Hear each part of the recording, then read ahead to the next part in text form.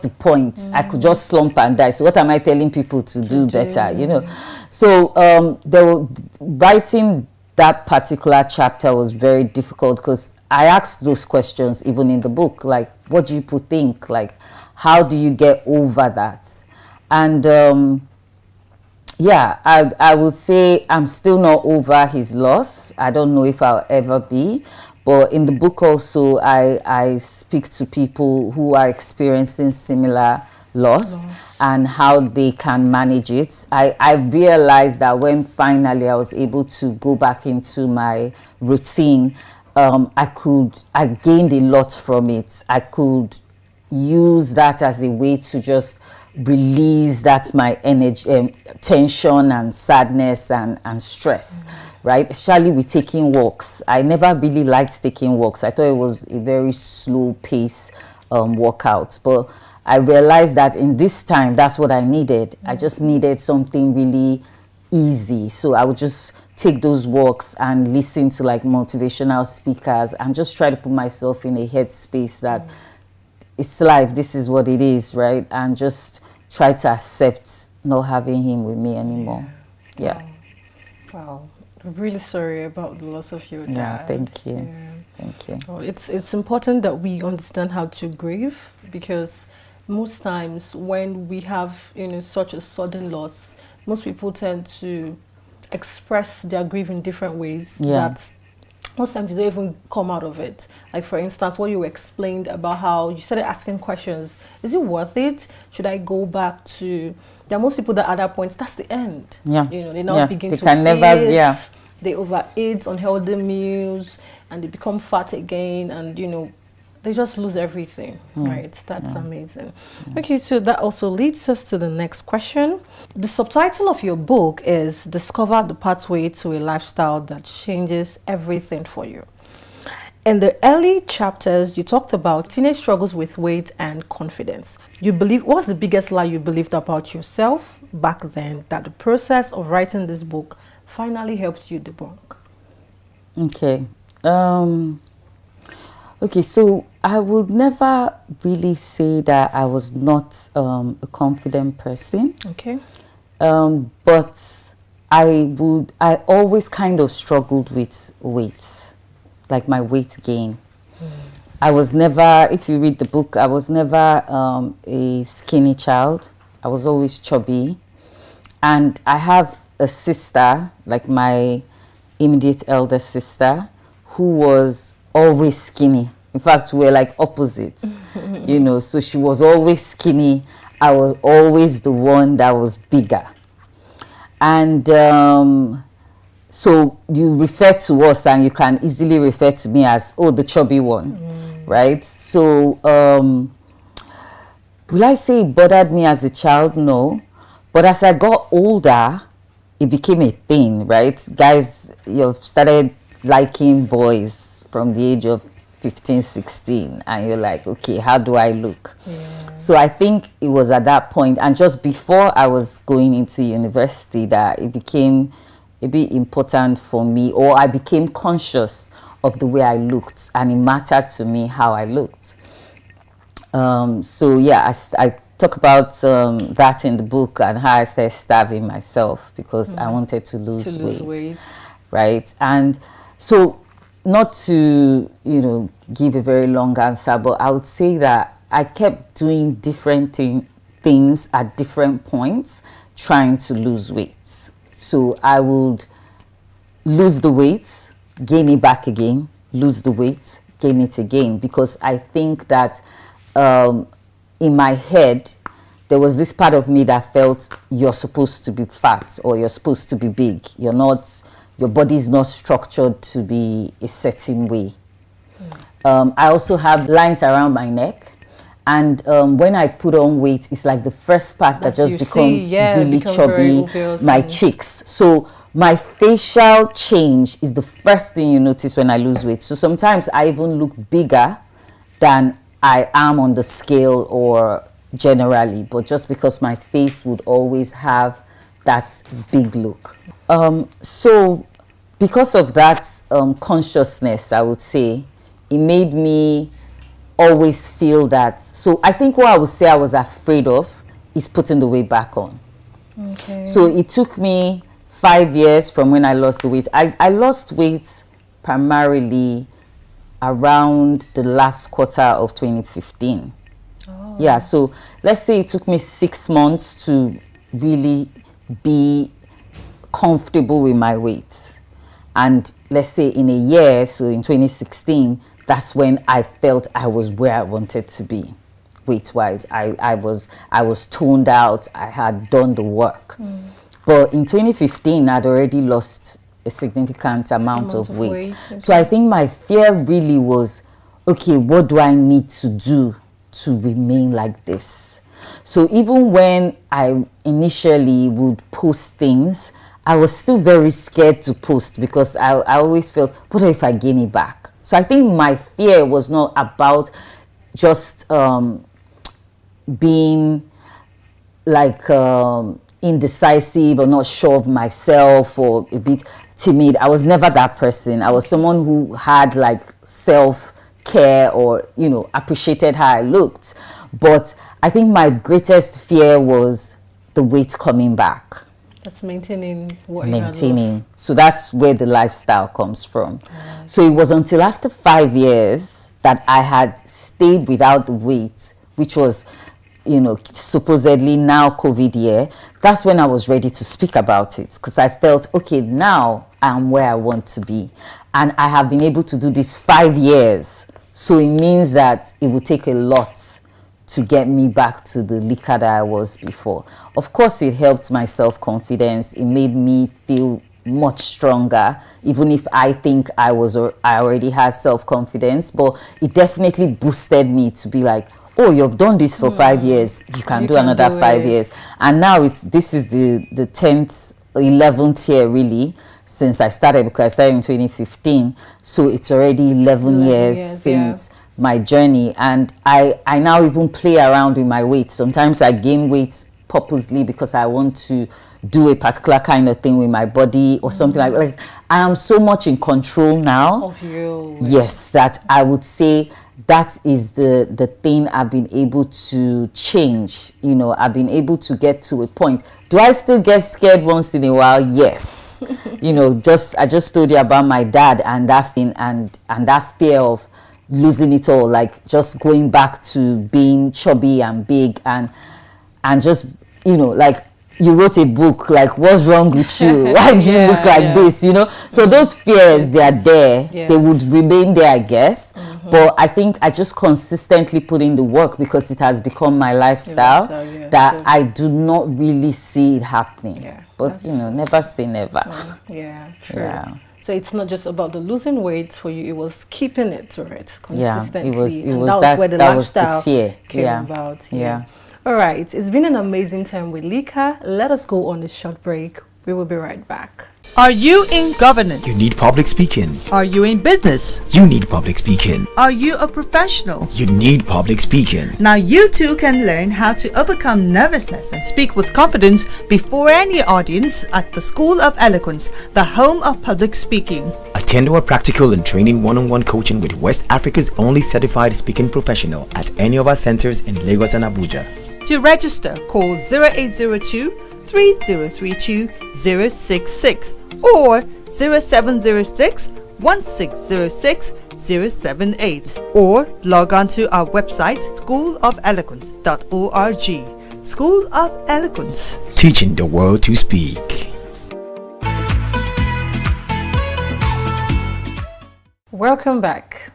Okay, Lika, so the next question I have for you is this. You write that this book is more than a guide to weight loss. So for the reader who picks this up and is already physically fit but feels mentally stuck or unfulfilled, what does Lika's lifestyle offer them in terms of mindset and resilience? Okay, so first off, for someone who is already physically fit, that's one job already done. So kudos, be happy, you're already doing well. As we already said, it's more about a lifestyle shift. So it's not about just losing the weight, but keeping it out. and also the health benefits of not having weight. That's so not just having fats, excessive fats in your body. So for that mental shift, I would say a lot of it comes from confidence. As a person, there are some people that even after they have lost the weight, they just still look at themselves and still feel, I'm not good enough. I'm not, I don't feel that I'm good enough. So in my book, I talk a lot about self-care. Okay. The last chapter, in fact, I'm going to just read something very quickly. I said, always remember that, so that's page 83, always remember that self-love is not the same as selfishness. After COVID, that's when I decided that I was going to travel more. So every year I always try to do one personal trip, just me, because for me it's a way to just balance all my emotions and just find a way to live in the presence. So that's for me. Travel was the thing for me. For other people, it might be something that they have just put, as I said in my book, on the back burner. Decide what it is that gives you even that anxiousness, because some people suffer from anxiety. So what is it that causes that? And just find a way to say, okay, I want to be better. I don't want this to be an issue anymore. You're already looking good, right? So you've done the work. So what are those other things in my life that brings me down? What are those things that I'm not comfortable with? And you start making that mental change, intentional change, to be like, I want to be better. Mm-hmm. So that would be my advice. I would say that self-care, don't always have excuses. People say, my family, I have little kids. I have a friend who would put her baby on her back, put the other one that is a bit older on a stroller, and she will take her walks, right? There are no excuses. No excuses, just make time out of no time.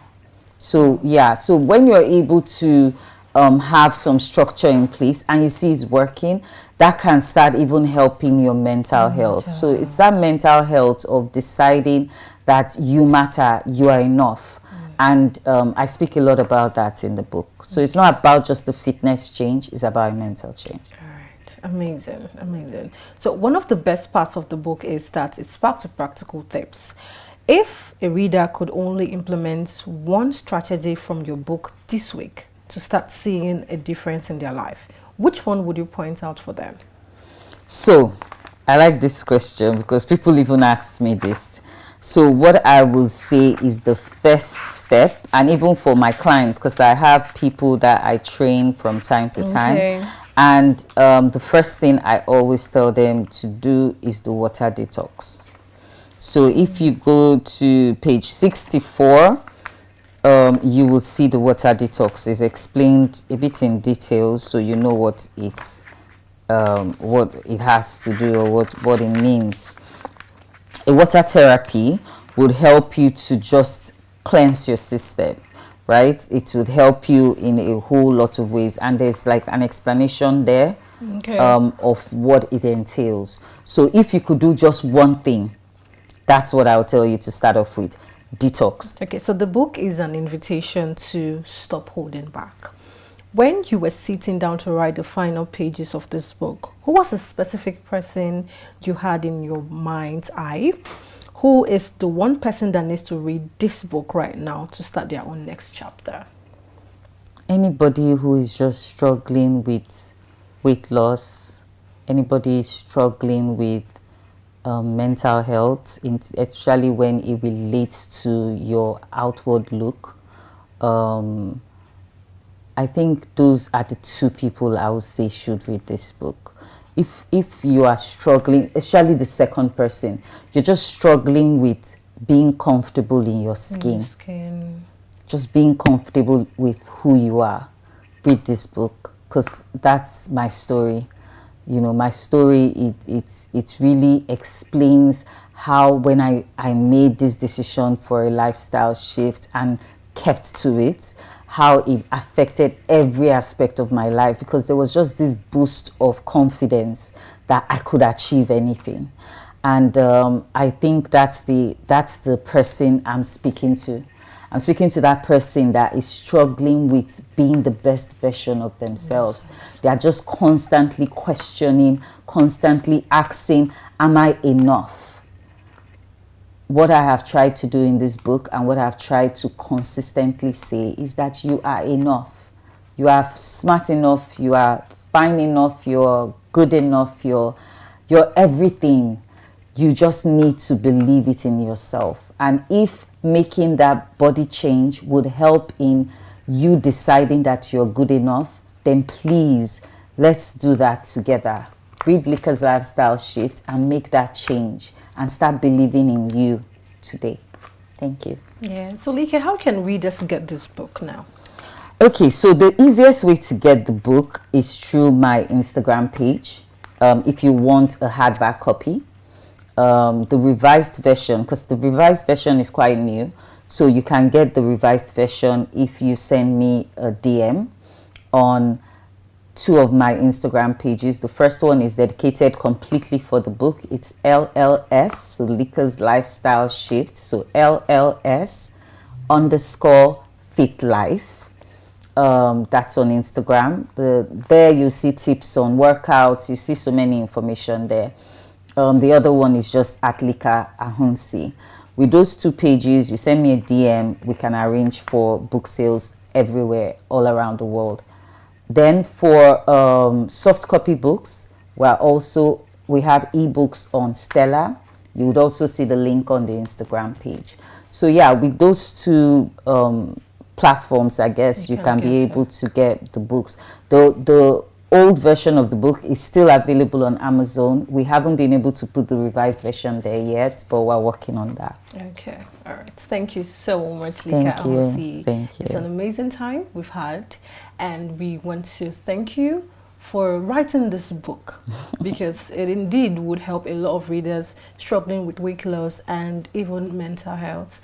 So thank you, viewers. One of my take home is self-care is not selfishness. Okay, so it is important that we put in the work no matter the things that happens. Thank you so much and have a wonderful day. What an incredible, raw and insightful session we've had today. We've learned through Lika's journey that a true lifestyle shift isn't just about the physical. It's a commitment to self-love, resilience, and a total transformation of the mind. A big thank you to Lika Ahunsi for reminding us that we have the power to stop holding back and start creating the life we've always dreamed of. Pick up your copy of Lika's Lifestyle Shift and begin your own 4F journey today. To our viewers, remember that the books you read today shape the achiever you become tomorrow. Don't forget to follow our Achievement channel across Instagram, Facebook, X, and YouTube for more transformational stories and expert insights. Use the hashtag #WeSeePossibilities to join the conversation. I'm Sarah Erime Esekwe, and this is Achievers Book Club. Until next time, keep reading, keep growing, and keep seeing possibilities. Hey, this is Habiba Balogun, Chair of the 11th Champions of Talent Development Conference by Learning and Development Network. Shout out to who? The Achievement Channel. Hi, my name is Dr. Tayo Luwole, and I want to say a special shout out to the Achievement Talent. You guys are doing great things, and you are really inspiring us with most of the content you are churning out. And I am proud to even say that you are our partner in progress with some of the things you are turning out. Thank you very much.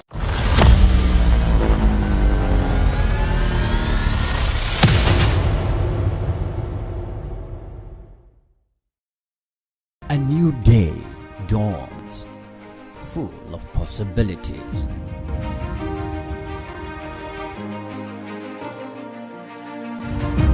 Take the first step towards your dreams. Empower your mind with positive thoughts. Achieve more. Make a difference in someone's life today. Impossibility is nothing.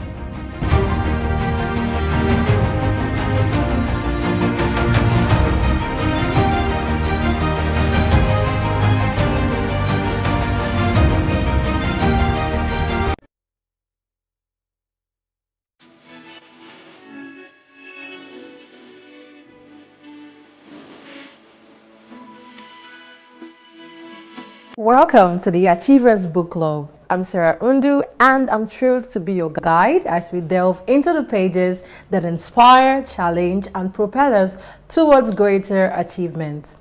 Broadcasting live from our School of Eloquence studio here in Ikoyi, Lagos, we believe that within every book lies a world of possibility waiting to be discovered. Today, we are not just reading a book, we are engaging with a timeless classic, a blueprint for success that has transformed millions of lives across generations. Our book in focus is the legendary Think and Grow Rich by Napoleon Hill, published in 1937. This book distills the wisdom of successful individuals of Hill's era into 13 powerful principles. It's not just about financial wealth, it's about achieving anything you set your mind to, and it continues to be a cornerstone for anyone striving for mastery in their lives. This book teaches us that true wealth begins in the mind. To help us dissect the profound principles of Think and Grow Rich, we have a very special guest in our studio today. He's an icon in the motivational space, a true beacon of inspiration, Mr. Motivator. Welcome to the Achievers Book Club, Mr. Motivator. Thank you very much, Sarah. It's good to be with you. Thank you. You're welcome. So we're going to dive right into the book. So Napoleon Hill begins with desire and emphasizes on a definite purpose. He says whatever the mind can conceive and believe, That's right. it can achieve. How crucial is this concept, especially for Nigerians navigating our unique landscape of opportunities and challenges? Absolutely. You picked those two words very intentionally. The Nigerian space, opportunities, lots of opportunities, but again, we have a tremendous ton of challenges. Nigeria could not have provided us with a better testing ground for the principles from Napoleon Hill's books, because it first highlights the importance, the central idea of thoughts being things. We must have a vision, we must have dreams, we must mentally prefigure what we want, and then says, once you've thought about it, you now need to fuel that engine with the power of your desires. So how can Nigerians navigate all of this? First and foremost, no matter how challenging the Nigerian space is, it must never stop you from dreaming. No matter how challenging the Nigerian space can be, it must never discourage you from thinking out of the box. Because in as much as we have so many challenges, inherent in those challenges are the opportunities. So for instance, there's electricity challenge in Nigeria. There are also challenges in the area of education. There are challenges all across. Take business, for instance. Solutions to business is transportation. All of these are problems. How do you create solutions to those problems? By thinking.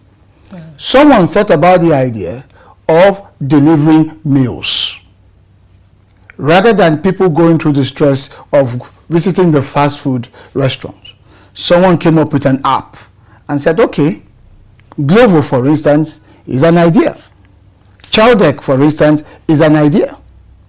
Why? Because those ideas were designed to surmount the challenge of accessibility. And today I read somewhere that in Ibadan alone, through Chowdeck, a particular amala joint, there used to be an amala joint, has done a turnover in excess of 1 billion naira. Wow. That's Ibadan. We're not talking Lagos. It shows you that as challenging, who would have imagined that in Nigeria, as difficult as it has been, especially in the most recent of times, people will still order amala in Ibadan using Chowdeck. Somebody thought about it, saw the problem, but saw the problem, that challenge, as an opportunity, and felt, well, I could create an app and I could bridge that gap. That is an example of how we can navigate the challenging space in Nigeria while still exploring the opportunity based on the principle of Napoleon Hill's book, which is first, thoughts are things. Imagine, allow your thinking capacity to look critically at your challenge and ask questions. What can we do? Imagine yourself dreaming about what is possible, maybe through the use of your talent, through the actualization of your own potential. Just think through it. And then secondly, don't stop there. Develop that desire, that hunger to materialize, to actualize, to implement, to execute. That is how Hill's first two principles in his book, Thoughts Are Things, the central idea, and then begin with the power of your desire. And across every strata in the Nigerian socio-economic space, there are tons of opportunities that one can apply this towards. So it's about translating a vague wish. First of all, having a desire, then translating it into something that... No, the desire comes after. Okay. First, Napoleon Hill's view is that as a man thinks, so he is, that we become what we think about, and that thoughts are actually very tangible. But sometimes those thoughts can be triggered by the challenges in your environment. Sometimes that's the way they come. Sometimes you can independently, uniquely, on your own, conceive of an idea, conceive of a dream, conceive of a concept, and decide to go for it. In other words, Napoleon Hill believes that first and foremost, paint the picture of the world that you want to create. And after you've done that, desire can come in. There is no point having a desire without a predirection. There is no point. I mean, you can imagine having a desire and you are in this vague environment. There is no clear direction to channel that desire towards. It will not make sense. So dream first, and then ignite the energy and the passion within you towards attracting or actualizing those dreams. In fact, the dream should trigger a burning desire within you to go for it.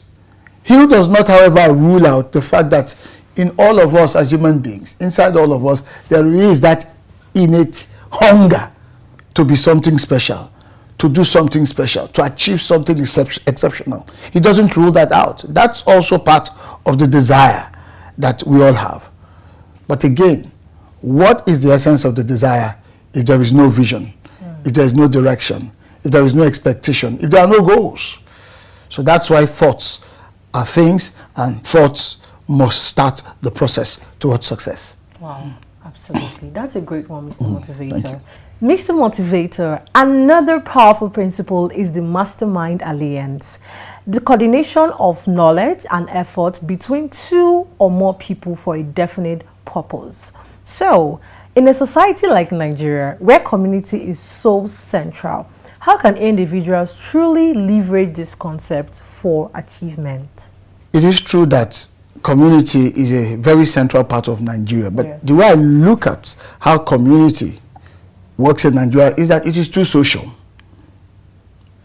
Too social in the sense that if you're married, you have a family, and your mother lives close by, you can bank on her help to support you with child upkeep, for instance. If you're facing an economic challenge and it becomes knowledge to most of the people in your ecosystem, everybody bands together. That's fine. So it provides us with this, what I would call unseen social safety net. That has always been the traditional African approach to community. But Napoleon Hill is saying to us in his book, Think and Grow Rich, with reference to the Mastermind Alliance, that now is the time to elevate beyond the social capital of community to mental capital of collaboration. So you see that it ties us back into the first principle, the central idea about thoughts, thinking, visioning, developing that mental capacity. To say, look, imagine the fact that you enjoy the support of your siblings because they live close by or they live within the range of support for you. They can be there to help you socially. There's a wedding, everybody bands together, we all go there. There is a crisis in the family, someone is willing to stay off work and be there to sit in and all of that. Just imagine that we enjoy all of that, and we become so closely knit at that communal social level. Think about the exponential value that we could all derive, especially in adding value, creating economic possibilities and great wealth, if that synergy was a mental one. Absolutely. Was a mental one. Your knowledge, your inspiration, coming, collaborating with mine. So what would have taken me 2 years to do, we cut the time and make it even shorter and faster to accomplish within 2 months. That is the essence of Hill's view about how we can truly be communally successful. In other words, nobody actually succeeds alone. True. Success requires partnerships. It requires collaboration. In fact, if I may borrow from John C. Maxwell's book on leadership, it talks about the dream and the team to realize the dream. No dream can succeed or materialize without the support of having a team. So the concept of a mastermind alliance is saying build your own team. Find people of like minds. That's the point. People of like minds. Even the book of Proverbs says it. He that walks with the wise shall be wise. Iron sharpens iron. Find people of like minds and then ally. Ally with them, associate with them, build partnerships, share what you know and learn what you don't. And in that way and manner, because there is a common interest in success or in succeeding, we can aggregate and compound the effort of thought, of ideas, of insights, and reap the benefits in far more exponential manners than would have achieved alone. But the key is, are we thinking in the same direction? Are we thinking the same concept, the same principles? Do we share a collective disposition towards how to become more successful, more productive in life? That is what that alliance is about. So I encourage Nigerians to collaborate more. I think we see a lot of that amongst the musicians. They call it collabo. They collaborate more, and you can see how it's helped many persons or many musicians, artists would never have learned about, but they collaborate. So it's not just collaboration in terms of, okay, somebody is higher up there, so I want to just latch onto them so that I can derive some advantage to lift me. You can also contribute. It's a collaboration of collective contribution. Not you being a leech. Not the opportunistic mentality of using others, of riding on the crest, on the wave of others, but saying, I come into this with some value. It might be from my experience or my expertise or exposure, whatever it is. And you come in with yours as well. But think of what we can create together. So we've got to think more in terms of that. But let's transform that capital from our social communal support system and begin to make it look more mental, more ideas-centric, ideas-driven. That will make a world of a difference. So, Mr. Motivator, it's not just about networking, but having a strategic, purposeful collaboration. Absolutely. With people. There must be an intent towards it. Why network if you won't, one, be bringing value into that space, and secondly, if you don't share something in common? There's got to be some kind of alignment amongst all the parties coming together. Yeah, that sparks a lot, Mr. Motivator. Absolutely. Okay, Mr. Motivator, no journey to achievement is without its challenges, especially in our dynamic environments. Hill dedicates an entire chapter to persistence. Absolutely. What does true persistence look like? How can we even cultivate it when things actually get tough? That's perhaps my best chapter in that book, the one I love the most, persistence. I particularly love it because it was a statement from Brian Tracy, one of my good old friends, that inspired me to go take a look at that chapter again. Brian Tracy makes a statement many years ago, and I stumbled on it. He said, anyone that persists and persists and persists eventually succeeds. That inspired me to go take a look at that chapter again, and I grew very fond of it. Now, you're talking about how can we, or what it takes to be persistent, especially in this kind of environment. Number one, believe very well in what you have set out to do. That's non-negotiable. Don't have feelings for it. Morph the feelings towards your idea, your vision, your goals, your dreams into commitment, meaning that you have mentally resolved. No negotiations. I want to build this business. No negotiation. I want to go into this partnership. No negotiation. I want to write this book. No negotiation. I want to study this course. I'm over 60, but no negotiation. I want to go for my master's degree or go for my first degree.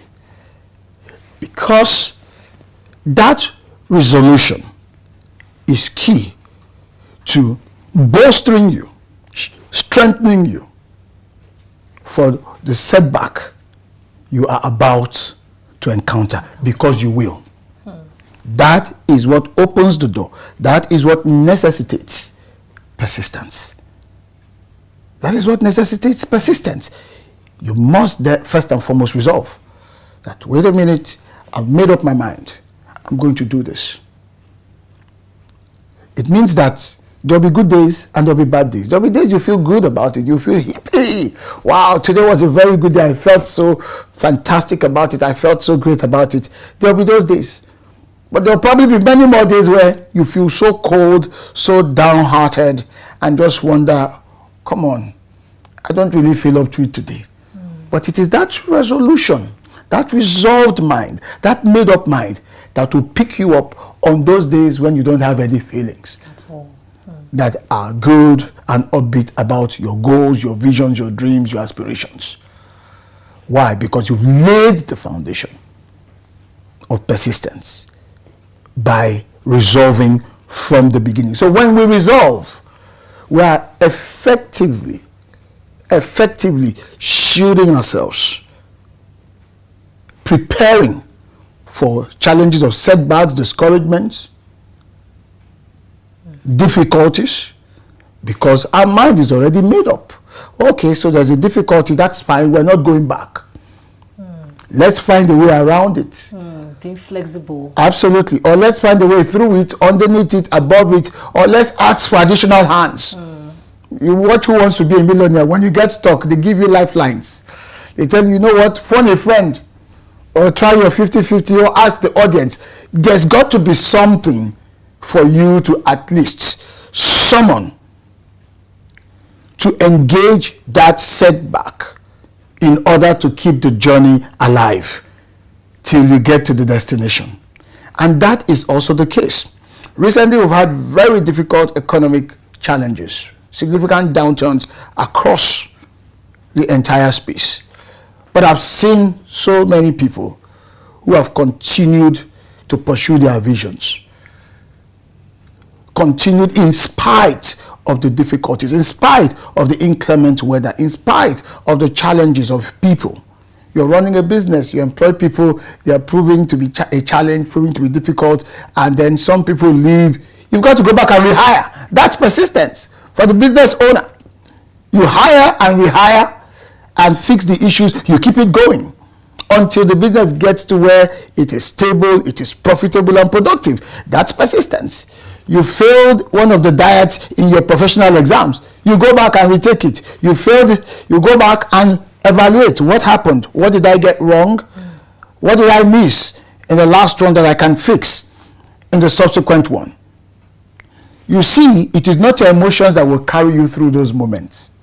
It is that disposition that you resolved from the beginning. The resolution. Absolutely. From the beginning. That is why Napoleon Hill's work, the first chapter is so central, because it deals with the mind. Thoughts. Thoughts are things. If you don't get that right from the beginning, it will make it very difficult to apply most of the other principles in the book, because the mind then sets its course and says, this is my commitment to success, to achievement, to making it in life, to being the best that I can be.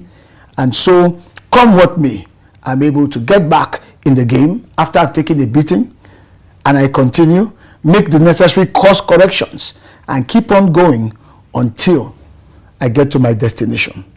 So in the Nigerian context, for me, the most important value that can help anyone deal with the challenges in terms of how long they can hold out till they reach their desired goals is to first conclude that, hey, this is for real, I'm going to do it. And then as you face challenges, anticipate the challenges. You're into sales. Always anticipate there will be no's. You anticipate many more no's than yeses. And so when you get a no, let it motivate you, let it fuel you to go back and figure out, why did they say no to my proposition? Okay, if this was the reason, can I address it? Can I give a better offer? And then get back in the game. Again and again and again and again and again and again. You're learning and you're returning to the scene of that challenge. That's how it works for a salesperson. For a teacher, you might have a student who's struggling. You've tried one technique, it hasn't worked, the student seems to be falling behind. Don't be discouraged. Don't fold your arms and say, well, I've done my best. That's one key deceit that most people fall for. Well, I tried. There's the movie Star Wars, and I got this statement from that movie. I can't remember which of the characters that said it, but he said, there is no try, there is only do. So when we keep on in the Nigerian context, oh, I've tried, that is not enough. You must keep doing. So for that student that you're the teacher, you must be persistent. Okay, this methodology hasn't worked.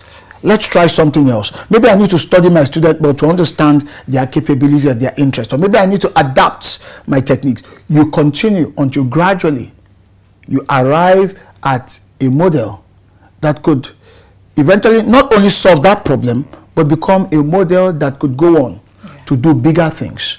Why? Because you persisted. You never gave up. That is the mentality. And we can apply this. Everyone can apply this across all fronts of human endeavors. But resolve, make up your mind from the beginning, and then keep going at it, keep course correcting, and find motivation from the setback. It should fuel you. It should energize you to say, okay, rather than feeling embarrassed, I'll try again. That's the way to go. That's how persistence works. Wow. Wow, Mr. Motivator. And we've got Napoleon Hill to thank for that amazing work. Absolutely. Absolutely. Mr. Motivator, this has been an enlightening and powerful discussion. Thank you so much for sharing such an incredible insight with our Achievers Book Club viewers. Thank you. Thank you very much.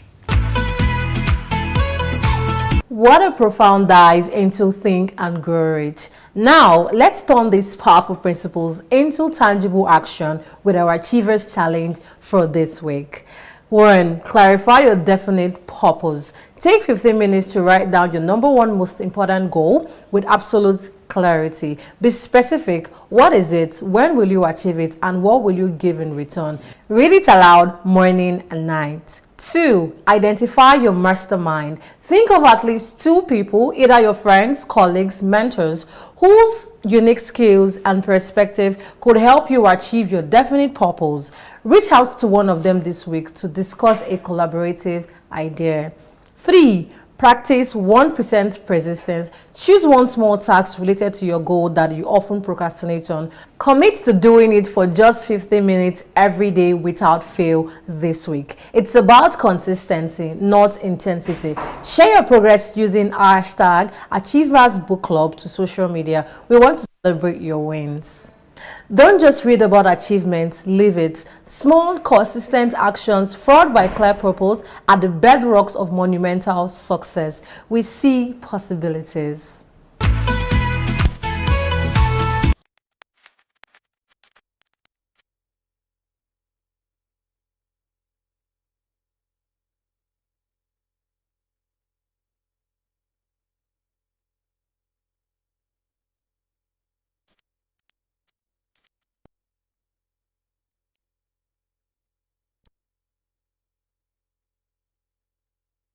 Eloquence focuses attention on the message and the audience.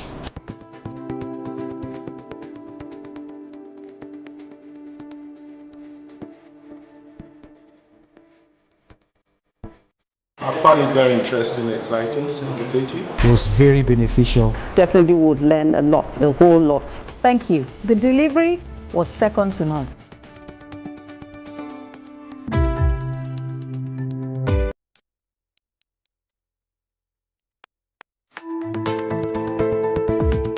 Speak with power. Speak with power. Speak with power.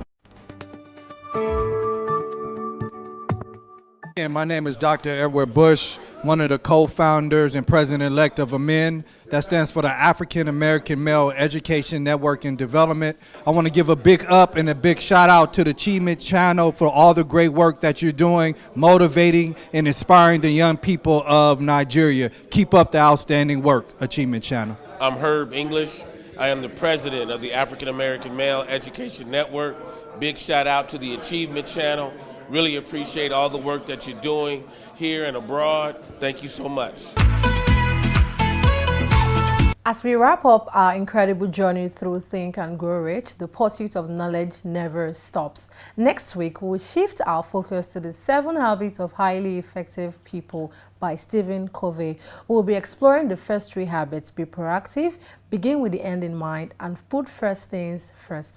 Get ready to embrace powerful principles for personal effectiveness that will empower your path to success. The pursuit of wisdom is a lifelong adventure. Each new book, each new page opens up a new possibility for growth and impact. Embrace the journey with see possibilities.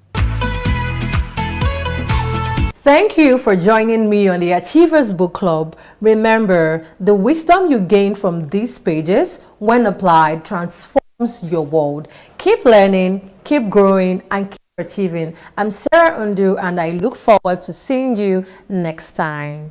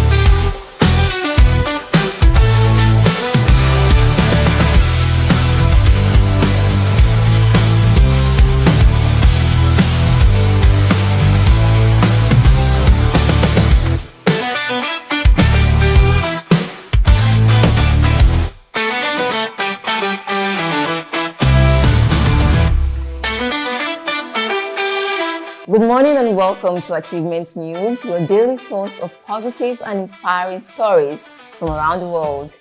I'm Tracy Dominic, and here are today's top headlines. On today's news, we bring you hope-filled stories from around the globe. First, in Lagos, Lagoon School attends a training program at the School of Eloquence. And on the international scene, a community initiative has successfully planted over 10,000 trees, transforming urban spaces into green oases. Next, in New York, a group of high school students has developed an innovative app to help the elderly stay connected with their families.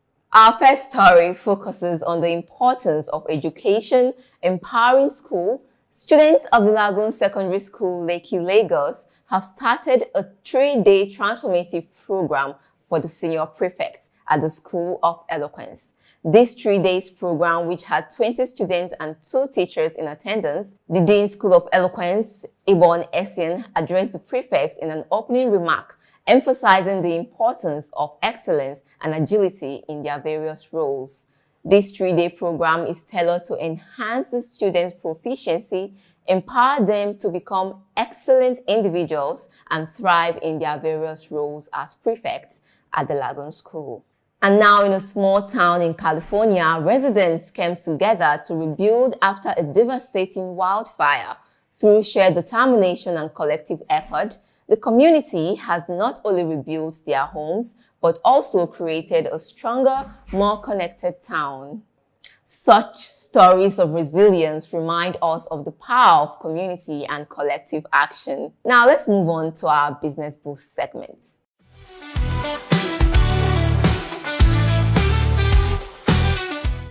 In our Business Boost segment, we highlight Ecotech Innovations, a company dedicated to creating sustainable technology, founded by environmental engineer Laura Green.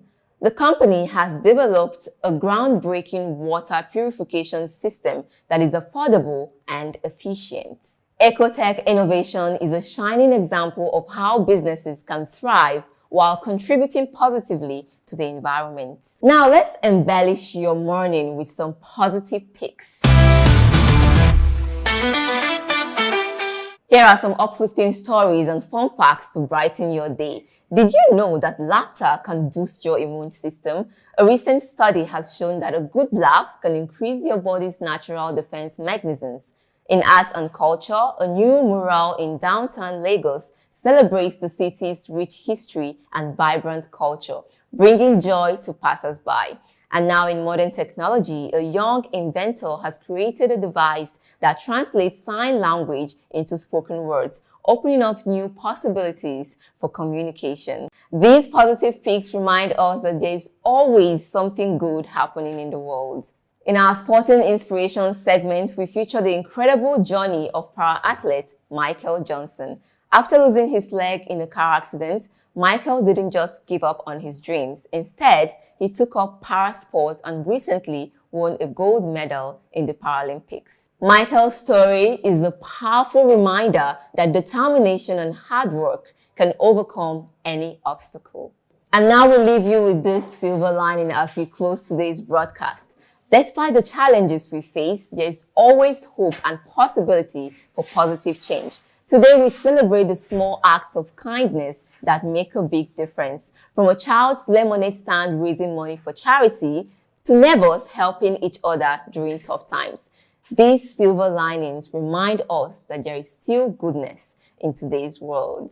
Thank you so much for joining us on Achievement News. Remember, every day is an opportunity to achieve greatness. I'm Tracy Dominic. See you again tomorrow for another inspiring news right here on Achievement Channel.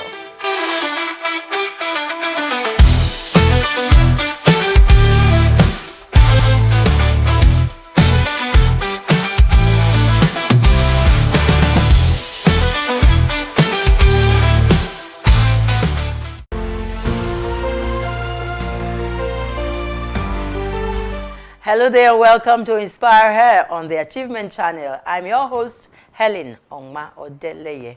Today we are talking about becoming your best self, a journey of self-discovery and growth.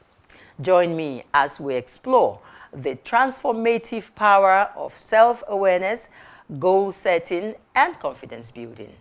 Get ready to unleash your authentic, empowered, and extraordinary self. I'm joined by 2 amazing women. First, Jenny Etta. She's an author of The Bathroom and is reminiscing of thoughts and happenstances on entrepreneur and songwriter of Oba Anwoba.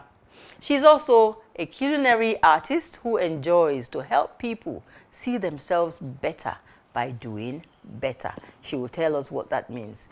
We also have Mrs. Keisha Olukorede. She's the Federal Controller of Works, Lagos. She's an engineer and a phenomenal woman doing great work in the Federal Civil Service. Now, let's get the conversation started. Like I said before, we're going to be exploring a couple of areas. We're going to be helping our sisters out there, the women out there, and get them inspired.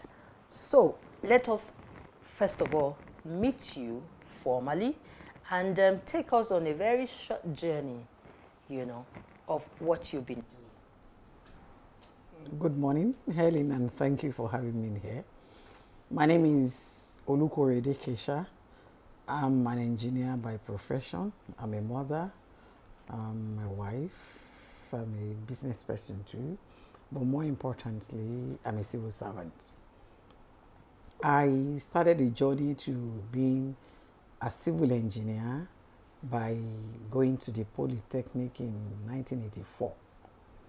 When I got into Polytechnic, I didn't have somebody to really guide me as to the difference between poly and university. I just came out and my father said, okay, you need to go to school, and then I just took poly form and I went.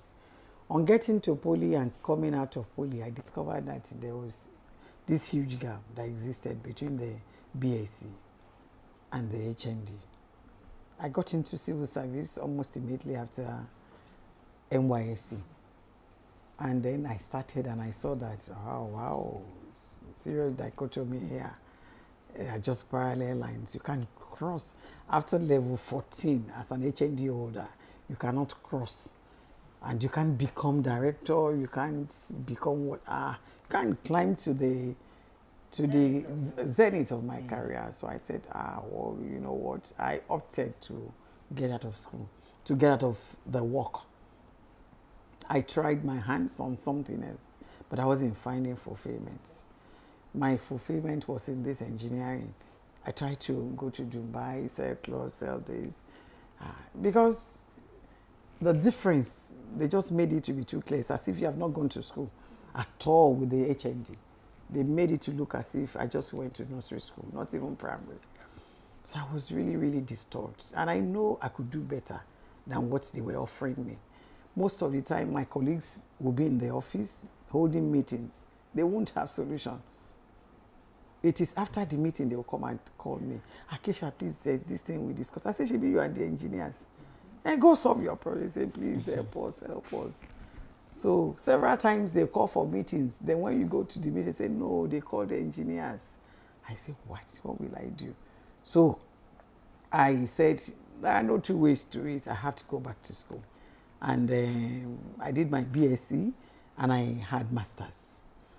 So, and then I came back to the work and I started again. That brought my level back, but I didn't mind. But at least I know I can climb and get to the zenith of my career.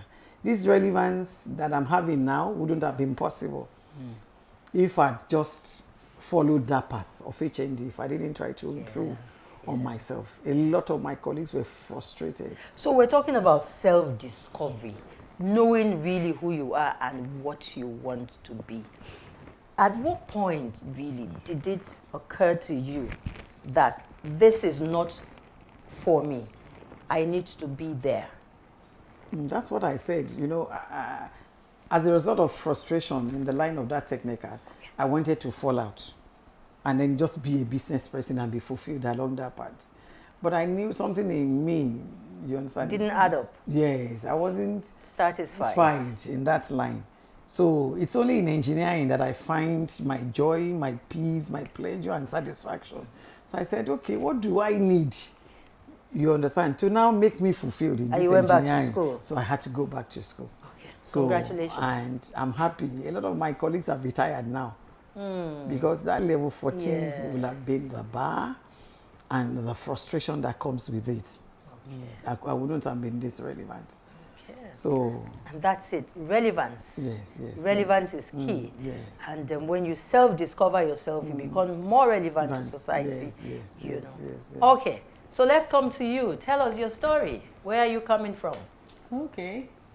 Again, my name as is... brief as possible. My name is Jenny Etta, as already introduced. And my story is a bit deep, I would say. So growing up was not an easy one for me.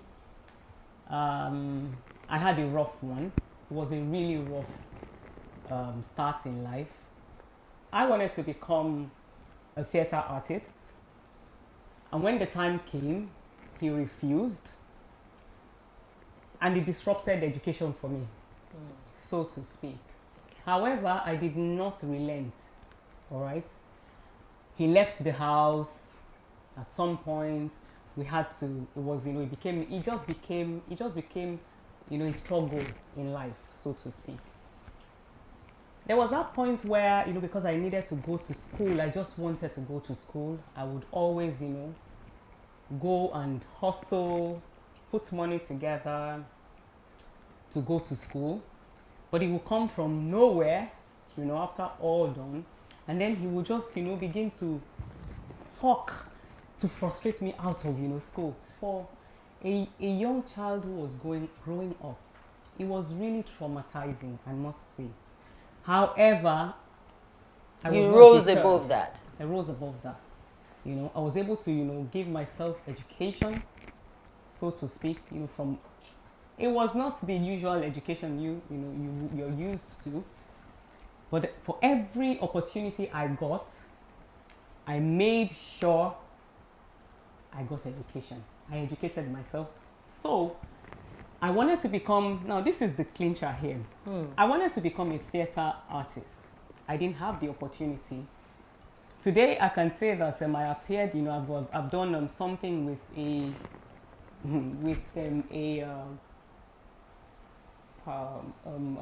TV production. I've acted in a very popular, I've acted in a popular soap opera known worldwide. That's some form of achievement.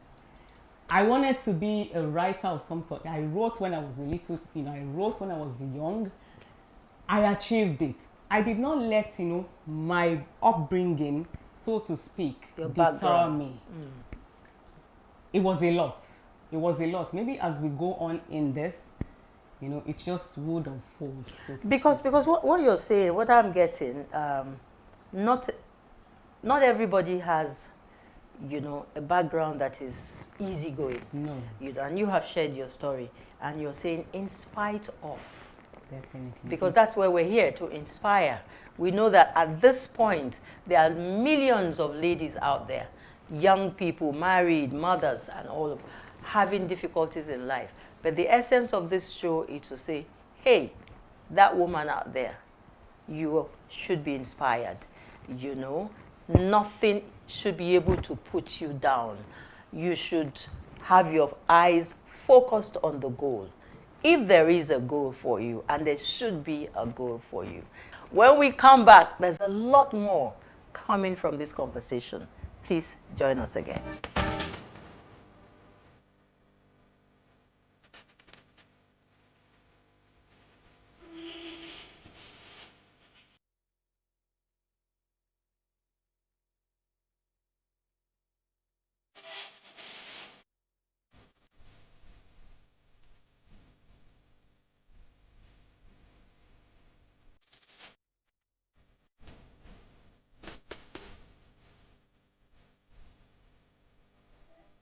So to do well in public speaking, you must see it as a relationship between yourself and your audience.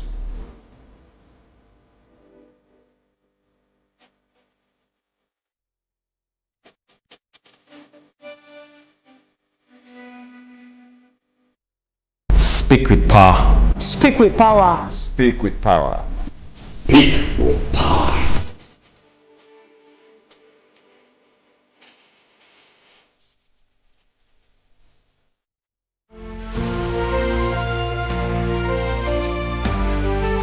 Welcome back. It's still Inspire Her, and I would like to start this segment, the second segment, with a quote. Is a Ugandan proverb, and it says, if you want to go fast, go alone. But if you want to go far, go together. And here we are together with you out there saying, woman, do be inspired. learn from our stories, our experiences, the education that we've had, and our expertise and our exposure. And that's what this show is all about. Thank you, my sister. And thank you, ma'am. You said your story wasn't told. You did not add the sugar, the pepper, and the salt. Okay, so let's the have ladies it. out there won't think it's that rosy. A lot of them just feel they should just walk into the ready-made Yes, and you become a controller of that. No, it doesn't happen like that. So let's give us some of those things that you missed When out. I needed to go back to the university, I had a subject missing at the O level. And when I went to Unilag, they said I needed that subject. And my younger ones are like I said, I'm the first child and then the only girl. I have boys behind me. And the boys are like, sister, why are you going to do it? I said, I'll go and do GCE. They say, My husband said, GCE. I say, yes now. Because the way they are treating me in this office, and since I know that I'm wired for more, so why will I accept less that they are offering me? So I need to do that. And he encouraged me. I sat for GCE once because I was still doing a little bit of business. I didn't make it. My husband said, that means it's not meant for you. Why don't you just face this line of business? I said, no, I'll do it again. And I did it again, and I made it. At the first attempt, I was offered, let's assist you. I said, if I'm going to go there, I'm going to use my brain. I'm going to use my brain. I will leave everything and give it all it takes. And even the boy sitting next to me, man, you can look at my book. I said, no. And I failed it. And I got something you said, because you realized that you were wired for more.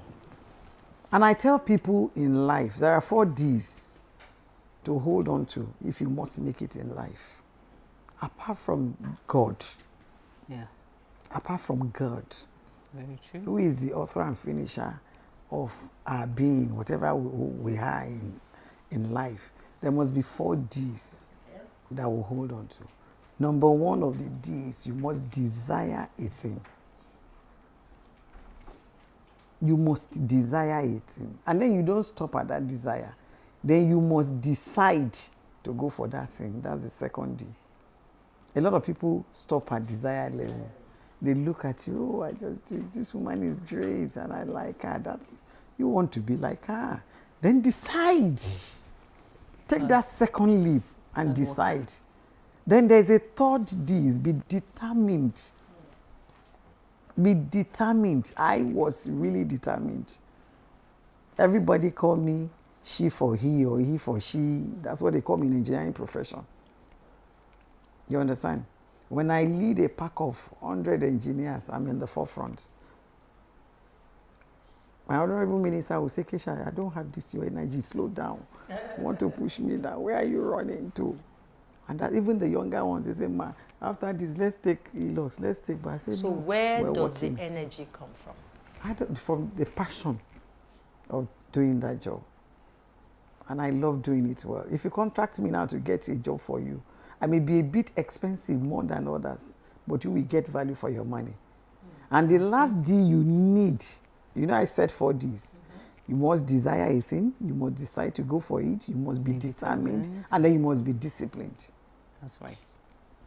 You must be disciplined. When I went to Unilag, there was a course that one of the professors said I didn't do. The results came out, and I didn't see my name on the list. Even all the younger ones, they followed. I was the eldest in class. They all followed me. They said, Professor Alao, we don't allow you. I said to me, when I got in, I said, I'm always number 1, first on the row.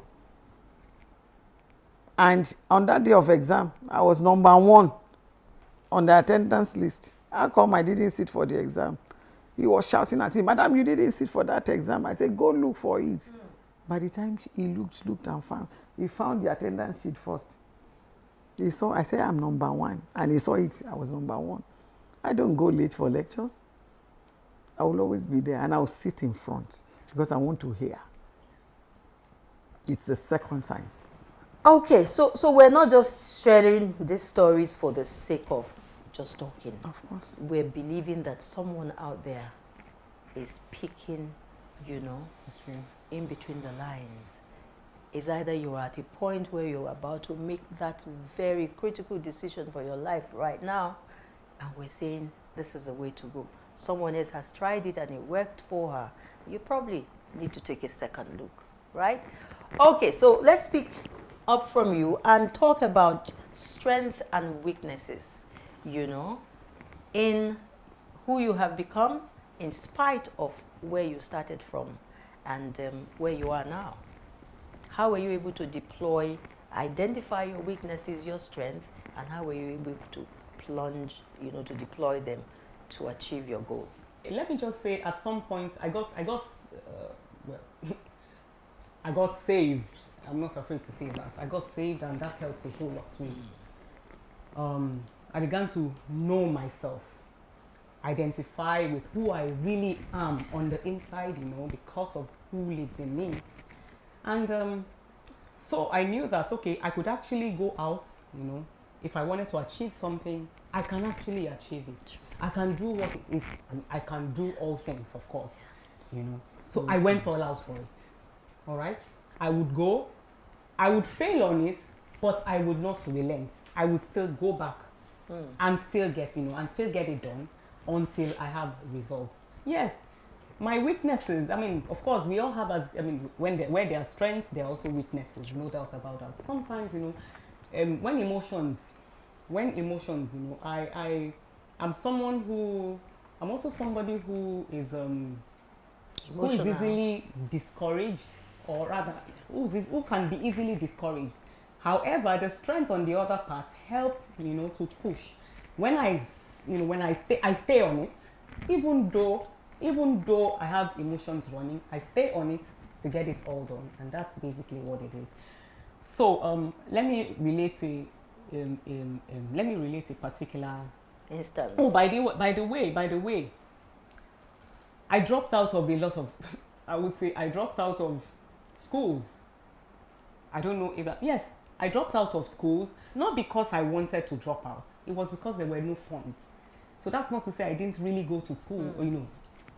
When there were no funds, there was no support. At some point, I would drop out of school. I had a lot of admissions as well. There were also I had admissions. I remember I got an admission to Polytechnic of Calabar, but my dad did not allow me go. That was to read because it was theatre arts. So of course, his friends told him that's not a place for, you know, that was back then. That's not a place for young women. The end result will be prostitution. You know, that was that. However, I packed my things, came back, and then I was able to do a journalism course. Okay. So because of it. You see, in spite of these difficulties, you didn't stop. I didn't stop. You never stopped. You probably took a break, not a break that you desired. No. And then when the time was right, you jumped back on track. Exactly. So you had a journey. You had a destination that you wanted to get to. Exactly. So I wanted to get to. There was a place I wanted to get to, and then of course, you know, resilience helped. Okay. Drive on the inside helped as well. Okay. And I believed in myself. Awesome. That is very, very key, believing in yourself. So as we get ready to wind up, we have a few minutes more to, you know, close this show. Let us look at some of the obstacles that you have faced. Believing in yourself sometimes is not enough. When you have so many obstacles, especially in the workplace. The civil service is known to be a place with a lot of hurdles. Tell us how you managed to scale through some of them. The only hurdle I faced in the civil service was the dichotomy between the technical and the engineering cadre. That was the only one I faced. And I was able to go over it. You didn't face the men and the women thing? No. Maybe because most of my colleagues, they don't even see me as a woman. Why is that so? Because when you study engineering back in those days, most of the time is only 1 female, 2 females, 3 females in a class. And a lot of men. And a lot of men. So we always see ourselves as boys, as men. Even till today, my colleagues, majority of them. So you're a tomboy or Yes, I'm like that, yes. So we don't even see that. So that's why sometimes when they take decision, they forget that you're a woman. Okay. You understand? They forget. Like now they can say, everybody go to site and then reside there. Then from site you give, you understand, your site reports. It doesn't matter whether the site is inside the village, whether they are doing kidnapping there, whether they expect you. There's no exception.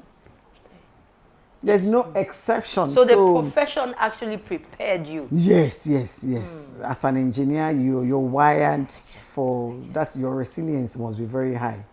So I didn't face that. I didn't face in decision makings in this. Okay. I didn't face that. We treated ourselves as men. When I talk to a lot of women, there are some things they don't like about what I say. I don't like you gunning for a post, gunning for a position because you're a woman. I don't like you clamoring for a post or asking for favors because you are a woman. I want you to actually earn it. That's my own. If men are going for skills, go for skills. If men are going for training, go for training. If men are reading for exams, read for exams. It's not that as a lady you're not reading, then when promotion comes, you don't say they promoted only all the males. You understand? 6 men start for exam and 2 females. They gave it to 4 people. Who deserved? Me, I'm not sentimental about that. So you must deserve. You must earn it. You must earn it. You must earn it. If there are bridges to cross that bridge with the men. I don't stay on a side and say because they are men. If you want anywhere you want to cross, I don't normally wear trousers. But if we're going to tower 35 floors, I will get there before any man. My goodness. I won't say because I'm a lady, so let me stand here. Then when the men go there, they come and give me the report. No. Wired for more. No. Wired for more. Thank you. Women should earn. Always strive to earn their positions. Whatever you're asking for, strive to earn it. Not just asking for it because you're a female. Thank you. Inspire a sister out there in a minute. You know, life is not a bed of roses, they say. However, there are things you can actually do to help yourself get to where you desire. It may not be rosy indeed, but you can always garner courage. Believe in yourself. There's a lot embedded in you as a woman. Get out there. For whatever reason, find something to do. Find something to do. And go ahead and do it because you can. Thank you very much. Find that thing that you were wired and created for. There's always that purpose that is entirely you, the fulfillment of that dream that is entirely you, and no one else can do it. So she says, find it and pursue it and ensure that you get it done. Thank you so much. Last word from her. There is a story I like to share. That story may encourage somebody. Okay. I was driving on Lagos Badagry Expressway and I saw a lady conductress. A very young girl, very naive, very innocent looking girl. The girl should be about 15. And she was a bus conductress. She hung on the bus at Mile 2 and she was calling Oshodi. I told my driver, park by this girl. And I parked. I said, young lady, come here. Why are you doing this? She said, nobody to send me to school. Wow. I came from the village and there's no help. He said she was selling granules and it wasn't adding up. So she decided to do this. I said, how much are they paying? She said, 4,000 naira. They're going to destroy you. Don't do this anymore. I said, take my number, give me your number, and I'll call. She's in school at the moment. But it's because she came out. That's why I'm able to see her. If she has said she's a female, and then she's gotten somebody to impregnate her, that means I've ruined her entire life.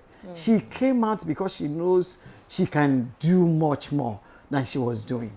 I think that story can encourage somebody. I just like to tell that story. On behalf of that young girl, we say thank you.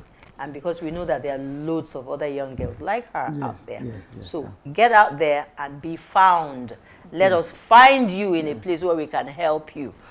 Okay, so we have had an amazing conversation today, haven't we? Yes, we've been able to inspire some sisters out there, I'm sure. Okay, so we have had an amazing conversation about self-discovery, about personal growth, strengths and potentials. I believe that you would like to join us again next time on Inspire Her on Achievement Channel. Remember that Margaret Thatcher once said, do not follow the crowd. Let the crowd follow you. Keep staying inspired. I'm Helen, and I'll see you next time. Bye.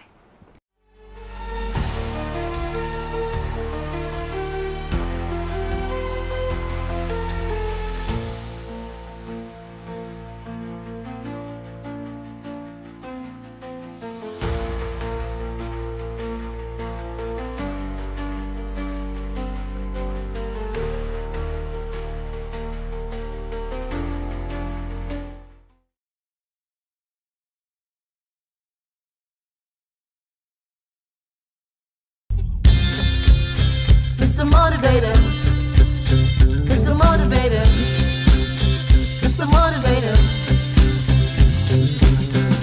Mr. Motivator Minute, Mr. Motivator, Mr. Motivator, Mr. Motivator Minute. Mr. Motivator, the challenge to perform. Every morning we're told in Africa that the gazelle wakes up with a clear determination that it must run faster than the fastest lion in order not to be eaten alive. Every morning we're told that the lions also wake up determined to run faster than the slowest gazelle, otherwise they will starve. Well, there's a moral to this anecdote. It is simply this, that it doesn't matter whether you're the lion or the gazelle. What truly matters is that when morning comes, you had better get up and get going. It's the dawn of a brand new day, and I'm here to ask you, what do you want to achieve today? Where do you want to go with your life, with your goals, with your aspirations? What sort of difference are you seeking to make in whatever it is you've chosen for yourself to do? My job is to challenge you to perform. My job is to inspire you, to energize you, and to bring to you all of the resources that you will need so that you can indeed say to yourself that, yes, I had this morning with Mr. Motivator. Mr. Motivator, Mr. Motivator, Mr. Motivator Minute. Walt Disney, the founder of Disneyland, once said that all our dreams can come true if we have the courage to pursue them. We're going to be discussing what I consider my favorite subject matter. It is the subject matter of dreams. The subject matter of setting goals for yourself, of aspiring to achieve the impossible. Most times, what we think is impossible is actually something waiting to be done by someone else. In fact, as Napoleon once put it, that impossible is only a word to be found in the dictionary of fools. And I know you are not a fool. So when we talk about dreams, what are the 4 major things that you need to know in order to live a successful life driven by the power of dreams? Number 1, you must dream big dreams. Dream the dreams of giants. Dream a dream that might look so impossible at the outset, but you need a dream to be so big so as to enable it to challenge you, to inspire you. It's always very important to realize that you were not made for small things. As a matter of fact, every one of us is made to do something big at one point in time or the other in our lives. So dream a dream that stimulates you, that excites you every morning to want to get up and go. That's the first principle. Number 2, you must draft the dream. Put it down in writing. Maybe you need to sculpt it, paint it. In whichever way you can, put it out there. Make it tangible so that people can see and relate to it. And number 3, you must declare your dreams. Tell people about your dreams. We're not asking you to discuss your dreams, but I'm saying to you, declare it. Let people know what it is you are seeking to accomplish in your life or in whatever field of human endeavor that you've set out to do. And then finally, number 4 is this. And this is where it all comes together. You must do what the dream demands of you to do. If the distance be not traveled, the destination will never be reached. Dreams will remain pie in the sky if we do not take action. So, what actions are you taking? Set goals. Specifically begin to outline what you need to do so that you can begin to work towards them. I leave you with the words of a young lady who was challenged and people felt her dreams were impossible. In fact, they said to her, "Your dreams are not real." Then she replied by saying, "The dream is real.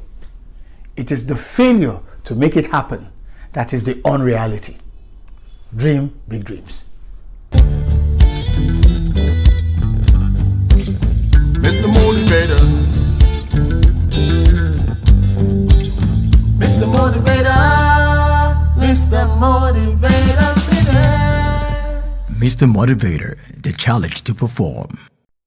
Imagine a world transformed by the power of giving, where every act of kindness sparks another. These are the champions who dedicate their lives to change.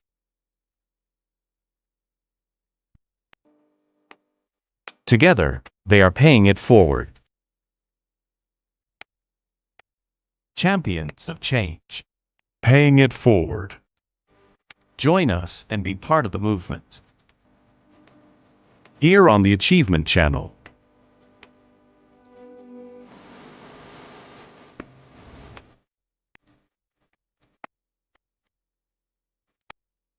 Hello and welcome to Champions of Change. I am Pamela Igbo, your host for this journey of inspiration, transformation and action. This is the Achievement Channel and we are reaching you live from our studios at the School of Eloquence, Lagos. This program is dedicated to showcasing individuals and organizations that are creating a positive impact in our communities. We aim to motivate you to get involved and support meaningful causes. Today, our champion of change is Olatoun Gabby Williams. She is a trustee of the Gabby Williams Alzheimer's Foundation, which was established in 2018. The foundation recently received the Humanitarian Justice Award for its contributions to elder care. She's a passionate advocate for social change with a history of leading impactful projects. She also founded Sponsor a Child Nigeria, which advocates for children's rights and welfare in institutions across Nigeria. Olatoun, welcome to the show. It's great to have you here and I'm looking forward to our conversation. It's great to be here, Pam. Thank you for inviting me. Fantastic. So let's get right into it. So the Gabby Williams Alzheimer's Foundation is one that is very personal to your family. Could you tell us a little bit more about that experience for you? And also, I'd appreciate if you tell our viewers, for our viewers, what are some of the symptoms of Alzheimer's that we can look out for early detection? Okay, so the Gabby Williams Alzheimer's Foundation was founded on my father's 80th birthday, the 11th of September 2017. He'd been suffering, well, living with Alzheimer's, we say living with Alzheimer's for 10 years then. He went through all the stages, and by the time we inaugurated the foundation on his birthday, Daddy was already close to the 7th stage, which means he was catatonic, he couldn't speak, he couldn't even hold his head up, he was in a wheelchair, he had carers 24/7, he was really sort of not functioning at all. And so, yes, we wanted the guests at the party to see what it looks like, the ravages of Alzheimer's on a man as healthy as intellectually brilliant, as physical. And my father was very athletic, as my father was. We wanted to show them, we wanted to demystify the condition. We wanted them to see also how terrible the disease is. So yes, it was very, very personal. And we wanted to make sure that people, it's a pandemic. It's a pandemic, global pandemic. And there's so little information, although things are changing now. We wanted to make sure that people weren't confronted with kind of ignorance that we were confronted with, our own, and the ignorance of even the so-called the workforce, that many of whom the health workforce, they really just didn't know what they needed to know to really help relieve the emotional burden, the practical caring burden, and we set it up to network with them. A growing database network of specialists who could deliver talks, Q&A sessions, and there's so many people that are willing to share their knowledge and expertise, and we wanted to pool it and share it with all the people who needed it. Right, okay. So what are some of the symptoms we can look out for Alzheimer's? Because obviously it's the most common form of dementia. So what are some of the early stage symptoms that we can look out for? Flow. We have this mnemonic called flow, and it's stands for, the F stands for forgetting, and it's forgetting all the time and forgetting important things all the time. The L stands for losing your way, losing things all the time. The O stands for overlooking your personal appearance, overlooking your hygiene, personal hygiene, overlooking things you would not normally overlook. Overlooking, you forget to turn off the stove, for instance. Wow. That's overlooking. That also comes under F, forgetting. You're forgetting that you have something on the cooker. And the W stands for wandering off. Wandering and just losing your way generally, and just wandering aimlessly without any direction. And also the W stands for having to write things down now. Wow. So that, yes, the mnemonic is flow. Right. Yes. And so by the time, the end of your father's life, he had all those symptoms? Oh, yes. I mean, he had those symptoms even earlier than the 7th stage. The 7th stage, you are just not functioning at all. You're not even walking. Because, it's a disease of the brain. It's a degenerative disease. So it's the brain that sends the commands to the body to do this and to do that. By that stage, the 7th stage, your brain is really sort of eaten up with the disease. Wow. It cannot send those commands. Sure. So, Daddy couldn't do anything. Even eating, sometimes the food would be left in his mouth because the brain wasn't sending the command to chew and swallow. Wow. It gets as bad as that. It is a terrible thing to look at. So he was exhibiting those symptoms, I would say, by sort of stage 3. And I can't name, the specific, they do have names, but the specific stage, I cannot name it. But I would say that by the middle stage, 3, he would already, all those symptoms were a factor of his life.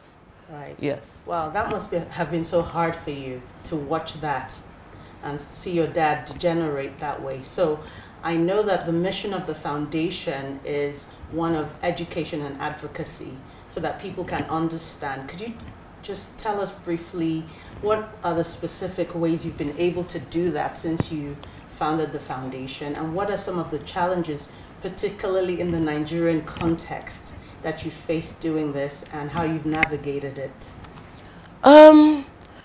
Interestingly enough, people are hungry because it's a pandemic and because a lot of families have elderly people who do act strange at a certain age. And they're curious about what might be going on. Is this the normal aging? Is this something else? So we found that in terms of receptivity to the information we're giving, Nigerians have been very receptive, which is great. So they're responsive to the information. We like to work for our outreaches with faith-based organizations. Okay. At the moment it's churches, but we want to go into mosques, we want to go to all the faith-based organizations because that's where the people gather. That's where you'll find, literally thousands of people, and we can also get them in cell groups in churches as well. So we can go small, we can go big. Yes, challenges, as I said, people, the specialists we work with, this network of specialists we're building, which is growing every day.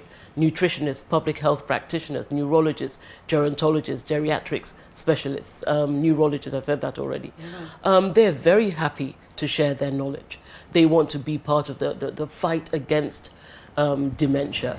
We may not be able to stop it happening. We can help to prevent it, but we can help people understand it better so it's destigmatized, and we can also help people manage it better.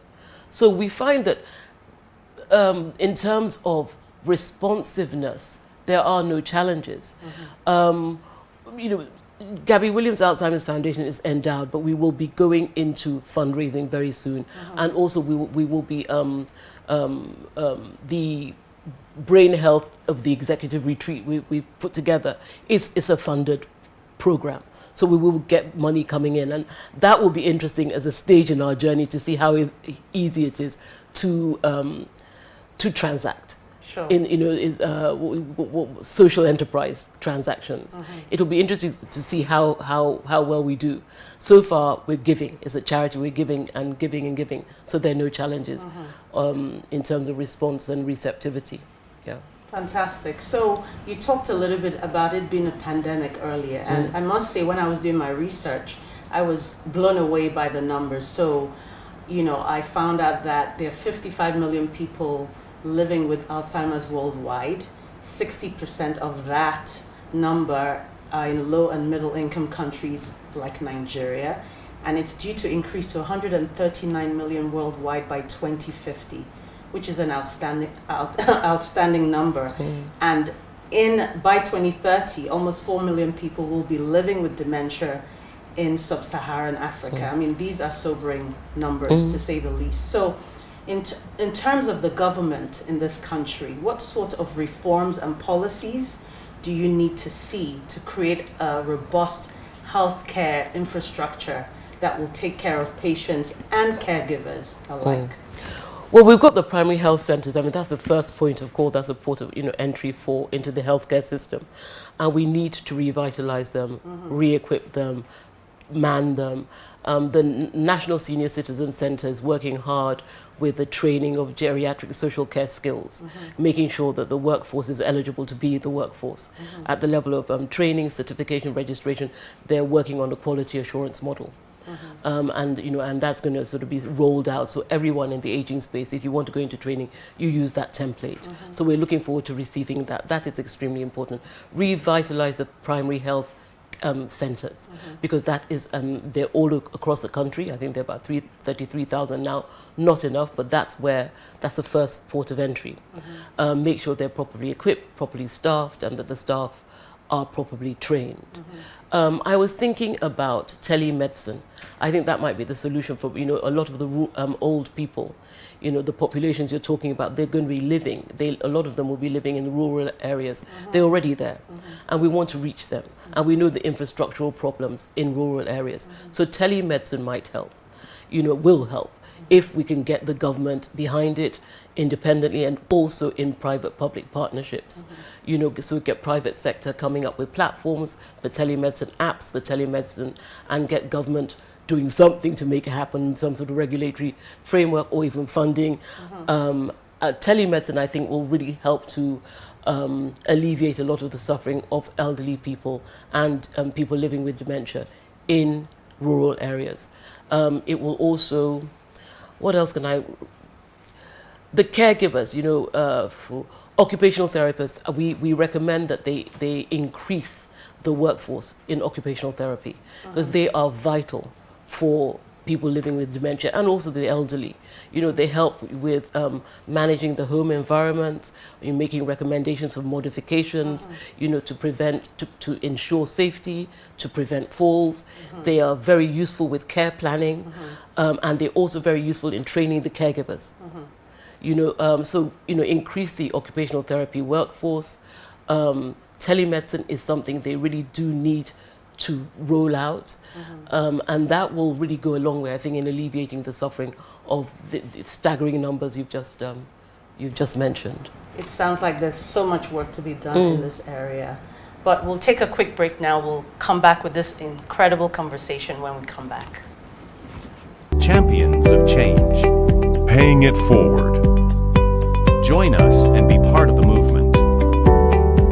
Are you in governance? You need public speaking. Are you in business? You need public speaking. Are you a professional? You need public speaking. Learn how to overcome nervousness and speak with confidence before any audience at the School of Eloquence, the home of public speaking. Attend our practical and training one-on-one coaching with West Africa's only certified speaking professional in Lagos and Abuja. Call 0802 3032 066. Log on to schoolofeloquence.org. School of Eloquence. Teaching the world to speak. Champions of change. Paying it forward. Join us and be part of the movement. Welcome back to the show, and we're having an incredible conversation so far with Tone.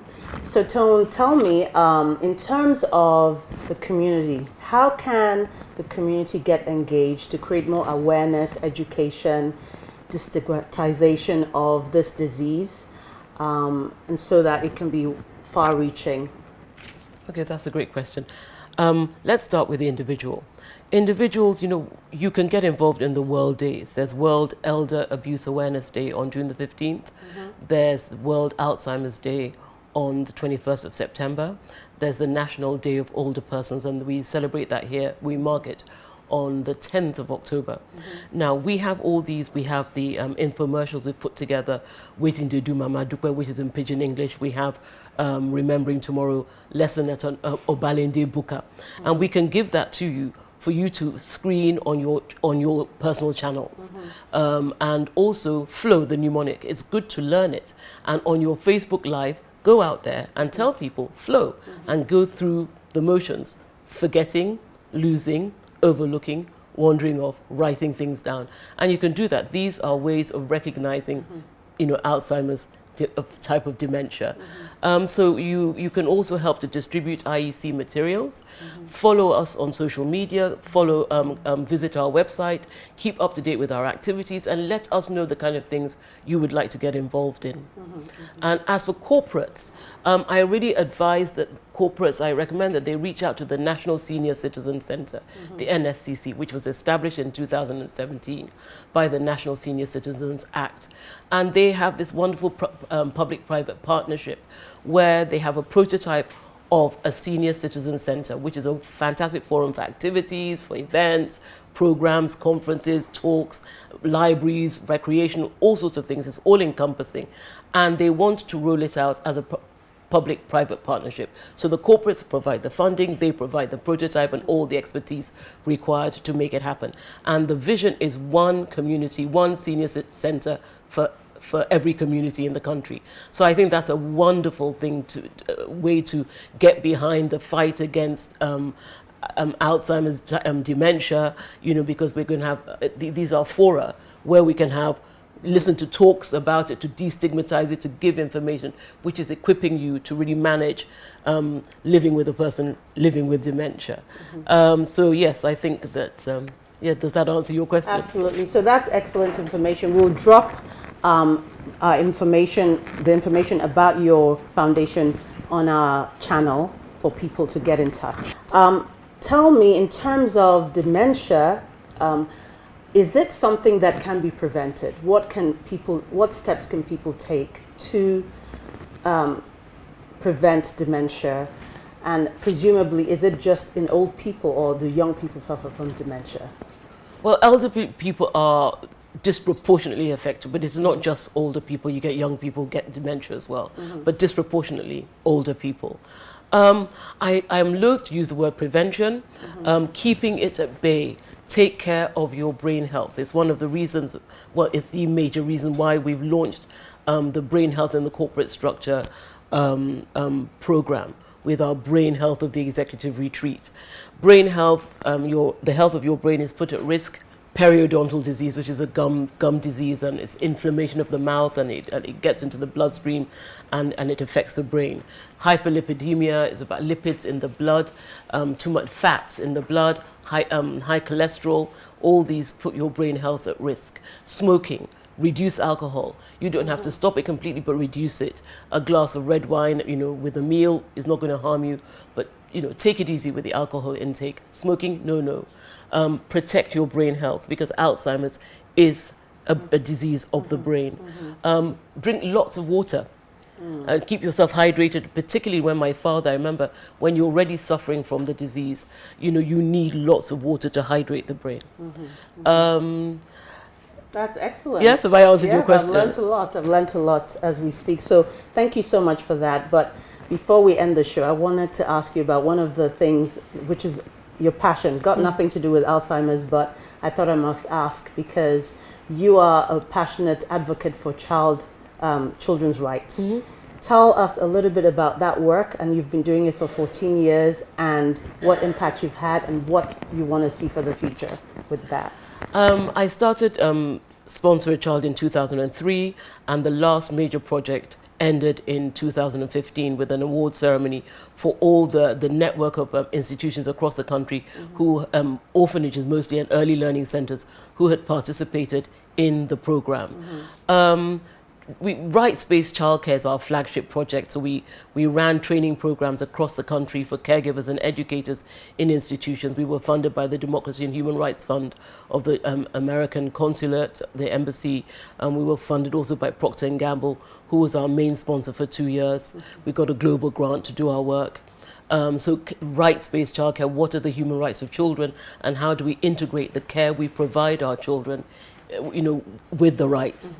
The rights cut across the right to survive, that's life, right to develop, that includes education and physical development, psychosocial development, the right to protection, that's protection from abuse, neglect, and the right to participate, recognizing that children learn how to become good, healthy, effective adults if they are encouraged from a very young age. You know, democratic principles, learning how to take turns, learning how to make decisions according to their age group. The Child Rights Act of 2003 has an idea, a theme that runs through it called the evolving capacities of children. So now we look at our children as individuals and we tailor the way we raise them to suit the individual's evolving capacities. So it's no longer this this one size fits all kind of upbringing. You're much more cognizant of the child as an individual. We are more cognizant of the child as having agency. We want to encourage them to think independently, to think critically. So the rights really do help to enshrine those ideas of the agency of children, of their evolving capacities. And we also, through my work now with the UN, I'm a founding partner of the UN Book Club for Africa. And thank you. And what we do is we invite them to become partners in development.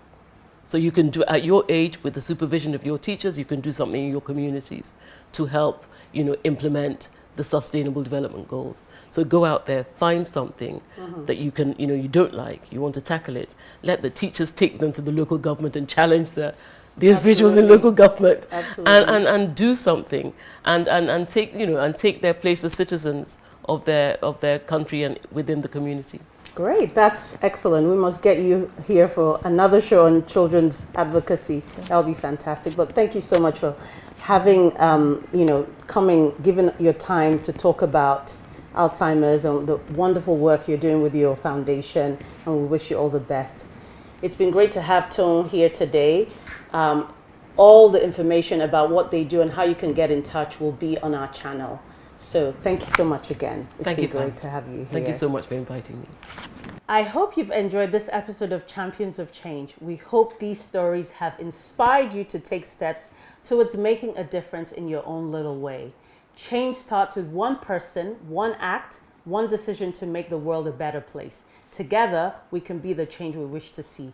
This is the Achievement Channel. From our studios at the School of Eloquence, Lagos, I am Pamela Egbo. See you next time. Bye.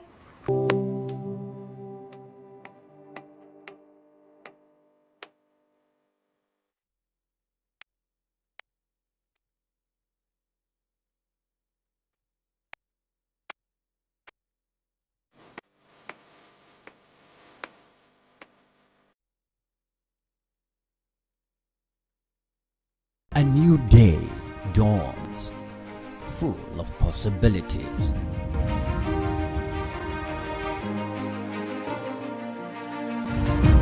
Take the first step towards your dreams. Empower your mind with positive thoughts, achieve more. Make a difference in someone's life today. Impossibility is nothing.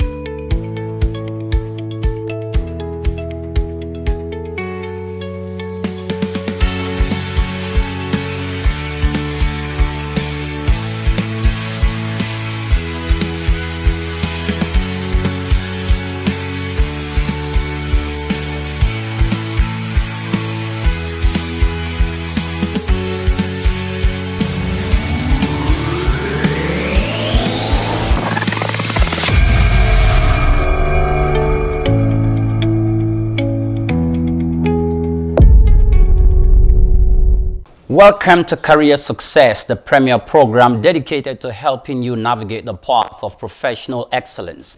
Whether you are just starting out as an entrepreneur looking to advance your career or considering a career change, this program is designed to provide you with the insight, the tools, and inspiration you need to achieve your career goals. This is Achievement Channel, and we are reaching you from the School of Eloquence here in Lagos. My name is Oyinpriye Krumale. Our guest is a distinguished accountant, a high-profile administrator, and a renowned educator known for exceptional achievements and contributions to our industry. Ms. Doreen Onyekwelu is a dynamic leader with a remarkable career spanning over 28 years of working experience across health, manufacturing, and educational sectors in Nigeria. In 2005, Doreen moved to the Lagoon School to take up a position as a Director of Finance and Administrator and served for 17 years until her appointment to the position of Acting Principal in 2022. She became the principal in 2023 and heads the school's management team. She's also a member of the governing board of Lagoon School. Good day to you, Doreen. Good afternoon, Mr. Priye. Welcome to the program. Thank you. Your profile is quite robust, and I am thinking, where am I going to start from? You can start from anywhere. Thank you very much. It's nice to have you on the program. Thank you. Now, can you share with us, just a little bit about your upbringing, your influence, and your interest, and just what you feel the public should know concerning your background in education? Oh, great. Thank you very much. I come from a family of 6 children. My dad, 84 years, so does a lot of things. In fact, I like to mention his name all the time because he's my role model. My mom as well is a teacher, 71 years. Yes. 71. Great, yes. I see. And they still drive, do a lot of things for themselves, no house help, for instance. So if you see them, you'll be proud to have them as your parents. No house helps at 84 and 71. 71. I see. They do the cooking together, they go to market together, they do things together. At that age? At that age. I see. That's where I think this generation needs to be learning a lot from that. I remember telling the parents during one of our parents' forum, and I met a parent in one of the stores in Lagos, and what he reminded me, said, remember that talk you gave telling us about your 84-year-old dad? I said, wow, you remembered. He said, that was the only thing I took away, and you told us that he still drives. Wow, that's great to hear. Let's move away from that now. Let's start talking about you. Your career beginnings and motivation. Can you share with us what inspired you to pursue a career in accounting and finance? Great. At far back as when I was in primary 3, the first newspaper I read, looking at career path, I saw accountancy.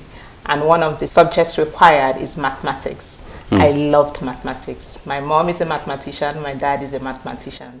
As long as the AC is on, I'm ready to solve mathematics till daybreak. Wow. So yes, I really wanted to study accountancy. But I must tell you that while in SS1, my mom now wanted me to study pharmacy.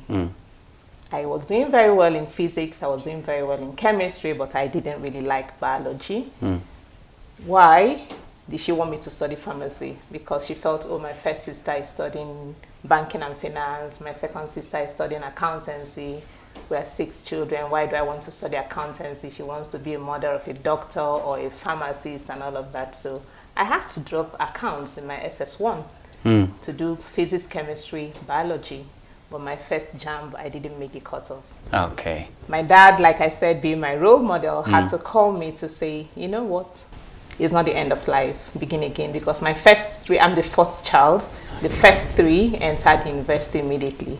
So I had to step back, write JAMB and wait for 1 good year, yes. Okay.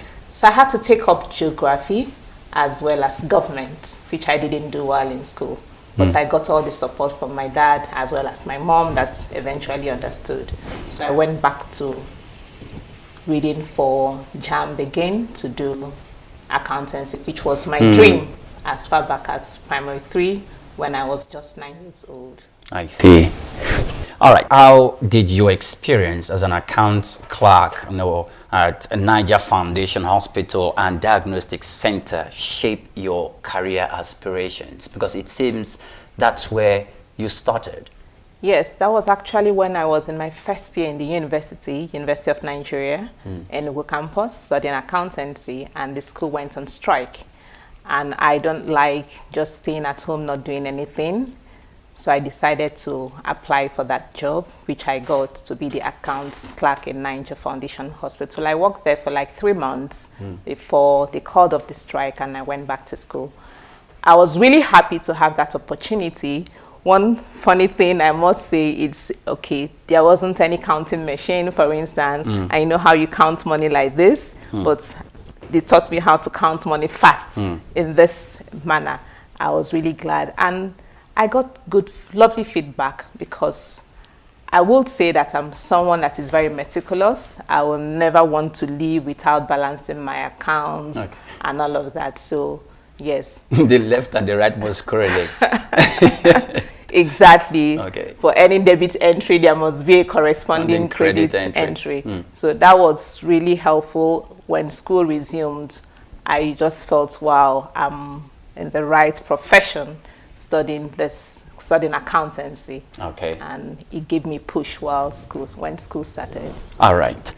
That's great. So, and that was the first time I touched money, telling myself, wow, this is the work I did, and I'm being paid for it. When you said that's the first time you touched money, is it like you touched the physical currency? I or earned money. You earned money yes, as I an earned money as an accountant, not asking my parents to give me money for something because I already had my own savings from the work I did. Whilst you're still in school? Yes. Okay. While I was still in school. Now, let's run up a little. Human resource and team development. You, from your profile, I have seen that you had some quite experience with leadership and whilst you're transitioning from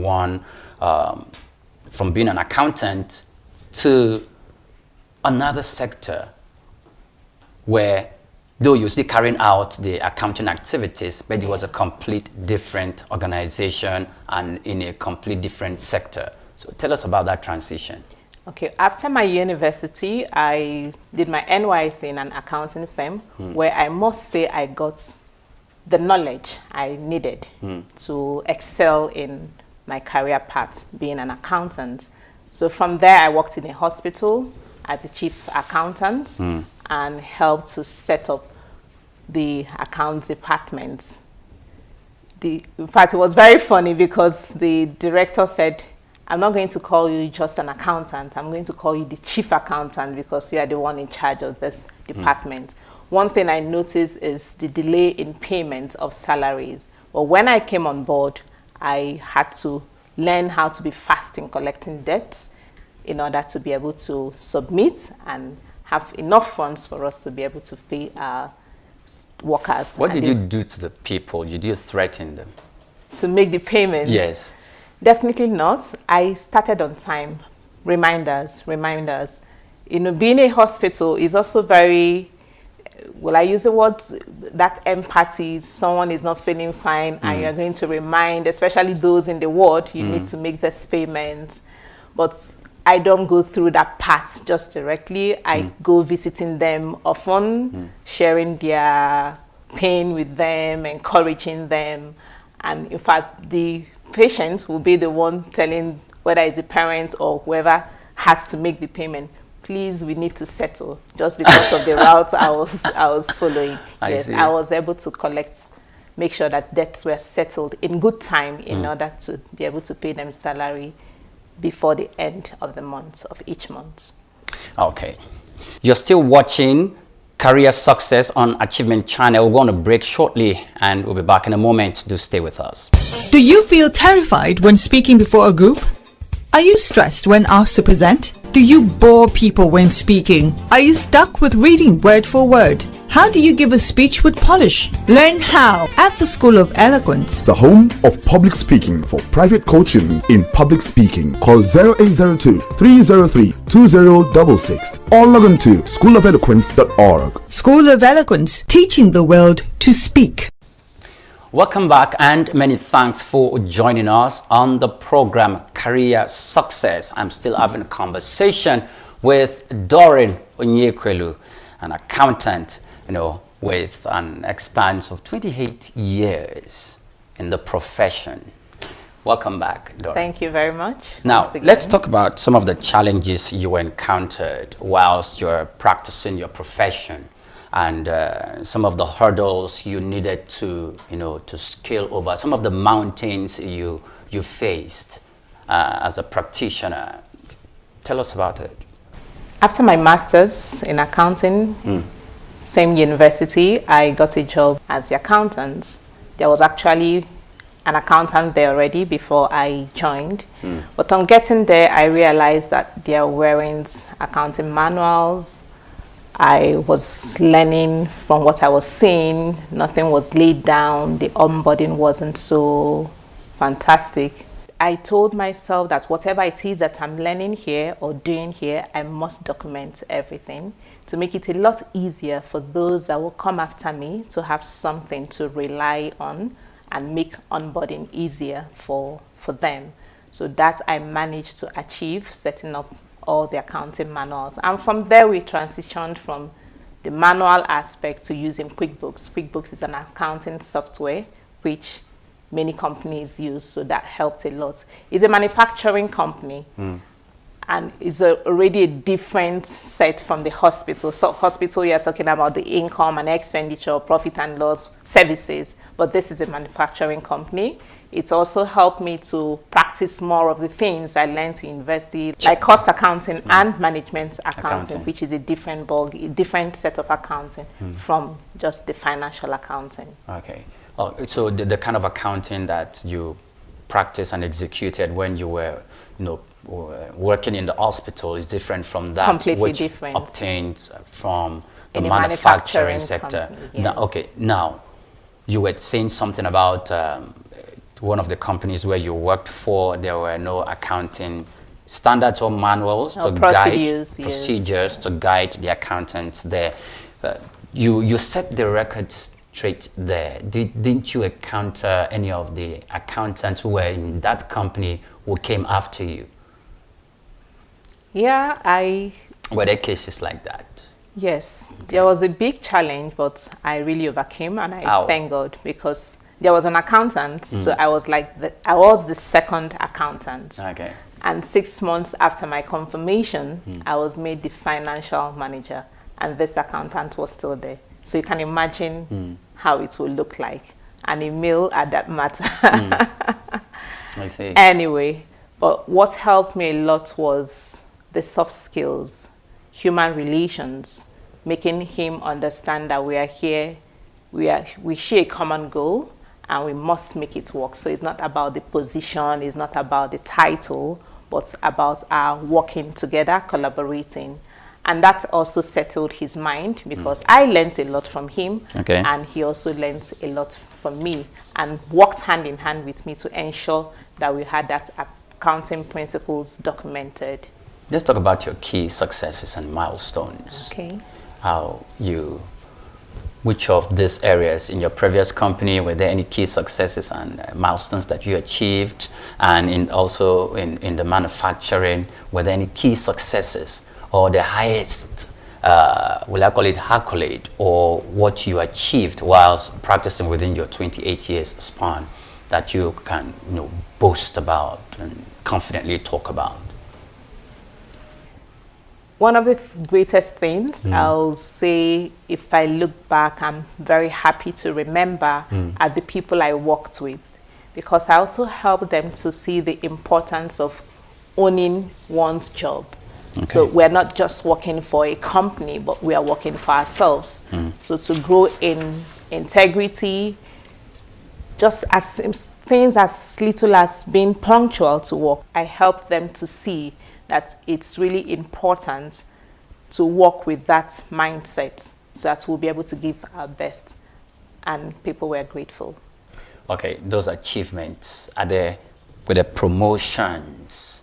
Were there not just promotions in instances where you were celebrated and you were more like in the limelight in the midst in the organization? Because if that doesn't, I was expecting to hear something like that since you were. Oh, definitely. Yes, tell us about those. Remember that when I started, I said that 6 months after, once immediately I was confirmed from just being an accountant, I was made the financial manager. And truly I was asking myself, wow, just 6 months into what I was doing, I looked back. One thing I said to myself, I guess they saw the attitude to work which I had. Just a little story on coming to Lagos for auditing. I went with my managing director, my direct boss. She was the one that told me the story afterwards when we were doing stock counts. And what was in the book wasn't aligning with what we were counting physically. And I said, no, we need to recount again. And the salesperson kept on saying, but it's just one difference, the difference of one. An insignificant amount. Is very insignificant according to him. But I just said 1 + 1 is equal to 2, and it has to balance.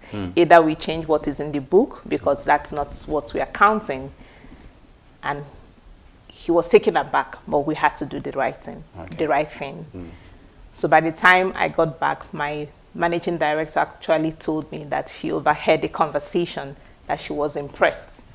It's just something very little, but you can imagine how little things like this impress the owners because they feel you've taken it as your own, which was what I was trying to help every member of staff to see, that your environment is yours. So if they are the head of sales, take up that role and work as a head of sales, that you are the owner of this organization. That mindset helps people a lot. Okay, I see that. Now, you've worked in the medical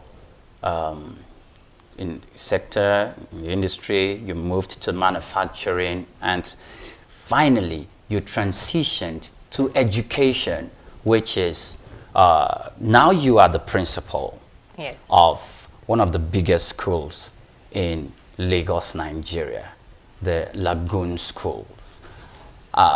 You're not just the principal, you're also a member of the governing board. Right. How did you achieve that? Moving to Lagos to work in Lagoon School, I actually went to work as a director of finance and administration. There wasn't a department set up for that. The vice principal, administration, and an accountant, they were just doing what they could do best. So the intention was to go and assist in setting up that department. But I fell in love with the school, and I said, well, this is an institution I want to work in, because it's like leaving home and going home. So it was, for me, it was home away from home. Yes, I was able to do that, setting up that department, introduced all I had learned from where I worked before in the East, coming to Lagos using the same accounting software, QuickBooks. What made me to transition from being an accountant to moving as the principal of Lagon School? I want to believe that the pioneer principal already saw that in me. She already had that vision. It's true someone succeeded her, but she needed to move to Lagos Business School. That's where she's working now, and I also learned a lot from her. Okay. So I'm like the third principal of the Lagon School. I would want to say that there's a level you will reach in your career. What matters is now the soft skills, your relationship with people, which I call human skills. Because you're dealing with parents, you're dealing with members of staff, you're dealing with students. So it's beyond just the managerial work of trying to do accounts. But we're now talking of leading people and ensuring that the people are doing what they ought to do. So I want to believe that the principal saw that a lot in me, because I will never want to leave until something is achieved. And I entered into mentoring the members of staff as well as students, even their parents. So there was something they must have seen in me, which for me, they are those soft skills, not the hard skills. Okay. First of all, before you moved in there, you worked in the acting capacity as a principal before you were finally appointed as the substantive principal. Now, why were you first in acting capacity? They were still assessing your capacities? Or? Yes. Okay. I became the acting principal because my background is accounting. I didn't have education qualification, so I needed to get that. It was something I never dreamt of, but I told myself, if this is an opportunity, why don't I go and get the qualification? So I had to get my professional diploma in education, as well as the mini MBA I did in education. So that took 1 year and a few months. So I have those qualifications. So now I'm the principal. That's great. That's great news. Now, for many young professionals, for young people, because I see you talked about mentoring, and you equally referenced how you mentored staff members and students who have dreams. Some of them, whilst you're giving mentoring classes to them, who want to be like you, an accountant, or want to be someone in the corporate setting that will impact, our career and the jurisdiction of our career positively. What advice would you give to these persons who have such aspiration, but they are being deterred by some of the hurdles they face or some of the challenges they encounter on the way? The first thing I'm going to say is integrity. I like that when people are doing something, let them be known for what they are doing and let them do it very well. So whatever it is that they are doing or saying is what they are doing. And if I look back, I'll tell myself that that's what made me reach where I am now, not just because of my qualifications, but that's working with that mindset that I'm here to help people. I'm happy when people are happy. So my advice to these people will be to continue doing what they're doing and to tell themselves that I want to do it uprightly. I want to do it well. I want to do it, well, I will say above all, for love of God. Yes. Okay, but in this generation, if one is going to engage in any career or in any profession, money is one of the primary motivating factor. Would you not consider that? Money will come, but the first thing is service, hard work. People are not interested in the what, it's a how. You may want to get all the money and you get it today and tomorrow you don't get it. But when you are there to serve and people see that your interest is to give them the best, that money will come because you won't lose them. Okay. They will remain with you. money will come. People are not interested in the what, but in the how. Yes. Those are not my words. Those are the words of Doreen Onyekwelu. She's been our guest today. Thank you so much for your time with us, Doreen. It's nice to have you on our program. Thank you, Mr. Pri. Yes. Thank you very much. And this is where we drew the curtain on the program Career Success. Until I come your way again, I am Oyin Priye Krumale. Many thanks for watching.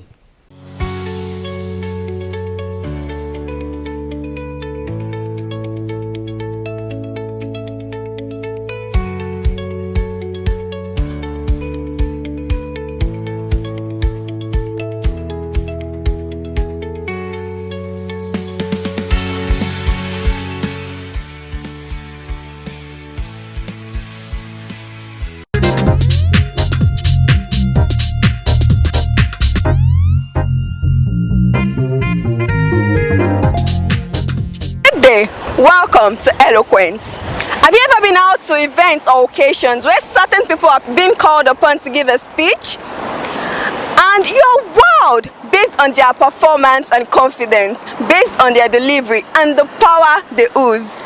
Based on this, I'm in one of the streets in Lagos to ask for people's opinion about public speaking. Do you think public speaking is an inborn talent or a skill?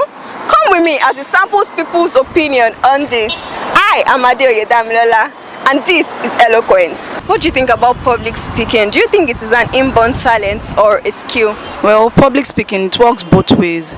It might be by skill and it might be by birth. Like, some people are naturally talented to speak, and I think we have that commonly than the one of the skills.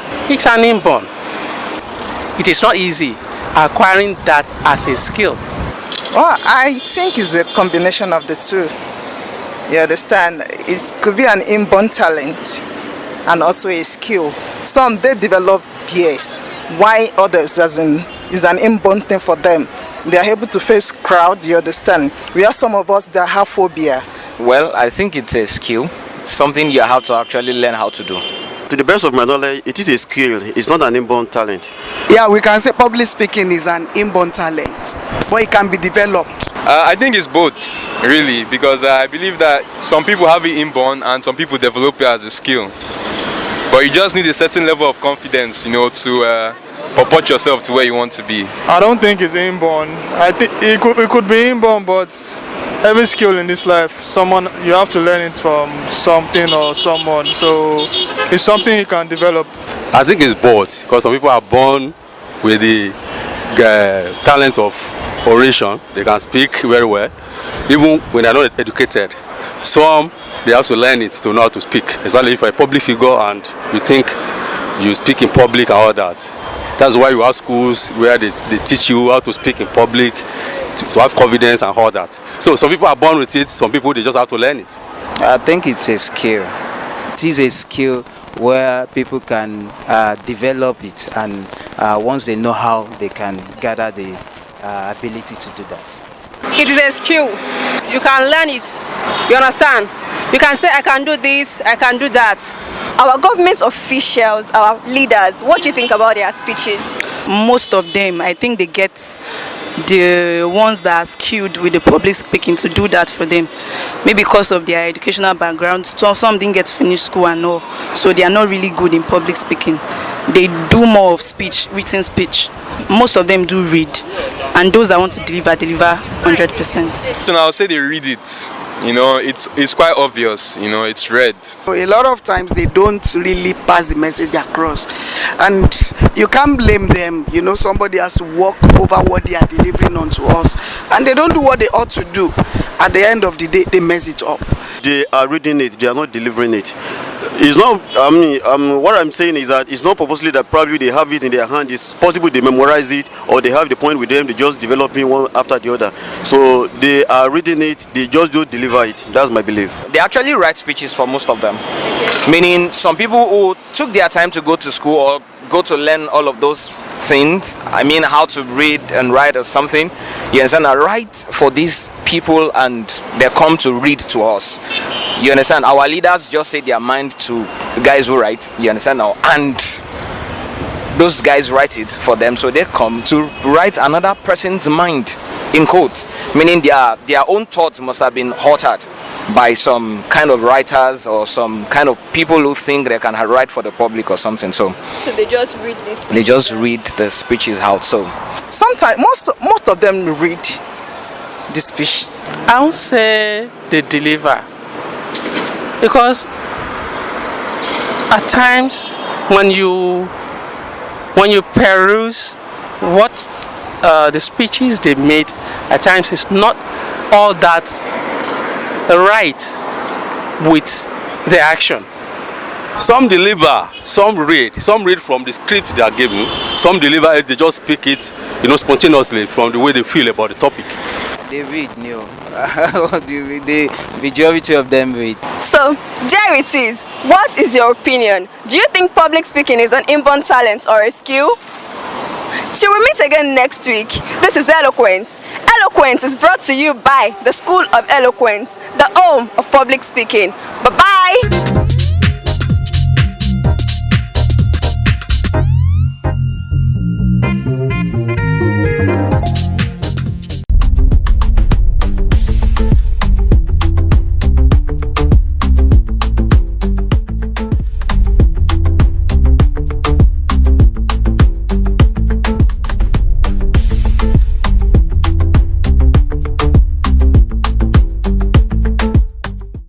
Welcome to Achievers Money.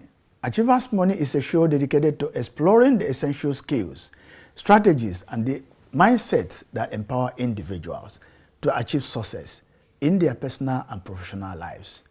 It's a platform where viewers gain valuable insights from experts and thought leaders across various fields, learning how to overcome challenges, maximize their potential, and ultimately achieve their financial and life goals. The show delves into topics like leadership, communication, entrepreneurship, personal finance, and more, offering practical advice and inspiring stories to motivate and equip viewers for success. It's about more than just money. It's about achieving a well-rounded and fulfilling life. I am your host, Dr. Ray Echebiri, and we are reaching you live from our studio at the School of Eloquence in Lagos. Today, our guest is a man with a diverse background, from entertainment and real estate to logistics and manufacturing. He is also a member of a prominent royal family in Nigeria. Welcome, Kenny. It's good to be here. Right. Now, let's start with your experience over the years. You built businesses across various sectors and various countries. In trucking, even in manufacturing, what is your personal blueprint for turning ideas into money?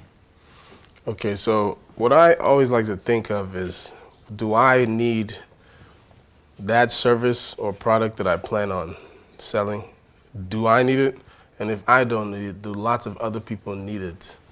And if I don't need it and do a lot of other people don't need it, does the government say we must have it? There's a lot of things you don't need that the government requires you to have. So I pay attention to all those things. The things that people are gonna buy, whether by choice or by force. And usually I start with a personal problem and I expand from there. And one of my big rules is I never do anything alone. So I always have a partner. I don't think I've ever done any successful business without a partner. I always make sure I have a partner with me that is strong in that business. Oh, but so that's my strategy. Oh, great. But many people in Nigeria believe that partnership doesn't work here. It really works for you? I think they're wrong, yes. I don't think anything else would work for me. If I wasn't somebody who partnered frequently by rule, I don't think I would have been able to do as many businesses. And personally, I don't think businesses work the best if it's owned by one person. Wow, that's great. Yeah, you come from a family of public service, but you veered off that and you're creating a niche for yourself. You've created a path for yourself. How did you do that? And how do you measure impact and income? Okay. Okay, so that I would have to edit that a little bit. So I didn't create a niche for myself. I still work in public service. I work in currently I'm the young professional council president for FIAPSHI, and what we do is literally public service. So we interact with government. We have government officials that are members. We just had our induction ceremony last week. A couple government officials were just inducted into the organization. So it's like a private public mix, and we advocate a lot for better policy, sustainable policy with Lagos State government a lot. So I wouldn't say I've veered away from public service. I just found a way to me, I think that if you're going to be an honest politician or an honest public servant, you need to have your own money, and you need to have a steady flow of income, so you don't start stealing or looking at the people's money. That's the way I think. So I don't think I'll be giving that much value to the people if I'm not making sure my own bottom line is secure before deciding to be. And I think that's something my family has taken really important. I'm taking really seriously. It's been something I've been taught growing up. Like, make sure you have a business that sustains you, then go do whatever you want to do for the public. Right. You brokered a whole lot of businesses in different sectors, and you are doing well in most of these deals. Now, how do you balance the long-term success of these businesses and profitability, which of course should be the bottom line that every businessman should be looking at? Yes, so different businesses require different mindsets. So there's some businesses that you have to come to terms with the fact that you're not going to make money today or next year or in 3 years. But that doesn't make it not a worthy investment. Then you have to make a business. You have to have a business that creates cash flow for you, so you have day-to-day money. That's why it's important for me to have multiple sources, by way of multiple skill sets. That's the reason why I've been in so many industries, because I basically decided, like, coming out of college, that I wasn't gonna be an employee of anyone, and that forced me to keep my mind open and my eyes open for opportunities. So I try to understand that in order to have long-term growth, you have to have a business that's built for long-term success. You also have to have a business that's built for short-term success, so you can stay afloat. Now, how do you now look at long-term businesses, especially when it comes to funding? You may not have all the money in the world to fund that business. So how do you raise money for the long term to be able to fund those businesses? It's been a trickier puzzle in Nigeria. In the US, money is cheap and money is easy to get. And the moment you've done a couple businesses that have even remotely succeeded, banks are usually willing to give you money. So that wasn't an issue in the US, but in Nigeria, it's a different story. But luckily, my strategy is to live significantly below my means. Again, once I made the commitment that I was always going to be an entrepreneur and never be an employee, I knew that I can't live fat when things are high. So I'm someone who always felt like if I can make $100,000 a year, and I know that there are people who are living and eating every day, but they only make $35,000 a year, then it's possible for me to make $100,000 a year and live on $38,000 a year and leave the rest for investment and long-term growth. So I set myself up to always have something I can just squeeze cash out of. It's like a plant that something that I planted 3 years ago, 4 years ago, where I know, okay, this is growing here. So basically frugality.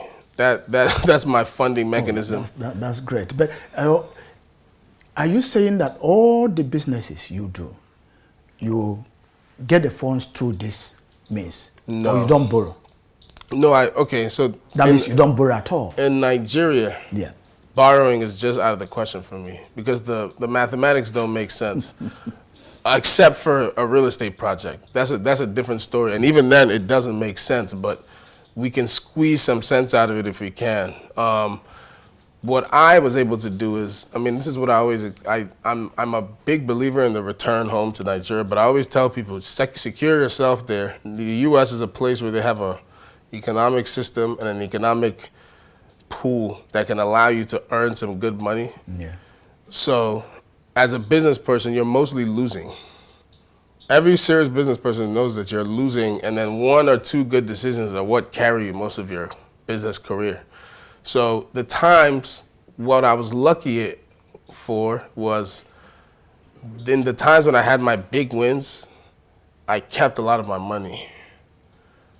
You know, I know some business people who've made a lot of money, way more money than me, but they don't have any money today because they did everything they felt like when they had money.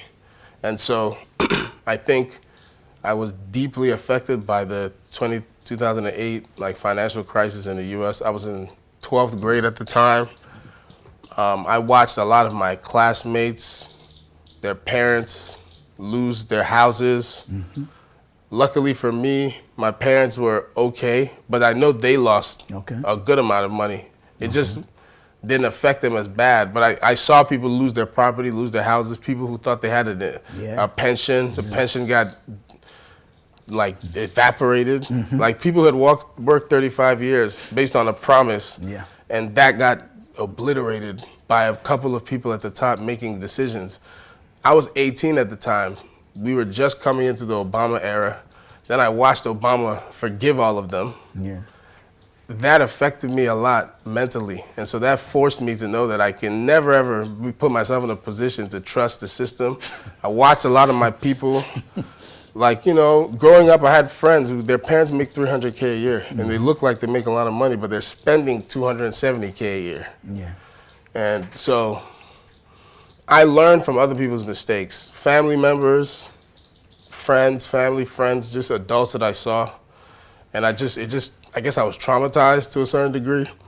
And that changed my financial viewpoint and my way of operating moving forward. So I'm not a disciplined person in a lot of ways, but financially I'm very disciplined. That's great. That's great. Good to know. Now, a lot of people are not as lucky as you are. In the sense that you were able to get a whole lot of money to fund your dreams here in Nigeria from your own personal savings or maybe, some other investments that are yielding you some returns. Yes. But now some people have some dreams and they need to fund them. And the only advice they have, the only option they have is more or less to go to the bank to borrow. Yes. And the rate is in the region of 30% now. So what is your advice for those people? Yeah, so for people in that situation, I say it's very important to, companies do this all the time, but I think human beings can start doing that, families can start doing that. First of all, do a feasibility study on the thing the project you're trying to embark on. Do you make enough, do you have access to enough money? Do you know people who are willing to loan it to you? And are you even comfortable taking these loans from them? I know people who would give me money today. I feel very uncomfortable taking it because I'm not gonna prospect with somebody else's money and then tell them stories. So you have to gauge your own comfort level. Some people have to come to terms with the fact that we can't do this. I need to work for a certain amount of time. Now, I say I never wanted to be an employee personally, but I'm not one of those people who speaks against it.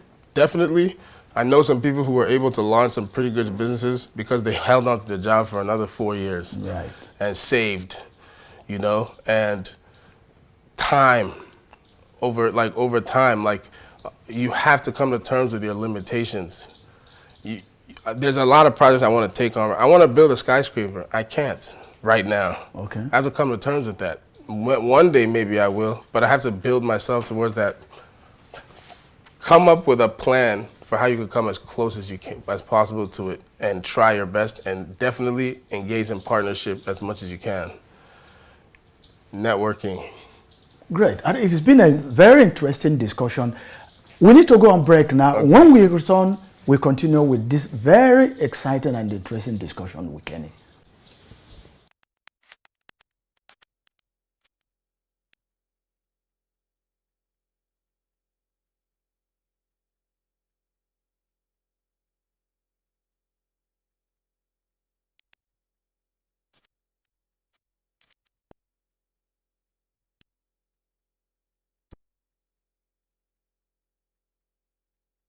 Eloquence focuses attention on the message and the audience.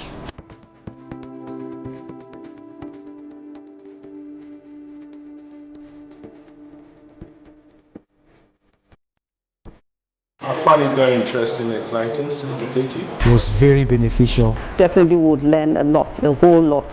Thank you. The delivery was second to none.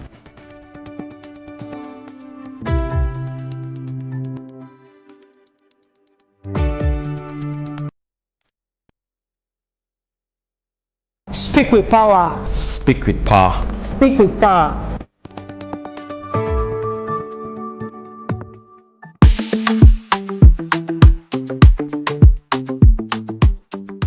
Welcome back. It's still the Achievers Money, and we still have in the studio Kenny. Kenny, it's been an interesting discussion. Definitely. And let's continue. Yes. Now, it does appear you have a way of spotting where the money is. You've gone into real estate, and all over the world, real estate is a money spinner. Yes. And you floated Remax One Lagos. How did you come about that dream? Well, to be honest, I've always been in real estate, from a family, so it's my family business, Remax. So what we did was we acquired the Remax franchise and now operate as Remax. So over the course of years, my father and my parents have accumulated real estate holdings. I was in charge of a number of them in Miami growing up, but during a certain point in my life, in my young adulthood, coming out of university. So it wasn't so much that I didn't come up with real estate. Like, no one can take credit for coming up with real estate. Is as oldest time. What we just did is found an appreciation for it. I don't think enough people respect real estate as much as they should. So I wouldn't say that was exactly a shrewd spot. It's just real estate is just tried and tested over time. And I think if you want to protect yourself and protect your assets for as long as possible, real estate is usually the smartest route.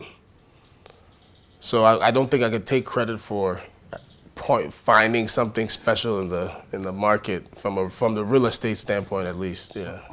Okay. Now, why did you go for franchising? Why didn't you come up with your own unique name instead of going for Remax One, which is a foreign brand? So our perspective was, I don't want to reinvent the wheel. We have a couple problems here in Nigeria. We have a huge trust deficit. We massively don't trust each other. Okay. And for good reason. Not to say that people trust each other in the US. The only difference is they trust the system. So you don't trust each other and you don't trust the system. Yeah. But what we do trust as Nigerians is established brands over time, especially when they're foreign, especially when they're American for some reason. So it's a psychological thing. So people buy with what they're used to. It's like a Nigerian, if you drop them off in the middle of the desert and you put 10 restaurants in front of them and one of them is Tantalizer, they'll probably walk into the Tantalizer. That's just what they're familiar with. That's how people are. So, and I studied data and I saw that about half the new build in Lagos between 2019 and 2022 was bought by people in the diaspora. So they're the ones with the cash who've saved up $100,000 who can convert it to Naira and invest in a property in Nigeria. And I figured it made more sense. Like, actually, my mom brought the idea to me, and, I thought about it, and I completely agreed. I looked at it like, okay, so if I can sell real estate using a brand that they already know and trust, and then they feel like there's some type of accountability, they feel like they believe that I have a great interest in not defrauding them or engaging in any kind of, untrustworthy behavior, they'll be more likely to buy with us. And they're the ones buying at the largest rate. And then also the Nigerians in Nigeria who are HNIs, who have the money to buy these properties, a lot of them are also aware of Remax from their travels and whatnot. So it just made more sense, rather than reinvesting the wheel and then spending millions on establishing trust in your brand. Okay. You know, I just figured just pay someone who's already done the hard work of establishing a brand and making it trustworthy, and then use their brand. Okay. Does it mean that your target is Nigerians in the diaspora, not really Nigerians in Nigeria? No, my target is not Nigerians in Nigeria. It just so happens that Nigerians in the diaspora are buying at a rate that allows you to keep your lights on, to then launch yourself to sell to the Nigerians. Because you can bring Nigerians up to speed on the brand, but who you really want to impress and target at first are the people with the money right now to keep your business afloat long enough for you to make a profit, to then market the brand to the Nigerians and then make that a Nigerian. So it's very much RE/MAX has a great interest in having a established brand in the largest black nation in the world, with the country with the largest number of people under the age of 18 in Africa. You know, so that's a huge group of people, future homeowners, future adults, future renters. You want to trap them, you want to catch them, but first you need those HNIs and those diaspora people to keep you afloat and keep your bills paid and keep your lights on. From all indications, actually, you know so much about the Nigerian real estate market. What is your position, or what's your take on the Nigerian real estate market? Is it growing at the rate it's supposed to grow? Or are there impediments, if it is not growing at the rate it's supposed to grow? Are there impediments, things that are not making it to grow at the rate it's supposed to grow? It's kind of a half and half answer. So it's growing at a good rate. The amount of units that the average Nigerian could even afford is not growing at a good rate. So what that means is we have a lot of real estate that's unoccupied. We have a lot. I mean, I know if you you're from the Southeast, you go to the Southeast, there's a high volume of real estate, like value-wise, that's unoccupied. If you go to some places in Anambra State, you have 1 billion naira houses, and there might be 100 of them in one community. That's 100 billion naira worth of real estate that's unused because the owners in Lagos or Abuja or in the US or in London or wherever they live. Lagos, same thing, a lot of like land banking, you know, real estate banking. So there's a lot of unoccupied units in Ikoyi, VI. We have a shortage of affordable housing, which is making the price of housing inflated, which is good for like the real estate professionals as it is now. I don't think it's a good formula for the polity at large. We need a lot more affordable housing. In order to make affordable housing, we would have to get into way more creative ways of debt. They would have to make debt cheaper. They would have to create, you know, using different financial mechanisms, create a way to allow the average Nigerian to be able to one day own a home. There's many Nigerians who rented for years and years and years and had to save up for 30 years just to finally build a house. If you're working, if you can keep a job for 30 years and it's a solid job, you should be able to own a house, in my viewpoint. There's many teachers, university professors, many people, civil servants. Maybe they won't have the house they want, but you should be able to own a property that's yours that you can give to your kids when you die. Yeah. And I think that's very, very doable if we're willing to be creative, like financially, private sector and public sector working together. So in Nigeria, mortgage is an issue? Mortgage is a huge issue in Nigeria. It's a very huge issue. And what do you suggest, what are the ways we can get around that? Okay, personally, I think that the bank or banks who are willing to bet on the housing market are gonna win. There's a thing called REOs. So banks have the ability to engage in the business of REOs. So basically, look, many banks in Nigeria don't want to get into the real estate business. I think that's a huge mistake. They use AMCON, you know, but to me, I think it makes sense that if a man wants to buy a property that's 100 million, that's inevitably going to like appreciate over time. why not give him a fair mortgage? And then we also have to have very strict regulation on that space, so that yes, this man is going to engage in this deal with you. You give him a loan, he buys the house, you own the title, and he pays over time. If he misses it, if he starts missing payments up to a certain point, you repossess the property, you keep the money he has already paid you over time, and you get the actual house and whatever value it is. But a lot of banks don't want to get into that business. I will never understand why a bank doesn't want to get into the REO business. But the first bank to decide that I'm going to give people mortgages, I know there's a bunch of microfinance. You go to a bank now, they have like 18 G-Wagons parked in the parking lot because they've collected people's stuff. But the issue is that you have a G-Wagon. That is going to depreciate forever and ever. If it's parked in your parking lot for 1 year, it's lost 1 year of value. In that 1 year, they've made another G-Wagon. So that's the issue. So the moment they're ready to face the real estate industry and actually stop being afraid to run a real estate division in their banks, they'll always be scared of the mortgage space.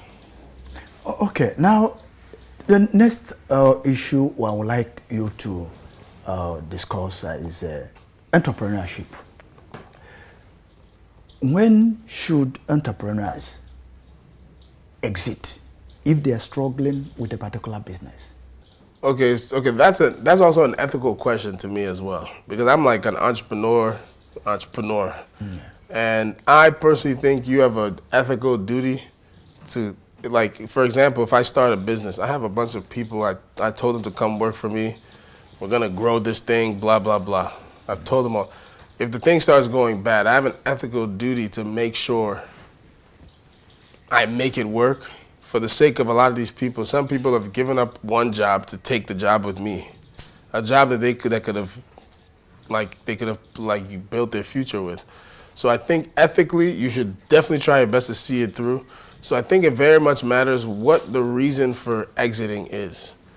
If you're exiting because you're at your own limit and there's a company or a business that has way more tools and leverage that can make that company bigger, for example, I think you have a duty to, you have a fiduciary duty to your investors, to yourself. You can make some good money, and a lot of your employees can become part of a larger organization that could take them places they couldn't be, or some of them can take a payout as, original founders.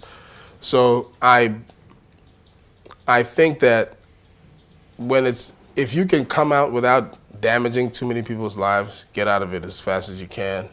If you're getting out because it's not working at all, right. If you're getting out because it's not working but it can work, you're just not the person who can take it to where it's supposed to go. Then there's also taking on partners. You don't have to exit.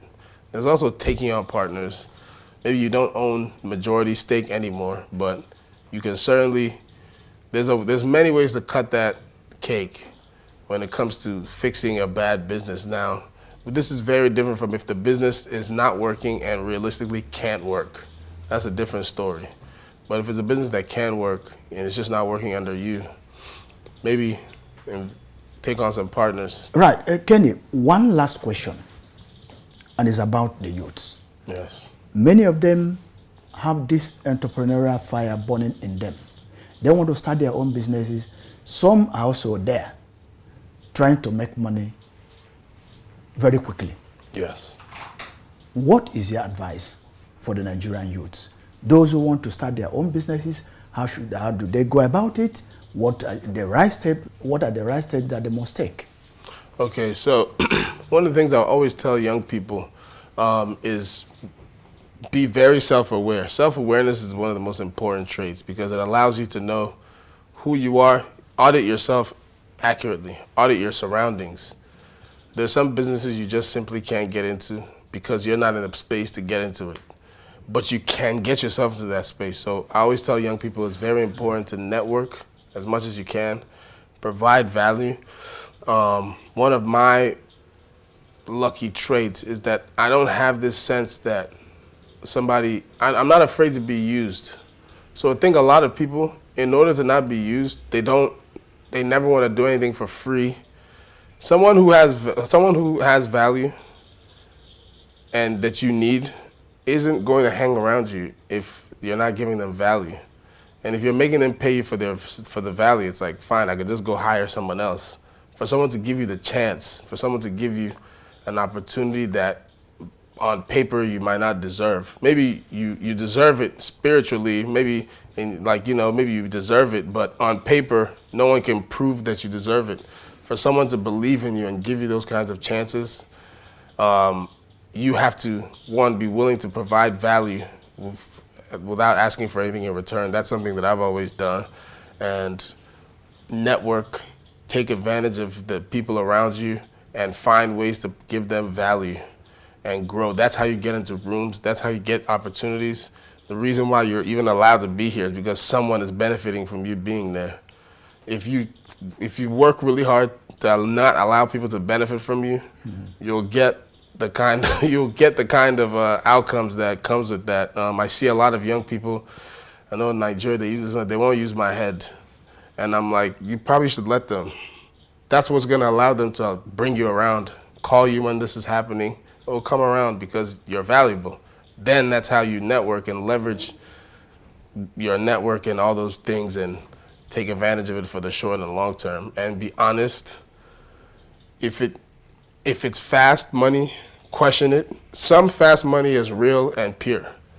Sometimes, if you're lucky, once in 100 times, there's fast money that's real and pure. But more than likely, it's not real and it's not pure. Try to avoid it if you can. Be honest.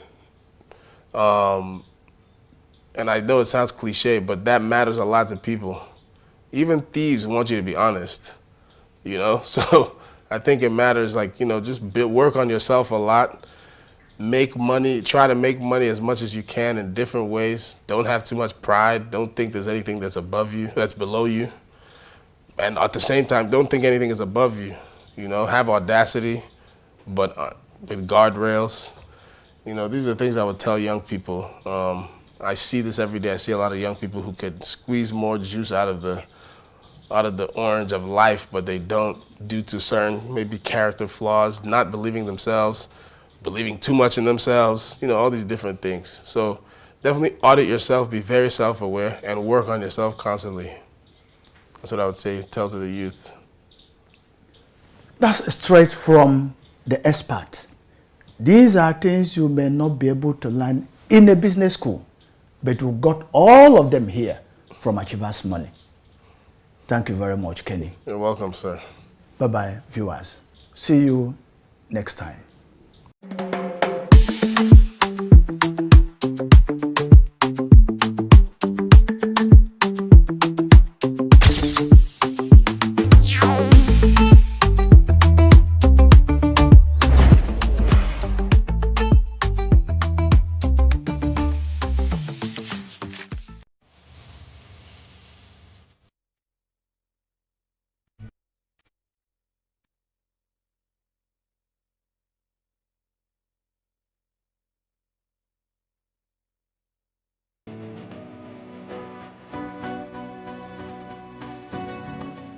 There's an old African proverb that smooth seas do not make skillful sailors.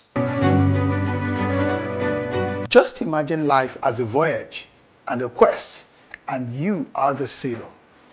Indeed, the navigator, and your dreams and your aspirations for greatness and for goodness represent your destinations. Hello, dream chasers and future history makers. Welcome to another timeless capsule where we dive deep into the wisdom of ages to fuel your journey, your quest, your desire towards greatness. Today, we're setting sail on the vast ocean of life, guided by an ancient African proverb. Smooth seas do not make skillful sailors. Think about it. If life were always calm and predictable, how would we grow? How would you learn to navigate the storms, harness the winds, and chart our own course towards our dreams? It is indeed, and in fact, the challenges, the setbacks, the unexpected turns, the twists, those difficulties that truly shape us into the capable, resilient individuals that we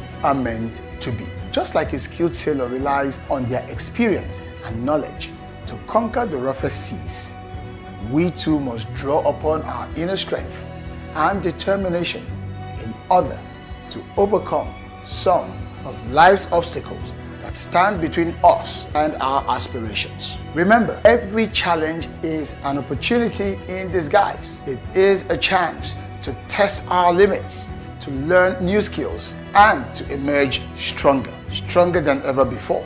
In fact, as the great Jim Rohn once said, it should make us stronger, wiser, and better. And that's why we must embrace the storms no matter what happens. We must embrace setbacks, for they will teach us valuable lessons. We must also embrace the detours, for they may lead us to even greater destinations than we originally imagined. That is a very important lesson for you. I know it's not always easy. There will be times when the winds are against you, when the waves crash over your bow, and when you feel like giving up. I know, but in those moments, remember the words of the great Nelson Mandela when he said, "It always seems impossible until it's done." So keep your eyes on that horizon, your dreams in heart, and your spirit unwavering. You are the navigator of your own destiny. You have the power to turn those challenges into triumphs, setbacks into comebacks, and dreams into reality. So let the winds of adversity blow. Let the waves of doubt crash against you. You are that skillful sailor that is capable of navigating any storm. And remember, the greatest rewards await those who dare to venture into the uncharted waters of their own potential. Set sail, my friends. Embrace the journey, and may your voyage be filled with courage, resilience, and, of course, the unwavering belief that you are destined for greatness.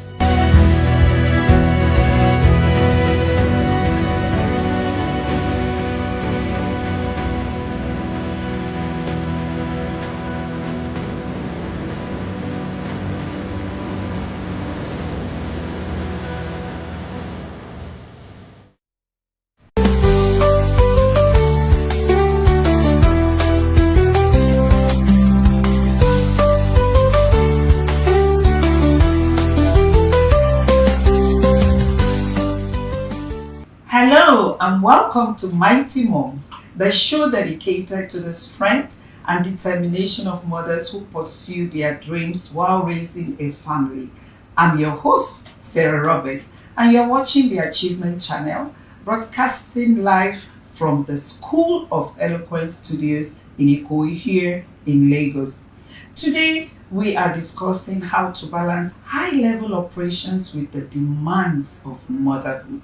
Our guest is a legal expert with a master's from the University of Buckingham and a professional track record in HR and organizational coordination. She has managed firms in real estate and law and is currently the company secretary for GCW Nigeria Limited, all while being a devoted wife and a mother of 3. Please welcome the accomplished Otonjo Bobadilla. Today we will learn how to lead with efficiency and heart. Stay tuned.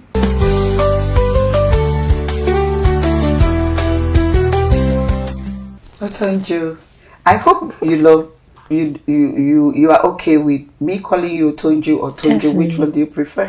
Definitely, anyone is fine actually. So. All right, I like Tonjo.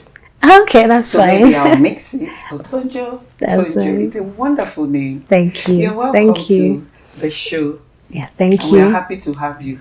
Thank you. Happy to be here too. Thank you so much. Otonjo, you have a master's in international law. Yes. And an HR qualification. Yes. How do these professional skills help you to solve everyday problems at work? Okay, first of all, I would say, so I have a background in law. Even before master's, my first degree was in law. And by the time I went into the workplace, I worked in the legal department. I worked in the administrative department. And for some reason, maybe it's just I'm a woman, I don't know, but I found the administrative and HR department more interesting. It was more practical, more hands-on. Yeah, law was More like, engaging. yes, more engaging. And law is like, oh, you're just always writing or researching. So I just said, okay, you know what, I wanted to change. That's just it. I just decided to do certification to actually move into the HR sector. Seriously? Yes, yes, actually. And then I moved in there and, you know, I found out that it's almost like it's a very good marriage. The legal system, the law and HR actually work perfectly together. I would say that the two of them are integral for the progress of the company. HR deals with the management of the human resources, and then law tells you the legal implications of managing human resources, managing transactions of the company. So it kind of gave me an advantage almost immediately. I didn't see it before I got into it, but when I got into it, I found out that, okay, this actually works. I would see that the other HR staff will come and meet me and ask, okay, the law, so can we do this or can we not do this? Or even in their templates, the employment contracts that they give staff, most of the time, HR staff, they can just use a general template for their employment contracts. But as a lawyer, I would look into this contract and say, okay, this is a trap. I look at some clauses and say, no, you have to remove this from there. If not, you put your clients into a trap. So I was able to advise. I had the advantage also with risks that you cannot take with your employees or business. The company cannot, depending on the company you are, there are some businesses you can't go into, there are some businesses you can. So I was just able to advise on that part and also do what I wanted, be more engaging, be more practical, both with staff, both with transactions. So I think it really helps. It's a very good marriage and it actually benefits the company in the long run. And it gave me the advantage, the market advantage too, to have the two of them. So yeah. So at a point, you must have been so indispensable. Oh yes. In two walls. In two walls, yes. Yes, I would say that, definitely. That's great. Otonjo, yes, you have held top roles in tough industries like construction and real estate. What are some of the important lessons you learn about leading teams in those fields? Okay, well, so in the different industries I've worked in, I feel like I've learned a lot. But then I'll say what stands out to me is, as the most important lesson, is working well with your team members. Definitely, that stands out because a company or an organization is a corporate entity and a corporate person has its own personality. That means they can be sued, you can go into transactions, you can sue, borrow. Yes, borrow, exactly.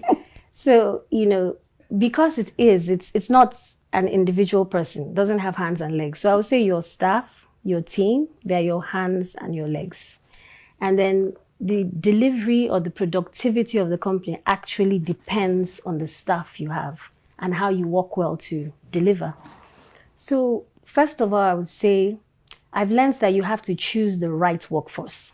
Yeah. That may take some time. You may go into the season of hiring and firing, but then when you do get the right workforce, build a structure, a system around it that you can work well with them to deliver.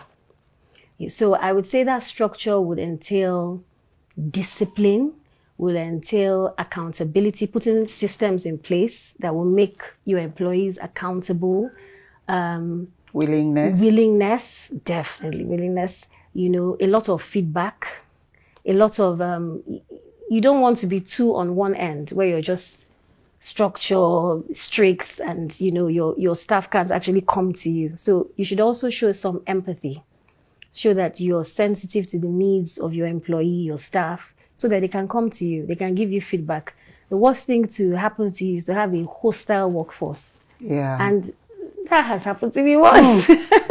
So they stifle the productivity, and at the end of the day, you look bad. Yeah. You look really bad. So you have to have a workforce, a team that you can work with. You have to create alliances. You have to create systems that allow for accountability. So it doesn't look like at any point you're witch hunting your employees. Yeah. This is the rule. This is what you have to do. This is the consequence if you don't do it. So it's clear to everyone. So create a plan, clear plan, structures, discipline, feedback, and also be empathetic towards them. That's good. Osonjo, being a mother of 3 is a huge responsibility. And by the way, you don't even look like a mother of 1. Talk less of 3. You look marvelous. You look outstanding. You look amiable. Okay. You look everything that I don't know what adjective I should use to describe you, really. So being a mother of 3 is a huge responsibility. How do you deal with the busy mornings and some of the stressful days without actually feeling overwhelmed? I would not even lie to you that it's not tough. It's not tough. That it's not tough. Okay. I didn't say no, it's easy. I won't say that. Yeah, I won't just say no, you can do it. And yes, you can. However, I would say it takes a lot of planning and intentionality. A lot of that. So, first of all, I would start with the planning. Let me go to the planning aspect. And I feel the planning should start with you and your partner. Yeah. It's very important. Family. Yes. Your partner and you have to understand what you want out of life and understand how to support each other to actually achieve it. It's very important. Once you understand what you want and, understand, okay, this is what I want. This is how I'm going to achieve it. This is where you come in. This is where I come in. It makes it easier. Nobody feels like, oh no, you're selfish, or because that comes up, when the stress comes up, that may come up. So you have to understand with your partner, you have to plan. In the planning, there should be structure put in place. I'm a very structured person. I'll show you HR, so everything is structure. And then there should be your support system. It's very important to have a healthy support system around it. You can't do everything Family yourself. members. Yes. You can't do everything yourself. Family members, staff. But I would say that if you have staff, then it's necessary to put structure around accountability. Yes. So you can, for example, have cameras in your home. Of course. Or you can create timelines around your children pending your work period, the work day. So, for example, I'm here, I know my kids are in school, And your mind is... Exactly. Okay, they're in school, they have this. And when they come back from school, you can either create extracurricular activities, or they're doing lesson, or there's a prep period. But you can kind of account for what they're doing during the day. So that if they are not there, depending on who is your support system, you can get them to account for it. You can talk to them about it. So I would say it's very important. Yeah. I would also say, despite this whole structure, it's very important to also talk to your kids, create time in the day. I know it's hard because some people work late, so you may come back late, it's hard, but you have to create time in the day. Either you call them from work if you can't, but you have to create time in the day to touch base with them, find out what is going on. Don't keep it till the weekend. Give them room to communicate with you. Exactly. You can't keep it till the weekend where you don't hear and, because you find out that you work for certain years and you don't know your children eventually. And your children it's a very integral part of your life too. So you can't just drop it. I would say that structure is important, support system at home, and also in the workplace. The structure is very important. So you create policies on everything.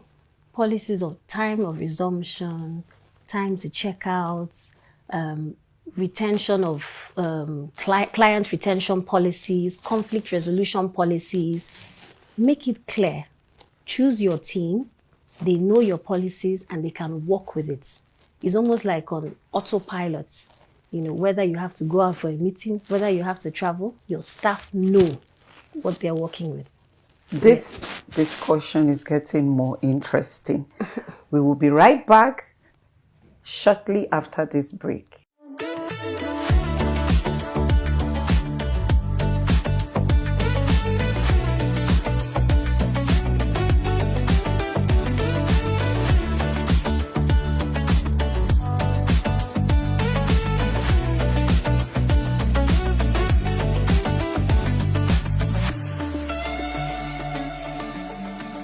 Eloquence focuses attention on the message and the audience.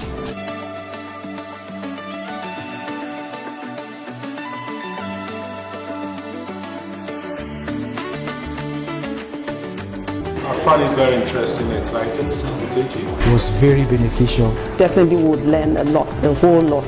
Thank you. The delivery was second to none.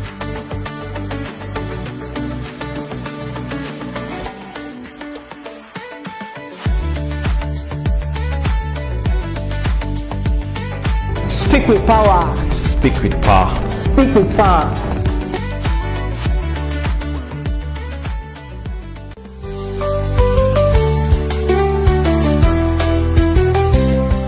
Welcome back. Otonjo, you are an expert at making things run smoothly. You said it earlier, Dave.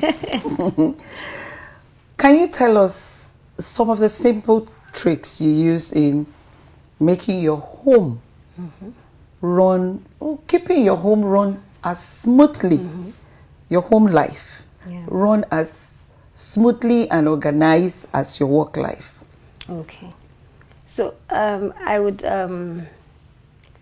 say those two things, I would have to repeat them again. The structure and the support system. They're actually very important, because you can't, if you don't have a support system, you can't do everything yourself. You can't be here and be somewhere else at the same time. A mother is said to have 10 hands. I'm telling you, like, you have to have eyes behind your head, really. So you do a lot.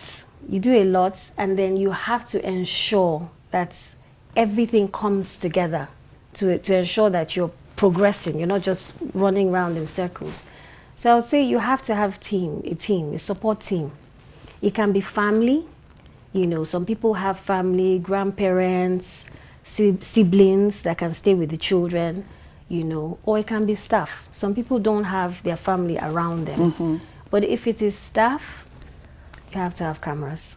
You have to have a special plan. Because you don't know who you're leaving your children with.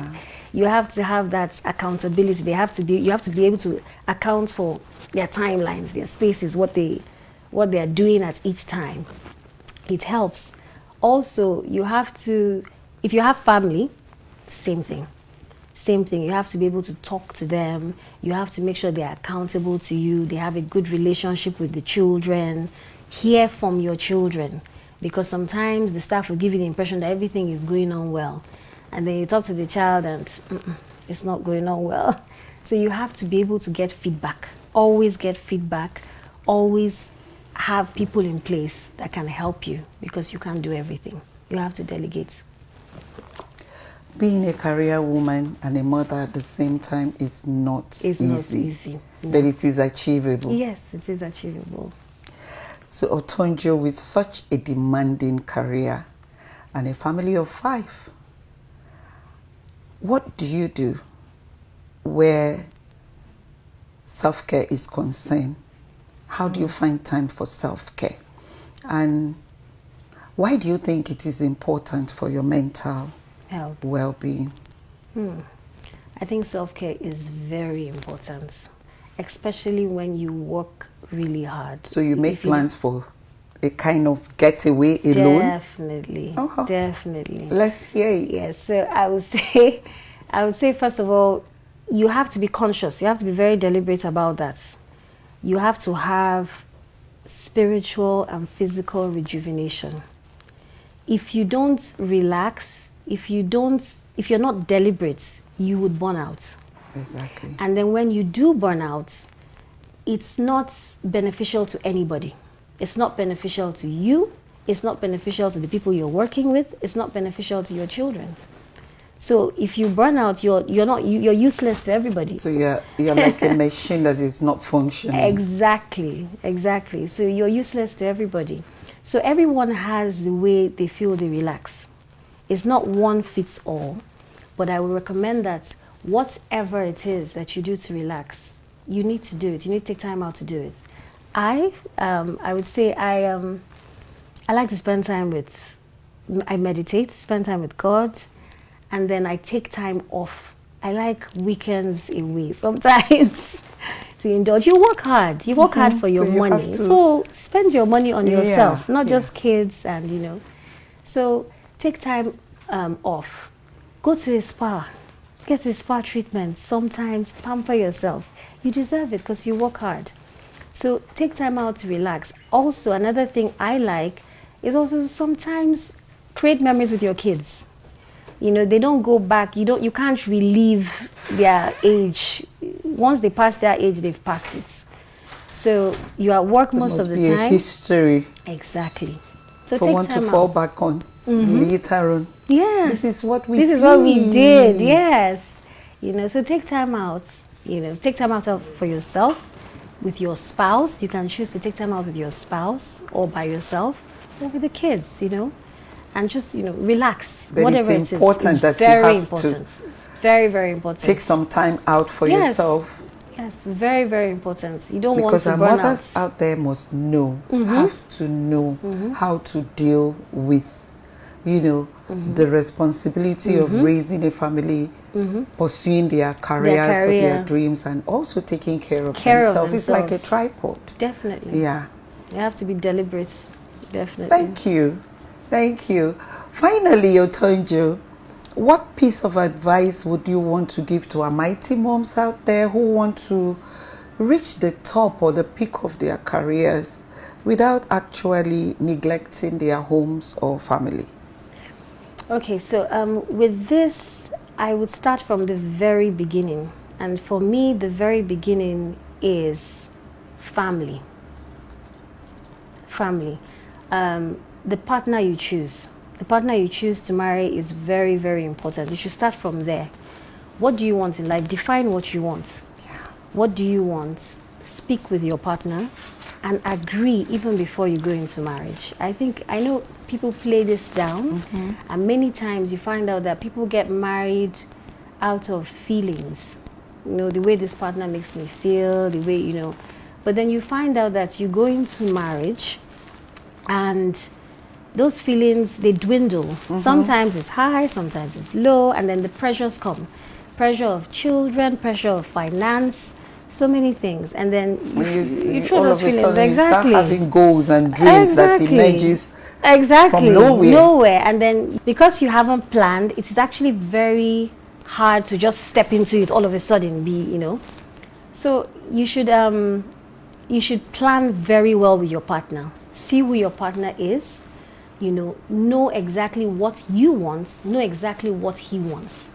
If you feel that you are not compatible for marriage, then that's the time that you should rethink, should I marry this person or not? For example, somebody wants, is just very family oriented, doesn't want you to work, you know, at that time you have to ensure, this is what I want. Are we willing to go or not? You have to know.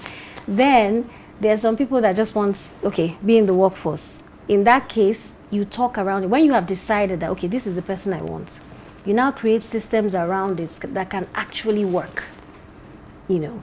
So you want a woman that maybe works, is in the workforce. As a man, a partner, you have to be prepared to assist her with the home front too. So you guys are not, you're not in competition. You're partners. You're partners. You need to work together, you know. So have that discussion and know that, okay, these are the challenges you're going to face since you have decided on this. What do we do? As I said before, it's not one fits all. Yeah. They are different. Exactly. So you decide, this is what I want. Yeah. This is what we can do. This is the support system we can create around it. For some people, it may be work before we have children. Maybe let's spend some few years before we have children. When you do have the children, take a bit of time off. At that time, we'll save or we'll invest for later on. Some people, it may be all the way. All the way. So it just depends on you and your partner and your planning. It's very, very important to plan. I would say that. And then when you do plan, create the system. Create the system around it. Create, you know, get the support system you need. Get the structure in place you need. You guys know you're working together, so it's not a surprise. Your partner is, no, I don't want this, or you know, we've already talked about it. Yeah. You know, so you can always come back and say, but we talked about this. Let's go back to our drawing board and let's see what are the things we need to put in place that will enable this to work. Because I feel the two pillars are so important. If you do not do your career well or achieve what you want to achieve, you may feel unfulfilled. But then your children are so important that when you do retire, because one day you will. Yeah, they will show. Exactly. You will. And you will come back to children that maybe you don't know, or children that don't really have a bond at all with their parents. With their family, yeah. And then somehow, in some ways, I wouldn't say, no, I'm not saying financially, but even if you're wealthy, your children would administer your finances at the end of the day. Now, if you haven't trained these children well, or you don't have a relationship with them, you may be put in a home. You know, true. you may be neglected because no matter how rich or wealthy you are, as you get older, the things you can do by yourself reduce. And then these children are supposed to take over from you. If they don't know what to do, you're also in trouble. So everything is hinged on planning. The mighty mother must plan Very to important. enjoy her future. Yes, Isn't it? Definitely. Thank you so much. I wish we could continue, Otonjo, but this is where we have to draw the curtain.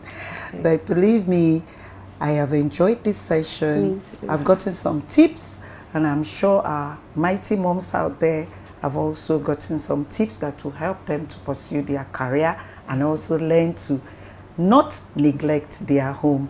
Thank you so much for coming. Thank you. Thank you.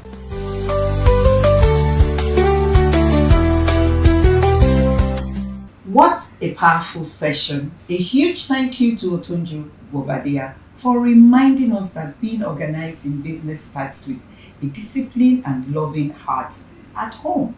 We've learned today that motherhood isn't a barrier to success. It's a source of incredible resilience. Remember to follow Achievement Channel on all social platforms and use the hashtag Mighty Moms to join the conversation. I'm Sarah Roberts, and this is Mighty Moms. Until next time, keep dreaming, keep leading, and keep seeing possibilities.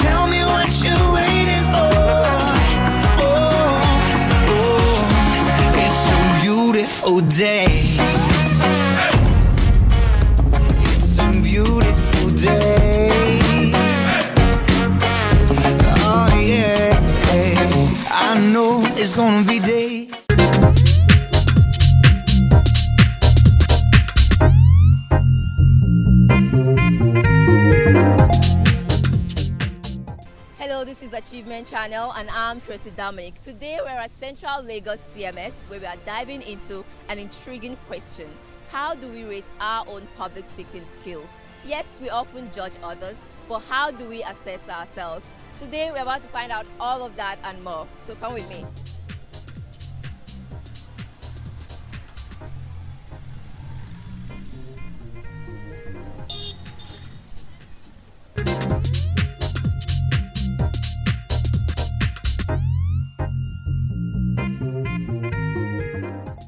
on the good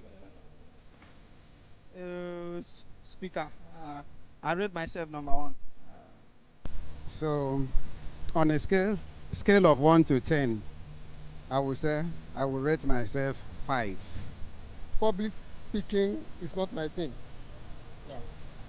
If there's a way I can pass the responsibility to someone else, I will do that. But if there's no way, yeah, I'll stand up and do the speaking. If I rate myself, I'll rate myself average, maybe 5. I won't rate myself 5. I will rate my skill of speaking, right? I'll rate 3%. 3. That's good. I'll rate my public speaking 2. So about 10. Good. I can rate my public speaking to 3. I'm not really a public speaker because I only speak outside. I think it takes time for us to develop such skills. But if I need to rate myself, maybe I'll give myself 5. Because at least I speak to my clients regarding my job. And my skill, I'll give myself 8. 8, yes. Hey, that's a good one. All right, thank you. I'll rate myself 7/10. I'm a good public speaker. I'll rate myself 7/10. I hope today's insights have inspired you to take a step back and evaluate your own speaking skills. Remember, there's always room to grow. Chris Dominic, Gmail Channel.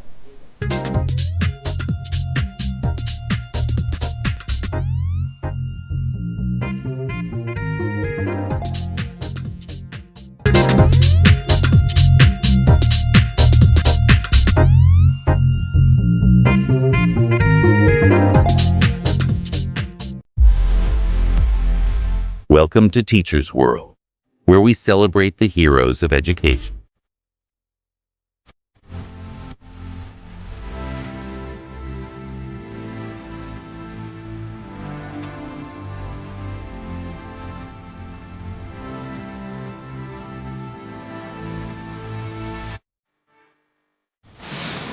Join us on Teachers World, only on the Achievement Channel.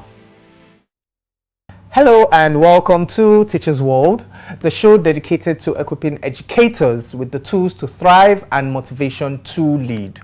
I'm your host, David Obianyo, and you're watching the Achievement Channel, Nigeria's first and only 100% motivational TV station broadcasting from the School of Eloquence Studios in Ikoyi, Lagos. Today, we are exploring a powerful shift in the profession, from the classroom to catalyst. Scaling your impact as an educator. Joining us is a man who truly needs no introduction in the world of education. He is a Guinness World Record holder, a global policy expert, and the author of the inspiring book, Let There Be Teachers. The Director of Strategic Partnerships at 1 Million Teachers, Oluwaseyi Anifowose. He is a dynamic education policy expert, thought leader, and advocate for teacher development and systemic education reform. Oluwaseyi leads high-impact collaborations that promote teacher excellence, professional growth, and equitable learning outcomes across Africa. Today, we will discuss how you can move beyond the 4 walls of your classroom to become a national leader and a catalyst for change. Whether you are in a city school or a rural classroom, stay tuned. This conversation is about to change the way you see your career. Join us on Teachers World, only on the Achievement Channel. Welcome again to the show, Mr. Oluwaseyi. It's good to have you here. Thank you, Mr. Smooth Teacher. Nice to see you again. Okay, so what a lot of people may not know is that we've known each other for close to a decade as acquaintances, went for an activity, and from then we knew that we were going to be doing so many projects together. Absolutely. So that brings me to the first question. It's a thing about mindsets. You and I, we already had this mindset from the beginning that we were going to do great things. Yeah. So if I ask you, what do you think it is that makes a teacher's mindset such a pivotal part of making them see themselves as leaders and not just employees? So thank you once again, and I'd like to start by appreciating you for this kind of initiative. Over the years, one of the things that I've always believed, particularly in our sector, this education sector, is that we do not know how to tell our stories very well. All right, I feel that we've not been sharing the things, the impact in the education space, and so this kind of initiative helps us to be able to communicate our value, and I probably will get, probably we'll talk more about that as we go in this interview. So basically, I'd like to appreciate you for this first stuff. And then, so talking about the question, mindset, I believe that teaching is not just a profession, all right? Unlike every other profession, teaching is way different. I like to say that you're not a teacher because of the subject you teach. So for many years I taught English, but that's not what makes me a teacher. What makes me a teacher is my capacity to illuminate the mind, inspire change, and transform generations, one child per time. And so, as teachers, we must come to understand that because you teach in a school doesn't confine you to that school, right? Towards the end of last year, I started to make some videos on my social media platforms, and I did a series, and I titled it Teachers Who Built a Nation. And in the videos, what I did was to objectively did a collection of Nigerian leaders who were once teachers. And interestingly, there were a lot of them, starting from Shehu Shagari, Obafemi Awolowo, Ahmadu Bello. I mean, many of these presidents, up till our last vice president, Yemi Osinbajo, many of them had classroom experiences. So what that tells me is that being a teacher gives you the capacity to live not just within the four walls of the classroom. It gives you the capacity to be able to lead, to transform not just your environment, but to transform your nation. And so we must get to a point where teachers understand that you can inspire change. You can build a nation, and building a nation is in two ways. First, in yourself, and then in the students that you teach. All right, I normally would say that we teachers are custodians of the future. So in your classroom are students who will eventually lead the future, and so that first of all empowers you as an influence in future. So that means your relevance in the future is secure. I don't know if you understand what I mean. And then talking about you as a teacher, you also have the capacity to lead a change. So we must encourage teachers to understand that because you are teaching in a school should not confine you to that school, right? So you are not just an employee who is collecting salary. You are a change maker. Transformational leader. Absolutely. Totally get that. I mean, as transformational leaders ourselves, we have walked this path, and I think I totally get what you're saying.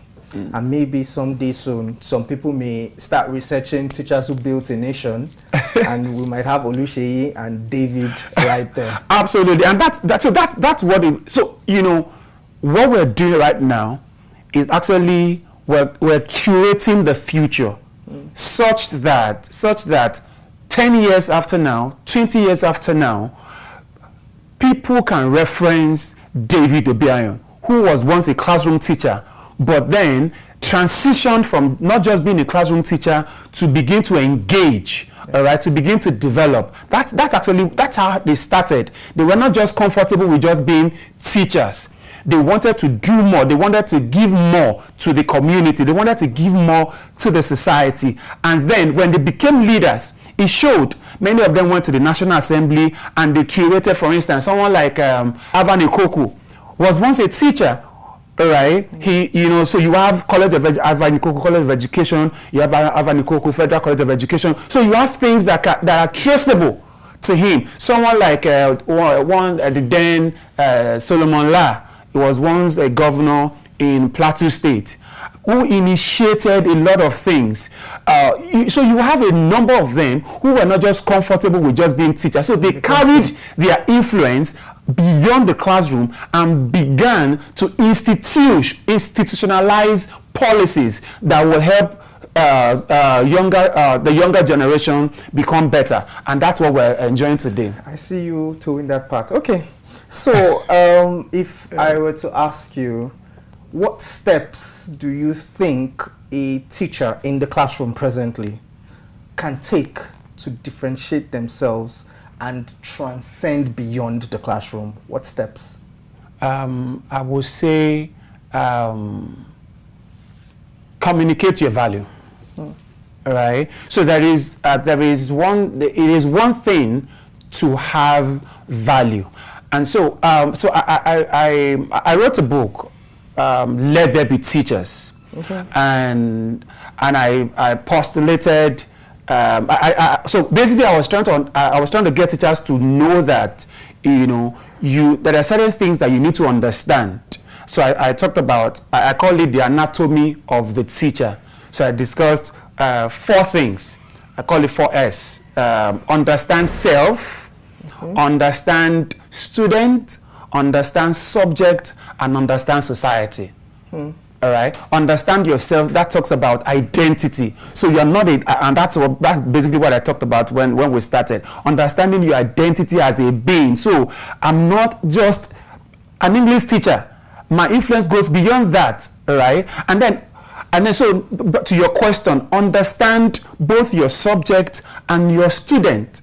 All right, what you teach is who you teach is more important than what you teach. Sure. But one of the challenges we face in the teaching profession, unfortunately, is that we have a number of teachers who lack competence. All right, so you need to know your subject. All right, you need to be able to, and thankfully you are someone who I'm looking for the word now, who represents knowing your subject, who represents who has capacity who doesn't just show capacity in what you do. You won several awards. All right, so that stems from the fact that you value what you do and you give it your best. So as teachers in the classroom, you must give it your best. That's where it starts from. It is not when you leave the classroom that you begin to give your best. So giving your best begins from the classroom. Understand your subject. I read this thing many years ago.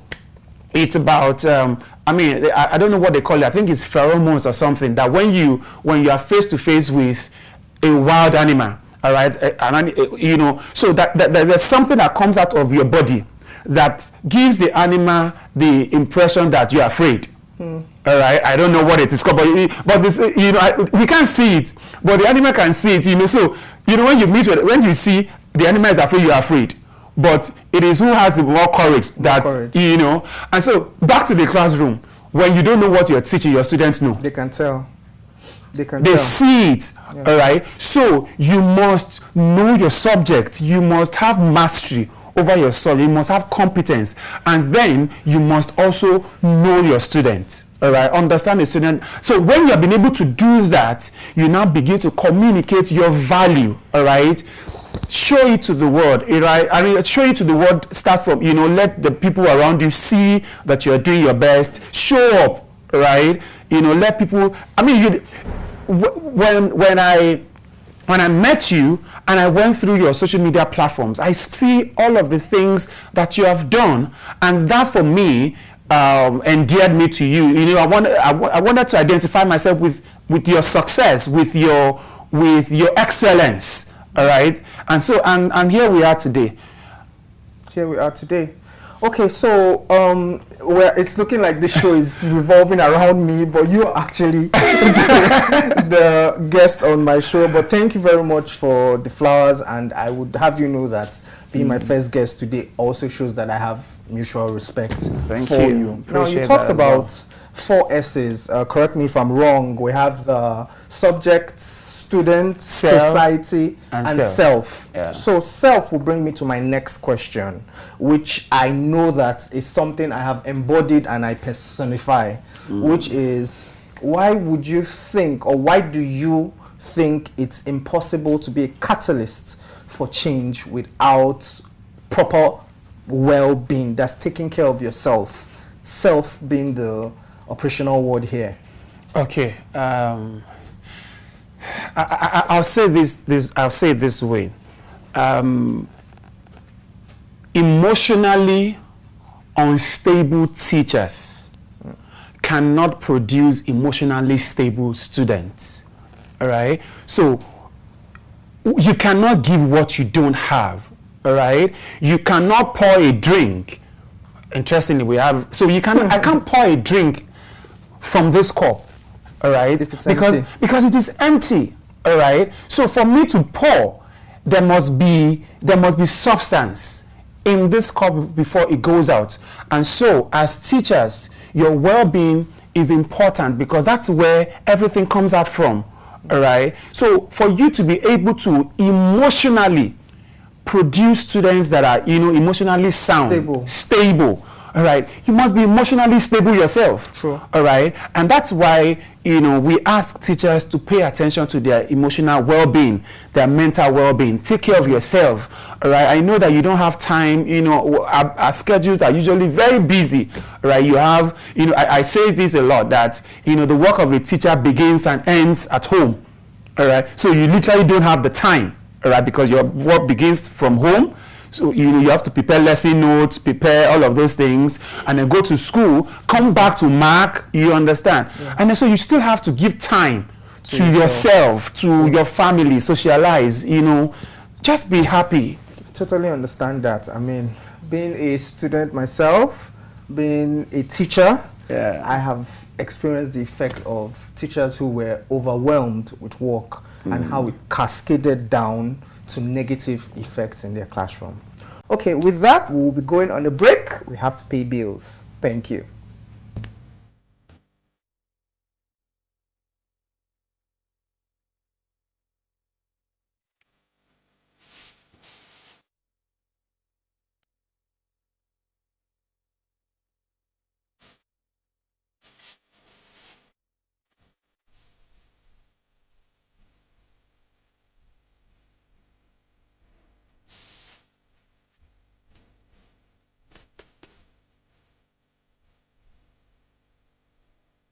So to do well in public speaking, you must see it as a relationship between yourself and your audience.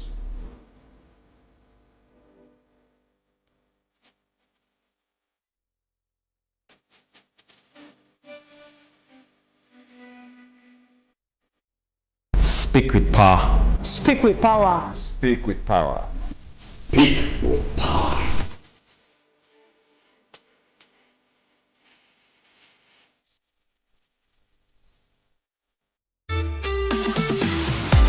Join us on Teachers World, only on the Achievement Channel. Welcome back to Teachers World, and I still have Mr. Anifowoshe with me in the studio. Thank you. Now, for those of us who are just joining, Mr. Anifowoshe is also a Guinness World Record holder, and that's another project we worked together on. Now, this brings me to this question. As a Guinness World Record holder, what would you say is the importance of teachers working together, collaboration? Okay, so what that event has taught me is the power of collaboration. Right?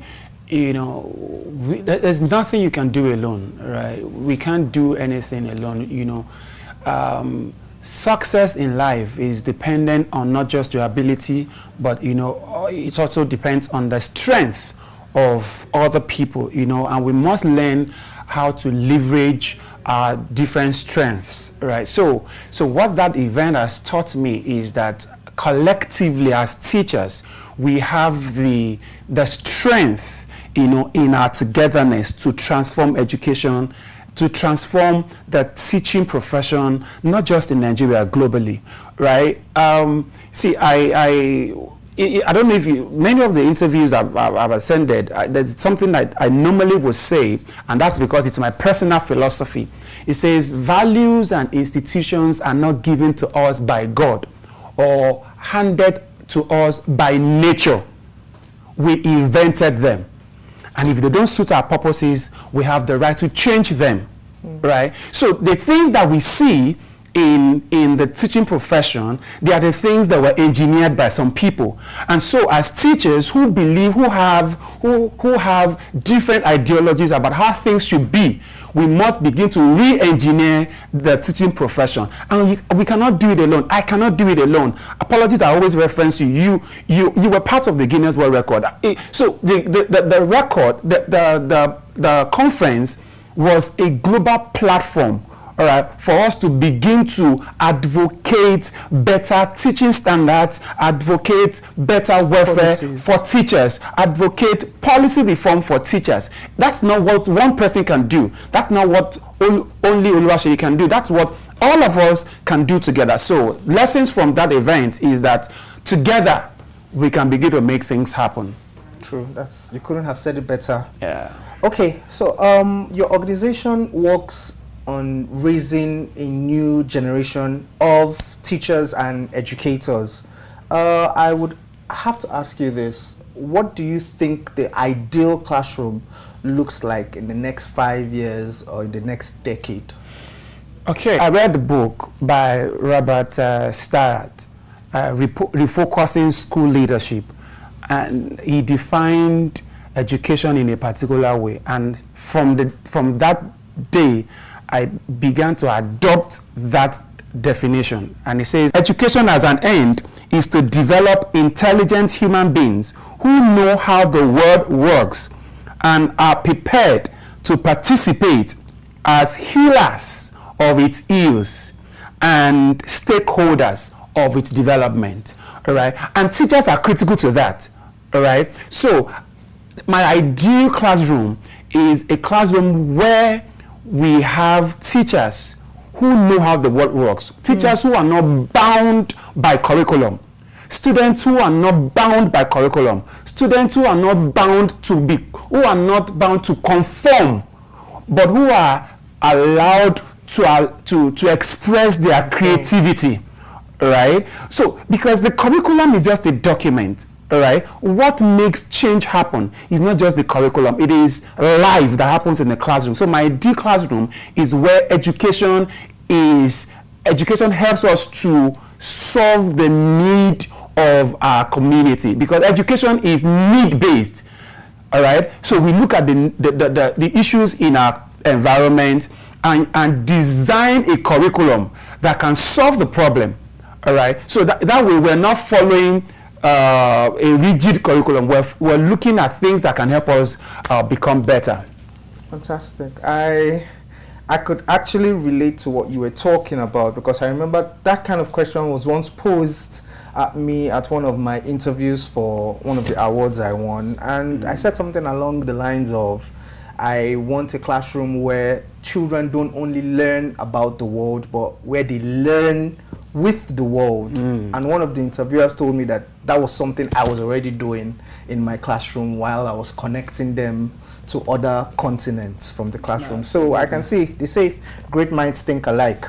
All right, so lots of people are watching this now and are feeling like they are inspired and they can aspire to what it is you have accomplished in your very distinguished career. What would you say to those who feel like their contribution isn't being appreciated at work as educators? All right, I would say keep showing up. All right, I would say continue to communicate your value, continue to do what you do. All right, it's a matter of time. All right, you will be appreciated, you will be seen, you will be visible. All right, so you see, I have this analogy. If a drop of water keeps dropping on a rock, after a while it makes a hole on that rock. even as hard as this thing is, if you have drops, you know, so the consistency of the drops makes impact on this solid surface, and it makes a hole. And so that's the same thing I would say, right? Keep dropping, be consistent, all right? Just keep doing what you're doing, all right? Keep evolving, all right? Keep learning, and with time, all right, it says time and chance happens. Happening to everyone. Yeah, so all your right. time will come. So that's a very profound way to close that, and I actually agree with you. There is nothing as important as consistency. It always leaves its mark. Absolutely. All right, so thank you so much for being here, Mr. Oluwaseyi. It's been a great pleasure. It's fantastic to have you in the studio with me, and I would want us to do more things together. Absolutely. However, there's one thing that's going to be happening on this show for everyone who is going to come here. Mr. Anifooshe has the privilege of being the first person to launch this tradition, and he's going to nominate one other educator who he would like to see on this show sometime. So amazing. The floor is yours. That is very, so I have a lot of people, all right, so I think I'll just choose one. Okay. So this is not about, I mean, okay, I think I'll nominate Shola Adeola. Shola Adeola. Sojibra. Okay, do you want to say her handle? Yeah, I think she's Sojibra on social media platforms, all right. Okay. Shola, you've heard it here. I assume that you're going to be sitting on this seat very soon on Teachers World. So there we have it. It's been a fantastic show, and it's been a pleasure. Thank you so much. It's been a great pleasure to be here as well. My name is Mrs. Ifoma Okolo. I've been a teacher for over 25 years. This is Achievement Channel, and I'm watching Teachers World. Hi, my name is Mrs. Osage Cynthia. I've been teaching for the past 14 years. This is Achievement Channel, and you're watching Teachers World. Join us on Teachers World, only on the Achievement Channel.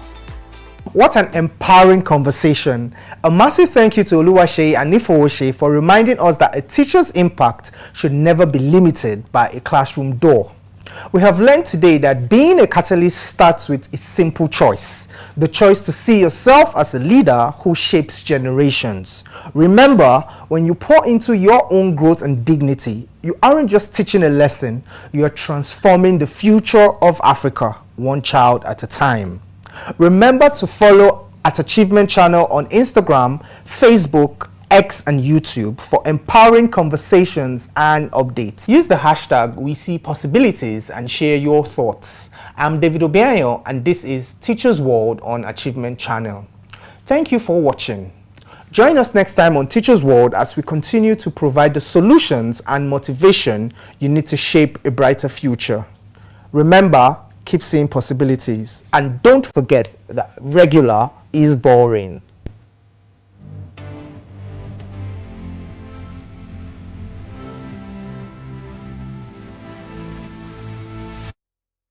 A new day dawns, full of possibilities.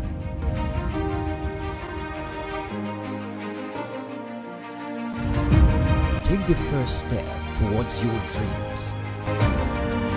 Empower your mind with positive thoughts. Achieve more. Make a difference in someone's life today. Impossibility is nothing.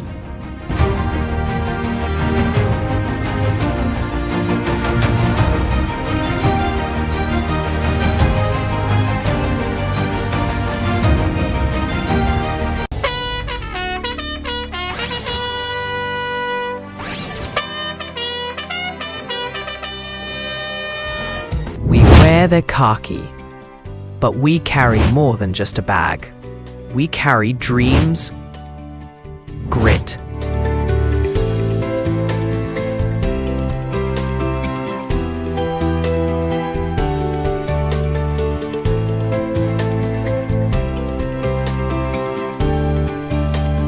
and a will to serve.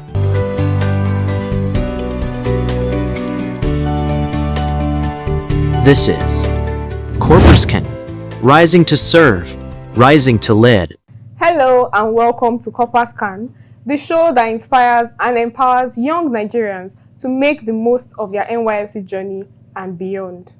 I'm your host, Priscilla, and you are watching us on the Achievement Channel, Nigeria's first and only 100% motivational television station, broadcasting from the School of Eloquence studios in Ikoyi, Lagos. Today's topic is one we all feel: soft life, hard work, finding balance in the hustle.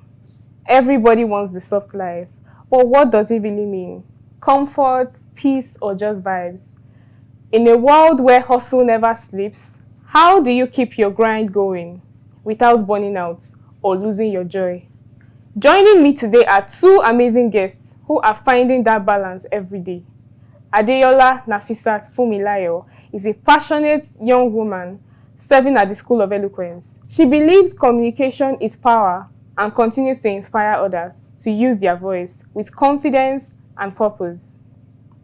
And Imafidon Abigail is a creative communicator and storyteller with a degree in mass communication from Redeemers University. She's passionate about using media and fame to inspire and educate, proof that creativity and hard work can truly coexist. Together, we'll explore what it means to chase success and still live softly without losing yourself in the process. Stay tuned. This is going to be a fun and inspiring conversation. This is Corporate rising to serve, rising to lead. Welcome, Abigail and Nafisa. Thank you for having us. Thank you for having me too. Everybody wants the soft life, but what does soft life really mean to you? Is it money, peace, or just vibes? Well, thank you for that question. For me, I think soft life goes beyond money. Of course, everybody wants money. I want money. Yeah. That's why you have to work hard. To me, soft life is finding balance and peace of mind. So even when we are working hard, you are meant to rest. Mm-hmm. So if you are working so hard and you cannot rest, there's nothing soft life thing about that. True. So if you have that money and you are rich and you cannot even have the leverage of taking few hours break, to me that's not even soft life. It's as if you are just punishing yourself, because how can you be working for probably a very long time and you cannot even take a few days off? So soft life goes beyond just money. It's about finding balance between making money and taking a break. That's what soft life means to me. When you are working hard, you have to at least take a deep breath and pause. So soft life is that for me. Money is actually very important. Yeah. There's no soft life without money. But at least you should be able to find balance between making money and taking a break. So without doing all the hard work and everything, you should be able to take a break. You should be able to pause. So to me, that's soft life. My definition of soft life is finding balance and having peace of mind. So when you are doing that hard labor, you should be able to take a break when necessary. Okay, thank you so much. Abigail, what do you think? So to me, soft life, as she said, it's just like finding balance between your comfort and then your productivity. That's like, as you are working, also like find time to like take breaks in between. Yeah. Just go outside, touch grass, ensure that you're having peace of mind. Yeah. And to me, soft life to me is also being able to afford the little things that I want. It's not like it's not about having the whole money in the whole world, but like being able to afford some little things. I think that's what soft life means to me. Yeah, okay. That's great. Moving on, I have another question. These days, it feels like if you are not hustling, you are slacking. How do you keep your grind going without burning out or losing your joy? That's a very deep one. Yeah. Because to be very honest, the society we find ourselves, when you see other people hustling, and you at least, even when you are hustling, and you are not like meeting up to what like other people are doing in terms of hustling, you see yourself as, at times you ask yourself, are you sure I'm doing the right thing? Hope I'm not a failure. There are questions that you keep asking yourself. But the truth about hustling is that you should not compare what For example, if you have a friend and you guys also together, started hustling together, and boom, the person just like rise and everything like that. I think everybody's journey is different from each other. So comparing journeys will only just drain you and make you feel very bad. And to start giving you a lot of thinking to do. At times you overthink. When you're hustling, you have to take a step back, as in relax. Look at where you start from and where you are presently. There's some things that I'm very sure that when you go down the memory lane, you're able to see that you actually tried your very best. You're not slacking. But in society we find ourselves today, there's no way you will know, like, find yourself comparing yourself to other people that is hustling. So not hustling does not necessarily means you are slacking off. But the society we have today make people believe that if they are not really hustling, that's like, in the sense that to be able to afford the little things of life, you have to hustle. Yes. You have to come out of that your comfort zone. You have to do that. So you have, even if it's little, you just have to have something like up. You just have to be up and running. You have to have something that you're actually doing. Okay, for example, I said something about 9 to 5. So there are some people that their only source of income is 9 to 5. We have some people that they have other sources of income apart from 9 to 5. So at times, as a 9 to 5 person, if you see someone that has an entrepreneurship business apart from 9 to 5, you cannot compare the income the income of that person to you that the only source of income is 9 to 5. And at times when you, for example, let's say, okay, the person just randomly said something about starting entrepreneurship or having a business. You were there when the person just said the idea, and you were there when the person just started the business. And probably a year down the line or 6 months down the line, when you notice the growth of that person, for someone like you that you're just like the only source of income is just 9 to 5, you question yourself like, I should have just also, I should have just go into this entrepreneurship also. Because and one thing is that the reason because that person did business and the person, he or she, is able to succeed in it, does not mean that if you do the same you'll be able to succeed in it. That's just the point. So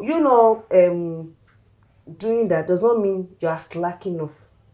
And I think also hustling, and put it that way, means different things to different people. So that's it. Okay, thank you so much. Abigail, what do you think? I think I will go with the word finding balance again. In as much as the country we find ourselves, you have to like hustle hard to like buy the basic things. I feel like as much as you are working, I think you also find time to rest and all. I also like find time to like do little things for myself. Be it like things that I enjoy. Like for me now, I really enjoy reading, like watching movies. So if I've worked hard for the day, even it's just reading a chapter or watching an episode, I try, because that's like, it helps me like settle down after that long day stress. Because if you are thinking about it, if you just keep thinking about surviving, I promise you are going to crash out so bad. So instead of overthinking, overworking yourself, also like find time to like balance. Create balance, like do things that you like. And she also mentioned the point that if you also like see others like maybe your age mates like doing better than you, I won't like that thoughts will always come up. But it's just you just have to like find a way to not like those thoughts like override your sense of this thing. And yes, exactly. So that's just Thank you so much. Yeah. We've listened to some insights from Abigail and Nafisat on how they find their own work-life balance. And we'll come back after this short break.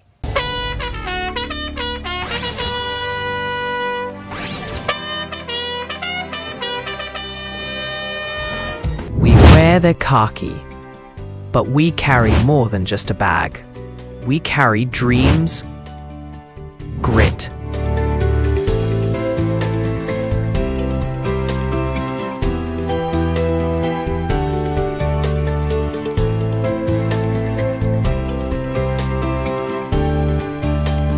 and a will to serve.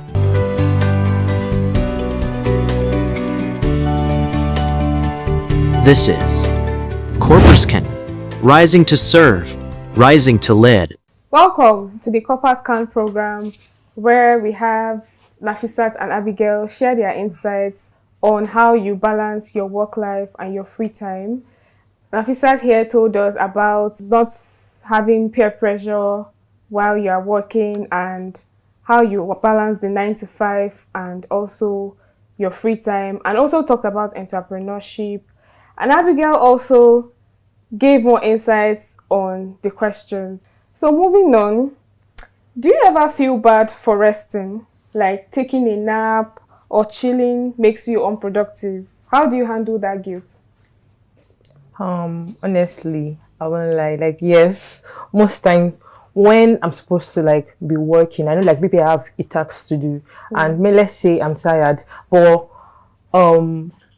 if I don't rest, I might not give that task my all. So it's just better for me to like just like take a break, maybe for some minutes, and then continue with the task. Because if I don't, I promise you, once I complete that task, even the outcome, you yourself, you are not going to like it. So it's very, very essential, no matter how busy, like definitely we'll be busy.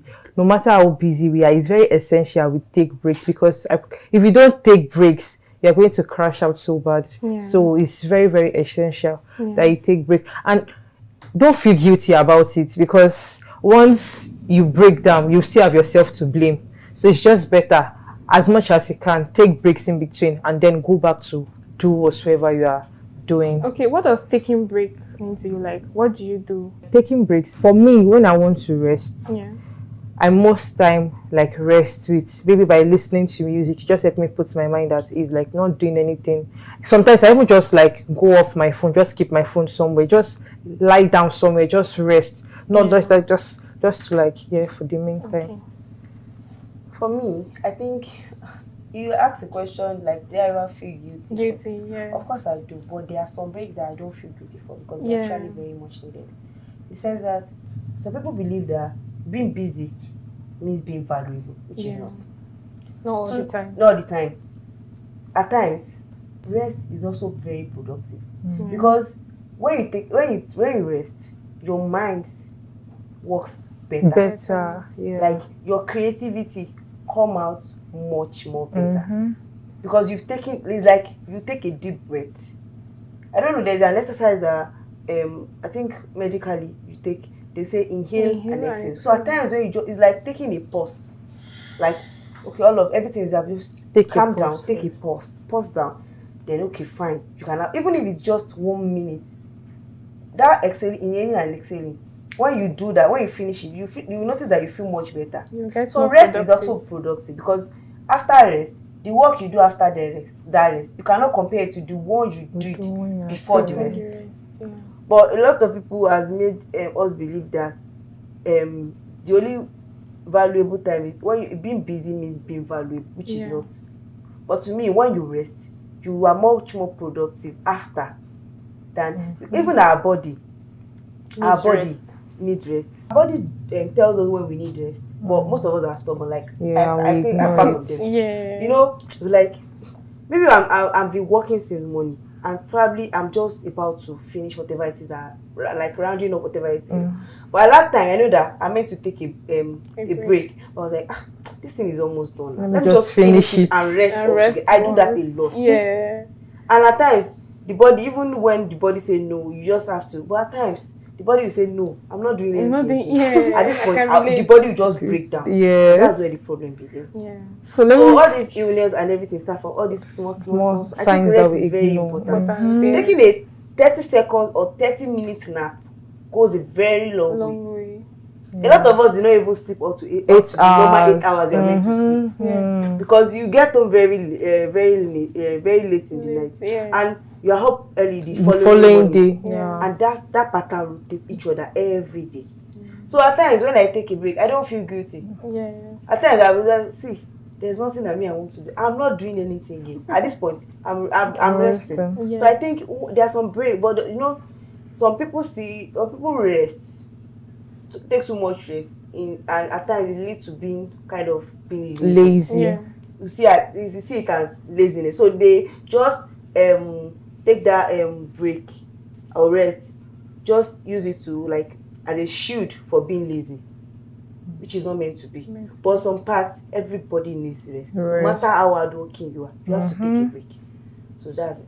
Yeah, I also wanted to chip in. Yeah, but she already said like the ultimate rest should like be at night when you are back from work. Like sometimes the Lagos that we are in now, you might be like encounter traffic at time and you're not able to like meet up with your 8 hours of sleep. But I wanted to see that 8 hours of sleep is like also really, really essential.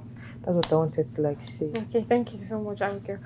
Also, if you had one soft life tip to give to other couples, something simple that makes you happy and sane, what would it be? For couples, it's just the simple thing. I'll say, live your life. Protect your peace. Okay. NYSC here can be very, very, very, very, very stressful. It's not even can be. It is very stressful. Yeah. Aside the camp life. To me, a lot of people have all their whole life, they have never been stressed before. Yeah. The only time they are stressed is during their NYSC service. Because I think NYSC here pushes everybody out of their comfort zone. True. So some people that are used to this soft life, no stress, everything, there's no way you'll be an NYSC member, a core member, you not stress. Yeah. There's no way. At one point in time, you will stress. So I think my own is live your life and protect your peace. So there are some things that you like. I would say, transform your challenges into opportunities. I used to say that you face challenges during NYSC, but make sure you transform that challenges into opportunities. Learn as much as opportunities. Learn as much as you can. Gather all the experience you can ever get. Because there are some opportunities that after the whole NYSC stuff, you may not see it again. Those experiences, these days, I think no employer wants to start from the very scratch training an employee.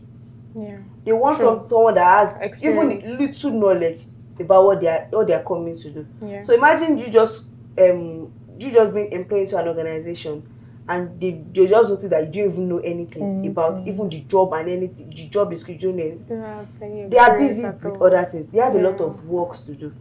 So to them, starting over and like taking a break and start teaching you from the basic is like pulling them back. There's a saying that say the only thing you need is just idea. Just have an idea. So a lot of people just build their life on the ideas, and from there, that's it. Okay, thank you so much, Nafisa. So I believe what I'm about to say, I'm speaking for about, let me say 75 to 80% of couples.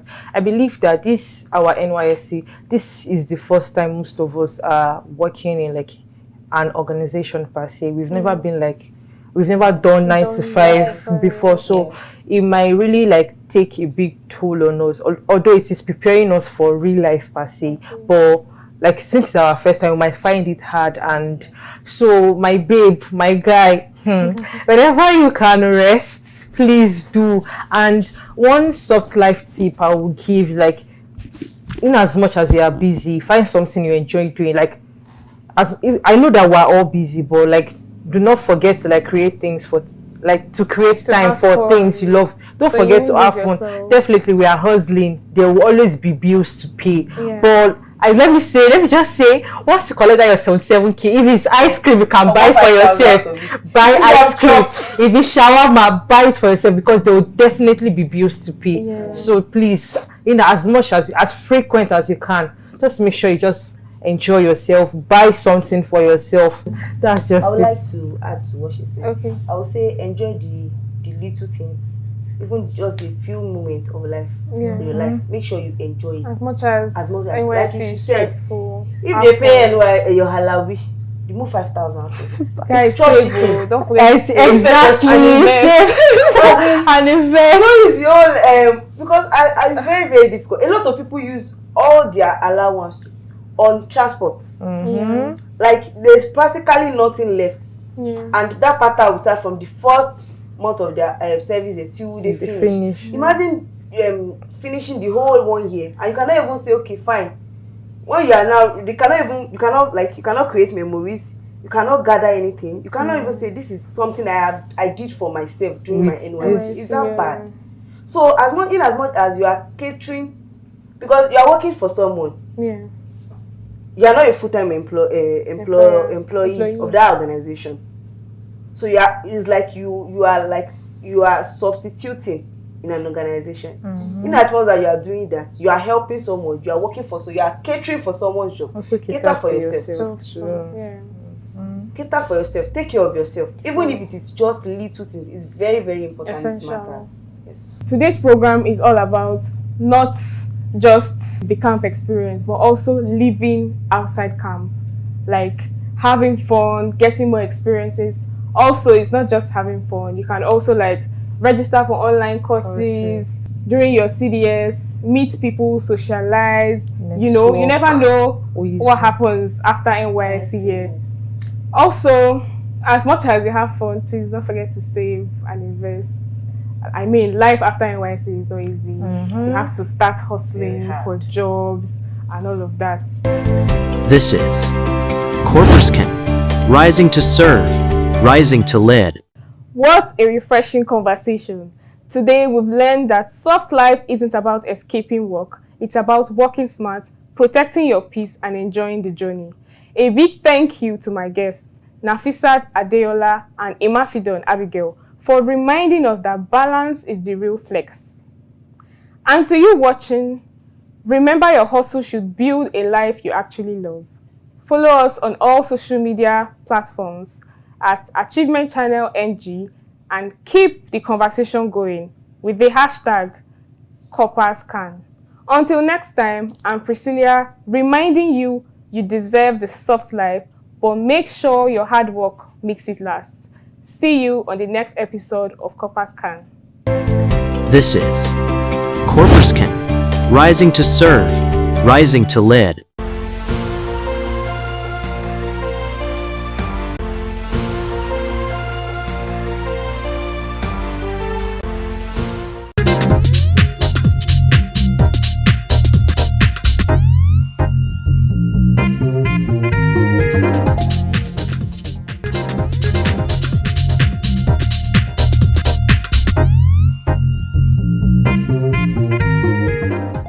My name is Mrs. Osage Cynthia. I've been teaching for 14 years now. I see teaching as a vocation and a way of, giving back to the society, helping children who are struggling with their education to grow and find their path in life. As a mother, I want the best for my children, and giving back to children in the society, helping them to find their potentials, helping them to find their path, gives me joy. I see that, in fact, it's a passion for me. I love teaching as a profession, and in fact, I see that even as a hobby, basically. Yes. When I see children who struggled during the course of their years, because I teach in the secondary school, they struggled, but by the time they get into the higher institution, you see them doing very well, and at the end of the day they come back and say, Ms. Osage, you were part of my success story. So it gives me joy, so that's why this keeps me going and it helps me to do more. There was even a time a child sent me a text message and said, Ms. Osage, I'm now a medical doctor.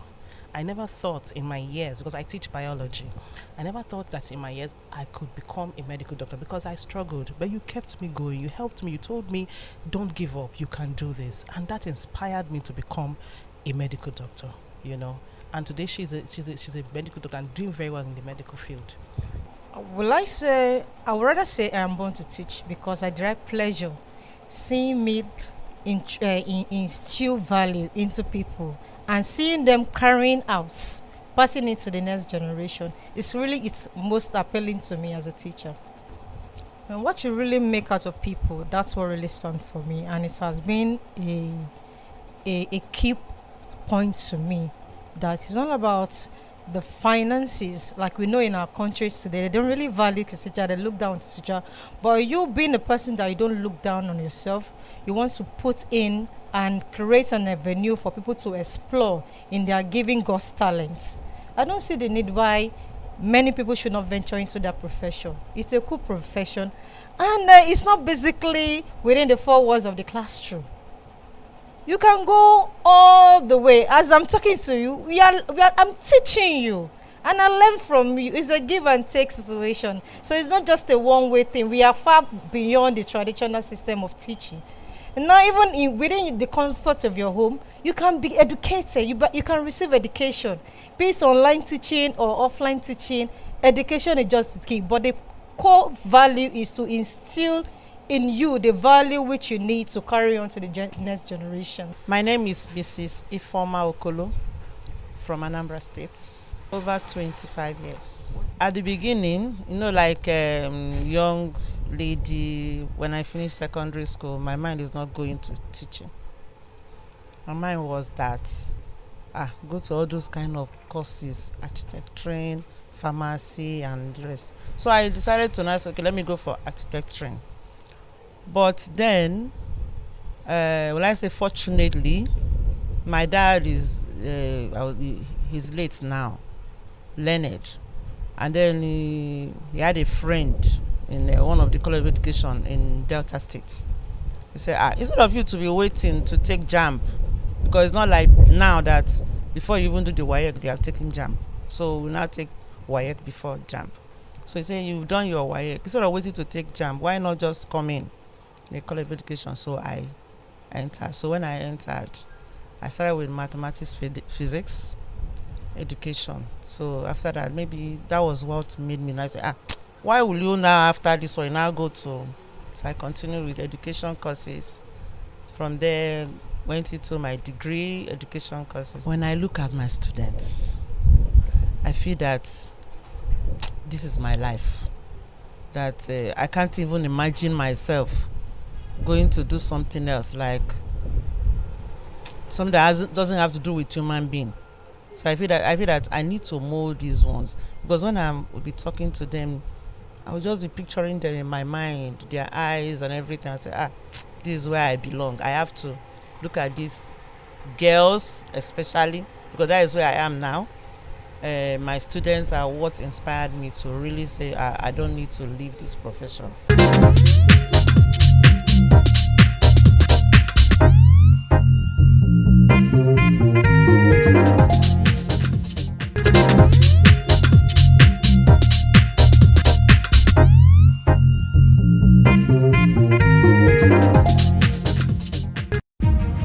A new day dawns, full of possibilities.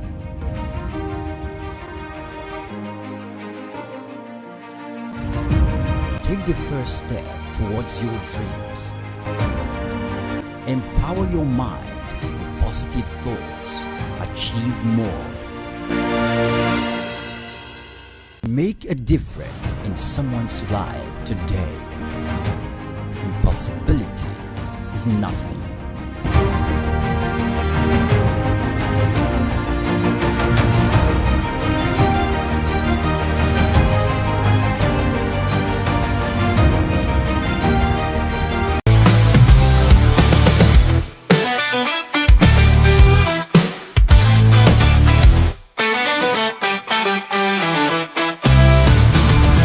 Good day, Nigeria. Welcome to Achievement News, your daily dose of inspiration, right here on Achievement Channel Nigeria, your first 100% motivational channel. I'm Udeme Essien, broadcasting live from our studio in Ikoyi, Lagos. Today, we're celebrating the spirit of achievement that drives our nation forward, from grand celebrations to the heart of our bustling markets.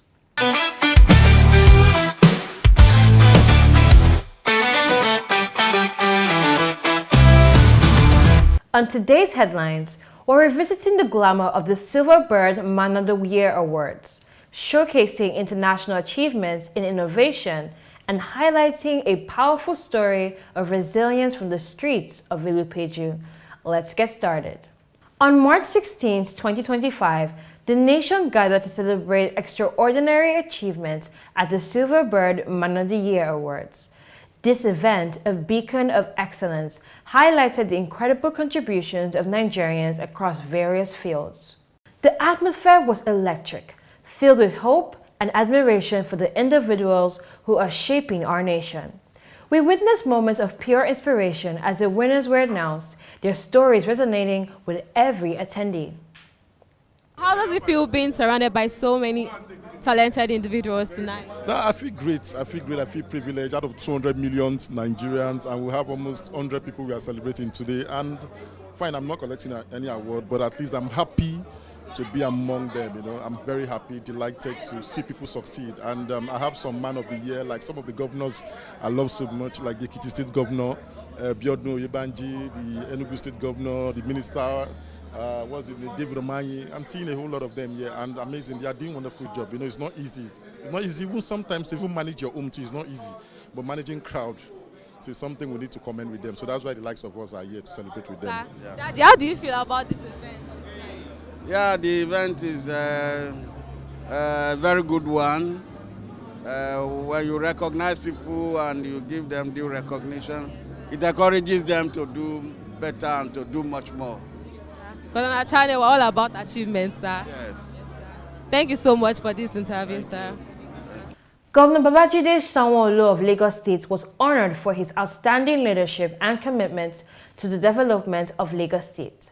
His dedication to infrastructure development and inclusive governance has set a benchmark for purposeful leadership. And also, Governor Biodun Oyebanji of Ekiti State received the Silver Bird Man of the Year 2025 award, acknowledging his significant contributions to the state's progress and youth empowerment. Richard Mofe-Damijo, a veteran actor and media personality, was celebrated for his impact on the Nigerian entertainment landscape, reflecting his dedication to promoting African arts and culture. The event also recognized many other distinguished individuals and governors who have made significant contributions to society, underscoring the diverse talents and achievements within our country. The event was a vibrant celebration of the Nigerian spirit, a reminder that we are a nation of achievers.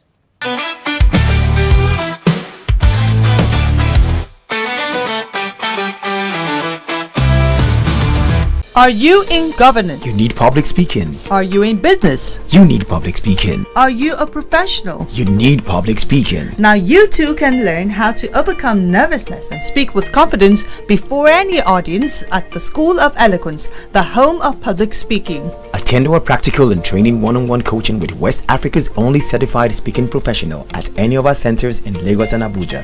To register, call 0802 3032 066 or 0706 1606 078 or log on to our website schoolofeloquence.org. School of Eloquence, teaching the world to speak.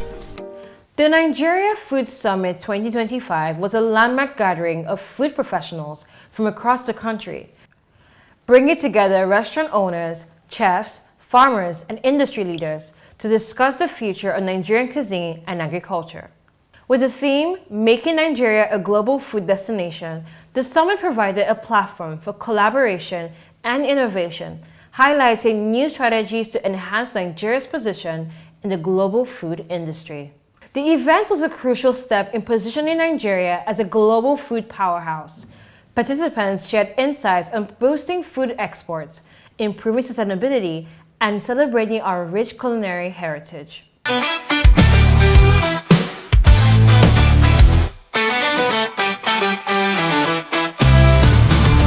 Now, we take you to the heart of Lagos entrepreneurial spirits at the streets of Ilupeju, where we met a remarkable woman who has become a local legend. Iyabumi, as she's popularly known, has been selling bananas for over 25 years. Her story is one of determination and unwavering optimism in the face of daily challenges.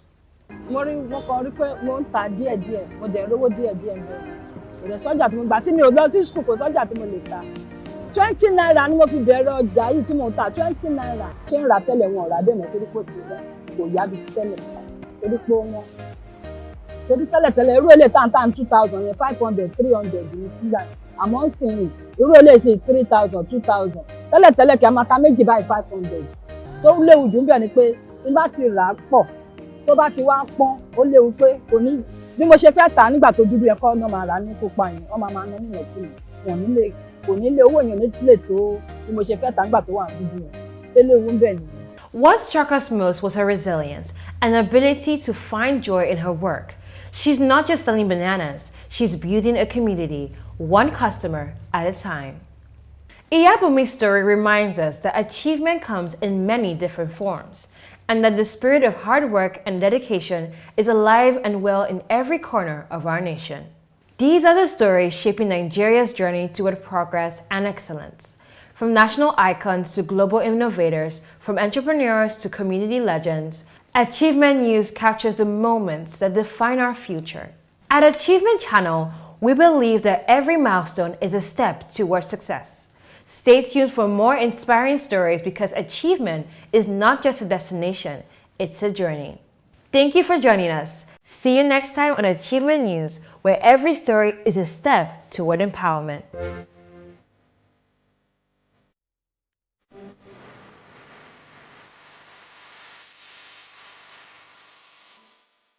Hey, this is Habiba Balogun, Chair of the 11th Champions of Talent Development Conference by Learning and Development Network. Shout out to who? The Achievement Channel. Yeah, my name is Victor Diali. My friends call me Victorious Victor. You're on to Achievement Channel. Shout out to you, Achievement Channel. Thank you so much for being here and for relating with us in the way that you have done. I'm really excited to have met you all here today.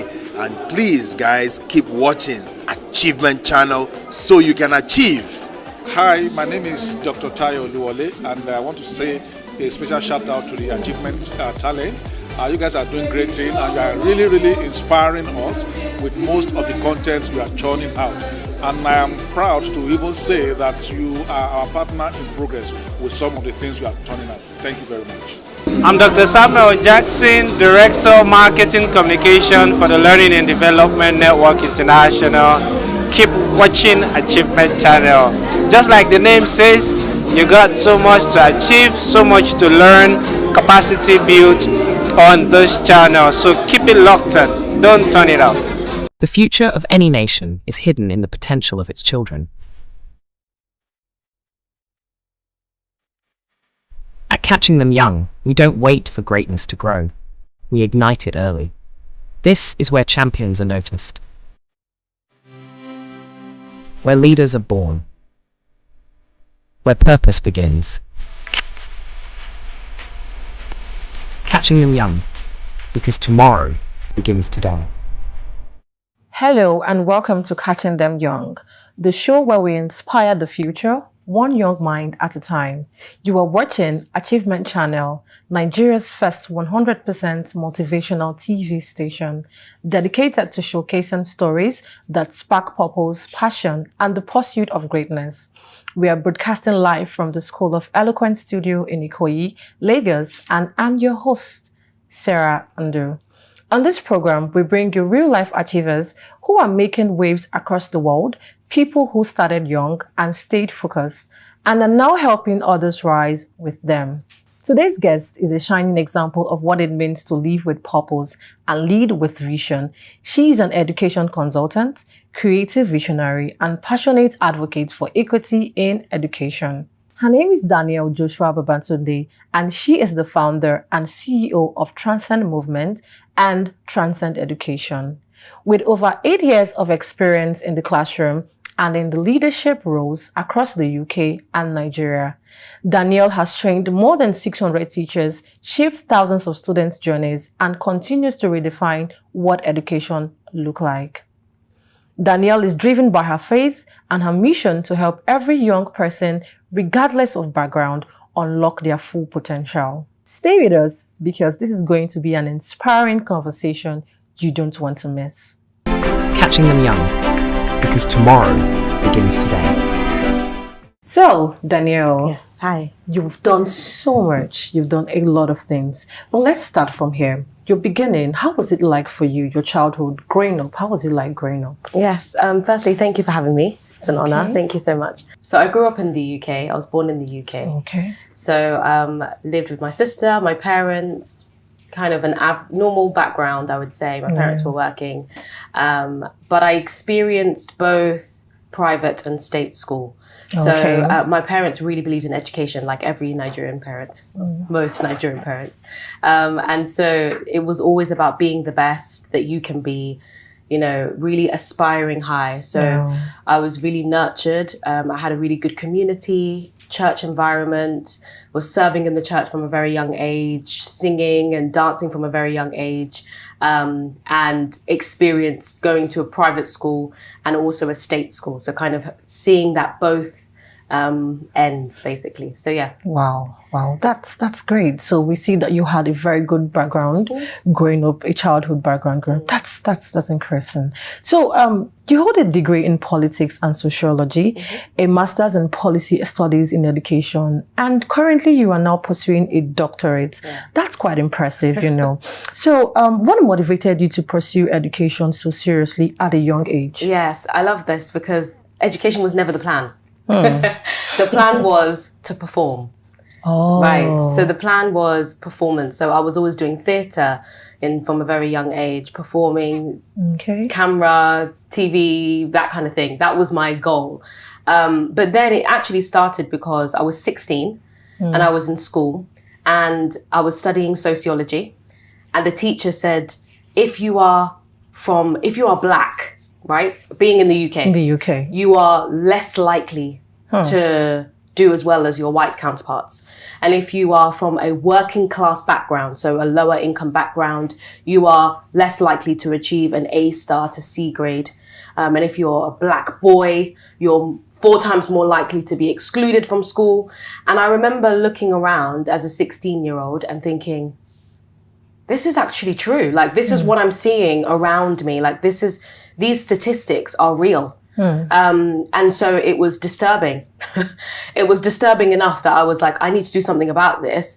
And even though I love my passions of performance and things like that, I wanted to go to uni to study sociology more, do something about it within the education space. Because I don't think it should be right that where you're from should determine how well you do in life. So yeah. Wow. So you're saying that there was a discrimination with, you know, your color because you were black. Yeah, I mean, it wasn't like outrightly. It's not like, oh, because you are black, you're going to fail. But it's just that it's harder. You know, it's harder to achieve. It's harder to, you have to put a bit more work. There's lots of different things. And I just never thought about it. But I noticed that it wasn't reality for me. But it was reality. I went to a private school, but I also went to a state school. So I saw that difference that, when I was in a private school, that's true. My friends who weren't doing well, it didn't really matter because they were just going to work for their dad. Whereas when I went to the state school, I saw a lot of my friends, that was the reality, that a lot of them did drop out of school. A lot of them did try, you know, I saw that. I saw the statistic. And so I wanted to do something about it. Wow. Yeah. Wow. So that motivated you to go into education. Again, when I did my degree, I thought I was finished. I did not. I'm not, by the way, I know that most people, when they do a doctorate, you would think they're really intelligent. I'm not saying I'm not intelligent, but you would expect that, you must love books. You must love to read. No, I don't. I think I'm just passionate, and that's what drives me to try and do something more. So, wow, that's an inspiring story. Yeah. That's inspiring. So, Danielle, many young people currently are watching and they think that studying is boring or hard. So, what helped you stay focused? Do you have any tips for students who find it quite difficult? Yeah. Okay, so there's actually research, right? That if a young person has an idea of what they want to do in the future and they know how school can help them achieve it, they're more than likely going to have higher motivation and they're more likely going to have higher achievement. And what that shows us is that if there's a goal, if there's an end goal that each child has, that, okay, I want to do this. Okay, school can help me with this. I need to put effort because this is where I'm going. Whereas if they don't have a goal and we're just saying, pass your exams, pass your exams, pass your exams, there's no real motivation. Okay, I'll pass my exams because I'm scared to fail. I'm scared to bring shame. But when you have something driving you more, it will push you in the right direction. So I would encourage that young people should find out their strengths, should find out an idea of what they want to do, their passion, and try to see education as that stepping stone to whatever you want to do. I would also say start revising and working from the beginning, not waiting till the end, not waiting till your exam 2 weeks before you start reading. I think that really helped me personally, especially in A levels and, that 16 to 18 age, where just before university.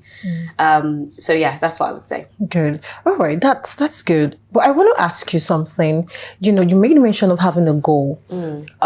What about children who do not have, a good parental background and don't even have an idea of what having a goal is, or, something they want to pursue? So how would you say that they can, have a goal actually, even if they don't have someone, to help them, picture the future for them? Yes. I love what you said, because I think this is where school comes in. Oh, good. And this is where the institution of schooling comes in. And that's why I'm so passionate with the work that I do with Transcend Education, because this is what we're trying to do. I think that if the curriculum in schools, if you embed in the curriculum about careers, future pathways, right from the beginning, primary school through to secondary, the teaching, basically. If every teacher, if you teach maths, English, science, whatever you're teaching, if you get the students to realize that this is not just for you to become a scientist or a mathematician, but these skills are going to help you in whatever you're going to do. If we can inspire the children from young and have this embedded in our curriculum, we'll be able to bridge that gap for children who have homes that unfortunately parents are not able to give them that support, or parents aren't exposed enough to be able to support them in that way. Then hopefully the school can be that bridge. Wow, yeah. That's good. Yeah. That's good. So the schools have a major role to play in every. That's good. Yeah, that's definitely. good. That's good. So you made mention of Transcend. Yes. Let's talk about Transcend. Yeah. So Transcend Education. You've trained over 600 teachers in Abuja. What inspired that work? Yes. So that was interesting. So when I was a couple of years ago, I went to do missionary work in Ghana. So I stayed in an orphanage, basically, for about 6 months. So I lived with children in their bunk beds, sleeping on their bunk beds in like a rural area, Asikuma kind of thing. So when I went there, I wanted to volunteer and teach. So I went to the school and said, yeah, I'm here to teach. And they were like, instead of you teaching, come and train our teachers. And I was like, why? I've only been qualified for a couple of years. I don't think I should be the one training your teachers. And they were like, no, trust me, you should train our teachers, because majority of them are not qualified. And, whatever you're going to bring from outside, I'm sure it will be of value. So I basically, put my postgraduate kind of courses together that I got trained in, and basically trained those teachers. And that was great. The teachers loved it. And then I went to another school and said, hi, I'm here to volunteer for a week. And they were like, instead of you coming to teach, just train our teachers. And I began to see that there was a real issue with unqualified teachers teaching, teachers that are not passionate, teachers that are probably just doing this to figure out their own path, and they're teaching some of the most deprived children. And so that's basically how Transcend Education started. It started because there was a need. And I realized that it's not just Ghana. Now that I've relocated with my husband to Nigeria, it's the same thing in Nigeria, it's everywhere. So yeah. Wow. Yeah. Wow. Wow. So that's what inspired Transcend. Yes. That's quite impressive, Danielle. Let us go on a quick break and we would be right back. Catching them young, because tomorrow begins today. Do you feel terrified when speaking before a group? Are you stressed when asked to present? Do you bore people when speaking? Are you stuck with reading word for word? How do you give a speech with polish? Learn how at the School of Eloquence, the home of public speaking. Attend our practical coaching in public speaking. Call 0802 303 2066 or log on to schoolofeloquence.org. School of Eloquence, teaching the world to speak.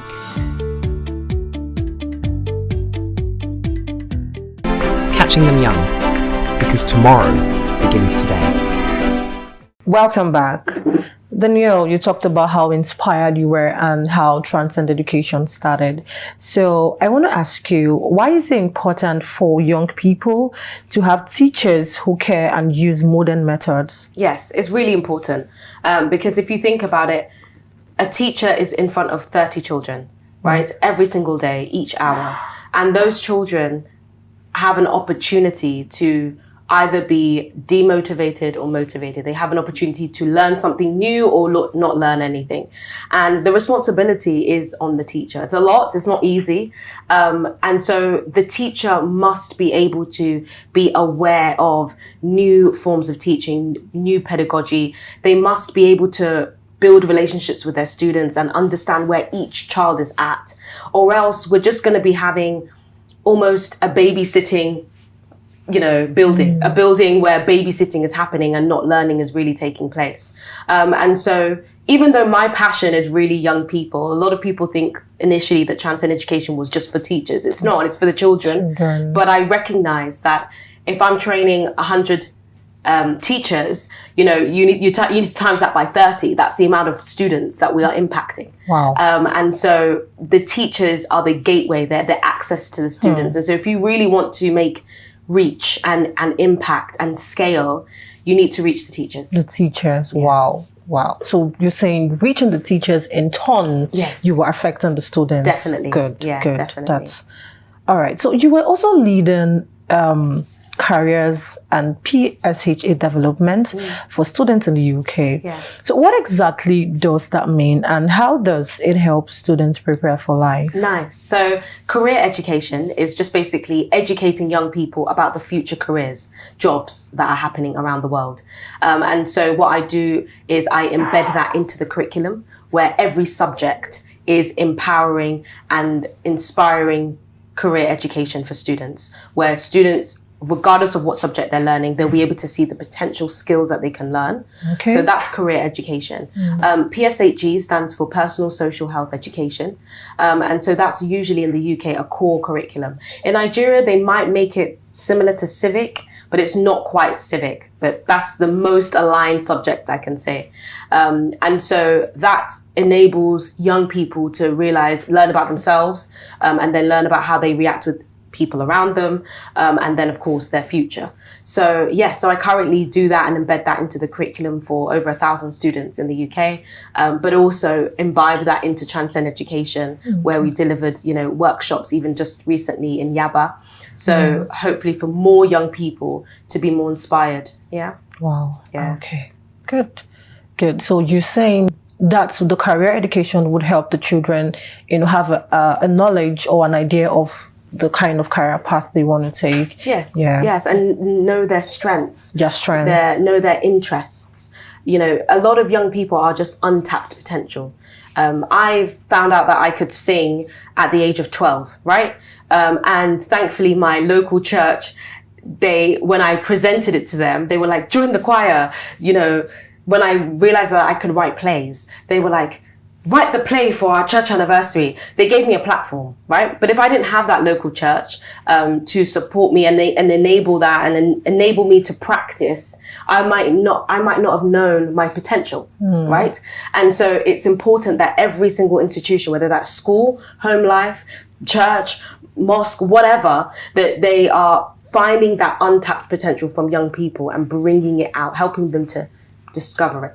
Okay. So, Can you talk more about the PSHE development? Yes, definitely. So like I said before, PSHE is Personal Social Health Education, and that is developing the minds of young people, developing who they are as a person, developing their identity, helping them to learn about life skills. I always say this to young people that your qualifications may get you to the door, but your character is what's going to sustain you, right? And so the character development of each of the children as well, regardless of whether you are privileged, right, or whether you're underprivileged, how can you relate with people? How can you relate with employers? How can you relate, having this conversation, looking at eye contact, all of these skills that a lot of the affluent families teach their children.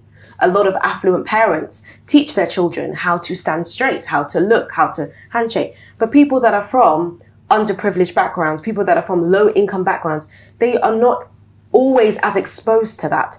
And so these are just the different layers that we really want to bridge that gap so that a child can be from wherever, from the most slums of places, and they can come here and you can have a conversation with them and wouldn't even know whether they're the ones that is from the island or they're the ones from, do you understand? And I think that's my heart. That's my heart, to be able to see that. Yeah. Wow, that's a great one. That's a great one. So Danielle, for viewers at home, especially students, what life skills should every young person begin to build now? Yes. One is communication skills. Definitely. Communication skills is so important. So your oracy, your eye contact, body language, all of that, being able to master that, being able to perform, being able to deliver a speech, because even in an interview, a job, you have to sell yourself the moment you step in. And so mastering communication skills is going to help everyone. Critical thinking is also really good. Being somebody that is able to solve problems, being a problem solver in any job, in any career, in anywhere you go. If you can solve problems, money will follow you. If you can solve problems, people will flock you, because there are problems that people are looking for somebody to solve. And if you can do it, you're going to get that opportunity. So problem solving, critical thinking, communication. I would say those three. Definitely. There's loads, there's a lot more, but I would say those three are key. Yeah, really key. Yeah, communication especially, because a lot of people currently, they have quite a lot of things up in their head. They have quite a lot of ideas, great ideas, but they don't know how to pitch themselves. Right. They don't know how to, sell their ideas, or even, so I think communication is a very good skill, for children, students at home to learn. Yes. Yeah, because you don't expect that I have so much of things. I have a future. I have things that I think I want to do, but I can't express myself. Right. And with what you just said, actually, I think that stems from school. I don't know what your schooling experience was like, but in school, were you encouraged to ask questions? Were you encouraged to critique? Were you encouraged to contribute? Not really. Right. And that is most schools in Nigeria, right? Most schools, children are not empowered to ask questions. They believe that the class is going well because all the children are quiet and are copying what is being written on the board. This is the difference between overseas. So overseas in the schools, they develop critical thinking. They want students to critique. They want you to ask questions. They want you to contribute to your learning. So what you find when you go to university, I met a lot of Nigerians, Ghanaians, loads of students from around the world that would come. And in our seminars, they would say, so what do you think about this? The lecturers will ask, everybody contribute. What do you think? And you would find that the people from UK, USA, they would be able to contribute. More, Other students, they'll just be like, are you really asking for my opinion? Please, just tell me what the answer is so I can pass my exam. Like, I don't understand this. And I think that if we in Nigeria and Ghana and everywhere, if we can ensure that we are developing that critical thinking, that empowerment, that they're not undermining the teacher by asking a question, you're empowering them so that when they go out into the world, wherever they find themselves, they'll be able to contribute. So, that's a great one. Yeah. That's a great one. So let's talk about something really unique. Transcend Movement. 7 original gospel theatre productions across UK. That's incredible. How did it start? Yes. So that started, remember what I said, I love to perform, and my church nurtured that environment for me. And so I went to uni, and I've grown up in the church from a very young age. But I think when I went to uni was where I really kind of came to a crossroad where I really needed to decide, my journey with God. Is it really for God, or am I doing lukewarm? And lukewarm just basically means, I'm following my faith, but I'm still compromising on everything, right? Mm-hmm. And so when I went to university, I really decided that, this is the journey that I want to go on. This is what I believe is right for me. And I wanted to inspire other young people. I went on a missionary trip, and we actually did evangelism. And I really got so inspired that I was like, I want to be able to inspire other young people to experience what I've just experienced. And I realized that media was the best way to do that, writing a play.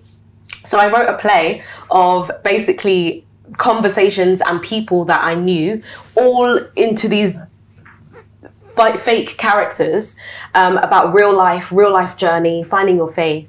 And I wrote this play, and I was in university. And you know, when you're in university, it's very easy to gather people around because you're all young and you all want something to do. So I managed to gather people and was like, guys, we're gonna do this play. And I told my best friend, and my best friend was doing it with me, and we did this play, and we had like 350 people that came, and 50 people gave their life to Christ. They decided that they're going to go on this faith journey, and so people were like, we want this, we want more of this. And so we did more, and we just went to different cities, and more people joined. And I think people joined because they wanted an opportunity, a platform to be able to also use their gifts for their faith. And so that's how we started. And Wow. Yeah. You said something that caught my attention. You said you in uni you had to ask yourself that, was it are you going to be lukewarm, or are you going to talk about that? Okay? So I think really, obviously, I've always known God. I've always believed in God. I've always served in church. I've been in church serving in church since like 11. I've been singing in the choir. So I know it all, like in that sense, in terms of church and going to church and prayer and all of those things. And I believe that prayer answers all things. And I've always believed that. And I've always operated in that. However, deciding that it means I'm going to put myself to the standards in which God, I believe, has set for me. That is where the journey really begins, right? And so in university, I found myself very lukewarm in terms of I was just compromising. I'll do whatever I wanted, whatever I desired, but still go to church. And for me, it wasn't until I went on that missionary trip where my really good friend, Michael, said, are you integral? He asked that question, do you have integrity? And I was like, I'm integral, I have integrity. And he was like, okay, so if you got your mum or your pastor to watch your life in every facets of your life, would you be pleased? Would you be comfortable with them seeing every area? And I think that's when I realized, oh my gosh, I don't have integrity. And I think these are values, these are life values. Same thing, even if you're working in a company or a job, do you have integrity, right? And so these were life values that I asked myself in that situation, and I realized that, okay, no, there's more to do here, and there's more for me to do here. And I think when that light bulb switch came, I kind of made that decision that I'm going all in now. I know who God is. I believe in Jesus, and I'm going. Wow. So do you now say that there is actually more to just being here on earth? And definitely, I believe that there's a purpose for everyone, and I believe that some people discover that purpose, and I believe that some don't. I believe that some people create a purpose, and I believe that some people get a divine purpose from God. But I think that there's a reason for why all of us are here. And I think, again, similar to that goal thing that I mentioned, I think once you know that, then you can focus everything on that, and everything you do can have a purpose, and you're not just living meaninglessly. You're able to live meaningful. Yeah. Wow. Thank you, Danielle. Thank you. So why is it important for young people to express themselves, whether through art, theater, writing, or even tech? Yeah, so good. I think it's really important because in you expressing yourself, you're going to inspire other people to do the same. If you think about like what I said with Transcend Movement, how it started, because of the platform that I got in my local church, that inspired me that I can do something that I enjoy and that I really liked, and I felt fulfilled. In me doing that, I was able to get, we had a team of like 50 people at one point, 50 other people to start using their sound engineering, camera, pianists, drummers, all these people with gifts. They also were able to be inspired. And you're able to send a message, whatever that message is, whatever that light is, whatever that message is, you're able to send it through the medium that you're using to express yourself, whether that's art, whether that's, social media, whatever it may be. So I think it's really important. It helps people to find purpose and also inspire others. Wow. Yeah. Okay. Wow. That's true. That's Yeah. true. So how has your faith shaped your journey, both personally and professionally? Yeah, I think my faith has shaped my journey, like I said earlier, in terms of just finding my purpose, knowing why I'm here, and knowing that some of why I'm here is to empower and equip young people to reach their full potential and go above and beyond. And that has shaped my journey with Transcend Education, with Transcend Movement, and it has also shaped my journey because it keeps me focused on also doing that for myself. You know, you can't pour from an empty cup. You can't inspire other people if you're not inspired. True. So because that fuels me, I'm able to also get other people to also do that for themselves as well. Professionally, I think the values that my faith journey holds, like I said, integrity, that's something that I had to learn and develop, and really realize that, am I integral in all things? Am I doing things the right way, or am I just trying to make shortcuts to benefit me? And so these are values that professionally, when you go into your careers, they want to see that you're integral. They want to see that you're honest. They want to see all of these values, and that's what is going to probably keep you in those companies. That's what's going to favor you by your managers. That's the light that's going to shine through to the CEOs and the owners of these companies, is people with values, right? People with good character. Because in this world, there's so many reasons why you shouldn't have good character. So when you're able to shine your light in that way, people are drawn to you and they position you in places that maybe you might not actually be qualified for. But that's what opens the door. Wow. Yeah. Wow. That's great. So Danielle, you've achieved so much already, but if you had to go back and speak to your 12-year-old self, what would you say? I would probably say to myself, you're young. Do you know what it is? I would probably say to myself what I would say to myself now. It's not going to change. And that's because as a 12-year-old, I always wanted to be older. I always wanted to do things quickly. Like I always wanted to move forward and you move didn't want fast. to enjoy your... I was never like in the moment. I was just like, moving on to the next. moving. And I'm still like that, right? Wow. And that's why I've done so much to people, Wow. even though I don't feel like I've done half of what I'm meant to do here. And I think that's because my mindset, I'm very futuristic. So I would have to tell my 12-year-old self what I'm telling my 30-year-old self, which is, you have time. Well, you don't really have time. It's God that owns the time. But that just enjoy the now, enjoy the present, be happy with what you have achieved now, and just continue to enjoy the process as you're pushing forward to your goals. That's what I would probably tell myself. Enjoy the process. Enjoy the process as you're moving forward towards your goal. So yeah. Wow. So while they were there, because you were telling them, why they are trying to pursue, they should also enjoy the process. Honestly, because parts of those processes are not easy. You have a goal, and so parts of it you feel like, I'm getting towards it, right? You're like, yay, I'm getting this opportunity. But then when you get the opportunity, you realize it's, whether it's, you're not earning enough, or whether it's whatever it could be, you might not necessarily be as content in it, because it's not quite the main thing. And that's why, instead of finding your identity in things around you, just enjoy the process, because in the process, it's helping you, whether you see it or not. It's giving you skills. It's helping you towards the goal. So yeah. Oh, that's great, because I would say that that's true, because a lot of teenagers, young children, adults, they want to, get onto the next thing. And they just do not want to enjoy the whole process of, getting into that futuristic aspect of their life.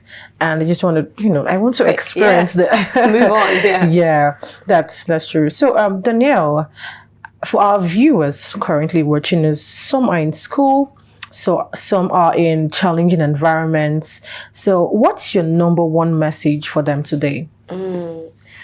My message, I think, would be that you all have a gift, you all have a talent, and you all have purpose.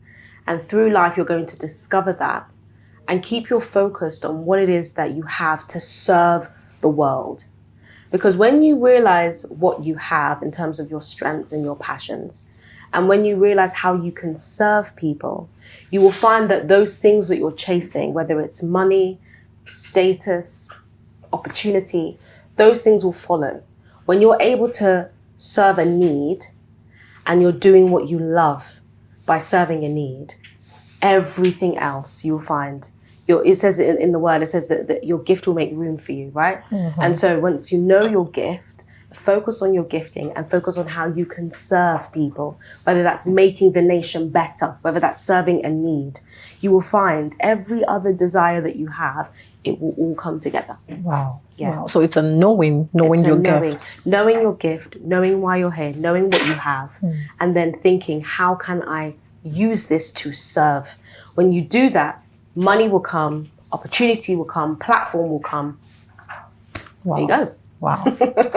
That's amazing. Yeah. So one more, you said knowing. How do they most of them are children in school. So how do they get to know? Okay, so you can ask yourself, what do I enjoy doing? Right? So you ask yourself some questions. What do I enjoy doing? What am I good at? So you write those down. You might enjoy speaking. You might say, I really like speaking. Or you might say, I really like helping people solve a problem. And then what are you good at? You might say, I'm good at maths, or I'm good at English, or I'm good at singing, I'm good at dancing, right? And then you can ask yourself, what do I care about? Okay? What do I look outside and it bothers me? Is it homelessness? Is it media, entertainment, not looking a certain way? Or there's something that you care about. There's something that you are yet to discover. When you write those three things down, what you enjoy, what you're good at, and what you care about, you'll be able to know. Amazing. Yes. Amazing. Thank you so much, Danielle. Thank you. Thank you.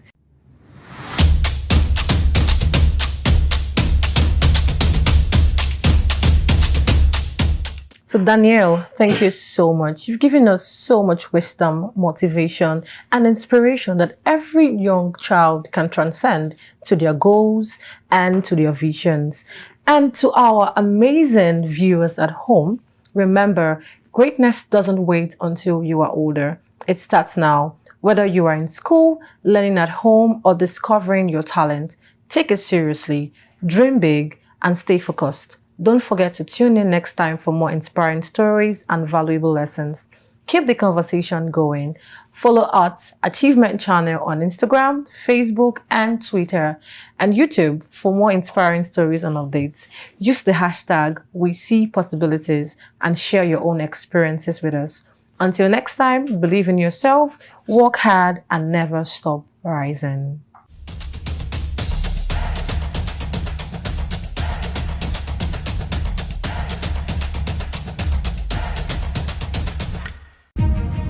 A new day dawns, full of possibilities.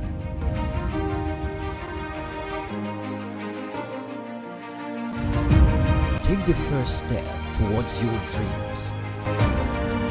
Empower your mind with positive thoughts. Achieve more. Make a difference in someone's life today. Impossibility is nothing.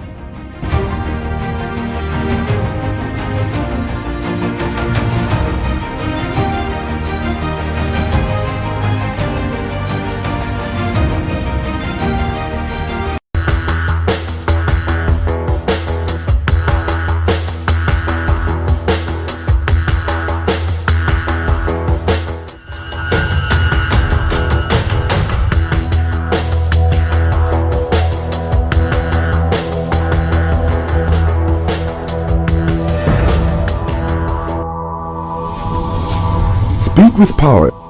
Hello and welcome to the maiden episode of Speak with Power, the program that teaches you everything you need to know about public speaking. Speak with Power is brought to you by the School of Eloquence, Nigeria's home of public speaking, where we teach people how to speak well in public. This program is designed to educate you, to inspire you, and to challenge you with reference to the art of public speaking. Many people from various walks of life grapple with this all too important skill. There are people who work for organizations, people involved in sales, people in politics, people who are in the social enterprise sector, and in various other endeavors. When it's time to be heard, when it's time to take the stage, they struggle, they wobble, and in most cases, they fail. This program will unbundle the subject matter and demystify what public speaking is all about. This program will also show you the tips, the techniques, and of course the stories of ordinary people like you and I who have stepped up to the plate, and because they have learned how to speak in public, they have carved a niche for themselves.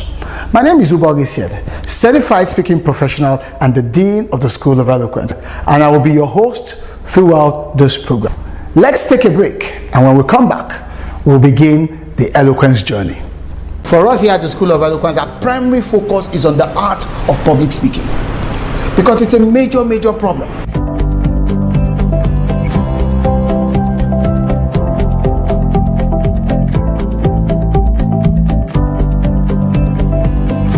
The essence of this course is to focus you on the subject of public speaking. I got a lot more than I actually expected. I have overcome the fears I used to have. The more you speak, the better you are with speaking. School of Eloquence is the place you can be, and there's a turnaround. That change you are expecting, you get it there. Welcome back. The program is still Speak with Power, where we teach you everything public speaking. You might be a politician, a classroom teacher, a businessman, an engineer, whatever field of human endeavor you find yourself in. You could even be a traditional ruler or part of the clergy. The truth is, sooner or later, you'll be asked to get up in front of people and speak in public. On the program today, we've got a drama skit for you titled The Bland Ambassador. You'll be amazed when this skit comes up, what happens to celebrities when they fail to speak well in public.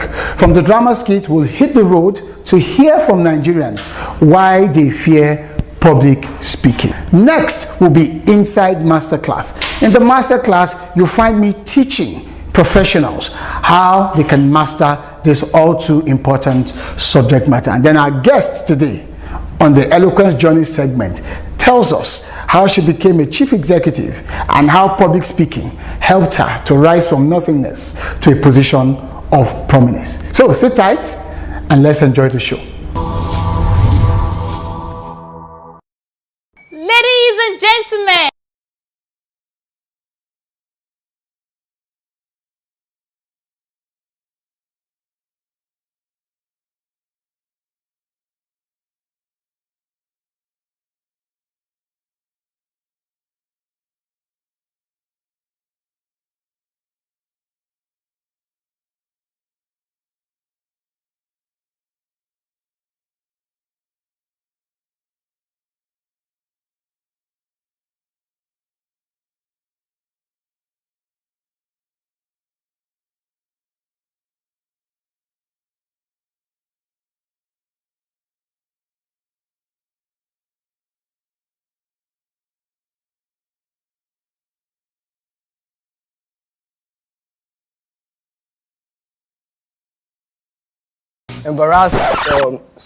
embraced different types of artists.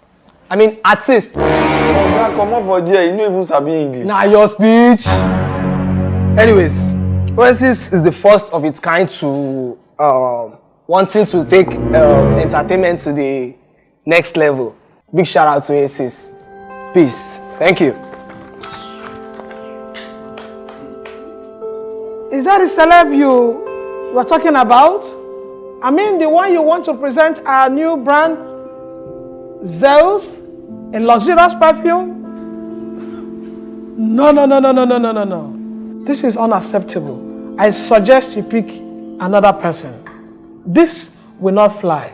It's embarrassing. I'm surprised at this myself. So disappointing. I thought it would be of a good performance, but it cannot be our ambassador. We have to look for another ambassador for our project. I will personally inform the management about our decision.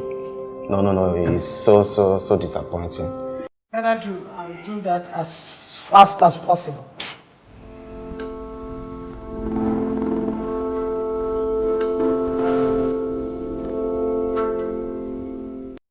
Do you feel terrified when speaking before a group? Are you stressed when asked to present? Do you forget your points? Are you shy and need confidence? Do you bore people when speaking? Are you stuck with reading word for word? How do you give a speech with polish? Learn how with West Africa's only certified speaking professional at the School of Eloquence, the home of public speaking for private coaching, or attend our 2-day practical training in public speaking Thursdays and Fridays every week. To register or for one-on-one coaching, call 0802 303 2066 0706 160 6078 or log on to www.schoolofeloquence.org. School of Eloquence, teaching the world to speak.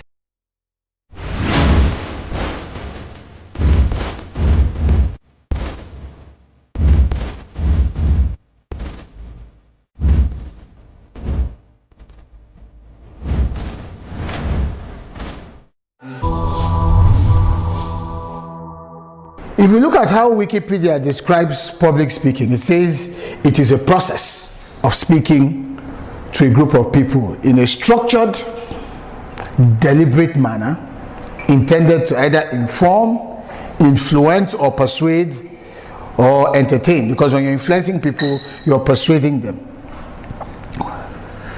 It goes further to say that the purpose of public speaking can range from simply transmitting information to motivating people to act, to simply telling a story. But here is the catch. He says good orators, good speakers, that is, should be able to change the emotions of their listeners and not just inform them. I started out by saying that all of the contexts, all of the various scenarios in public speaking can be surmised as just simply creating a human experience, because people can recollect what you said, how you said it, and then they can connect with it in some ways that gives you credit. However, whether we are speaking to inform or speaking to influence, which is also speaking to persuade or speaking to entertain, one key principle underlines all of speaking. If that speaking is going to be result oriented, and that principle is the eloquence principle. If your speaking is going to be result oriented, you must be eloquent. How will we know that you are eloquent? Eloquence rests on two legs. The two key ingredients that you must know, you must be able to clearly delineate, and which if you do, you can categorically say that you are eloquent. Now the first of the two legs is effectiveness. To be effective. To be effective simply means that the people you're speaking to get what it is that you're speaking about. They understand it, they have a very good appreciation of what you are speaking about. They get it. You might see that in their nodding. It's dawning on them. The facts, the gravity, the intent, the seriousness, the ramifications of what you're saying. It's clear in their mind's eyes. It's not ambiguous, it's not mixed up in any way. It's definite. And so they get it, and that makes you the speaker effective. That is the first leg. A lot of people, when they speak, you find it difficult to even understand what is it or what it is they are talking about. You're asking yourself, so what is he saying? What is she saying? They've been speaking for the past 30 minutes, and those 30 minutes seem like an eternity. That's why I tell you, hey, so what are you trying to say? Have you ever found yourself in that situation? Someone goes on rambling, and then you cut it and say, okay, so what is the gist? What are you trying to say? And they keep going, all I'm simply trying to say, they ramble and ramble, they go around in circles, they keep going, and then eventually, because you've nudged them, you've pushed them, you want to extract what is the point of these 30 minutes. What is the essence of your being in front of us to give this narration?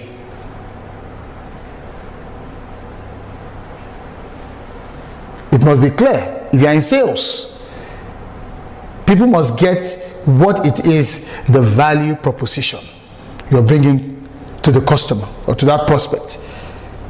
If you're in health and safety, like you talked about, as you communicate, people must get the reason why they need to comport themselves in a certain manner. If there's a zebra crossing in the environment, there are some places that are marked with certain colors, and you have to walk down a particular path in order to get to where you're going. It must be clear that it's for your safety, it's for your well-being. We want you to leave this place the same way you came in one piece, that is. One reason why you get a lot of these agitations when you're communicating things that tend to carry an air of command to people, especially in a health, safety, environment situation, is because people don't get it. People don't get it. They don't get what it is that is being communicated. They feel they are being belittled. Most times it's because the first leg of eloquence fails. When such people come in and you're able to let them know, sir, as you know, this environment is littered with a lot of danger based on our operations and the logistical activity going on in here. Sometimes there could be equipment movement without notice. And because we want to prevent any unmitigated disaster, we have some safety procedures for your safety. They are precautionary, but it's because we want to be proactive. So based on that, everyone that comes in has to pass through this route for safety, for your safety. But when they show up and say, okay, we have a few safety tips. First, when you come in, go this way, go that way, go this way. What you're doing, you're just reading out. You're reading out data, and that data is lifeless as far as that audience is concerned.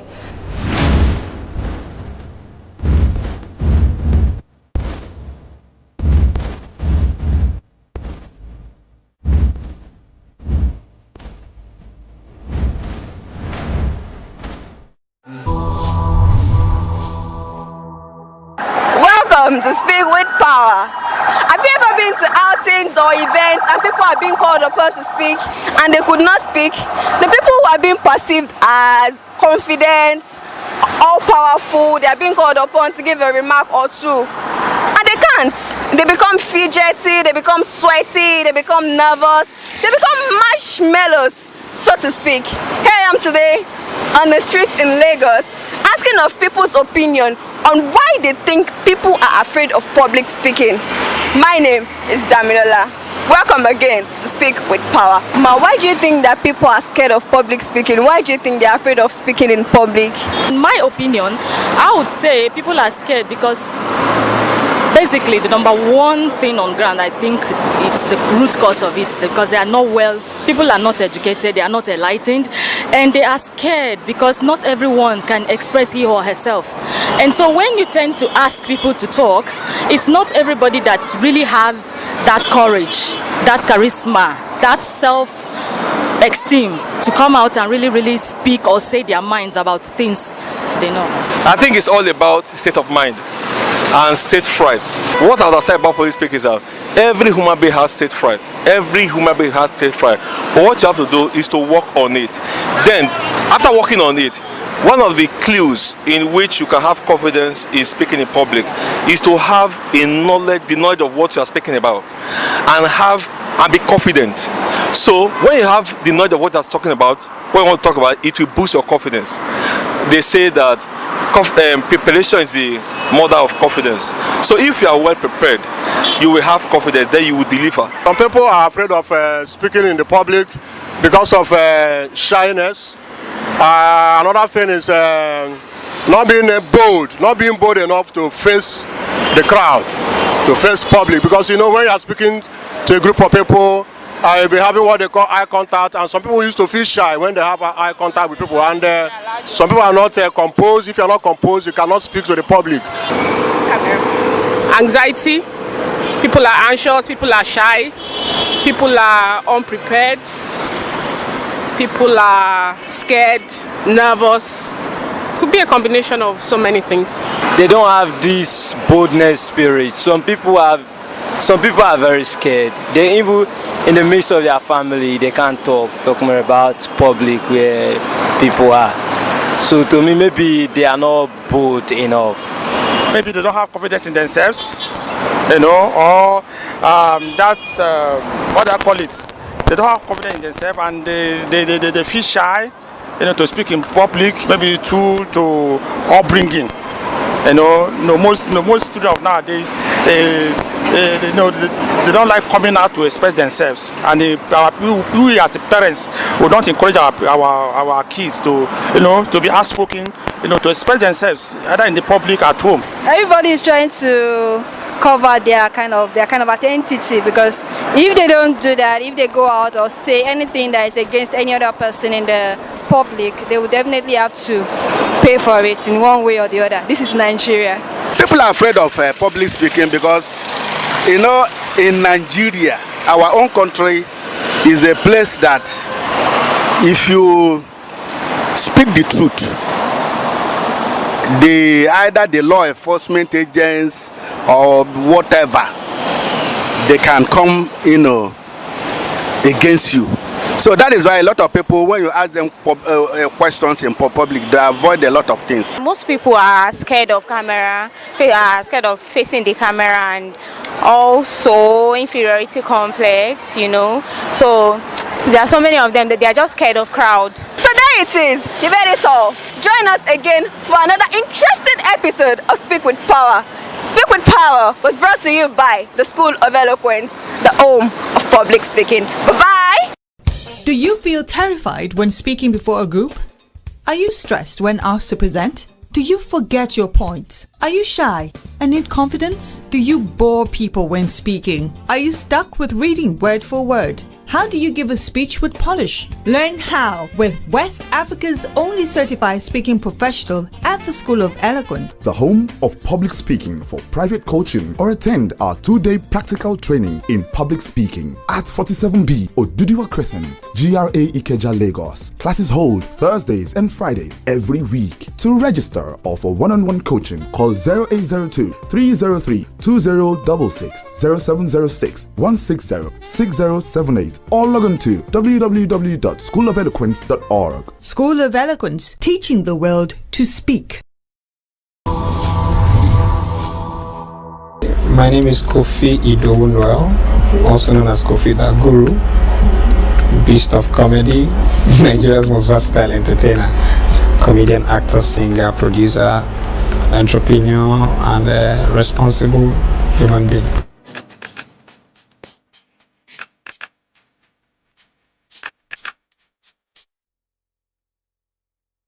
My first time on stage was not just a wake up, take a mic and go in front of an audience. We started very small, which is what I tell young people, start very small. You know, when you're in the midst of your friends that you play with, your confidence level is normal. And they are the first clients and the last clients. Take note of that statement. Your friends that you started with in a small gathering are your first clients, and then they are your last clients. By the fading days of your career, there are still the ones around there who say, oh yeah, you're an old man then, or you'll be fooling yourself in front of the young generation of life. What's wrong with this old man? But those your friends, because they know the story of how you started in that small parlor with them. From there, gradually to the point where you now face the confidence level grew. It was not just wake up one day, there's this crowd in front of you, then you go and meet them and crack a joke. And then because I trained as a stage actor, facing the audience with your lines in your head, you had no choice but to deliver. There was nothing like take two. It's not a camera recording.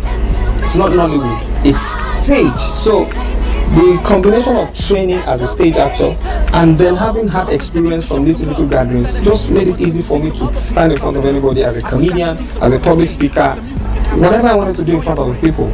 1,000 people, one person, it doesn't matter to me. But what is in my head to give to the person, I bring it on board and I deliver it. No fright. I've never had a stage fright, never. Before, during, or after the show, never.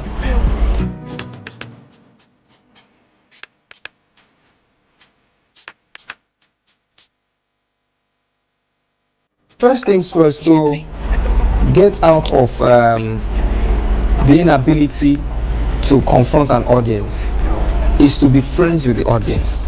Most people don't understand that they are the audience. You have this thing in your head you want to tell somebody, a total stranger that has never met you. They don't know you. So first things first, you have to befriend them. That's why you see when comedians come on stage, area, how that day now? It's a gradual cajole and build up.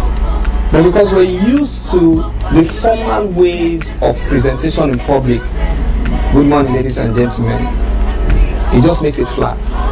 Comedians don't do good morning ladies and gentlemen. We go a bit more personal. That's why you see some comedians who just go, hey bros, how you doing? I see your head. They're just trying to warm up and be friends.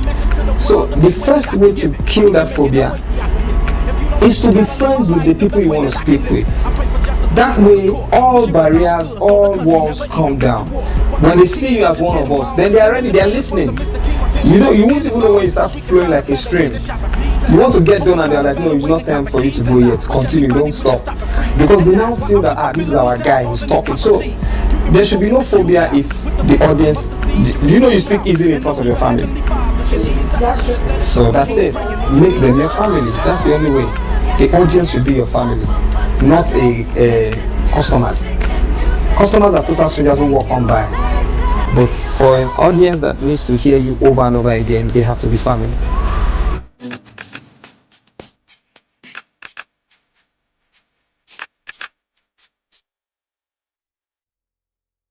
But when it comes to public speaking, though some is scripted, but it has to be applicable to certain subject matters. Now in entertainment, there is a lot to talk about, there is a lot to deal on. And then of course, most entertainers are not so eloquent enough to express themselves when it comes to public speaking.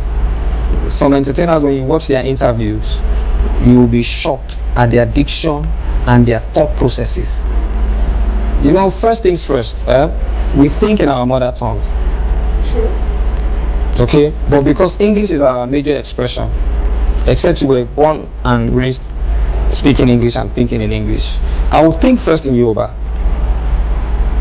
then apply it. Some persons will think first in Pidgin, then apply it. But because entertainment is generally accepted with a certain lingua, you're supposed to express yourself proficiently in that lingua.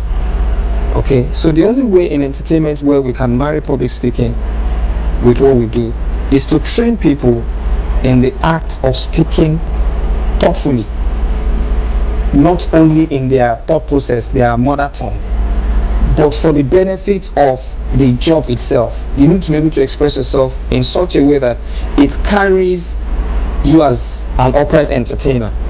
It places you right.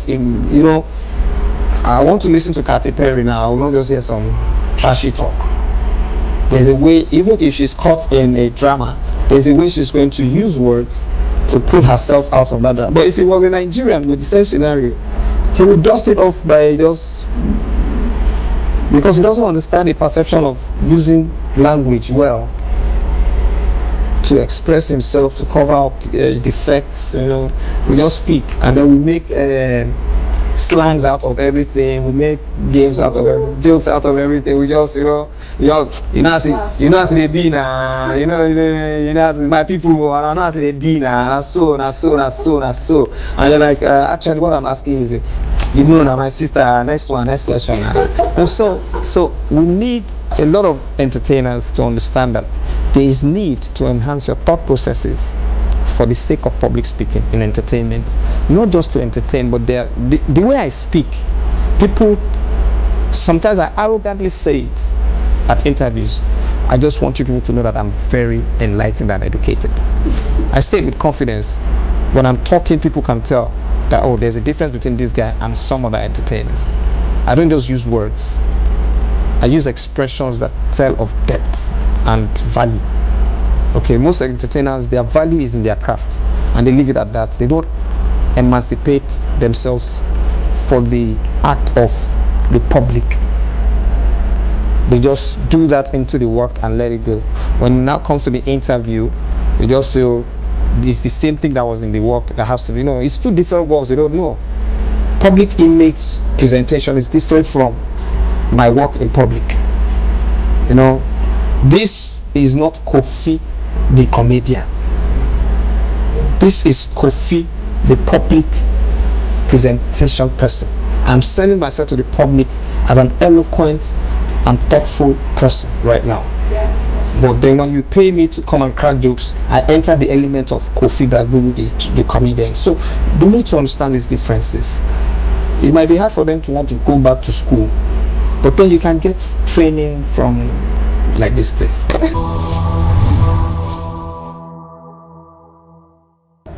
I hope you've enjoyed today's episode of the program Speak with Power, and you can now see how important it is that public speaking be taken seriously in order to avoid the embarrassment faced by the bland ambassador.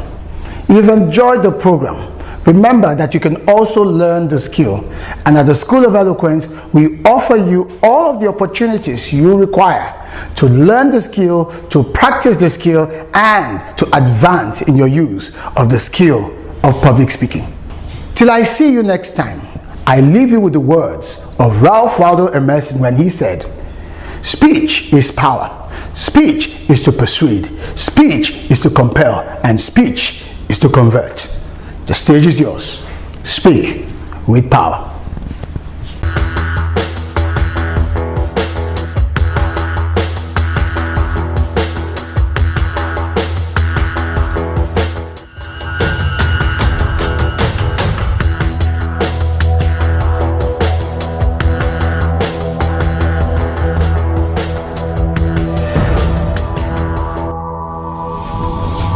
Speak with power.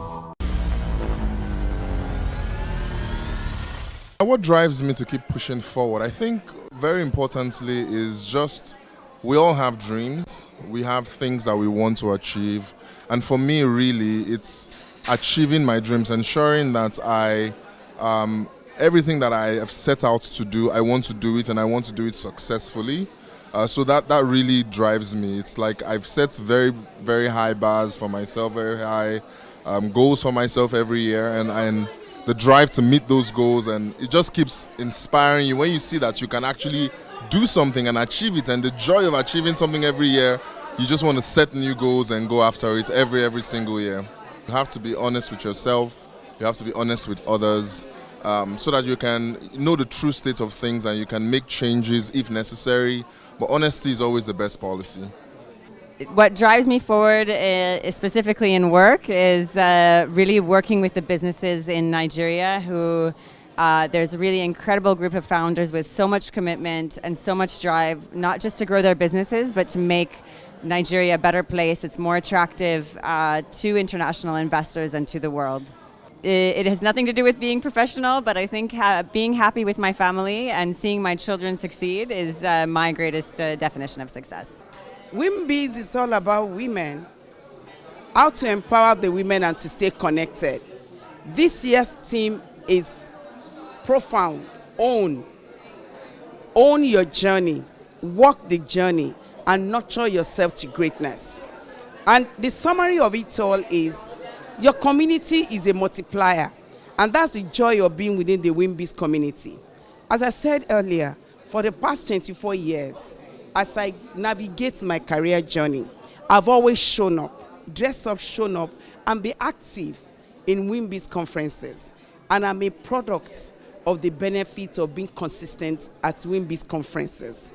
I take the learnings, opportunity to relearn, unlearn, and to course correct. And that is what we are encouraging all the women showing up here. Visibility is hinged on how relevant you are. As the saying goes, if you are not given a seat at the table, move in silence, build your network, grow, empower yourself until you become so powerful to be ignored. You'll be too powerful to be ignored. And that's what WIMBIZ has done. We've grown through the years. And this is the joy of the power of many. Visibility, community multiplier. And so, shout out to the WIMBIZ organizers. They've been consistent through the years. And also, shout out to MasterCard, one of the sponsors, and to all the sponsors. I'm representing MasterCard, and it's a joy to be part of this community, thriving community of world changers that are women. My personal definition of success is the people in your corner. Who are you hand-holding as you're growing? Because you need to be mindful of those holding your ladder as you grow. Because on the journey back, you will meet them. It is the seed you sow that you will thrive on. Success for me is impactful life that is growing with purpose, profiting with purpose. And that's what we do at MasterCard. Connecting 1 billion people to digital economy, 50 million small and medium enterprises, constituting 25 million women entrepreneurs. As at end of 2024, we have hit 37 million women that we connected to digital economy. For me, that's a good picture of success. I don't want to be broke. I want to live a full life of impact. I look at patterns in my family. I have seen my parents work so hard and lose everything. I don't want that pattern replicated. And I don't want to see it in the lives of people around me. So I'm motivated to learn the right things, to teach the same, and build an ecosystem of really wealthy people. That's what drives me. Success is simply successfully owning your story, where you have been, converting it into walking in power with your skills, and then nurturing the future. Every other person is taking, be you. Your story can never be the same as another person's story. So live authentic.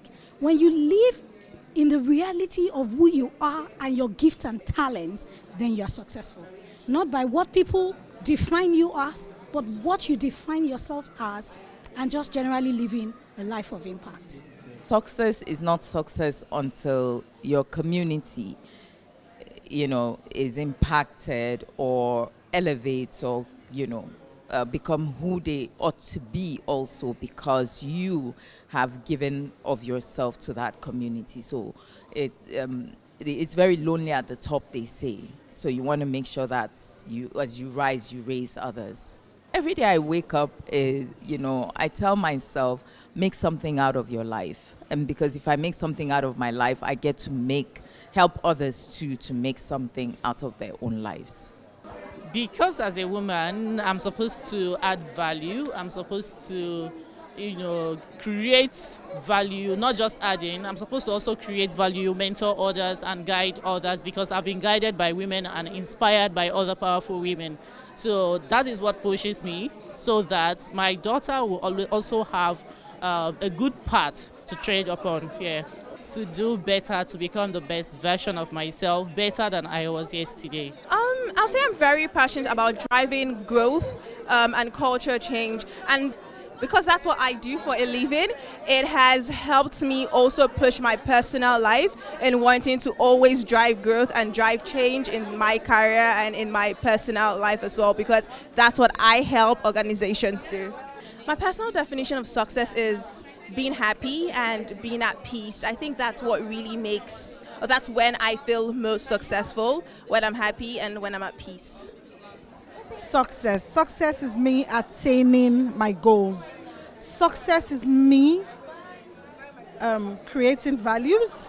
Success is me meeting my targets, yes. Okay, so that's interesting. So when things get hard, what keeps me going? I'm very big on challenges. I don't see challenges as challenges. I see challenges as tools to prove myself. So when I face challenges, what drives me is hitting that success, like hitting that point you get to where you say, oh yes, I've achieved this.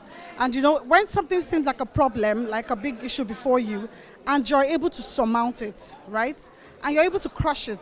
So for me, what keeps me going is that thirst for accomplishments, that thirst for I would say success. Yes, it keeps me going because I'm very big on it. I think for me, I want to be remembered as a woman who gave her all. I want to go home to be with God when I've done everything I want to do. I want, to be able to have achieved all my dreams, all my talents, all my goals. So that's what pushes me. And of course, my children as well. I want them to remember their mom as someone who was goal-driven and who was focused in life. What keeps me going when things get hard? I think a mental resolve, a very good mental resolve that doesn't come from myself, to be honest. It comes from God. And so when things are hard for me, I go into myself and I just center myself. I breathe and I remind myself all the things that God has told me about me, and I move on from there. My personal definition, because I'm a very religious woman, I believe in God, I'll say being everything that God wants me to be is what I'll say is success. Not what I think I should be, not what others think I should be, but what He has decided for me to be, and me finding that out and walking in it powerfully is what I think success is. So for me, social impact has always been my thing, and what drives me is actually impact and change. So when I see the beneficiaries, the girls that we work with, I work with through my organization, I see that there's a change in behavior, I see that there's a change in their lives, there's improvement. Honestly, that's what drives me. What keeps me going when things get hard?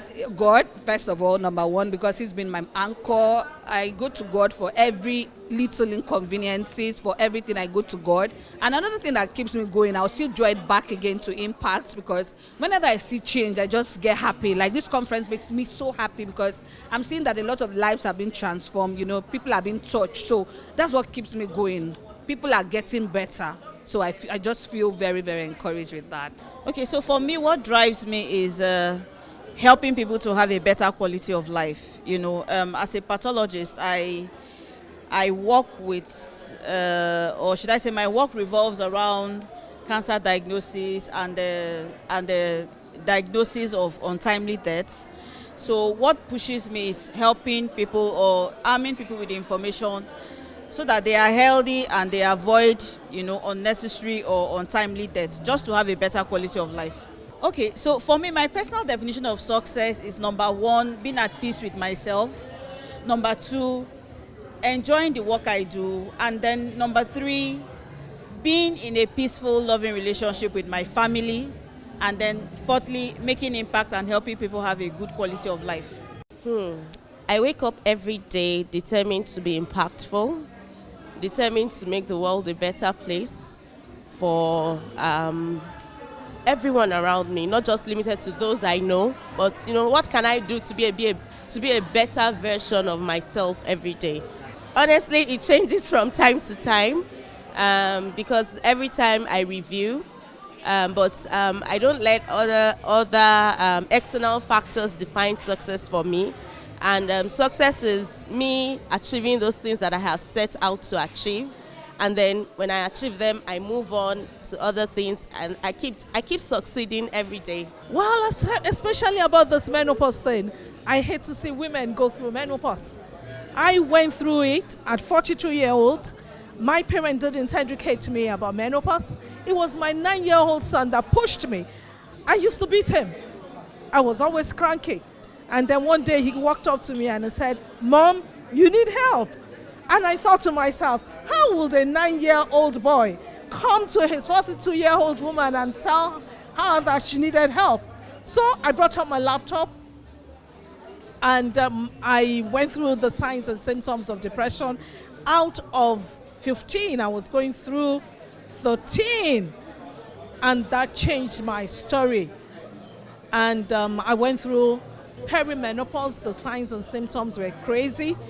I lost my branches of pharmacy. I had crying spells. I had memory loss. I had problems with my skin. The most important thing, I couldn't manage my business. I started my master's. I had brain lapses. I couldn't continue with it. And God helped me. Yeah, it was God that helped me, because I didn't go to the hospital. If you're out there, you need help, please seek for help. And God helped me. And here I am today. I'm giving hope to so many women. Now, if your body system is changing, you have a hand to hold, you have a community that can support you. And that is what I live for. Success for me is fulfillment. Success is doing what you know how to do best. Initially, there might not be what you call money, but you're laying a legacy. You're seeing the lives of people changed. For me, that is what gives me fulfillment. That is my success. Oftentimes, women find that the journey of being a woman can sometimes feel very lonely, especially as you're growing up. It can feel like you're lost. You don't know what to do. There's so much ahead of you, but you don't even know where to begin. I believe that forums like WIMBIZ are actually key to connecting to yourself, to connecting to fellow women that can help grow you. They say iron sharpens iron. And so it's absolutely important in that place of discovering who you are, especially as a young woman, to connect to circles like this that can empower you and strengthen, equip you, and connect you with the women that will help you become the woman that you need to be for your society, for your community, and in your life. I would say have a destination, because when you have a destination, you're able to plan what will take you to that destination, and then you can own your story because you know your plan. And so when you know your plan, you're more confident with yourself. You're able to move strategically because you have a plan. So that's why I would just say, and that's it really. Right. Also me just owning my stuff and owning myself, and being proud of my work and working endlessly. I work every time, and I think that's what the most important thing is, that if you want anything, you have to work towards it, and just know that, keep working and results will come. That's it. My personal definition of success would be, I don't say I have a personal definition, because I think everybody has their own definition of what success. For some people it's money, and that's okay. For some people it's family, but me it's everything. I want it all. I think with my generation we can do 10 things at a time, honestly. Because again, multitasking is, the more you practice it, the better you become at it. And so I'm able to do different things at a time. But again, like I said, everything that you do in life is based on practice. If you practice, you become more efficient at it. I could be singing and playing the keyboard at the same time. That's multitasking. Sometimes, but they're just particular things that you need to concentrate on. So if you are reading, for example, you need to concentrate on what you're reading on, so you'll get it in. But it's possible to multitask, of course. My advice to the younger generation 25 years from now is that be strong, be confident with yourself, be proud of yourself, learn from others, learn from the people who have come before you, because when you learn, you're working with experience, and that's one of the most important things you can do for yourself.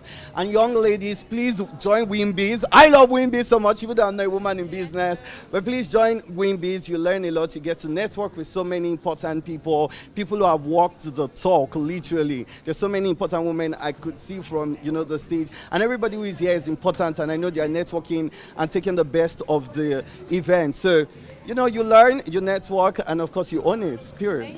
One of the things I tell people is that it's not a journey that starts at the end of a journey. It's a journey you start from the beginning. I have all boys. Yes, the first one is a lawyer. He has a master's in law, and the last one still in the University of Nigeria. We'll be friends. We'll play together when they were young. We'll play ball. We'll roll on the bed, and we still roll on the bed. We cook together. So that had been able to close the gap. And so it wasn't forcing them to learn. It's a thing of friendship. Okay, for example, when they were young, we'll watch literally all the videos. I know powerful girls. I know powerful boys. I know all the videos. So we could discuss. And so when we had issues of life that we literally needed to change, it was discussion. It was not force. And so, well, another thing that really helped me is because I had a mother who was a very strong woman, a very energetic, and then literally she studied too. And then, but I saw the gap because she was trying to force things, and we had a gap. The difference was much. So I made up my mind that raising my children, they were going to be my friend, and we're still friends. We kiss. When you see our text messages, if you're not sure, you think I'm actually talking to a boyfriend. You know, I'm your boyfriend. And so I encourage parents to be friends with their children. And well, some people say you cannot be a friend to your child, but sincerely speaking, when you understand their language, you speak, you talk the way they talk. I understand some of the Gen Z languages. The value, well, I happen to be a born-again Christian, so I taught them the rudiments of the gospel from the beginning. You can almost read the Bible from Genesis to Revelation, and that's a standard, that's a period. And then the value of education. I grew up in the midst of elites. My mother, when I didn't pass my O-level, then would say, elites are talking, so I should keep quiet. So I understand the value of education because we know that education is a leveler. It brings you to the level where you think you cannot get to. Culture. Greeting is one of the things that people are losing this day. It's not wrong for you to meet somebody on the street and greet, and you don't know your destiny helper. If you fight your destiny helper, you've lost it. But if you're a friend, and it's cheaper to be friendly and more expensive not to be friendly. So I encourage people not to lose the value of friendship. As a younger woman, I read so much when I had not even joined Wimbies. I read so much about what they were doing. Wimbies is doing so much. I have a platform for women. I've been training and empowering women. So I see this opportunity in Wimbies to connect with other women, especially women of value. I mean, you see the value, the people coming to talk to you. You know, these people had gone through it. They're talking with experience. They're talking from experience. And so I love Wimbies, and I wish Wimbies bigger, get bigger, stronger. Amen. Shout out to Achievement Channel and all the good people, all the media team that is supporting Wimbies annual conference. My name is Rita George Oko. I'm a lawyer. I'm into real estate, also into oil and gas. And this is a big shout out to Achievement Channel. You guys are doing great. Well done. Oh, hi, my name is Richmond Bassi, and this is a big shout out to Achievement Channel. Shout out to the Achievement Channel for covering this event so professionally. My name is Sharon Ecott. I'm a management consultant at Seed Academy. And a shout out to Achievement TV. They're doing a great work here, and everyone should follow them and tune into their channel. Thank you. Hi, Achievement Channel. Shout out to Achievement Channel. Shout out to you guys. You are amazing. You've been doing so well. I'm Ijo Mani, Managing Director of Verify Experts Limited. Hi, my name is Pai Gamde. I'm an enterprise architect. Shout out to Achievement Channels. Well done for the work you do. Thank you. Hi, Bumi George here, CEO and founder of Shredder Gang, Nigeria's #1 fitness community, giving a big shout out to Achievement Channel. Hello, Achievement Channels. You are doing amazing. I just want to say keep doing it and more grace. Okay, so my name is Dr. Agility Obi Hesie, consultant pathologist and founder of Dr. Pure Joy Skincare and Wellness. I'd like to give a shout out to the Achievement Channel. You guys are doing a great job. Thank you. Hi, this is Anugba Degeshi, and I'm a lawyer. I'm a compliance and data protection professional, and I'm shouting out to the Achievement Channel. Well done, and I wish you all the best. Ooh, Achievement Channel, take 5. You've done well. My name is Musumola Dosumo, founder, Menopause Support Initiative. I hope that one day, Achievement Channel will partner with us and take menopause to the next stage so that every woman in Nigeria from the age of 45 will not have to go through the pain of menopause. My name is Annie. Keep watching Achievement Channel. Achievement Channel, we are borrowed sense. We are achieving big things. 2025, 2026, this decade, next decade, we are building big money things. Shout out.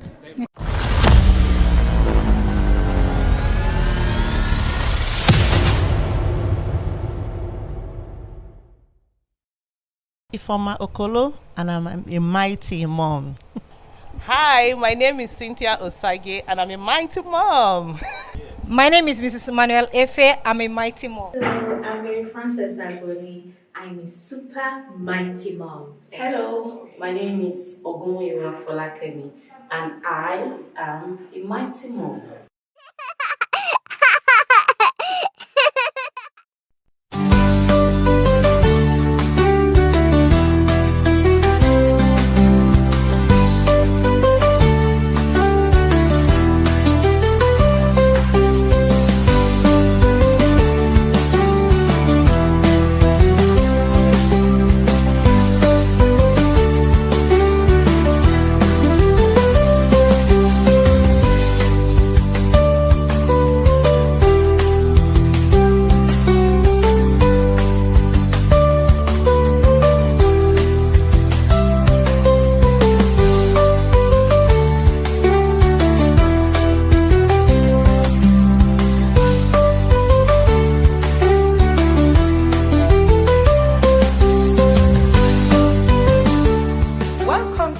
First episode of Mighty Moms on Achievement Channel.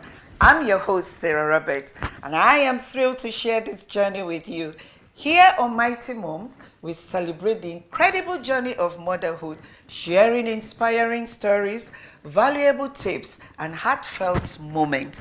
Whether you are a new mom, an experienced mom, or simply interested in the joys and challenges of motherhood, this is the show for you. So sit back, relax, and let's dive into the maiden episode of Mighty Moms right here on Achievement Channel. Sometimes it could be challenging to pay complete attention to your career and still be fully present as an active mom in the lives of our children. On the show today, we will be focusing on balancing career and motherhood. I'm thrilled to welcome our very first guest today, Mrs. Patience Okonta, an exceptional architect, a woman who has maintained world-class standard in the practice of architecture in Nigeria and beyond. She's the managing partner of InterDesigns Partnership, and most importantly, the mighty mom on the very first episode of our show today. Mrs. Okonta, can you tell us a bit about your career journey as an architect and how you managed to balance it with motherhood? I'm so happy this is called Mighty Moms because my career journey as an architect actually started because of my mum. My mum worked with Aquarium & Associates, an architectural firm, and she was their receptionist. So my first vacation job, or my first job ever, was the photocopying girl at Aquarium Associates. And from the inspiration that I got there, I made up my mind that I would be an architect. And right there and then, I only had to look at these beautiful things that I was photocopying and issuing to people and the whole ambience of the office, and I knew that I didn't want to do any other thing apart from architecture. And that, I suppose, led you to a journey of architecture? Yes. And so far, have you regretted it? No, I have never looked back. I've never really wanted to do any other thing apart from the fact that, times are really changing, and you probably need to do a little bit of diversification when you want to fill in gaps here and there. But I love architecture, and architecture has been really good to me.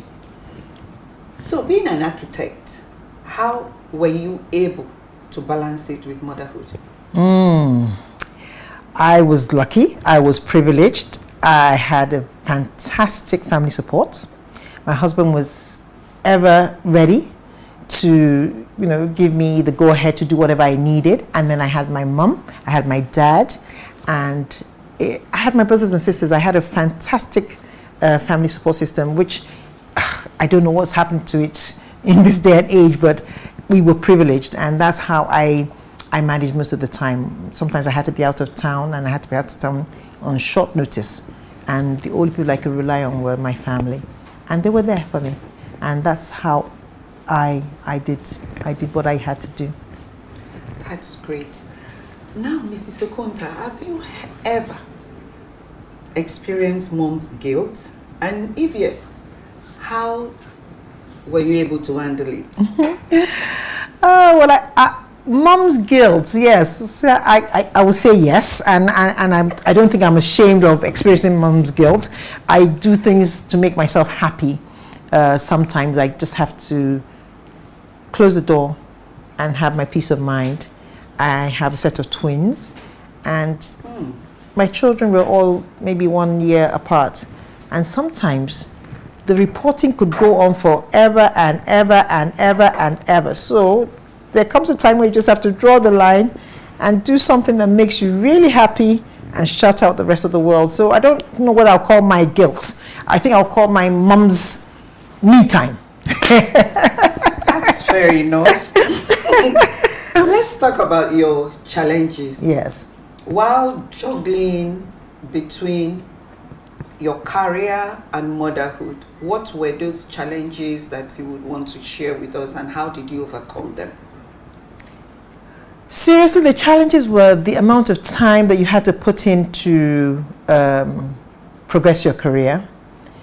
Sometimes in my field, there are lots of deadlines, and those deadlines are taken seriously. So you find out that maybe you're supposed to be at home at a certain time, have lunch or have dinner, and make sure the children are doing what they're supposed to be doing, and you can't be there. Sometimes you just need to be able to say to yourself, I'm going to give this amount of time to the children and do whatever it is. It means working doubly hard and everything, but you do whatever it is to make sure that at a certain time, this 2 hours or this 3 hours, I'm going to be there before my children go to sleep. Those deadline times and those times where you have to deliver, and those times where things have to be done in a certain way. You just have to get them done and make the choice and try and sort of compartmentalize. This is the time for my work, and this is the time for my children. Sometimes the children get less in those type of trying times, but that's what happens. Okay. If you had one advice for a mother who juggles between parenting and her career, what would that advice be, and why? Certainly, I would really say that it's not one solution for everybody's situation. We do not all parent the same way. For instance, motherhood is such a beautiful and exciting journey. It's not something that I plan. I don't plan when my children decide to get sick. I don't plan for my children to call me in the middle of a meeting and say, Mom, I want to eat a bag of chips. It's not something you can actually plan for. It's not something I can actually tell you this is the way to go. For instance, I said I had a very fantastic support system.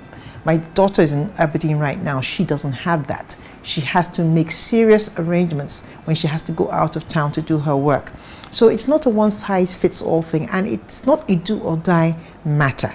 If you cannot achieve what you want to achieve in your career at that point in time, I would say the children always come first. The career doesn't run away. I know so many people that had to put their careers on hold. We're all more or less at the same level now. So family comes first all the time. That's my advice. Thank you so much, Mrs. Patience Okonta, for sharing this inspiring story with us. We have had a very wonderful conversation. We'll take a short break, and when we return, we'll dive deeply into how to prioritize time for yourself and your family in the midst of a demanding career. Don't go anywhere.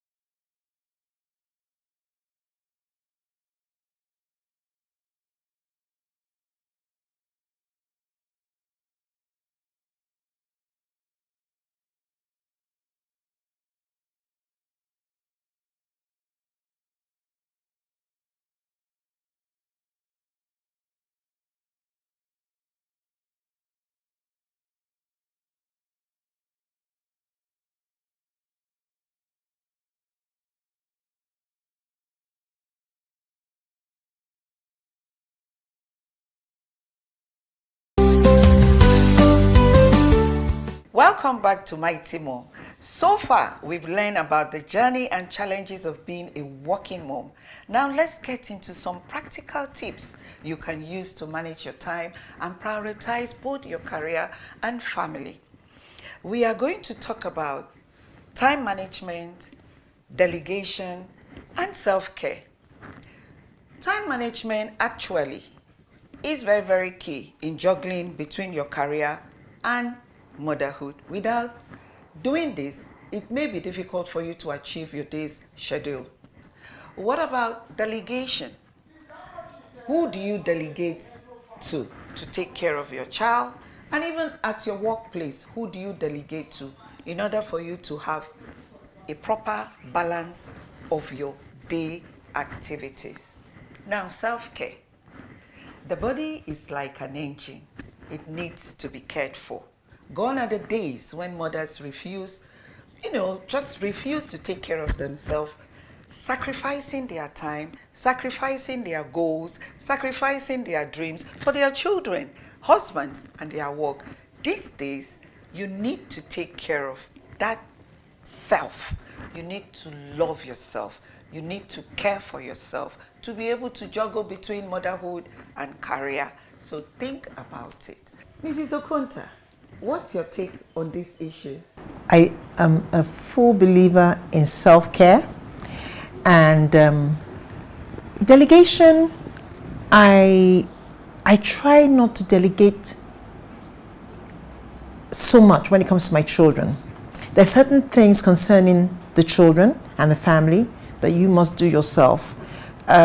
For instance, when you're asked to come to the schools, you need to take time off from the office. And I try as much as possible not to delegate in those regards. But sometimes there are things that you have to delegate and the things you cannot meet up with. Self-care, I will always look after myself. Luckily, I had a husband that believed in me looking after myself, so I didn't have any problems with that. And my children always even was very, very happy to say, that's my mom. So that's another reason why every mom has to take care of themselves, so that you make the children also proud as well. We will take a short break, so please stay with us.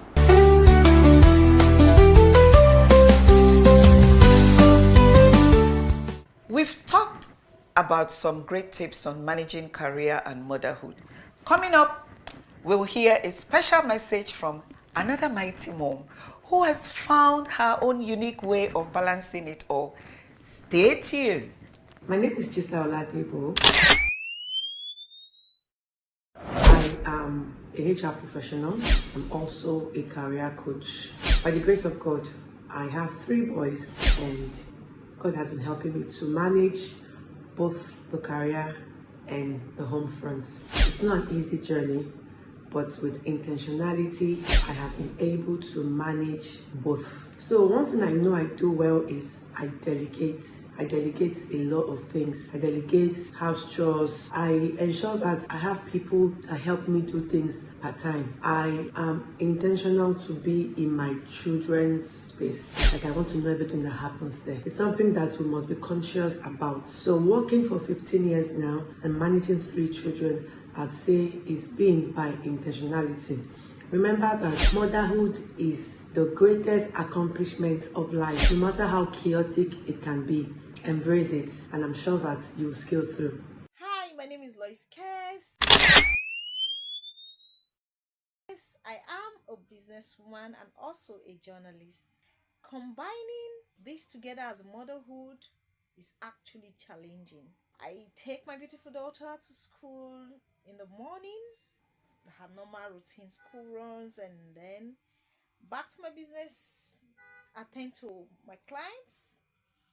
At the same time, once she's back from school, I make sure I attend to her assignments. You know, being a mother and combining my career together with it is kind of challenging, but it's worth it. You know, it's worth doing because it actually gives me joy. Thank you so much, and do have a wonderful day.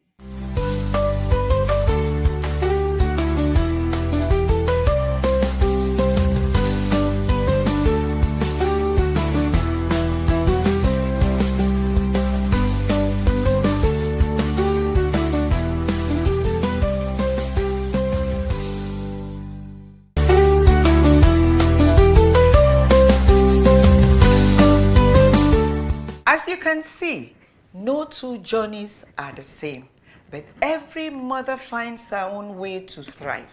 These women prove that it's possible to be both a dedicated mother and a successful professional.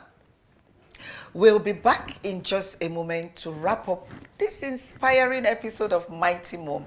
You won't want to miss the final word of advice from today's guests.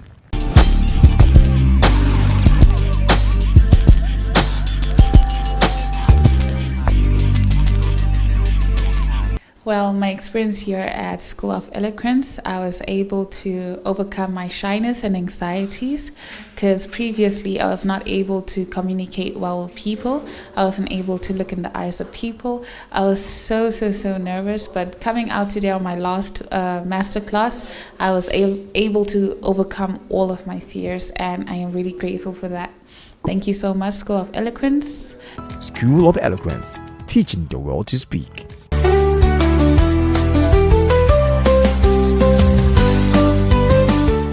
We've had a wonderful conversation so far with Mrs. Okonta. I'm sure you will agree with me that it's been a wonderful day. Mrs. Okonta, your final advice to mothers out there.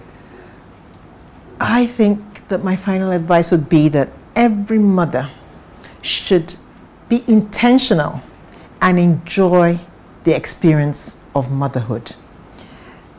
Well, if you have to set your career aside for any reason, there's no better reason than for the children. So my advice is to love yourself, love your children, put the family first, always.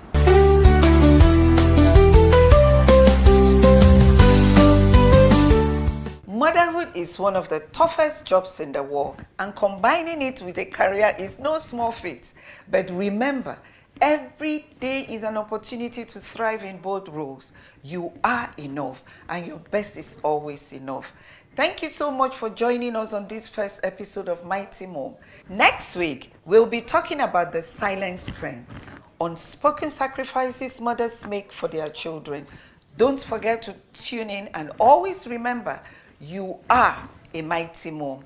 My name remains Sarah Roberts. Thank you.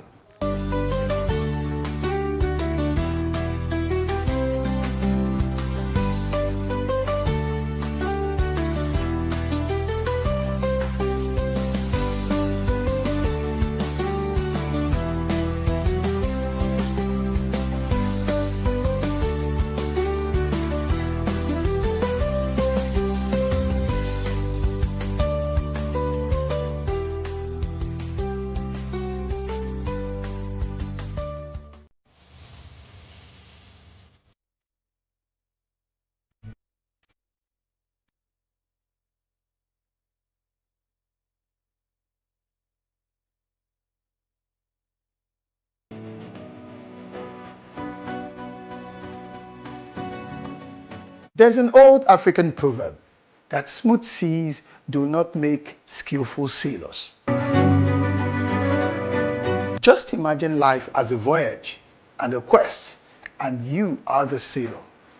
Indeed, the navigator, and your dreams and your aspirations for greatness and for goodness represent your destinations. Hello, dream chasers and future history makers. Welcome to another timeless capsule where we dive deep into the wisdom of ages to fuel your journey, your quest, your desire towards greatness. Today, we're setting sail on the vast ocean of life, guided by an ancient African proverb. Smooth seas do not make skillful sailors. Think about it. If life were always calm and predictable, how would we grow? How would you learn to navigate the storms, harness the winds, and chart our own course towards our dreams? It is indeed, and in fact, the challenges, the setbacks, the unexpected turns, the twists, those difficulties that truly shape us into the capable, resilient individuals that we are meant to be. Just like a skilled sailor relies on their experience and knowledge to conquer the roughest seas, we too must draw upon our inner strength and determination in order to overcome some of life's obstacles that that stand between us and our aspirations. Remember, every challenge is an opportunity in disguise. It is a chance to test our limits, to learn new skills, and to emerge stronger than ever before. In fact, as the great Jim Rohn once said, it should make us stronger, wiser, and better. And that's why we must embrace the storms no matter what happens. We must embrace setbacks, for they will teach us valuable lessons. We must also embrace the detours, for they may lead us to even greater destinations than we originally imagined. That is a very important lesson for you. I know it's not always easy. There will be times when the winds are against you, when the waves crash over your bow, and when you feel like giving up. I know. But in those moments, remember the words of the great Nelson Mandela when he said, "It always seems impossible until it's done." So keep your eyes on that horizon, your dreams in heart, and your spirit unwavering. You are the navigator of your own destiny. You have the power to turn those challenges into triumphs, setbacks into comebacks, and dreams into reality. So let the winds of adversity blow. Let the waves of doubt crash against you. You are that skillful sailor that is capable of navigating any storm. And remember, the greatest rewards await those who dare to venture into the uncharted waters of their own potential. Set sail, my friends. Embrace the journey, and may your voyage be filled with courage, resilience, and, of course, the unwavering belief that you are destined for greatness.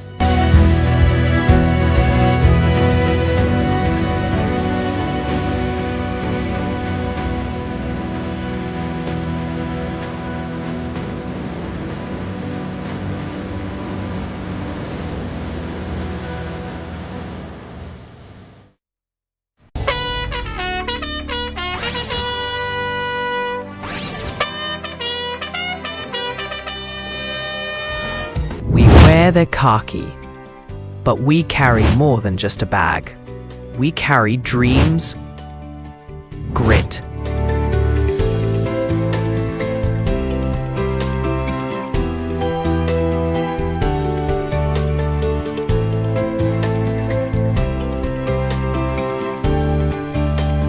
and a will to serve.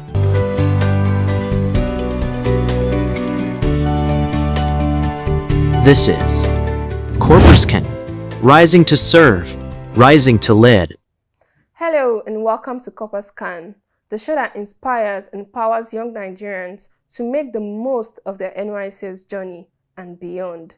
I am your host, Amy, and you're watching us right here on the Achievement Channel, Nigeria's first and only 100% motivational television station, broadcasting from the School of Eloquence Studios in Ikoyi, Lagos. Today's episode hits close to home. Every young Nigerian, the hustle and the calling, chasing money without losing yourself. Let's be real. Everybody wants to make it. We all want success, comfort, and a soft life, but not everyone keeps their peace while doing it. So how do we find that balance between ambition and authenticity, between chasing money and following purpose? Joining me today are two remarkable young Nigerians whose life reflects the balance between hard work and inner peace. Our first guest, Madu Dennis Uchechukwu, is a purpose-driven young professional currently serving with the School of Eloquence in Ikoyi, Lagos. Passionate about growth, leadership, and creativity, he's building a career rooted in excellence and impact. He believes in working hard, staying consistent, and pursuing success without losing touch with one's value. And our school guest, Abdulwahid Issa, is a proud son of Ilorin in Kwara State, a passionate communicator and multi-skilled young professional with background in mass communication from Kwara State Polytechnic. He's gained hands-on experience at New Telegraph's publishing company and Daily Trust newspaper, and he's also trained in solar and inverter installation. Proof that versatility is the new power of today's youth. Together, we'll explore how to stay true to your purpose in a world that never stops hustling. This is Corporate, rising to serve, rising to lead. Hello, Uche. Hello, Wahid. Welcome to this show. Thank you, Amy. Corporate Can. Thank you. How are you doing this morning? Very well. Well, good. Thank you. Okay. We're diving right into the topic, the hustling and the calling, chasing money without losing yourself. Hello, Uche. I would love you to let us know how one can continue chasing the person's dream while remaining steady to the person's core value. Thank you, Amy. For me, I've learned that chasing your dream or money doesn't mean anything to you if you lose yourself to it. It's not all about the money. It's not all about the success. Still, you kind of like have to put yourself on hold, make out plans, get ideas, and get it all thought out. For instance, in my PPA at the School of Eloquence, I kind of like have myself scheduled, and I kind of like line up things that I mean to do, and I try to kind of like achieve 1 or 2 things a day before I go. Or if I'm not able to achieve something, I'll kind of like have in mind what I'm going to start up the next day. And before I come the next day, I have it planned up, and when I come, I start up with it before the main job for the day comes. So it's not just about success, or it's not just about the success or the search for the money or fame or what. I kind of like feel it's more of the value, the insight, and what you're looking at to gain from it. Okay. That's my point. So in all, we should always just look towards what we always wanted, or what we always know before the success starts coming. What we always wanted, what we always know, and what we want to achieve, what we want to impact. The kind of like the footprint we want to leave behind as we pass through the process. Well, that was very insightful. So let me just chip in just a point with what Uche has said, so as just to make a contribution to his question. In order not to lose yourself, your value, you just need to be careful of how you chase the money. Although it's legal to chase money, and the way you chase it determines if it's legal or illegal. Oh, that's a point. So if you chase it legally, and you are able to control yourself, because money controls people. Okay. If you are able to chase it legally, I guess you are still within, you are still maintaining your value. But once you chase it illegally, you are coming out of it. Oh.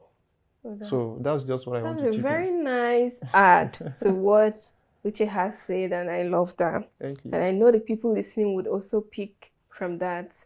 Don't lose yourself and the value. Exactly. Once you go illegally, you've lost the essence of the game. Exactly. Okay, now, so I'm just going to ask you some other things for people listening and for us also. You know, there's a lot of fake get quick scam going on, and everywhere you go, they just say click here and make this money. How do we become able to spot it? Like once you see those, you say this is fake, is a scam. Yeah. Thank you. You see this question, okay, there is a saying in Yoruba language. Wow. Yoruba will say, which means there is no shortcut to success. Wow. Any shortcut to success will cut your success short. Okay. So there are some things, let me say there are several things, there are several ways you'll be able to spot. Get quick rich trap. Yeah. There are different ways you can spot such things. Okay. One of it, let's take for instance, maybe you're just scrolling on the internet or maybe the social media, or you see some people advertising this, advertising that. Once they are asking, or once their demand is much more than expected, Okay. you should be able to figure out that, no, is this real? So you're going to use the memo of nothing good comes easy. Exactly, exactly. Because yeah. if it's something good, most of what is good, Value. although it doesn't come easy, but at least, even as a human being, you should be able to differentiate how this thing works. Okay, It's like is this everything real? with value is what Is, it varies. is this real? Okay. Or is this, let's take for instance, there are some, let me say there are different platforms whereby you invest. When you invest, then at the end of the day, you get your return back. Amen. Also, and we also have some. We have legal ones and we have illegal ones. Okay. And I'm very sure at this age we are now, although it might not be easy to identify the illegal ones, and it might be easy at times. There are some platforms whereby they will ask you that, okay, delivery payment is delivery. Why some will ask you to pay before delivery. And those who will ask you to pay before delivery are the well-known ones. If you can understand, if you are the type that do this online transaction. And if there are some whereby even if they want to require for payment first, at least they might not even request for maybe you pay the full payment. They might say, okay, we'll make half payment then. Okay. But at least once it gets to that stage, one should be able to identify, is this real? Is this not real? Okay. And so in this age we are now, there are a lot of things we can do which are legally that we don't even need to be panicking, okay, is this real or is this not real? Okay. I don't know if I am permitted to say this. There is this something called trading. We are all familiar with Yeah, it. the crypto trading. The crypto trading. These are some of the things whereby we can, although it might flop at times, but I'm very sure it's not every time that it flops. Because you're trying Even to... if it comes down, then it rises again. I think that, and even if you are a business type, there are risks. So everything in this life is risk. Okay. So once you are able to, okay, let me just give it my trial. Once you are seeing that where this thing is going, it might not favor me, so you can easily withdraw. But when you see that, okay, this thing where it is going, I think it will yield a good result. At least you can just keep going on that. Thank you so much. We're You're going welcome. to take off nothing good comes easy from Exactly. this. Just everybody be careful, watch out, probe what you want to do. Don't be quick to analyze and everything. Mr. Uche, would you love to chip in to anything Mr. Wahid has said? Well, he has already hit the nail on the head. Okay. But I just would like to add one or two things. If it's too good to be true, then it probably is. Then make researches. Always make researches. Don't just jump into conclusions or whatnot. Then again, if it's something you want to do and it's something that they rush you to make payment and stuff, have second thoughts. Yeah. It's kind of like, it's quite scary. Yeah, exactly. Then I believe this is Nigeria. Everybody wants to make money.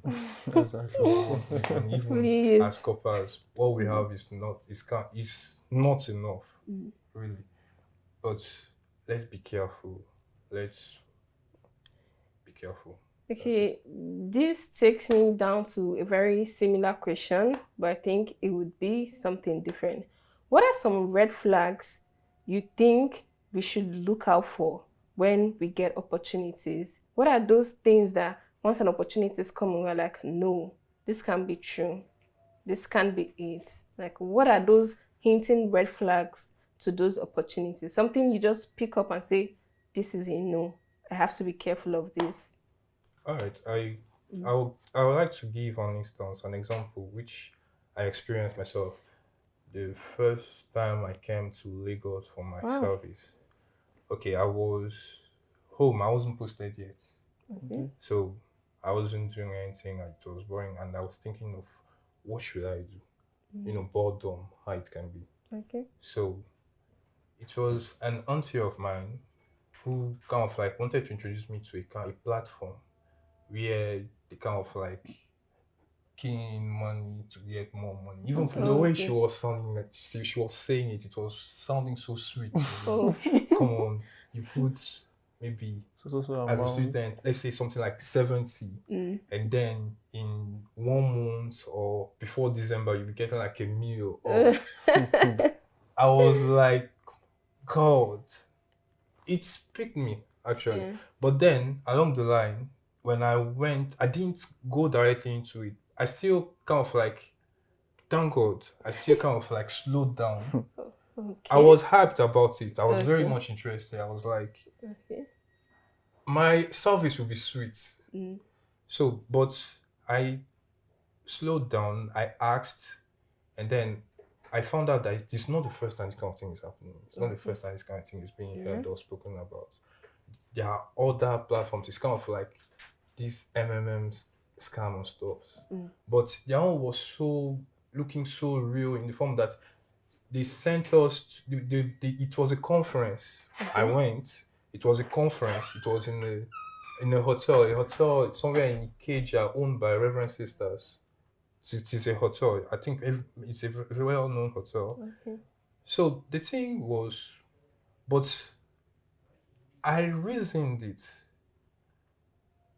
Are these people expecting me to kind of like put the 70,000 I should be saving into this thing, and then expecting me to kind of like wait for that 1 million, and then from it, it's not just like it comes instantly. From it, you start getting extra joys, because when they tell you about this thing, they say it to you as if it just comes like that. You don't have, but when you do your researches on your findings, you find out that you have to bring up people, and those people have to bring up people, and it keeps going. It's always a chain. On and on and on and on. And then this kind of thing, they give you promises, and promises which are kind of like unbelievable. That can be true. So that's kind of like the red flag that I saw, and I was like, no, I can't do this. And I came back and I got back to myself, and I didn't do it. Yeah. Okay, I think I have something to say. I just want to reference to the question you asked earlier, and one of the answers which you gave is just to make research. In anything, I say it again, in anything we do, we should just make a proper research, a deep research about anything. Because if you are researching, we'll be able to get what is real and what is not. And secondly, let me give an instance. Let's take for instance, how do we spot a red flag, right? We normally see some adverts. That's happened to me some times ago. So we normally see some adverts whereby they will just place the adverts maybe on the streets while walking. You see it on the pole somewhere. So once you get that advert, they will ask you to call so number to get so opportunity. Once you dial the numbers on it, they might ask you to, okay, come to so place to get the opportunity. Once they are able to convince you and you go there, before you go, make sure that the place they invited you to, make sure it's somewhere everybody knows. So that we don't just fall victim. Because why I'm saying this is that when it happened to me, I called that number, the number I saw on that advert. I called the number, and I think I told maybe my dad or my elder brother. It was like, where were you invited to? Where did they ask you to come? I said, so place. So place. I think then I was still much younger. It was like, why would they ask you to come to this? This is not real. I didn't mean that if it's something real, they won't ask you to come to that kind of a place. At least it should be something they can do publicly or in an open space whereby other people will see that, okay, something is going on here. So once you are not able to verify the address you are being invited to, it's a red flag. And luckily for us, we have the internet at our beck and call now. Exactly. So you can just go on the internet or on the map, just search. So thank God now you can access everywhere from the Google map now. So if you are not able to locate a so place that you are invited to Don't come go. for an opportunity, my brother and sister, it's a red flag. These are eye-opening experiences, and I'm so glad we have you people here to share with us, because Thank you. this hearing your experience is my first time hearing it. I know I've heard lots of stories about the money chain thing, bring someone coming, but I've never heard of this, and it's scary. And I also picked something from here: involve people. When you Yes, get this exactly. kind of opportunities, there's no need to rush into it. Talk to people. Like they always say, 2 heads are better than one. Yeah. Thank you so much. We're going on a short break now, and when we're back, we'll continue this conversation. Stay tuned.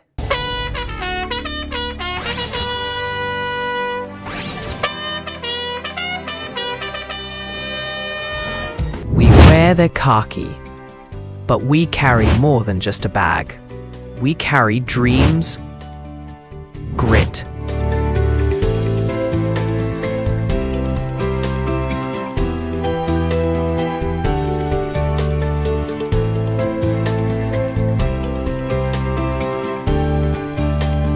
and a will to serve.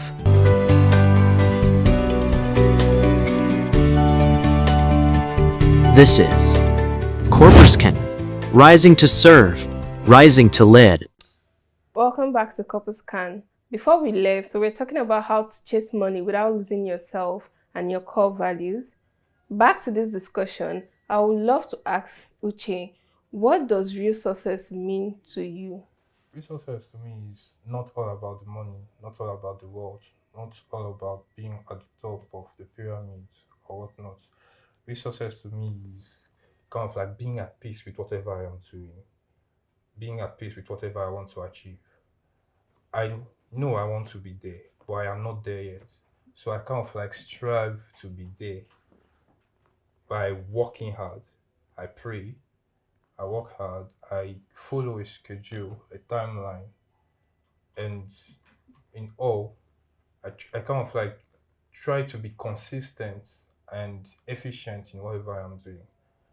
All in all, to kind of like achieve the success that I want to achieve. Thank you. Well, that's very insightful. I think I have an insight. Okay.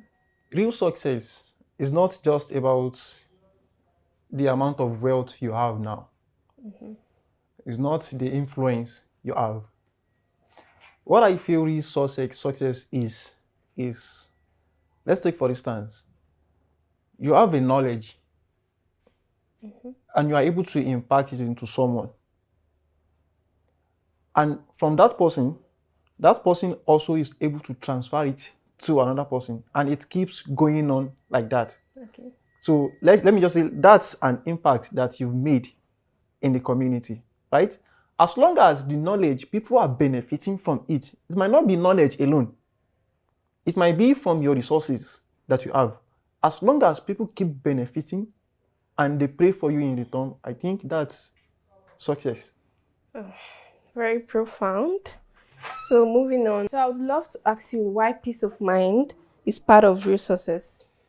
Yeah, peace of mind and real success, they are two different things, but it can be linked together. As I've said earlier, real success is not just the amount of wealth you've gathered or the properties you've had. If you are successful, so how we can link it, if you are successful in life and you don't have peace of mind, what's the essence of your success? So being at peace is very, very, very key.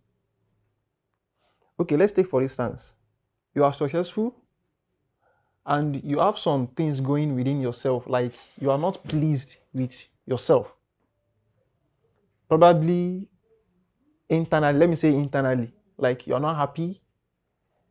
The wealth that you have gathered, that we are counted as being successful, if you are not happy, you won't be able to manage the wealth or the resources you've gathered. let me give a point. If you are successful, okay, people might know, okay, this person is successful, right? Okay. But if your mind is not at peace, my sister, even your health status, it will be obvious from the look of things. No, this person doesn't have peace of mind. So, peace of mind, it improves your health status. It even increases your mental stability. So, if you are successful and you are not at peace, I don't see the reason for. Let me say, I don't see how. I don't know how to put it. You are successful and you are not at peace. So, what's the essence of being successful? So, if you want to be successful in life, we should also take into consideration our peace of mind. How do we want to get our wealth, the properties we've been longing for? How do we want to get it? And at the same time, keeping our peace of mind. Some people today, I can boldly say that the way they gather their wealth, once they are able to gather it, they don't have peace of mind anymore. Why? Because the way they've gone, they went, the way that they've been, what they've been through in order to gather those resources or the funds or the wealth. So the ways they've run through, the way they've gone through, whatever places they've gone through is what is not giving them the peace of mind they need in order to be able to manage what they've been able to get. So if you are not peaceful with yourself or you don't have peace of mind, so I don't think the wealth you've gotten or the properties you've gotten will take you to anywhere. Okay, thank you so much. You're welcome. I'd like to contribute to what Wahid just said as pertaining to getting wealth and peace at the same time. Sometimes some persons, getting jobs, getting a business or being into something is kind of like difficult. So sometimes some people are lucky enough to kind of like be in a certain place of work, in a certain position or in a certain job, but they are not happy with the job because it's not what they actually want to do. Exactly. But yet that job is kind of like paying the bills and taking care of whatever they are doing. So a candid advice is kind of like a story I once heard.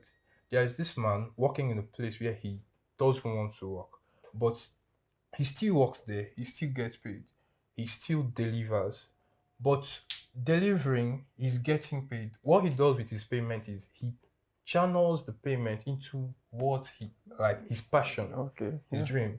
It might be art, it might be like painting, might be music or whatever, but he kind of like gets a payment and he channels it there to where he feels like he has that peace, and he kind of like uses the place he's not comfortable with to move himself to a comfortable and a more stable place.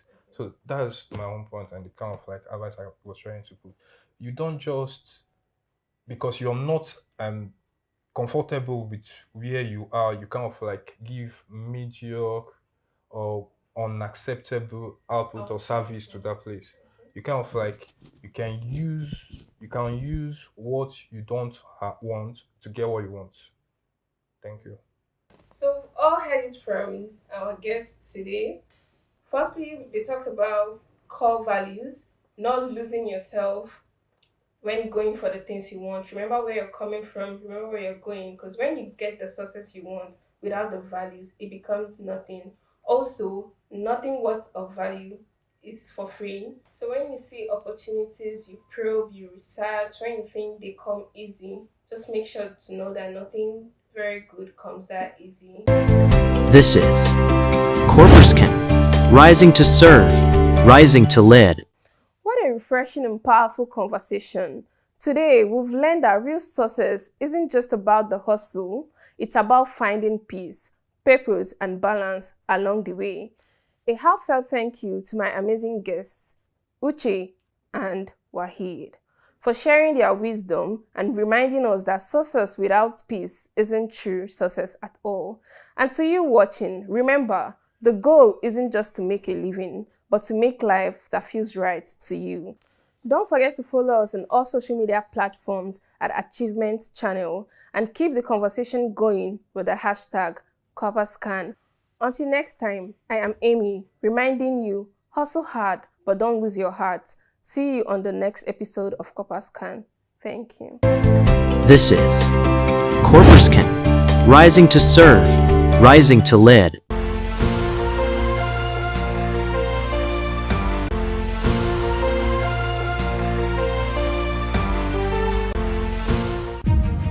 A new day dawns, full of possibilities.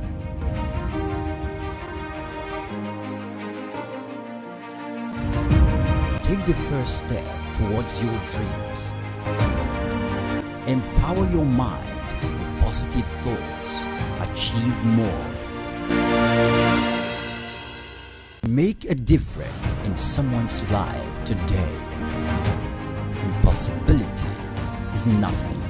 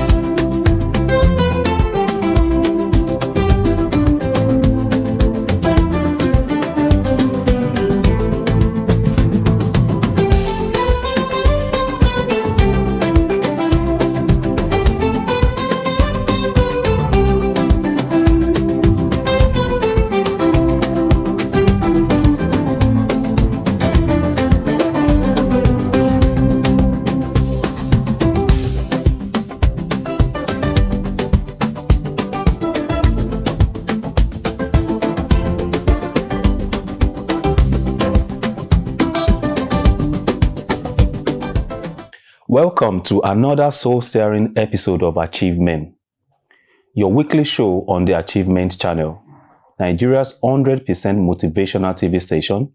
We are coming to you from the School of Eloquence studio in Ikoyi, Lagos.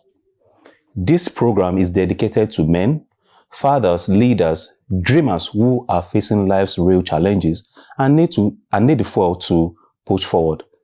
At Achievement, we uplift, encourage, and inspire men to live with purpose, lead with strength, and rise above every setback.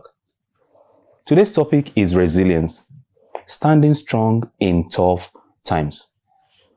We are diving into what it means to be truly resilient, how to bend without breaking, how to fall but rise even stronger.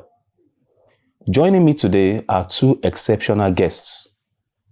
Mr. Austin Onono, a leadership expert, entrepreneur, and humanitarian. He's a former factory inspector, a veteran corporate leader, and the current CEO of Nutrify Farms Limited. His 25-year service in Lions Club International includes leading life-changing health projects across Nigeria. Austin is a builder of both people and institutions. And we also have Mr. Asef Kolawole Agbeyihane, a chartered accountant, a public speaker, and grassroots politician. He has served in various political leadership roles and is deeply committed to youth empowerment and also women's development through his foundation. He's also a financial consultant and public affairs analyst. Let's dive into a conversation that will empower you to stay the course, even in the storms of life. Gentlemen, thank you for coming on the show. Thank you very much. It's a wonderful profile, and I'm happy to be in this moment right now. And I'll ask from the very basics. Let me start with Mr. Asef. How do you define resilience? Personally, what's resilience to you? To me, the resilience is ability to cope, to adapt, and also move forward from there.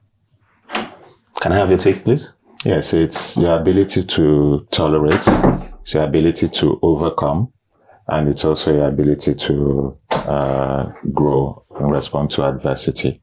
It's about survival and growth. You have to endeavor to survive in the moment and then find a way to get past it. I love that. So I'll ask you directly, Mr. Austin. From your profile, it's obvious that you've gone through different sectors. And from the definition of resilience, I can see that you're actually very, very resilient. So what was the most difficult moment and how did you transition? How did you overcome it? How can you align this moment to express it that, okay, I'm learning from you now. This was the toughest. How did you go? How did you overcome it? Okay, I think maybe one of my most difficult turnaround jobs was when I was Divisional Chief Executive of Technical Products and Leasing Services, John Holtz PLC. I think it was primarily the weight of expectation from the outcome of the job based on the impact it was likely to have on the business. So it was like a lot was resting on your shoulders and you had to do this. And then in the course of executing the turnaround, I discovered that I needed to spend a lot of time to get it done. So it wasn't just the time you were interfacing with people in the office. It was time before and time after that interface. So I found myself at some point, for a long period of time, working for about 19 hours every day. So I think that was the toughest period. And how I got over that was to motivate myself. I broke the overall objective down into smaller achievable goals. So as we were accomplishing one small goal after the other, I was getting more and more motivated, apart from, of course, ensuring that you were properly exercised and all. Wow, that's some standard that I hope people can actually emulate. But 19 hours is a lot. It's really a lot. It's ridiculous. I live on the peninsula, and then the Lekki Expressway was being built. So I had to leave home at 5 a.m. latest in the morning. The minute I got into the car, with the inner lights, I would start working. Get to the office, continue working, and then after people had left, I'll still try to finish up, walk all the way in the car going back home. And then unfortunately, when I get back, just again, because as you were seeing those numbers coming through and they were exciting you, let's do this one more. So I'll put in a little bit more time in the study before going upstairs. And that's why, it became 19 hours very, very quickly before I realized it. Wow, Mr. Asef, I want to dig deep into your own moments too.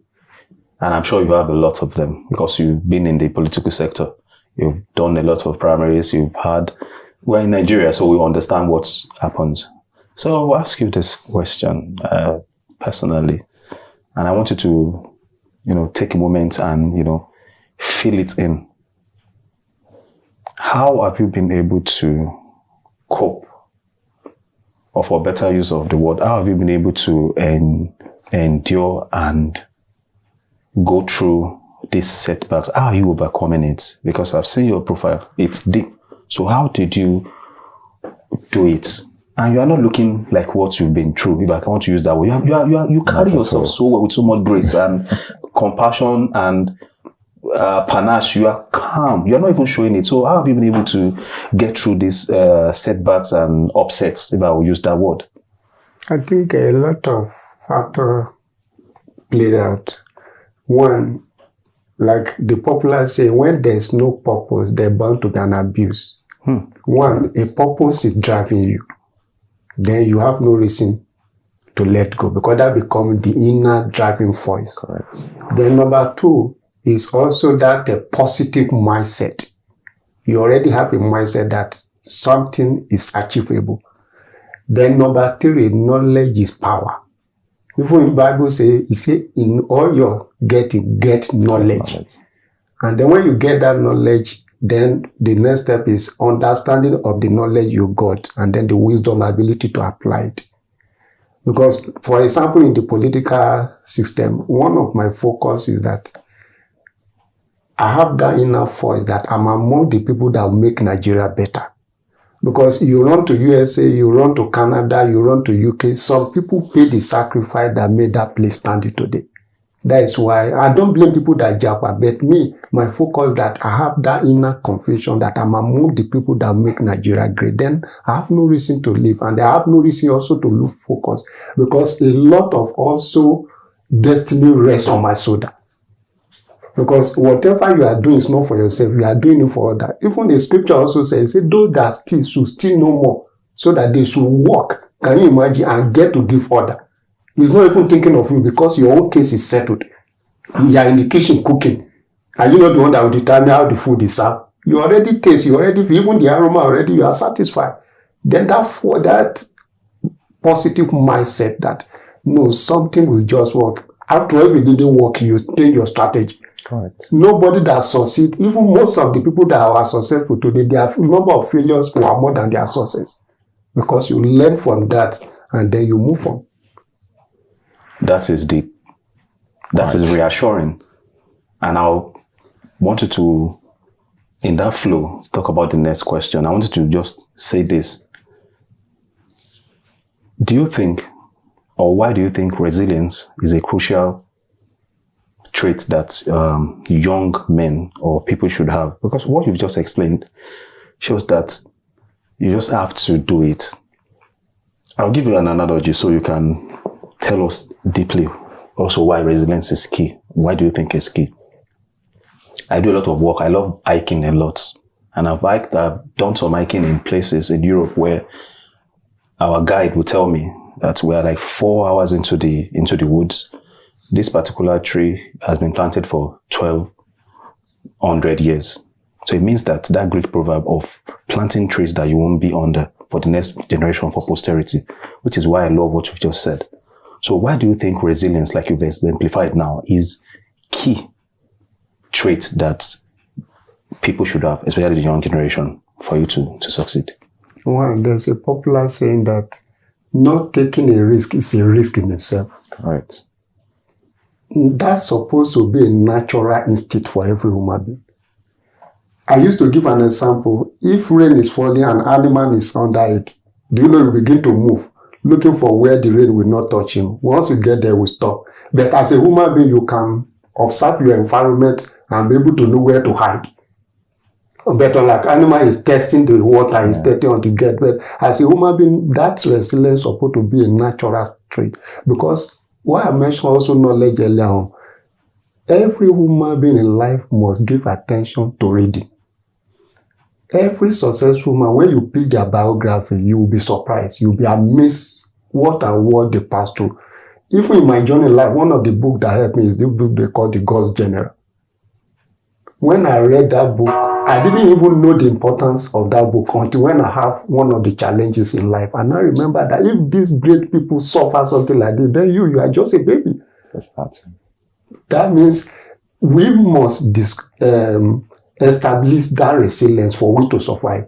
Nobody that became successful in life that doesn't pass through one pains or the other. That means it's a natural thing. If we now narrow it down to Nigeria now, it's more tougher. Thank God when Mr. Austin was addressing my son, their generation is more difficult than when we were growing up. Right. Sometimes I feel pity for them, but they need to also develop more, because at this age now they have access to more information than us. How they utilize those informations is very key for their resilience and survival. Mr. Austin, I must have your take. Because of your, I want to approve you based on your experience. So why do you think this resilience is a must-have, not a nice-to-have for this generation? Based more on what I see now, and what I can deduce from the experience I've had. This is a social media generation. And there's a lot of pressure on people, especially the younger ones now, that didn't exist before. because your scope was limited to a few people. But with social media, you're exposed to a lot of people. You also now can't control what people are posting. So a lot of what is being posted is very far from the truth. Unfortunately, people consume the things that are posted and then try to measure their own performance against what they are seeing, not realizing that a lot of them are really false. So that puts a lot of pressure. As a matter of fact, not just the younger people, but everybody, who is not self-confident. And it's everyone, it's men, it's women. Now, matters are not helped by the fact that our value system is also now upside down. So the people who espouse to the pristine and traditional values, that we all cherish, are now being made to look as stupid, as slow, and as unsuccessful. Mr. Saab just mentioned reading and knowledge. All right. What you see today is that, guy, look, forget that matter of reading, shine your eye, clear road, make it whatever is the case. And then you can buy all the doctors you want. You can buy all the lawyers that you need. And this is what people are being made to believe is real. It's now become the reality, but it's absurdity. Now, specifically, let's even go further. In 2018, the Permanent Secretary of the Federal Ministry of Health announced that 30% of Nigerians were suffering various levels of mental health challenges. At the same time, WHO had the number at about 25%. This is 2018. Do the math. Do you think things have improved since then? Interesting. And if the Permanent Secretary of Federal Ministry of Health officially was acknowledging 30%, do you not think that the number could have been more than that? I love that data. What would it be now? It's frightening. I love that data. And do you mind? Because it's obvious from what you've just iterated that we need a paradigm shift. We do. So can I ask you the question, and I want you to answer also, but let me take it first. Can resilience be taught? Resilience can be taught. Resilience can be learned. But while you're doing that, you also have to be mindful of the fact that at the end of the day, it comes down to you taking care of yourself.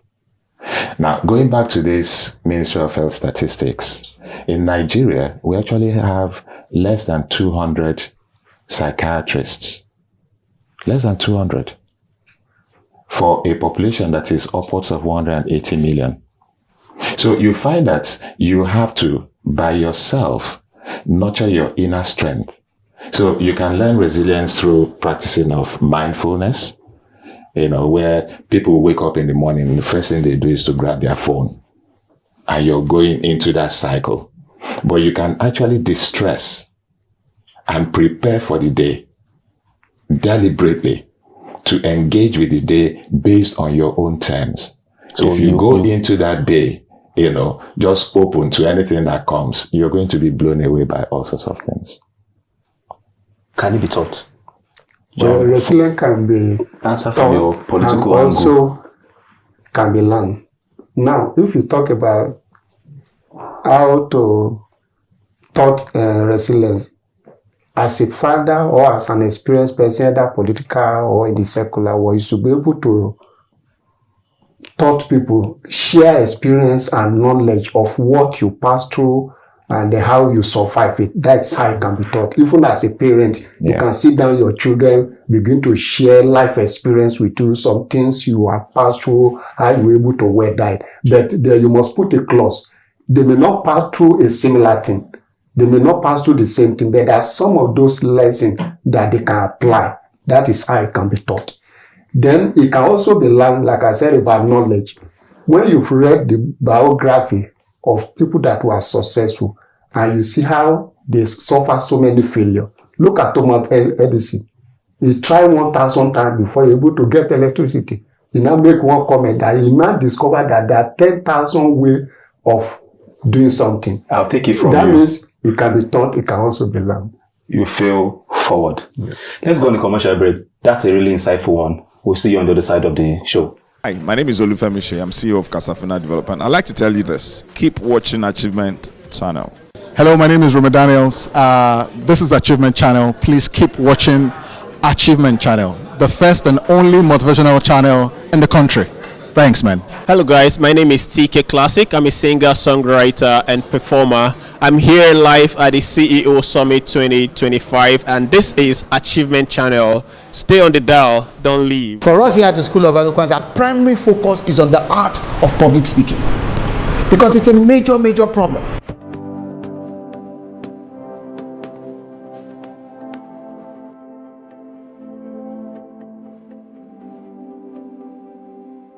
And public speaking, we must understand, is the raw art of speaker to audience oral communication. I got a lot more than I actually expected. I have overcome the few years I used to have. The more you speak, the better you are with speaking. School of Eloquence is the place you can be, and there's a turnaround. That change you are expecting, you get it there. Welcome back to the other side of the show. I'm sure you were itchy to see how it goes out. That's how we're also feeling here. Miss Austin. Yes. Resilience means reinvention. So for everyone out there that needs help, that needs, they're feeling rejected, dejected, there's no work. We know how the situation is global, because I have data of Spain, at least Italy and the US. So it's not like there's job everywhere. So, and resilience means reinvention. You have reinvented yourself. Simply put, I'm sure a lot of our viewers will go and look you up. So how do you explain? How do you advise? I think that's what. How do you advise the younger generation to pull through whatever circumstances they find themselves? Thank you very much. First of all, contentment works for me. Contentment has helped to ground me. And if people can build that contentment in themselves, it helps to prevent you from falling off the wagon, first of all. And then it's never too late to start all over. At some point, you have to make a conscious effort to stop digging. You know how you're digging a hole, you keep digging and you're going further and further. At some point, you need to stop, come out and look at it. It's almost like somebody drowning. When you're drowning in a river, you keep thrashing, you're dissipating energy, you're likely to take off faster. But if you were to actually slow down and tread water, allow the water to carry you, you have time to think, you have time to see whether there is something that you can support yourself with. And then maybe the water can even carry you to safety. It may carry you to peril, but it will take you there much later than if you were digging. So when you slow yourself down, you have to build up your versatility. You have to be ready to try new things. You have to be able to think innovatively. Innovative thinking will help you determine those things that you can do with little capital.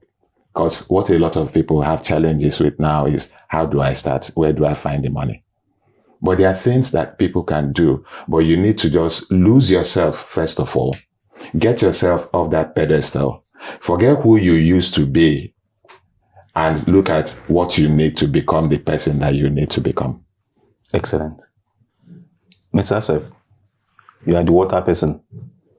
I love the analogy, the example you gave on the water part.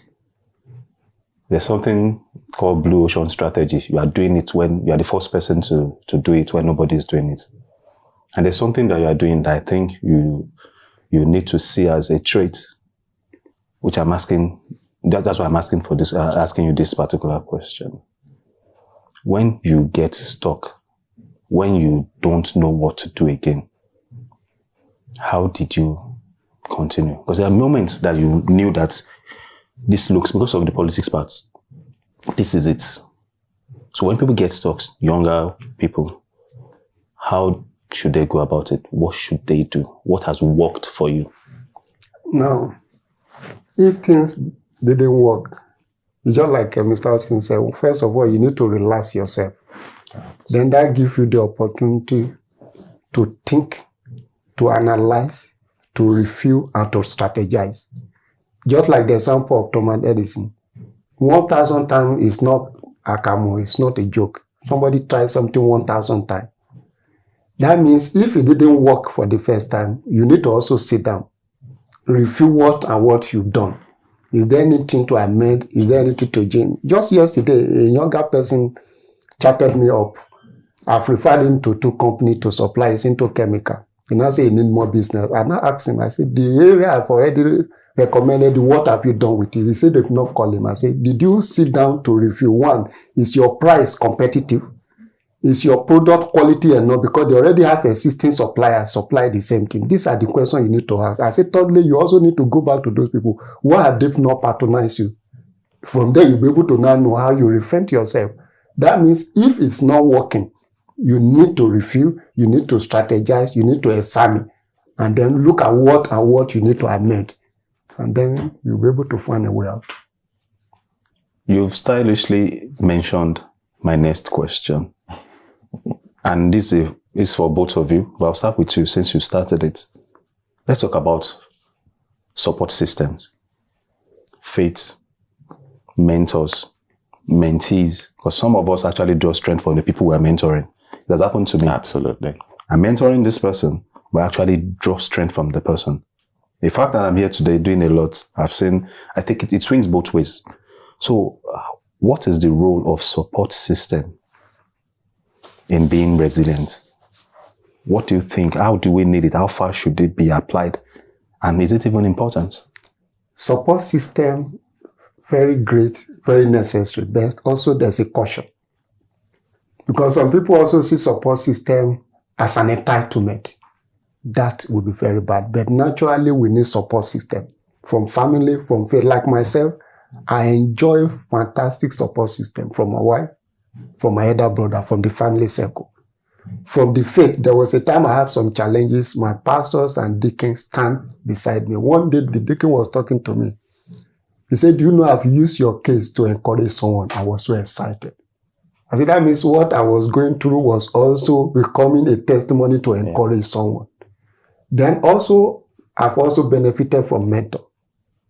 Either far or near. You know, some people are your mentor, either because the way you read their biography, their lifestyle encourage you. But what also interests me is the aspect of the métier. Whatever you are giving out, you are getting it back more. I think there's a Yoruba proverb that says, or a general, that when you are pointing one finger at other, the remaining four come back to you. When you are meeting people, you are the one that is even benefiting more. Because that is what is life. You are meant to give. That's why Jesus said, they say it's better to give than to receive. When you are giving, you are the one benefiting it more. I think that's in almost all the holy books. At least my son said, sorry, let me add something. Like now, if you are mentoring someone, you know, sometimes you do research on your own. Because this person that I'm going to guide, there are some things I also need to look at. Can you see how you are also benefiting? Because you can't just go as an empty person. Even though the area you've gone through, you still need to look at what are the current happening in those areas. Correct. You want to advise them. I want to take on it as a man of many parts and as someone that has grown through the ranks. Literally, that's just the word, through the ranks. What do you have to say? My support system. My main plank is faith. My faith is my main plank. I believe in God like a child. Interesting. I trust him without doubt. You know how you throw a child up? The child is laughing all the way up and laughing all the way down. That's trust. Intuitively, the child knows. The child is not even thinking about whether you're going to catch him or her or not. But the child doesn't hit the ground because you're there. That's how I take God. I don't question. So when things happen that are adverse, I see it that he has allowed that to happen for a reason. So I just align with what has happened and it makes it easy for me, do you understand, to carry on. When you question and you begin to want to find the reason, oh this, oh that, then you're putting yourself ahead of what God has done. That's for me. All right. So my faith has really helped me, you know, to prevent challenges in those areas. I started early and became pretty successful, you know, at least by my own metrics, quite early. So I did not benefit from a lot of mentors. At the time, people should be mentoring me. They thought I was already doing well. But what that now did for me is that I drew strength and joy from the people I now mentored. I have a very interesting story that gladdens. In fact, I have so many stories like that, about 6. One of my house helps when I was still a bachelor, Matthew, came to my house, read all the books in the study, and would always ask for books. Long story short, put Matthew through school, HND, OND, HND, BSc. His uncle took over. Next thing he calls me, he's in Poland. What are you doing? He's doing his master's. As we speak today, Matthew has 2 doctorate degrees. It gladdens me that I played a role. Whenever I meet someone, my plan is for that person to become better than me. I want to impart enough for that person to achieve more than I did. So that's... Stemming from what you've explained, it's wonderful when we have people that not just look out for others, but go all the way. We look forward to meeting Matthew. We'll ask a question also. I love when I have follow-ups like this because we make it very sweet and smooth for even our viewers. Criticisms, oppositions, betrayals, it will always happen. But it hurts deep when it's from people that are very close to you. Starting from you, let me address. So how do you handle such situations? You see, again, we try to build things, that shouldn't be built. The human nature by itself is given to betrayals and things. Once you understand that, do you understand? Then it makes it easy for you to understand that somebody has done this. Now, one of the mantras that I live by is that I don't expect to see me in another person. The stimuli that forged me, the things that made me who I am, the value systems that made me who I am, the environment and background that made me who I am, are different from the ones that made you, different from the ones that made Mr. Saf. So your interpretation of a particular situation is based on the body of knowledge that developed you into the man that you are today. So more than likely, you will see things differently from the way I see it. So once you understand that you cannot expect to see yourself in somebody else, you give them a long rope to express themselves. In doing that, you allow room and time for tempers and everything to calm down. You allow yourself room to adapt to whatever is coming your way. So with criticisms, I listen attentively. I listen actively. I listen to hear exactly what you are saying, not how you are saying it. And when I see things, that make sense from what you're saying, I actually adapt. I do that. It's easy for me. When you say betrayal, yes, it's only people who are close to you that can betray you. Do you understand? Because you have invested trust in them. But if you understand that this person is also human and no one is above mistakes, sometimes people do things not necessarily having thought it through. Some people don't sit down and plan that I'm going to betray you. Some people just respond, to stimuli, and it happens. So they are just opportunistic betrayal. Sometimes it happens. But even when some people wake up in the morning and they ask themselves, whose life am I going to make miserable today? And imagine if it turns out to be you. I find it amusing how there's a lot to learn from both of you. Criticism, opposition, betrayal. You are the political guru here. How do you handle it? Even if it's from, especially when it's from people that know you, they know your story. So his experience is really deep, like you mentioned. So how do you handle your own people that are very close to you? Now, for me, out of the 3, criticism, opposition, and betrayal is a little difficult. But criticism and opposition is good for every one of us. Even when you talk about positive and negative criticism, positive one is good for you. The negative one is also good for you. One thing that normally if people criticize me, one thing I know that sometimes people criticize because they were not even privileged to know something you know, something you have. Then they criticize you based on their level. But if you are sincere enough, you will now look at it, okay, what this person is saying is correct, then I need to improve. If it's not correct, let me give you an instance. There's somebody we share the same office. I have 5 whites that wear under as it should, but the guy thought it's only 1 white I was wearing every day. You can imagine as close as that person to me. I just look at if this person knew, he won't have even said what was saying. Then you can imagine at that level. That's why I say criticism and opposition go for it. If as an opposition, you need to prove the person. If somebody is opposing you, your own is to determine to prove to the person that you can be better. But betrayal, like I said, become difficult a little to manage.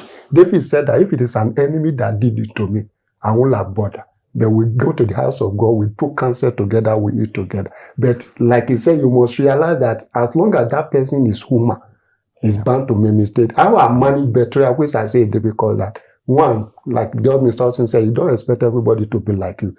2, again, I will feel it initially, but within a second, it's a human being. Because I expect any human being to behave funny, to do anything to you. But with that, you'll be able to manage it and move forward. Parting shots now. Someone is listening.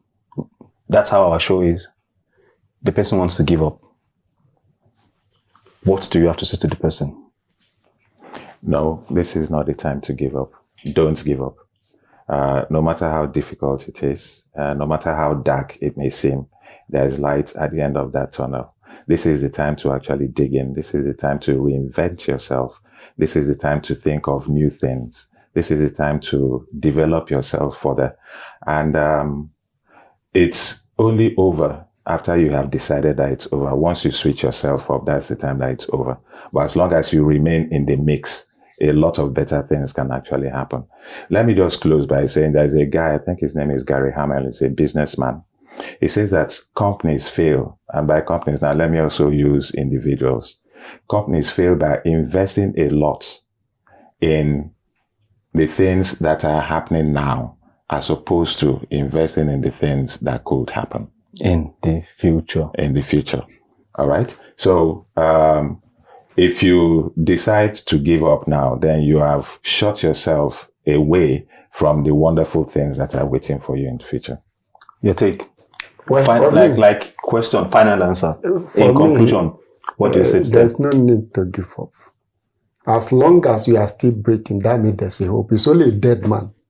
That is why they say a living dog is better than a dead lion. As long as you are alive, there's no. You can see somebody beside you that is making it. Then why can't you make it? You see somebody. If you listen to some people, you will even be surprised that your own case is a calm case. Some people are surviving a more difficult situation, and then you are shouting over a minority. But also remember, difficult time bring out the best in every man. Nobody achieves something successful by being peaceful. When the tough time comes, it bring out the best. This is amazing. Thank you very much. I'll finish with the Akamu case. Even that Akamu is not easy to make. It means that as simple as life may look, it gets difficult. We are not giving up. You are resilient and you will get to the other side. Thank you for having this show with us. Thank you so much, gentlemen. It's been a pleasure having you on the show. Thank you. What an honest and empowering conversation. Resilience isn't about being perfect. It's about not quitting. It's about standing tall, even with scars. And today, Austin Onono and Asef Kolawole have shown us what it truly means to be built to endure. To every man watching this right now, maybe you've lost something, a job, a relationship, a dream. Maybe the weight feels too much, but hear this, you are still standing, and that means your story isn't over. Thank you, gentlemen, for your wisdom and transparency. And thank you to our viewers for joining us on Achieve Men, where we remind you that your struggle is valid, your strength is real, and your future is still bright. Let's continue this important conversation. Follow at Achievement Channel on Instagram, Facebook, X, Twitter, and YouTube for more achievement content and updates. Use the hashtag #WeSeePossibilities and share your thoughts with us. I'm Antizoloe, and until next time, keep pushing, keep growing, and never stop believing.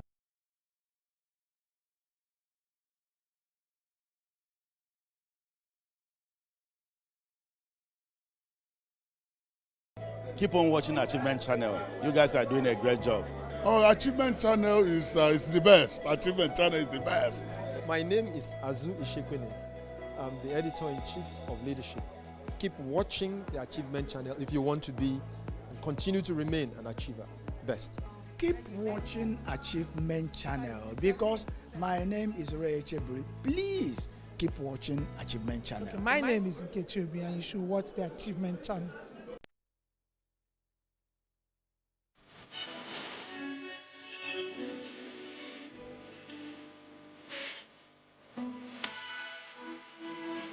Welcome once again to Achievers Book Club. I'm Sarah Undu, your reading companion and guide. Every week here on the Achievement Channel, we open the pages of transformational books that help you live, lead, and achieve more intentionally. This week, we are focusing on a cornerstone text for anyone serious about impact, Developing the Leader Within You, by the incomparable John C. Maxwell. Get ready to discover that leadership isn't just a title, it's a journey of growth and influence. Because here at the Achievement Channel, we see possibilities. This book isn't just a bestseller, it's a masterclass in true leadership. Since its original release, Developing the Leader Within You has revolutionized how millions worldwide perceive and practice leadership. Maxwell dismantles the myth that leadership is solely about position or power, teaching us that it's fundamentally about influence. He invites us to understand that effective leadership is an inside job, beginning with personal growth before extending to others. Let's unpack the core principles that build an influential leader. My guest today is no stranger to impact. He's a speaker, coach, and Nigeria's one Mr. Motivator. He's here to help us uncover the life-changing wisdom in John C. Maxwell's principles. Welcome back to the book club, Mr. Motivator. Thank you, Sarah. It's good to be back. Thank you. So, Mr. Motivator, John C. Maxwell fundamentally states that leadership is influence, nothing more, nothing less. Absolutely. So, but in a vibrant and a dynamic economy like this, Nigeria, where influence can manifest in so many ways, either from community leadership or to tech startup, whatever, how crucial is it for aspiring leaders now to truly grasp this concept, both locally and on a global space? Yes, the concept of influence. Influence. Which is really what that book is about. I like to refer to it as the most developmental book on leadership. The first book anyone aspiring to grasp the most basic of concepts about leadership should read. Because if you cannot discover yourself in order to lead yourself, you don't stand a prayer when it comes to leading others, developing the leader within you. So let's look at your question. How crucial is understanding John C. Maxwell's core argument or his own core definition of leadership, which is simply put, influence, impact, making a difference. How crucial is that understanding for Nigerians, especially in a given context? It is very crucial because when you look at the typical mentality surrounding leadership in Nigeria, it is titular. It is always title-centric. It is always about position. Your brother gets appointed the chief executive of a company today. You jump up in celebration. We have arrived. We have someone in a very key and powerful position. You used to look at him in the eye to greet him before that time. Now, all of a sudden, because of that position, you no longer can look at him eyeball to extend a common courtesy. The position has changed a lot of things, and we use the word change in levels. And so we begin to create so much more out of human beings because of positional changes. And by extension, we conclude that that is what leadership is all about. Such paradigm is what John C. Maxwell challenges in his book, in this book, Developing the Leader Within You. To say, wait a minute, that shift in position or that elevation to a higher post does not necessarily imply that leadership is in the mix, because if the person has not yet developed themselves to lead, the position does not change anything. In fact, in the same book, John Maxwell puts it this way, that the position only buys you time. It buys you time to either develop the leadership skills or buys you time to expose you. Absolutely. And for you to lose whatever respect you once had. It's all your choice as to how you use that time. So, to your question, how important, how crucial it is for us in this environment, regardless of what we are into. And we must interpret whether we are in tech or community leadership, business leadership, religious leadership, political leadership, whatever it is, positions or context. Let me not just use the word leadership. We must see all of these contexts as mere situations, calling for us to bring to bear the leadership skills we've developed within ourselves. So first, I say get away or push aside that titular mentality, that it's about a title or a position, and focus on the very essence of what leadership truly represents, which is influence. Meaning that I may have a small community. It doesn't make me any less a leader than a man who leads an army. Because it's not by sheer size or numbers. It's not by mere quantifiable metrics that one becomes more of a leader than another. Rather, it's by the impact, the influence that they bring to bear within that context. You're a leader if you have a team of 2 in your office and you can influence them to stay on target, to focus on the goals, and to achieve results. And you didn't need to bang the table, you didn't need to append anything, you simply guided them, became a source of inspiration, challenged them, and made sure there was collaboration, and in the end, they met the timeline and they delivered on the objective. That's leadership, based on John C. Maxwell's definition in this book. Influencing means that you were able to influence those 2 colleagues of yours to get the job done, to achieve the results. That is leadership.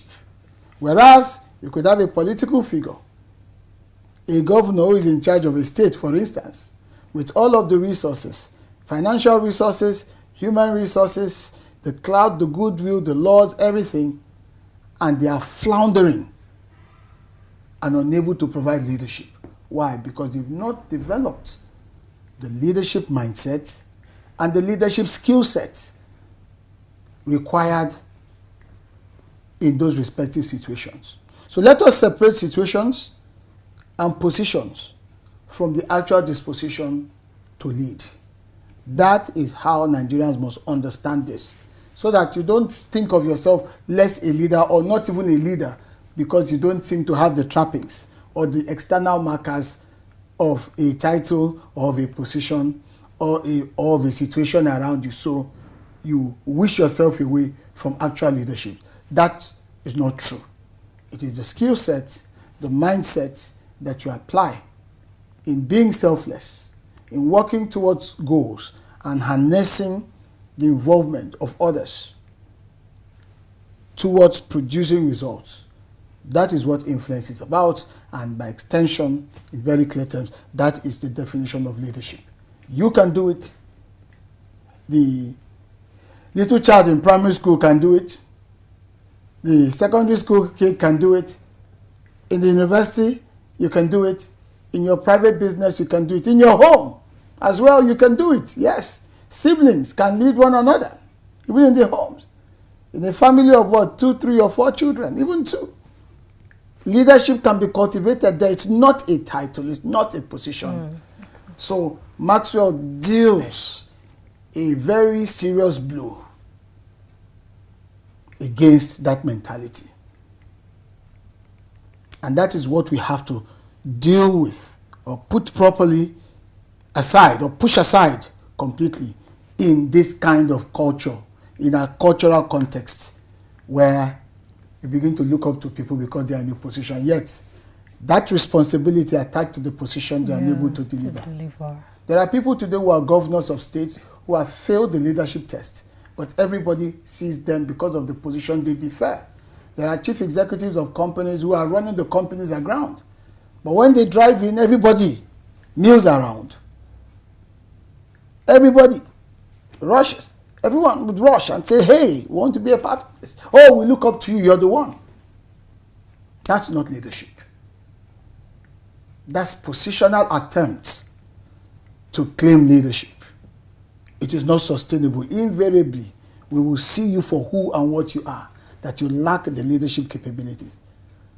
But there could be someone in a nondescript position who gradually, through their influence, there is impact, there's results. And we look at it and say, wow, how did you get there? Someone was being responsible, being alive to what that position or what that context required. They used their initiative, they volunteered themselves, they were selfless. And they found ways to galvanize participation by others to say, look, let's do this together. Let's get to where this needs to be. Which is part of what John Maxwell describes in his book, that a good leader is one that knows the way. He not only knows the way, he's also willing. They have a vision, they have skills, they have talent, they have knowledge. He's also willing to take some risk to what? To go the way himself. A good leader is not waiting for permission. That's leadership. He's willing to go the way himself, regardless of risk to him, regardless of the unknown. Meaning that leaders should be dealers in hope. And then, after going the way, he then looks and says, wow, this journey could be much more productive if I could bring others on board. And that leader then, according to Maxwell, shows the way. He knows the way. He doesn't just keep quiet or stay apathetic. It inspires him to say, what next? What can I do about it? At what risk to myself? At what cost possibly to me? You know what? I'm going to take the bull by the horn. I'm going to invest in the effort, take the risk, seize the initiative. Rather than being a wheelbarrow, I'm going to self-start and go the way and not stop there. I want to transcend by showing the way. Then that's what makes for leadership. And that has got to be the new way that we approach things in Nigeria, regardless of what we do. Wow. Wow. That's absolutely true. So in a nutshell, you say that leadership is not just a title. Yes, so it simply says that it's an inside-out journey. Absolutely. So it starts from your character and your consistent action. That's right. Okay, amazing. That then inspires others to say, wow, we can follow. Okay. That's the beauty of it, because as John Maxwell will also tell you, that he that thinks he's leading and has no one following is merely taking a walk. And there are many people today taking walks in their minds. They think they are leading. They don't know that they're just on their own, because no one is actually following.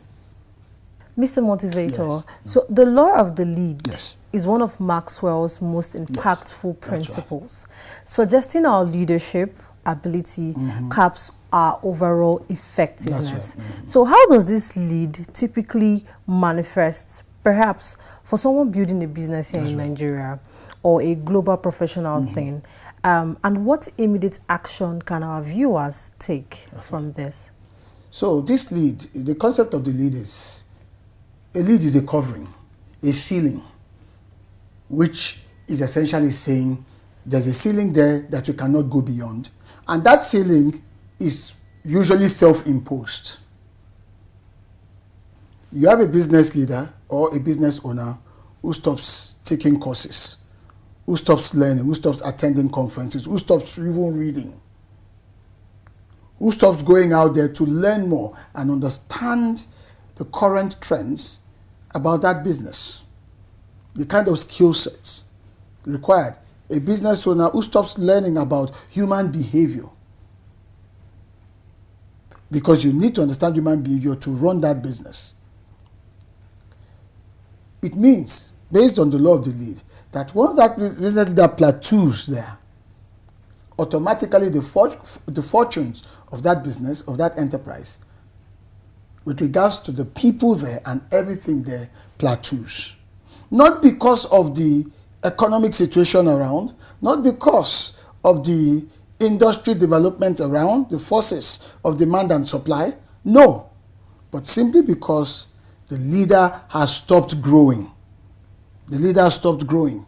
That's what the law of the lead is essentially saying.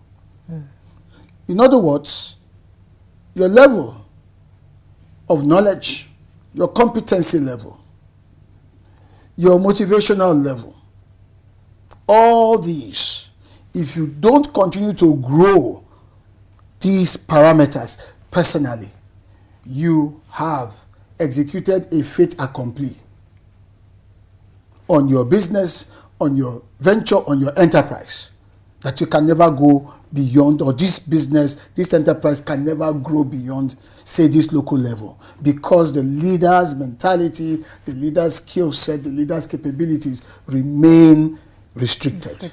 That's what it means. It's simply trying to tell us that no leader can give beyond what they have. So any leader that wants to give more must take off that lead and grow into becoming more. Intellectually, grow into becoming more. Experientially, in the area of expertise, in the area of exposure, in the area of inspiration and motivation, in the area of industry and business awareness. You must continue to expand as a human being. In the area of know-how, how do I lead people? How do I manage the organization? What are the current trends in human behavior? What are the current trends in technology? For instance, any leader today that is not averse, that is not up to date, that is not comfortable and growing, say, in the field of machine learning and artificial intelligence, has already placed a lead on the ability to lead in these times. I run an organization, and I can tell you that I know about AI more than all my staff, including the very young ones who we claim are the ones that are the digital natives. I have to sit with them, educate them, show them. And sometimes they wonder, this is supposed to be an old school fellow, what is happening? But for me as a leader, if I'm going to lead, I must know the way. I must have what? Also gone the way. And then now I show them the way. I mean, you sat in as I showed a copper currently working with us. This is how I want you to do it. Using artificial intelligence. That's leadership. And she will take that and grow with it. So leaders cannot give any excuse. So if you do not unleash yourself, take the lead off, that business will not grow. That idea will stagnate. And once it stagnates, people start peeling away. You no longer have people to lead because people are constantly looking for inspiration, people that they can look up to, look forward to their leadership. And so once you stagnate, human nature takes its toll and people find alternatives that can bring freshness into their lives. It applies in music, in entertainment, it applies in business, it applies in academics, it applies in every facet of human endeavor. Leaders must reinvent themselves as often as possible, as often as possible, as often as possible. Just keep on going and going and going so that there is no lead at all. Yeah. So we shouldn't be talking about any lead. So it's a except the ones we impose on ourselves. So there must be continuous and never-ending improvement so that you grow that space and other leaders grow. It starts with you. Wow. A continuous personal development. Absolutely. Wow. All right. Thank you, Mr. Motivator. It's been a wonderful and interesting conversation on the book, Developing the Leader Within You. We are going to go on a short break, and when we come back, we'll continue with this conversation. We'll be right back.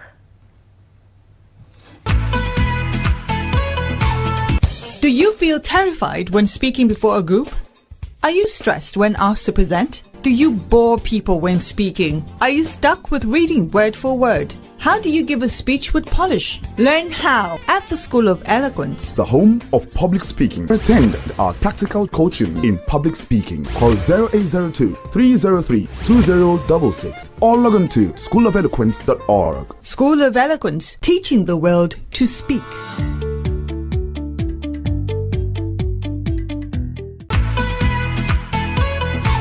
Welcome back. It is still the Achievers Book Club, and I have with me here Mr. Motivator. We are uncovering the book, Developing the Leaders Within You. Okay, Mr. Motivator, Maxwell emphasizes that leaders are perpetual learners. That's true. Given the rapid global shifts and the incredible dynamism we are seeing currently, particularly in places like Nigeria, why is this commitment to constant learning a non-negotiable to leaders today? And how do you personally stay in that growth mindset?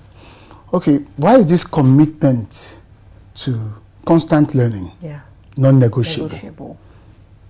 To me, I believe first and foremost, it's non-negotiable because of the ramifications of failed leadership. Anywhere you find a failure in leadership, it is usually very costly. It's expensive. Failed projects, wasted resources, various other negative consequences that reverberate into the future, not just in the near term. For instance, failed leadership in governance that does not recognize the importance of planning, because planning is part of governance and you expect a leader to be visionary enough to plan. You don't plan, say, for your population to grow. And because there's a lead on your leadership, we've talked about the law of the lead, you can't see beyond the current numbers. A leader has to ask, what if this place grows, the people living in this place grow from 20 to 50? What arrangement should be in place, say, for the water supply? So that failure, if it happens, 50 people occupy that space meant for 20, pressure on the resource, on the infrastructure, it leads to other unintended consequences. It could increase the crime rate, it could increase the mortality rate, there could be a breakout of diseases, all kinds of problems snowballing over something that a good leader ought to have envisaged if they did not have a lead on their leadership capabilities. And so it is the ramifications that makes it imperative for leaders to take leadership seriously. To your question, for me, it is because it becomes very costly. That mistake comes at such a huge cost. And sometimes it could border between life and death situations. The inconvenience, the pain, the agony, be it at work, in business, in countries, in communities. So that is why it's so important, because there could be fallout. In fact, not that there could be. There will always be a fallout, good or bad.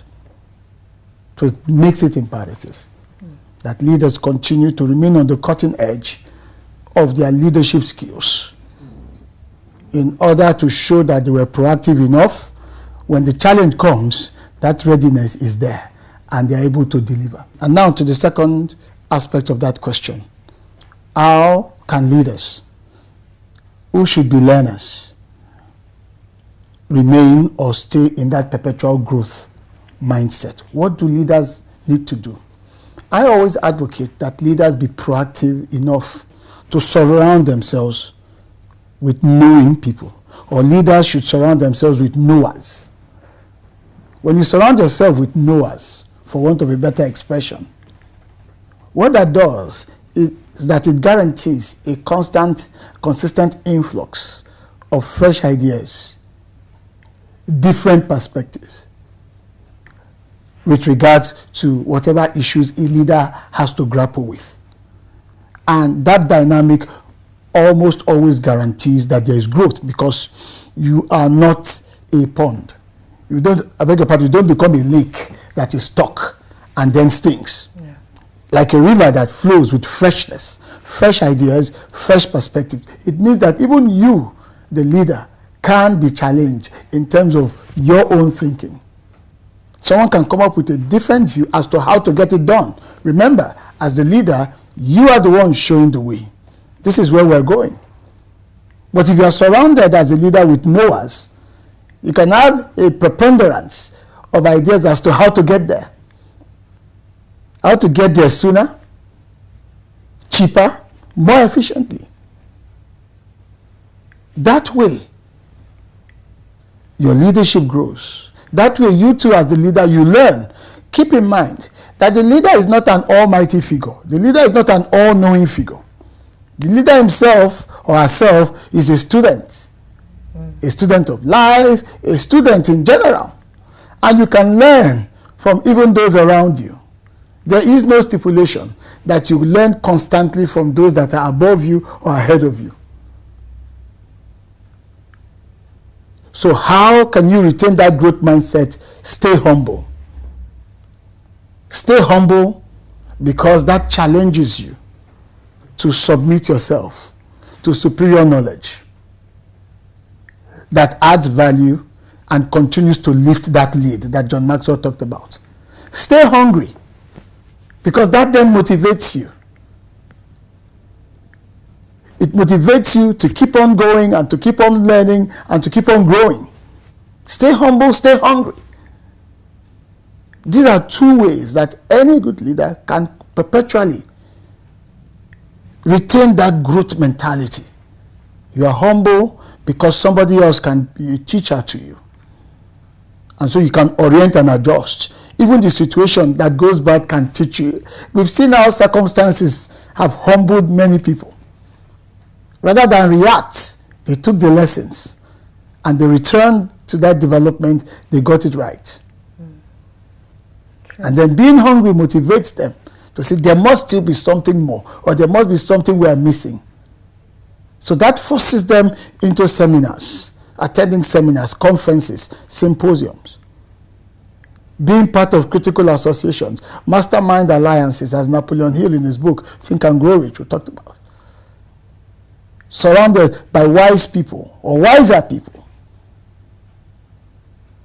In that way, you can remain on the cutting edge. And staying hungry means that you can learn, even learning on your own with technology. Those are options as well. And also, respect feedback. There's a popular saying that feedback is the breakfast of champions. Respect feedback. Any leader that discountenances feedback will soon run out of equity. Any leader that discountenances feedback. And we're not just saying, okay, you're giving people the opportunity to air their views. No, you're genuinely paying attention, constructively, intentionally, onboarding it and saying, you know what, let's make some adjustment. This is so instrumental. This is critical. So we could go on and on and on. But I think these two critical principles of staying humble, staying hungry, and with the disposition of welcoming feedback, being a leader, having more knowers around you, shouldn't threaten you. It is only insecure leaders that find it difficult to stand rising stars. You should be secure in your own self as a person, not being secure by virtue of the position. Don't derive your security from the position you occupy. Derive your sense of security from your own sense of self-worth in terms of your uniqueness, your own capabilities and competencies. Let that give you a sane self-estimate of who and what you are, so that others around you who may be different, who may be distinct from you, don't come across as a threat, but rather to complement you. If you have that mindset, then the lead on your leadership is taken off and you continue to grow. That's the growth mindset we're talking about. Because that then challenges you to grow. Growth is not convenient. Growth is not convenient.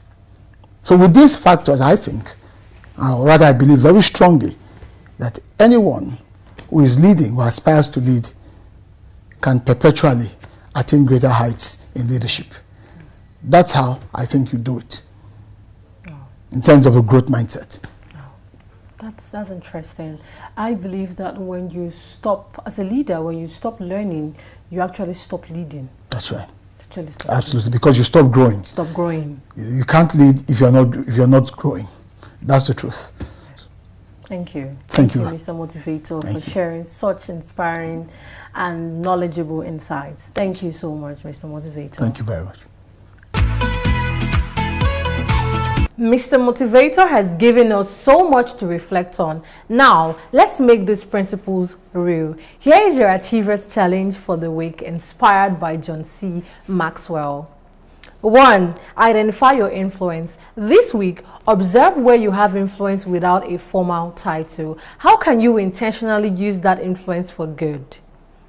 2. Raise your lead. Pick one area where you feel capped. Find one resource, either a book, a course, or a mentor. Start learning and growing in that specific area this week. And 3, develop another leader. Identify one person you can intentionally invest in. Offer them advice, mentorship, or encouragement to help them grow their own leadership potential. Don't forget to share your journey with us using the hashtag #AchieversBookClub. Let's grow together, leaders. Today, we're exploring Developing the Leader Within You by John C. Maxwell. A titan in the field of leadership, Maxwell has dedicated his life to teaching and empowering leaders worldwide. This isn't just a theoretical treatise. It's a practical, accessible guide born from decades of experience, debunking the myth that leadership is an innate talent. Maxwell asserts that leadership is a skill you can learn, practice, and master. At its heart, Developing the Leader Within You introduces a transformative framework, the 5 levels of leadership. Maxwell argues that true leadership isn't about a title, but about your ability to influence and impact others. As each level appears on screen with its icon, it begins at level 1, position, where people follow you because they have to, simply because of your title. But true growth comes at level 2, permission, where people follow you because they want to, built on relationships and trust. Then, at level 3, production, you become a leader because you get results. People follow you because of what you've accomplished. The highest levels are found at level 4, people development, where you grow leaders, not just followers, and people follow you because of what you've done for them. Finally, the ultimate aspiration, level 5, pinnacle, where you are revered for your character and influence, and people follow you out of respect and admiration for who you are and what you represent. Maxwell's philosophy extends beyond these levels, emphasizing crucial leadership qualities like integrity, self-discipline, vision, and the power of empowering others. He champions the idea that everyone has the potential for leadership regardless of their title, and that true leadership is ultimately about service. The beauty of Developing the Leader Within You is its universal applicability. Its wisdom translates across industries, cultures, and roles, whether you're leading a large corporation, a small team, your family, or even just yourself. It provides a roadmap for consistent personal and professional growth. The impact of John C. Maxwell in Developing the Leader Within You is immeasurable. His work has inspired millions globally, solidifying his reputation as a master of leadership development. This book is more than a guide. It's an invitation to embark on a journey of self-discovery and influence, proving that leadership isn't just for the chosen few, it's for anyone willing to grow. This book challenges you to ask, what kind of leader do you want to be? And what steps are you willing to take to get there? If you're ready to amplify your influence, inspire those around you, and truly make a difference, then developing the leader within you is your essential roadmap. It's an invitation to step into your full potential and become the leader you were meant to be. Join us next time on Achievers Book Club, where we continue to explore the books that empower extraordinary lives. Until then, keep leading, keep developing, and keep achieving. Next week, we confront a silent saboteur that holds many back, an enemy called average, in John L. Mason's incredibly direct and powerful book. You'll discover why settling for mediocrity is a dangerous trap and how to unlock your unique God-given potential. It's a call to action for anyone who believes they are made for more than just getting by. So if you are ready to break free from the ordinary and step into the extraordinary, you absolutely cannot miss our next episode. Thank you for spending this enriching time with us here at Achievers Book Club. Remember, whether it's in your community, your business, or your home, leadership is your capacity to influence for good. Embrace the journey of self-development and lead where you stand. I'm Sarah Undu, and until next time, we see possibilities.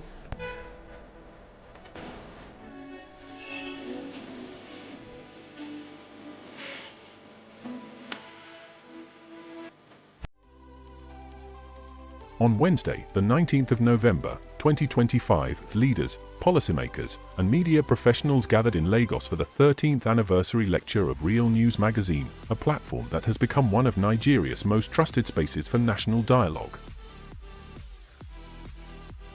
This year's theme tackled one of Africa's most threatening challenges: cybersecurity, illicit financial flows, and achieving Agenda 2063. A discussion set against the backdrop of Africa's digital revolution and the growing need to protect the continent's resources from cybercrime and economic leakages. So cybersecurity sector, it has a lot to do. The fintech also we're doing, also the government, the regulator, the private sector. So it's a win-win thing. Regulation is the bedrock. It should be the framework. How the operators work should be there first, before the operation. In her opening remarks, Real News publisher Maureen Chigbo warned that Africa loses tens of billions of dollars every year through illicit financial flows, money that could transform education, infrastructure, and healthcare. Her message was clear: if Africa must achieve the African Union's Agenda 2063, it must first safeguard its wealth. Real News Magazine is all about investigative, robust, and excellent journalism. We are your partners in development, and together we will build a strong and balanced society where all will be free and happy to live in. Delivering the keynote address, Dr. Musa Adamu Aliyu, SAN, chairman of the ICPC, emphasized that cybersecurity is no longer just a technology issue, it is a national security priority. He noted that as Africa becomes more digital, cybercriminal networks are expanding just as fast, exploiting weak systems, unregulated platforms, and insider collaboration. He outlined a strategy that includes stronger laws, improved technology, international cooperation, and financial transparency. Let us understand what is illicit financial flows we are talking about, and in this digital age. Now, illicit financial flows are illegal movements of money or capital from one country to another. The funds could be illegally earned and transferred, or legally earned but illegally transferred. Illicit financial flows remain one of the most devastating drains on Africa's development capacity. Estimates by Africa Union High-Level Panel, led by former South African President Mr. Thabo Mbeki, suggest that Africa loses over $80 billion annually through illegal tax practices, transfer, pricing, corruption, trafficking, and the outright theft of public resources. This illicit financial flows, I want us to note that it also includes our artifacts, because our heritage are taken out of the continent, or have been taken out of the continents that are in other parts of the world, where those countries are using our heritage to get money. The panel session deepened the conversation. Experts challenged government agencies and financial institutions to strengthen transparency and internal controls. A notable moment came when a participant demanded that the ICPC publicly name banks allegedly enabling illicit financial flows, a reminder that accountability must go beyond policy and become practice. Tell us here and now so we can report it, so that we can start from there to fight this corruption, illicit flow of terror financing or whatever. Sir, tell us the banks, name and shame. They do it in Asia, they do it in Europe, they do it elsewhere. Let us do it in Nigeria and Africa. Thank you very much. As part of the celebrations, distinguished contributors were inducted into the Real News Hall of Fame, honoring their support, integrity, and commitment to national development. There were lighter moments too, including a warm celebration for one of the discussants, adding joy to an otherwise serious conversation. Anybody, any human being, any country who is not planning is planning to fail. So, and you don't wait until you are in 2063 to start planning, to start developing, to start corralling all the resources you need to develop. And we know that the continent is bleeding dry because of illicit financial flows. And technology is aiding it greatly and also making it impossible for those involved in this illicit financial flow to be tracked. So we chose this theme to raise awareness and to call attention to governments that they have to step up their action to stem the tide of illicit financial flow. When you have about $50 billion being drained out of the economy of any country, that's a huge sum of money. Of any continent is a huge sum of money. And then when you think, take Nigeria for instance, they have about 10 million children who are out of school, right? Now, can you imagine what such an amount of money could do to the life of these children if those monies or the illicit flows are stopped or the monies are tracked? So you have to plan. If you don't plan, you are planning to fail. That's what justice is. So the earlier we start to plan to curb illicit financial flows, the earlier for everybody involved and for us to achieve the sustainable development goals we have always talked about. So the most important thing is that information is power. When you don't have information that will help you to change your life, you will be wallowing in ignorance. So the cure of ignorance is to arm people with adequate information that can help them to uplift their well-being, achieve their aims, and contribute to nation building. Illicit flows is different from illicit financial flows because it's just not in the public space, it's both in the public and private sector. So we are helping to create awareness. We are helping to let people know that this ill exists in the society and it has to be fought and it has to be stemmed. And for us to achieve the aim we want, all hands has to be on deck. No matter what is happening in the country, integrity is still possible. There are people who could not succeed, but they are forging ahead because of their integrity, because people believe in them. And in the business we are in, the business of the media, integrity is everything. If you don't have integrity, nobody will trust you, nobody will come to your program, nobody will believe you. Once they see your medium, they will just wish it away. So integrity is everything. Achievement means what we have achieved here today now. That's it. We have achieved this. We wanted this hall to be filled up, and you can see that the hall is filled to the brim, not by colorful people, by a galaxy of intellectuals from different walks of life, from different countries, you know. And there are so many people online who are watching and following this event. So we have achieved success here today, and we are indeed grateful to God. I'm here today because of perseverance and hard work. So my life is a testimony to that. So if there is any Gen Z around and you want somebody who you want to emulate, you can read up about my work. I am Martins Oloja, immediate past managing director and editor-in-chief of the Guardian newspaper. Integrity is possible, but it's still unachievable now because integrity is something that looks abstract to people. And because of the way we do not have ethical revolution that we desired, we do not have ethical reorientation to as part of public policy. It's very difficult, and people who have integrity in this place usually don't have even resources to manage their life. They may not be wealthy with integrity because corruption has become like a fundamental objective and directive principle of state policy. And the people who are prominent, who may not even be significant, are people who do not have integrity. And people who do not have integrity, some sections of the media decorate them with awards from time to time. So integrity is not something that is held here.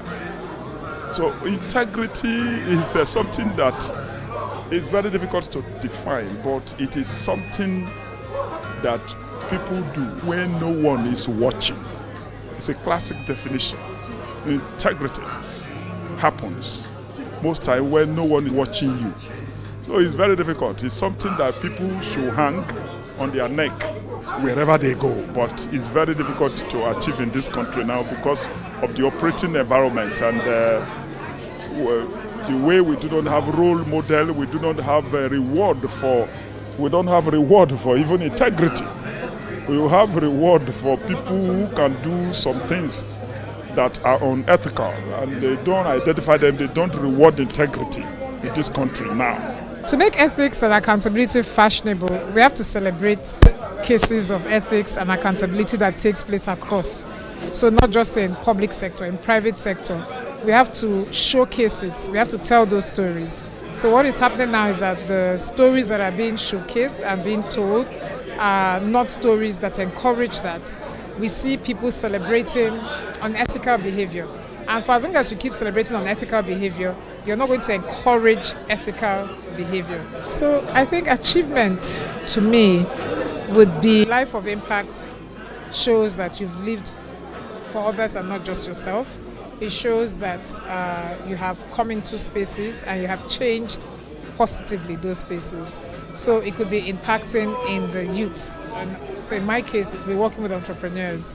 And I can count the achievements by how many entrepreneurs have been affected, how they have changed their systems, how they have improved their processes, and how they're doing much better, not only from a profit perspective, but even from a planet perspective and the people in which they serve. Achievement means accomplishment. A man that has achieved, a man that has accomplished. And accomplishment means different things for different people. To me, accomplishment is impact. My own understanding of accomplishment is not a man that built estates, but a man that built human beings. Because if you build human beings, a community of human beings, you have built a nation. The impact, the multiple effect will go around in a manner that you can't even imagine. So achievement for an individual is how much impact you have made. And you don't make impact if you don't grow yourself. So you must grow yourself, develop yourself, advance yourself in the area of knowledge, diverse kinds of knowledge. Because we live in the age where innovation is key. When I was in journalism many years back, we used to sleep in the office to produce a newspaper. Nobody sleeps there because technology has taken over. Stories coming ready, copy ready. So things move on the fly. So you have to also be innovative yourself to keep with that advancement of technology. So achievement is accomplishment. And for me, as a journalist, achievement is the impact I have had on people around me, people I've encountered in life, starting from my family. Because my family is key to me. So my achievement is my family first, advancing my family, the standard of life and living, advancing the education of my children. I don't joke with that. And in the long run, these things will come back to you positively. So if you don't make the sacrifice in the morning of your life, when the evening comes, it will be a lonely heart. And that's not achievement. You have not achieved. Integrity is possible. But people are showing integrity. I was at a WAEC office yesterday. I went to check a result that is very old. They said it's no longer captured on, not yet captured on digital platform. So I went there to confirm it, and a young man, a gentleman, I won't call him a young man, he took me through the system, through the process, counseled me. I went and did all that I said I should do, including affidavit. Came back, he did everything thoroughly, professionally, ethically. I had to collect his number, and I sent him a message when I got home. And he told me that is just who he is. That in his own little space, he tries to do things the way they should be done. And he's not swayed by the bandwagon of bribery, corruption, and requesting and patronizing people so that he can get something. And I appreciated him. But just that, he said the words meant so much to him. My message to him meant so much. I told him, please, if you can replicate yourself in that your office, so everybody begin to behave like you, then the world will be a better place. Nigeria especially. Integrity is scarce in this country, no doubt about that. Integrity is very scarce. We had what happened today. I asked a man, why can't you name them and shame them? He cannot name them and shame them because even in that circle, in the anti-corruption agency, many people are corrupt. The current EFCC chairman said, when he resumed, he rebuked his staff. He had a meeting with them and said, some of you are too corrupt. You go out and make deals. That's why they fight against corruption. We can't win it. Because even the system that wants to fight corruption is self-corrupt. So, but integrity is possible. Very, very possible. Again, on this podium, to thank everybody who has made this day glorious. Starting from God Almighty who created all of us. Without Him, we wouldn't be here at all. We wouldn't even have survived all the vicissitudes we have been through to witness this day. And we are deeply grateful to God. The 13th anniversary lecture ended with a renewed call. For Africa to thrive in the digital age, it must protect its financial systems, secure its cyberspace, and build institutions that uphold transparency. For 13 years, Real News has remained steadfast, informing the public, fostering debate, and shaping national consciousness.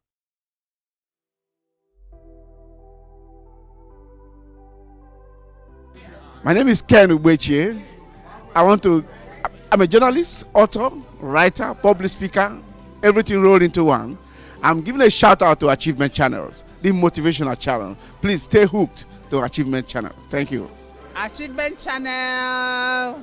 Martins Oloja of the Guardian fame. And I want to shout out to Achievement and Motivational Channel that you should continue to do what you are doing because achievement is really very, very important to motivate people, to celebrate achievement, to celebrate integrity, to celebrate what is good for us that will make us a great nation. Thank you. From Dr. Neko Kekaru, live Lagos, Pan Atlantic University. Shout out to Achievement Channel.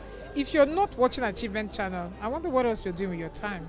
This is the channel to watch.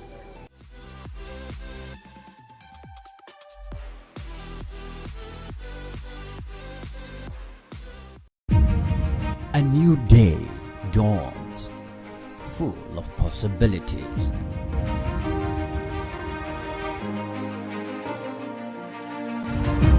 Take the first step towards your dreams. Empower your mind with positive thoughts. Achieve more. Make a difference in someone's life today. Impossibility is nothing.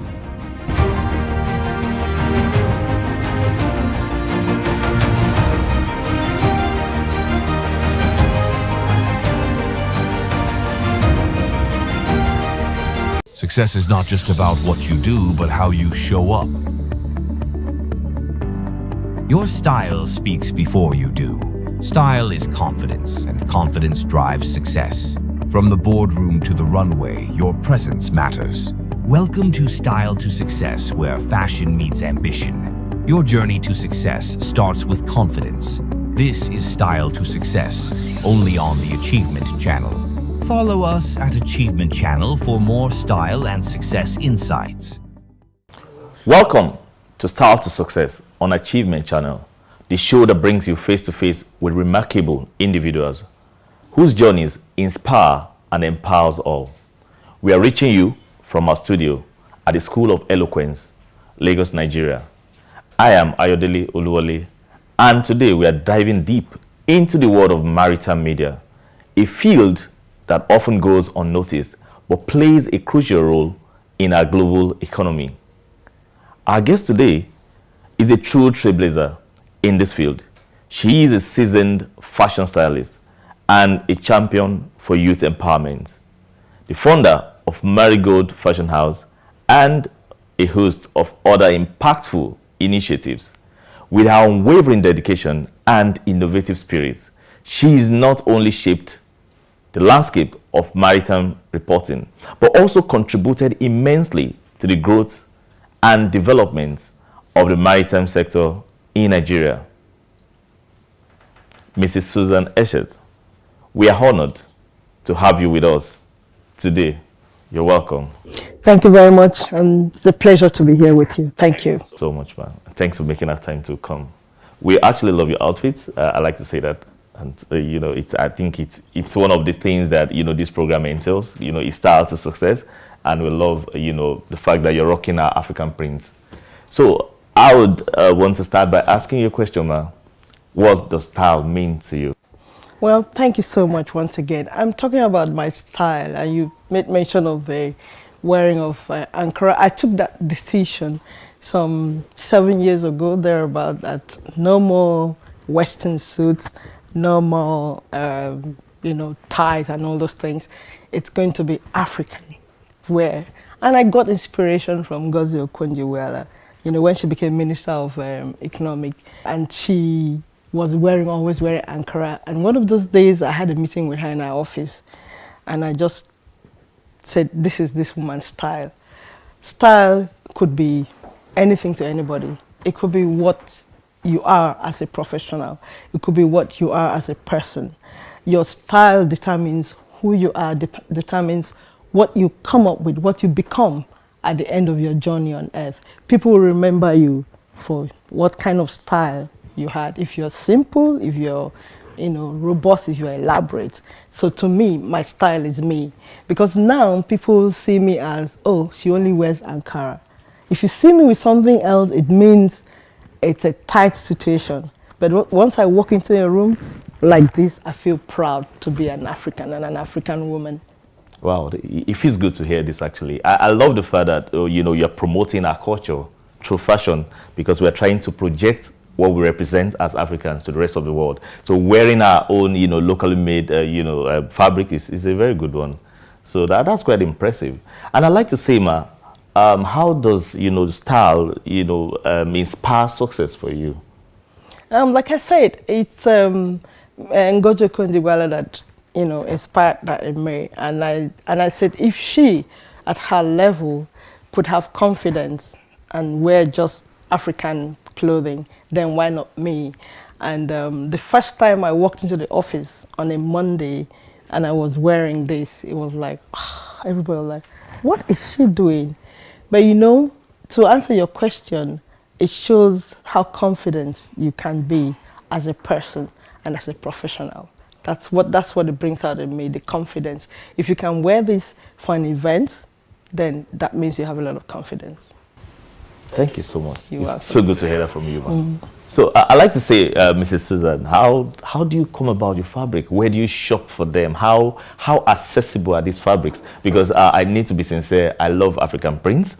And when I see people rocking African prints, there is an impression I get from it. I just feel good saying that. So I just like to say how accessible that's for people who would love to look like you, who want their style, who wants to, rock the African print, who wants to, wear our own thing. How accessible has it been for you getting these fabrics?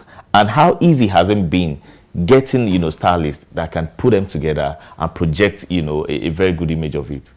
That's a very good question. And it also comes with our country, Nigeria. We used to have a very vibrant textile industry, but all of a sudden, all that wilted away.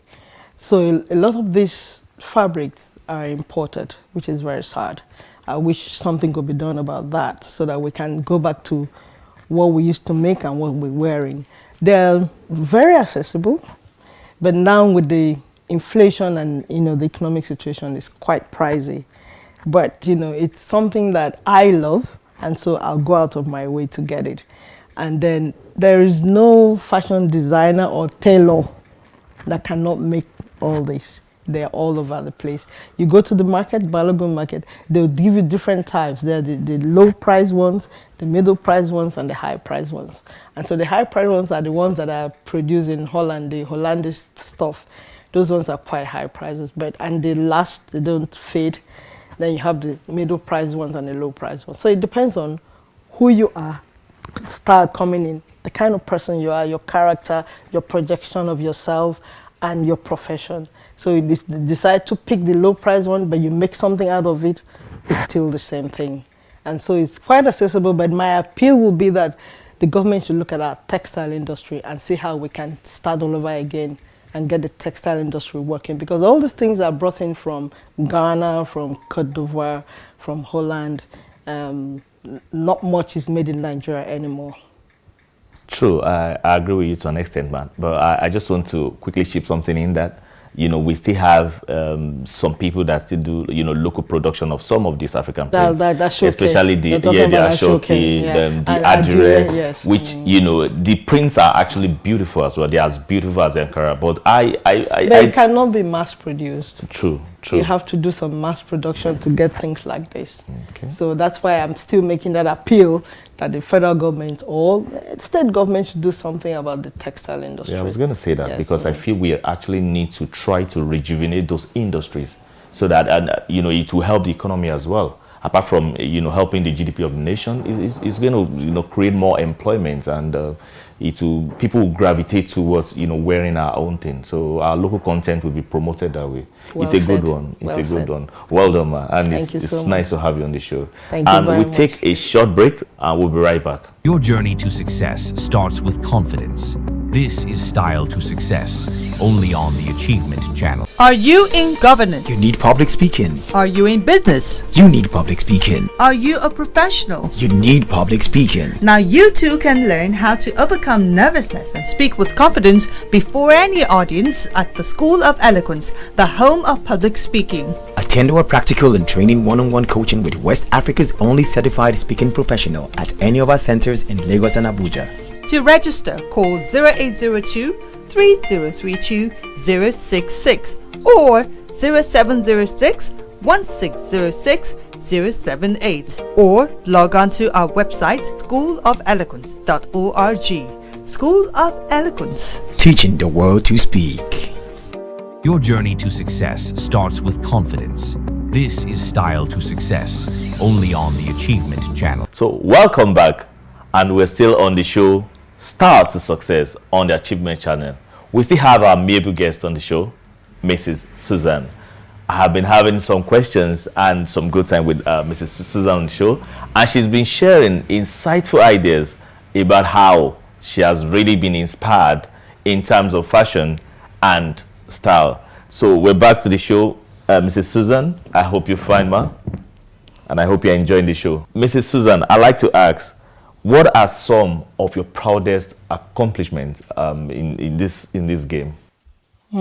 Proudest accomplishment as a woman working in an industry that is really men-oriented, and so you are able to prove yourself, not trying to prove yourself to be better than the men, no, trying to prove yourself to be able to come up with ideas, strategies, plans, and do as much as what the industry wanted to do. I mean, being in the oil and gas industry, it was quite challenging, you know, trying to do things, go offshore, climb up baskets, do this, do that. But, you know, as a woman, you are able to do all those things. So I'm proud of myself that we were able to come out fine and we were able to do most of the things that our male counterparts will do. That's a good one. Impressive. And one last question. I'd like to ask that, you know, what advice would you give someone who wants to become a stylist?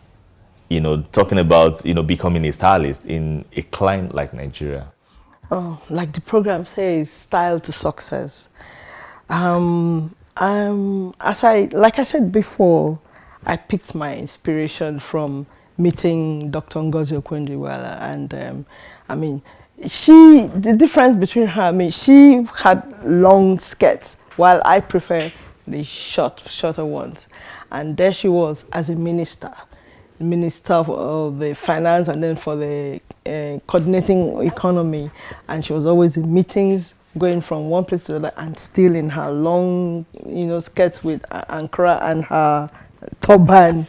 So, and I was like, if she could do this, and even do it at the World Bank level, where she was having meetings and all that, then why not do it in Nigeria?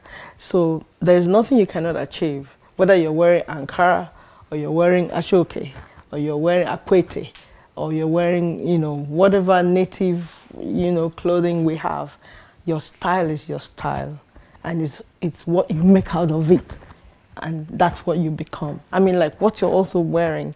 I mean, before you could see male folks were always in suits, but now I see a lot of guys also dressing down, wearing this, and it's as comfortable as what you could wish for. So your style is your style, and whatever you make out of it is what comes out of it. Wow, that's a good one. And I have to make a brief comment that, like, what I'm wearing, we are now getting used to it. It's becoming, you know, part of us. There are companies now where they wear, you know, trousers like this to work on a regular basis. They don't even wear suit and tie, and also it's becoming part of a culture. And apart from that, we're exporting that culture to other parts of the world, because there are countries, there are some countries now, they allow this to be, you know, you wear it on some days to work. And that's style to success. Exactly. So we are getting there. Yes. So it's a good one. So I'd like to ask you the last question on the show, and that would be, what are the most important lessons that you learned along, you know, this business? It's your comfort level, your confidence.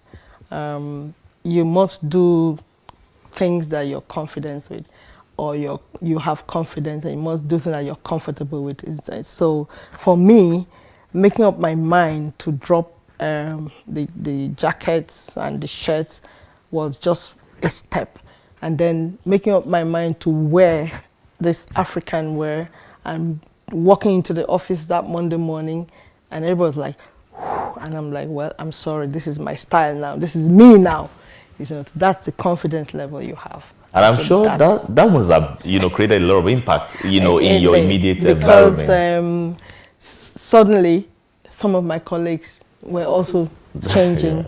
You know, you go for business meetings and you're like, everybody's like, you're coming for a business plan. I said, well, that's why I have short skirts and top jackets, to make it more business-like, instead of looking like somebody going to church or going for a party or whatever. So it's more business-like. And really, for me, it was like, the most important thing is having that confidence to say, it is what I am. And what I am is that I'm a professional and I'm an achiever. Wow, that's a good one. Thank you so much, Mrs. Susan. It's really been a pleasure having you on the show. And I must confess, I've learned one or two things from you. This is such an impactful interview. Thank you so much, and we appreciate you coming. To our viewers, we hope you are motivated to explore the vast opportunities within the fashion industry and to make your own mark, just like Mrs. Susan. I am Ayodele Oluwole, and this has been Style to Success on the Achievement Channel. Until next time, stay inspired.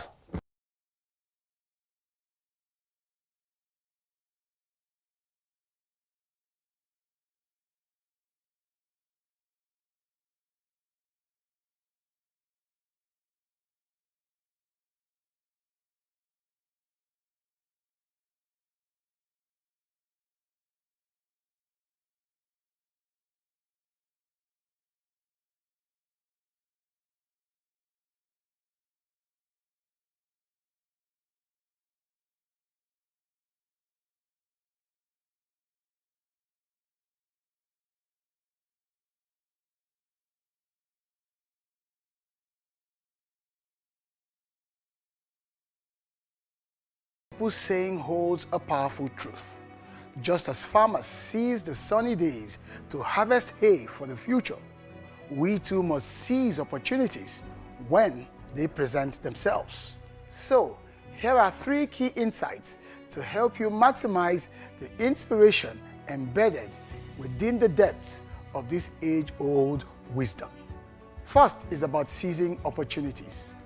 Opportunities often come fleetingly, much like the sun breaking through the clouds. It's not enough to recognize them, we must act swiftly and decisively. Whether it is with starting a new business, or pursuing a passion, or seizing a career opportunity, the time to act is now.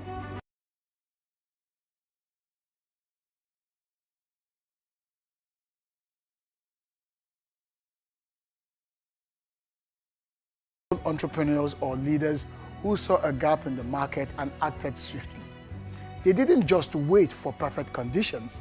If anything at all, they created their own opportunities by simply making hay while the sun was shining. The second insight is about preparation and readiness. We must understand that making hay while the sun shines isn't just about seizing opportunities. It is also about preparations. Farmers prepare well in advance. How? By planting, nurturing, and even harvesting when the time is right. Similarly, we must prepare ourselves mentally, emotionally, skillfully, if we are ever to make the most of every opportunity that comes our way.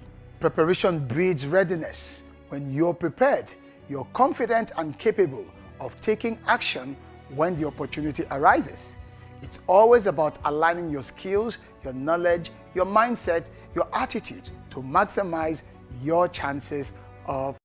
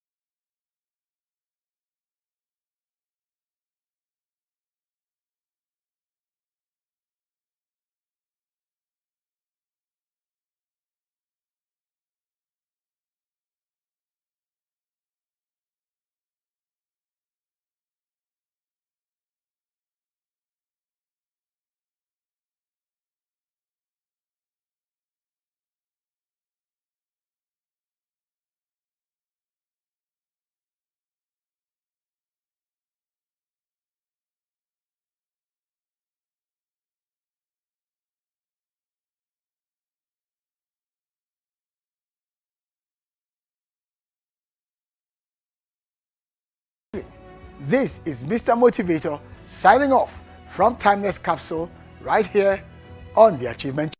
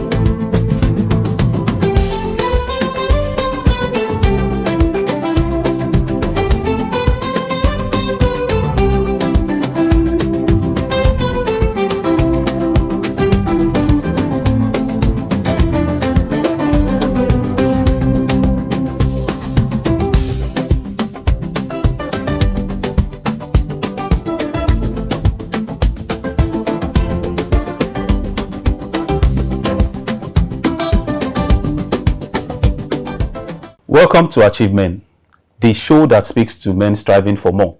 Broadcasting from the School of Eloquence in Ikoyi, Lagos, on Nigeria's first and only 100% motivational TV station, the Achievement Channel.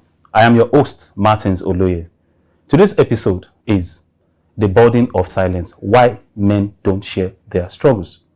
Joining me to discuss and do justice to this topic are accomplished gentlemen, Victor Diali, managerial psychologist, leadership expert, and certified coach with over 26 years experience, trusted by global organizations to build better leaders, and Akin Opatola, a trailblazing real estate professional, president of FAIRBC Nigeria, and mentor who's shaping future of real estate across Africa. Together, they will help us to unpack the cultural, emotional, and personal weights men carry and how we can create safe spaces for real conversations. This is Achievement, not just inspiration, but blueprints for action. You've been watching Achievement with Martin Zoloye right here on the Achievement channel.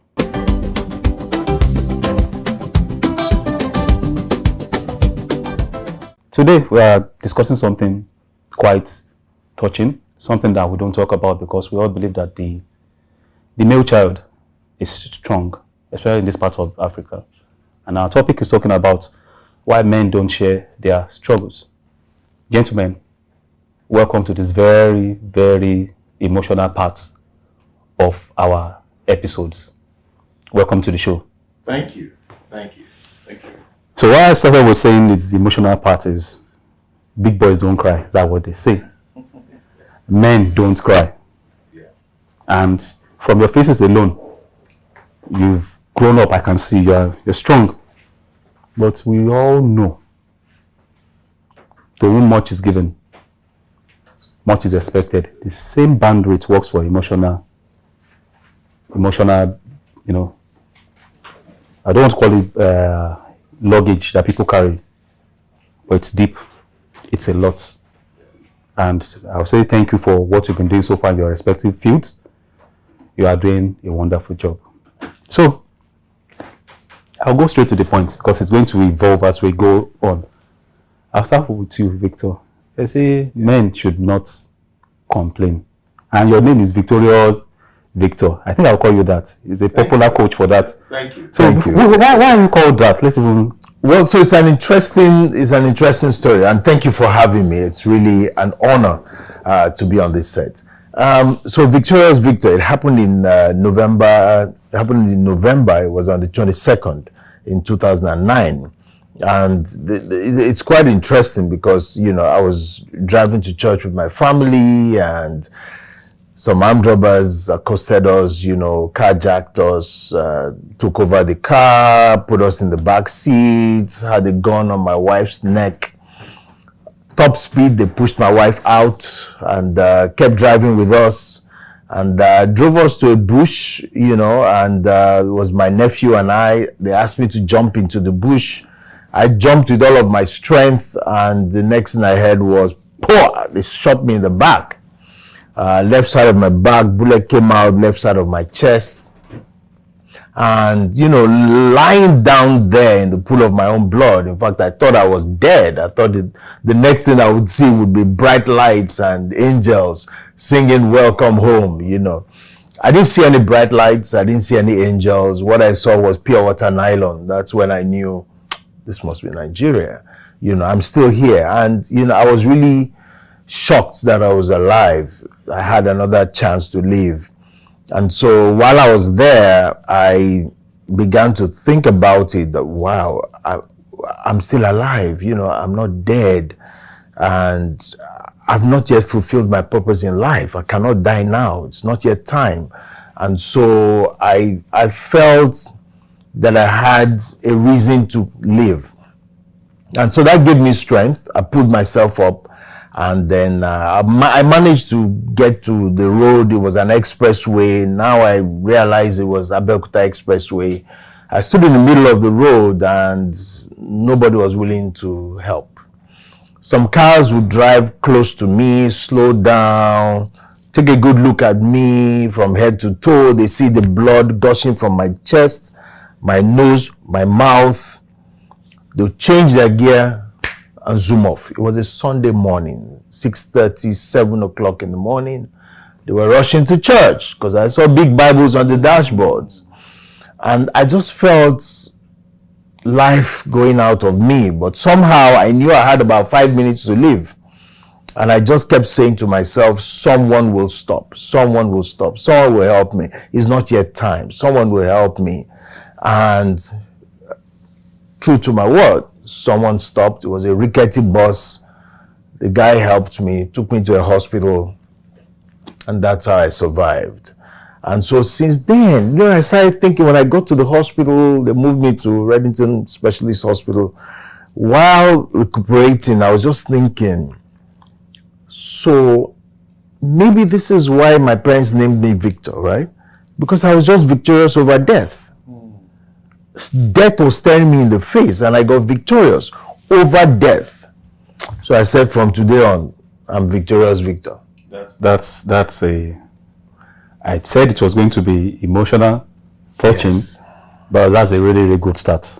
And then, to confirm it again, I realized that, you know, I got married. In fact, yesterday was my 25th wedding anniversary. Okay? And I realized that when we got married, we expected in 9 months we'll have a child. 1 year passed, 2 years passed, 3 years, 4 years, 5 years, 6, 7, 8, 9, 10, 11, 12, 13, 14. We waited 18 years. And now we have 3 children. Okay? So it really makes me realize I'm truly victorious, you know? So I'm Victorious Victor. Yeah, it's a lot to take in at once, even for our wonderful viewers. We're going to start taking it piecemeal. Yeah. But it's a beautiful way to start. And that has put us on the pedestal on how this episode of this show would go. True. And we're trying to actually look at what it means to be a man in this part of the world. So I will let you start so that you can take, you know, just briefly, so we can enjoy everything we're doing. Yeah. Why do we believe that men, you know, the cultural part of this world, why do we believe that men don't complain? So in psychology, there's something called conditioning, right? I think that's a major part of it. We've been conditioned like that. It's not like that's how it's supposed to be, right? Because male and female, though different in some ways, okay, different in some ways, but we are all humans, right? We all have a heart. Inside the heart, there's a small part of the heart called the amygdala. The amygdala is the headquarters of emotion. Women have it, men have it, right? There's an emotional brain. Sorry, I meant brain, not heart. There's an emotional brain. The amygdala in the brain is that part of the brain that manages our emotions, okay? Women have it, men have it. So what really makes us different in terms of emotions, right? But somehow, our world, our culture, our tradition has conditioned us that men should not complain. Men should not cry. You know, men should go out and struggle and come back. And when you face challenges, you should, you know, not complain. Face it headlong and succeed with it, and then come home with the spoils. And you know, so that conditioning is the problem. So when there's a challenge, a child, a boy falls and starts to cry, we say, no, don't cry. Don't you know you're a boy? You're a boy now. And so that conditioning, and remember, whatever we've been conditioned with from childhood, we take into adulthood. It's extremely difficult to break. You mentioned, and quite right, frankly, that conditioning is there. Yeah. To you now, a bit of my background. I grew up literally in the barracks. So my friends, my mates, my colleagues, it's difficult for me not to, if I'm not calling Colonel, I'm calling this, so just that's our way of life. So I literally had guns in classrooms. So I see it every day, we have the parade every day, and it is a man thing to be, you know, you chin up, you be hard, you know. So what do you think? Why is it so? Because it's there, we all know, even right at this age and time. I go beat you, am I picking, you know, it's from daughter, so you understand that part. So why is this so, and is this something that you think should continue? Okay. So for me, I think it shouldn't continue. I think it's not proper. Every man should show emotions once in a while and let loose. That's on one hand. I think it is also condition of the mind. Over time, culturally, it has always played that narrative. For me, I've been fortunate. My background is not like yours, that is a bit hardened. Is it? So I was opportuned. My dad was a retired ambassador, so we've always lived in, we spent 3 years in one country, 3 years back in Nigeria. So I had the opportunity to do primary school, and it's opportunity and not an opportunity, because I spent primary school in 2 different countries. And in those countries, you know how it is. Men are allowed to, young boys, you can cry. So that was the way myself and my senior brother were brought up. Yes, we've had to condition ourselves again when we come back to Nigeria. We did part of our primary school here, and we noticed that, well, this is how I cry, you get a CBO and things like that. Then we had to man up again until we travel back again. Culturally, those countries again, they say, look, there's nothing wrong. Cry, clean your tears. Hit the road back again. So I see I have some friends now that even when I find that balance, because yes, I know that men should be strong, but of course, you should have your quiet time. Be able to break down, speak to people, share your thoughts, open up emotionally. People say that can be a bit feminine. I'm like that. I get laughed at, but hey, I guess that's the way I am modeled. Before I give you the next question, I have, okay, we lost some, God rest their souls. Even soldiers, they cry, but we can't say it publicly. So I think that should set the stage. So it's okay to feel the weight. We're all emotional beings. So in some cases, they channel it to say morale high, morale not high. We just need somewhere to channel our, I don't want to use the word grievances, but the emotional, bandwidths. And now these days, people are no longer looking at intelligence quotient again. They want emotional quotient, IQ, EQ, because you can be smart and destroy everything. You can be very intelligent and your IQ is high up there and you still don't know how to manage people, and you mess up a lot of things. And this is something that has shown in the larger society. I'm asking this, I'm putting this forward. I would like to take it because from your profile, you speak a lot to people, you encourage them, you speak to them, you've raised a lot of people, especially young boys. What are the dangers? I'll give you the sequel question, but I'll ask you first, Victor. What are the dangers of suppressing and bottling up emotions? Take it from the angle of young and old people. When I say old, people like us that now have children that very soon they'll start knocking on our doors to say, Oga, come and marry, pay dowry. So how do you balance it? Because life will bring you everything. You lose friends, you lose people, you lose businesses, you lose trust in people that you are relying on. And as a man, that's pretty difficult. And I'm happy he was swinging from cry, don't cry, don't cry. So he knows, he has a balance. So for you now, Nigerian perspective properly from your experience. So from the Nigerian perspective, why is it dangerous to suppress it? It's quite challenging, right? So like you said, that conditioning needs to be broken. Okay, we need to find a way to resolve that, because life is not really like that. That's not a true reflection of life, because in life we will face challenges, we will face problems, and we need to be able to express our emotions, because if we don't express our emotions, we become depressed. Okay, so as young people, we need to let them know it's okay. It's okay to show your emotions. It's okay to cry. It's okay to ask for help. Vulnerability is not a lack of strength. It's not a lack of strength.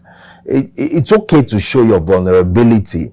But then we help people understand that even though it's okay to share your vulnerabilities, it's also important to manage your vulnerabilities. So for example, there are certain places you may not show those emotions openly. You may go somewhere else. You may go into a quiet corner. You may wait for a while, and you can manage those emotions. But what is important is that you express them. And it has a lot of implications. One of them being health implications. Because the more you bottle up emotions, the more you raise your stress levels. And we all know that there are hormones that get released into the body, into the blood, when you're highly stressed, cortisol, and that hardens the arteries. I'm not a medical doctor, but I think this is common knowledge. And as we grow older, there's certain things we experience in our middle age and in our old age. They start from when we were young. These things begin to build up, and we don't know. So it's important for us to help young people understand that these things have grave implications, not just health-wise, even for our relationships. When you hear about husband killing wife or wife killing husband, sometimes it's because there are bottled up emotions. There are issues that have not been discussed. And then in the middle of the night, someone takes a knife and stabs the other. You've moved on to the next question. We're quickly going to go on break. We're going to get to that part because it's something that is very, very critical, which I would love us to discuss. There's a song by Birdie on America Got Talent, I think. It's okay, it's okay, it's okay. The girl had cancer. Original song. You can look it up on YouTube. I think you should.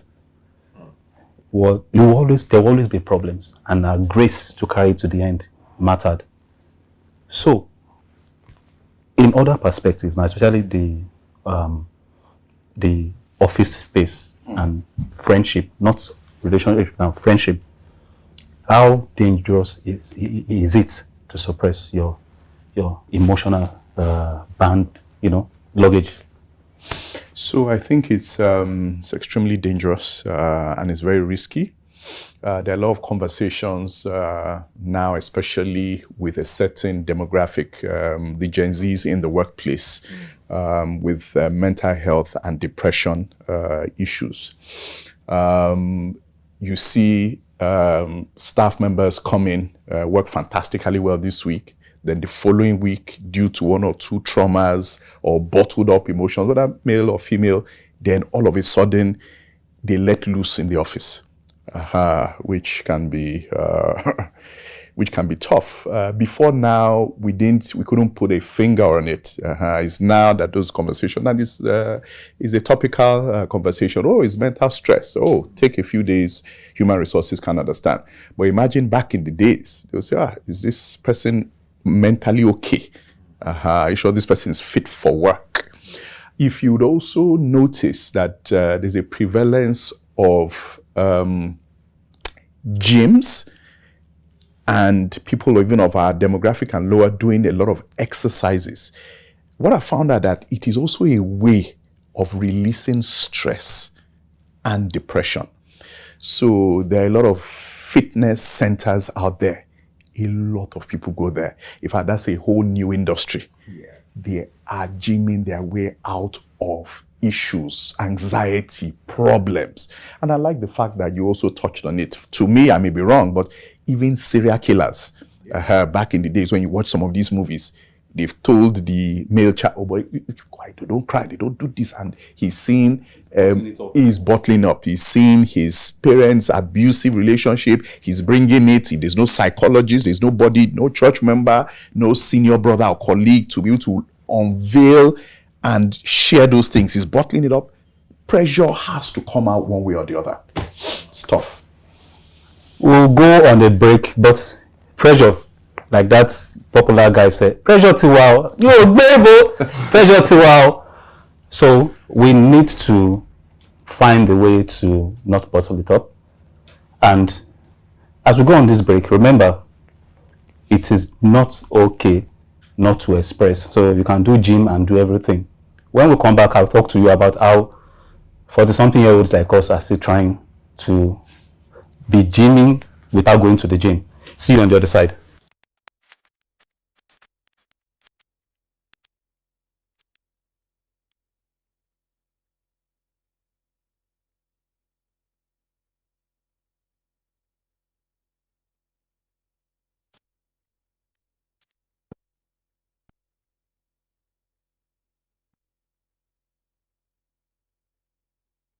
Eloquence focuses attention on the message and the audience.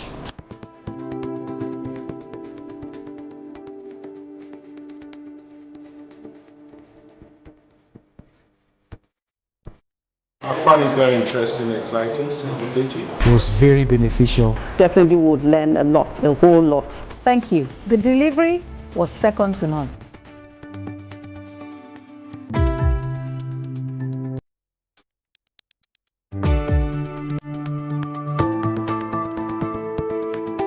Speak with power. Speak with power. Speak with power. Welcome back, welcome back. So let me just chip in. Going to the gym without being in the gym. So what I do, or what some of my friends do, is you do your squats, use your body weight for squats. Don't do too much. Some of us, our cardio cannot take it. Your abs is, there's so much fat, you can't do it. At your pace, 40, 40, 40. 40 push-ups, 40 squats, 40 jumping jacks, whatever you want to do, take it at your pace. But one of the things you must do is carrying weight, which is your body weight. Then you can now gravitate towards the gym. I'll tell you the secrets when we finish this show. But let's just continue. So, how you started this, and I mentioned that we need to continue. Bottling up, how does it affect the relationship? On the home front now, you will talk about the office, but on the home front, that bottling up, just how does it affect? So it affects relationships in lots of ways. There's something really special that God has given us, and that's relationship. We were created as relational humans. You know, even in the Holy Book, God came down to fellowship with man, and that's when man was running around, you know, saying that he was naked. And so this is the thing: we were created to have relationships, and one of the lifebloods of relationship is communication. Without communication, relationship is dead, right? And so when we bottle up our emotions, when we bottle up our fears, what that does is communicate,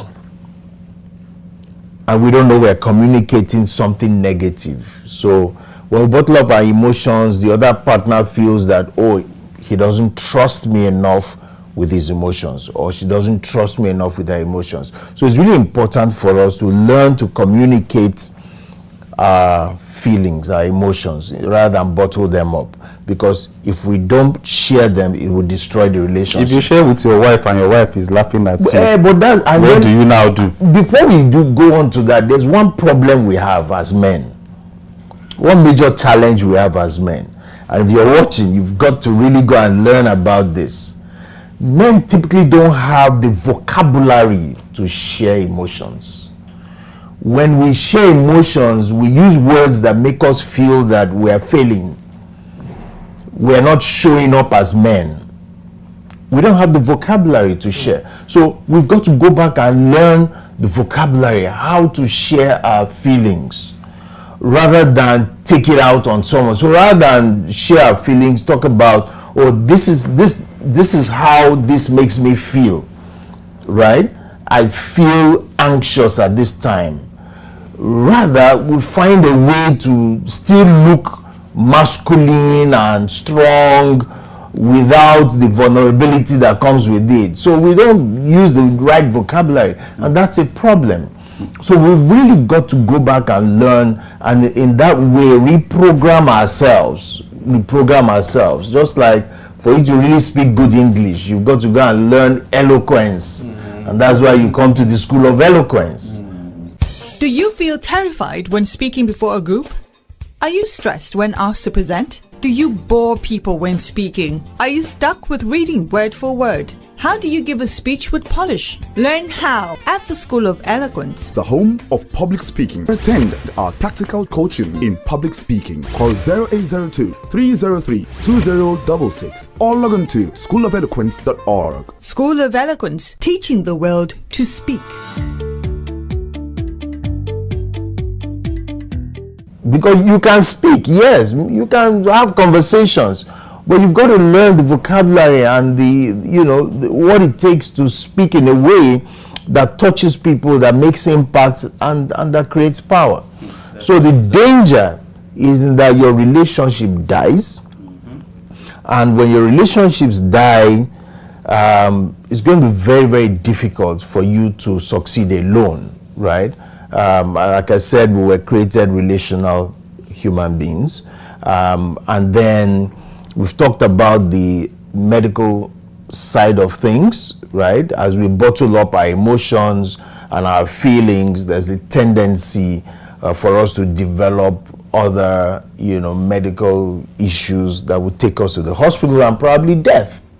Well, the ultimate, of course, of life is death. So bottling up can actually kill. It can kill you. So for the office space. So for the office space, it's quite a challenge. For me as MD CEO, I've learned to become an emotional manager. So what we try to do is when we have team meetings, we don't just delve into the business of the day. So what's your target? Have you met it? What have you done? What new business have you brought to the office? We have 5 days to the end of the month. Who's bringing us money? Things like that. We just try. So I've learned that also, that, hey, okay, you guys, who has anything nice to celebrate? Did anything interesting happen over the weekend? So that any good news? Oh, you lost your aunt. Oh, sorry, was she dear to you? So sometimes it's even tough for me because I'm like, Hakim, you're paying salary on Friday, which concern me with one auntie, but you just have to try. Then they begin to come out. I'm like, so this thing I read in this book, so this thing I watch in this movie, so it's true. Then they begin to come out. Nobody has asked them. They are coming up with stiff pressures from the house, and it's tough. And one of our core values is teamwork. When I finish my team meeting, they go out, they need to work together for that collaboration and participation. Then to me, I've noticed that when I'm in a good mood, I've shared with my wife, I'm happy, that's when I can be given 1 or 2 bonuses. Okay, let's increase salary next month. But when I'm stressed, I've bottled up, I've not shared, there's one burden that I've brought to the office, even me too, I'm shouting at them.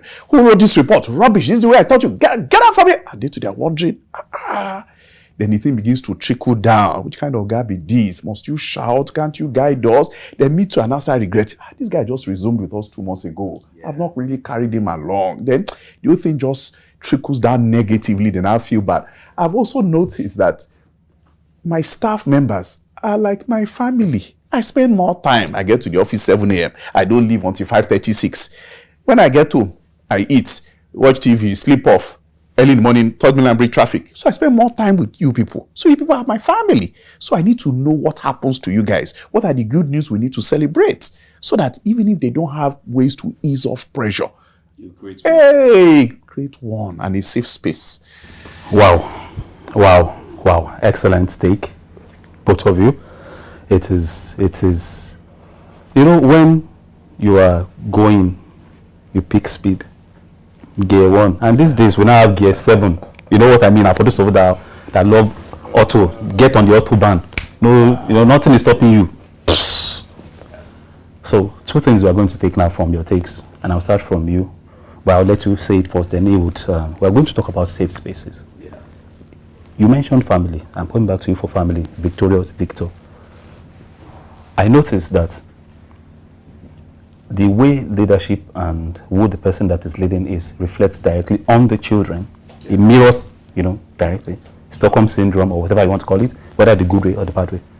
The same thing applies to men.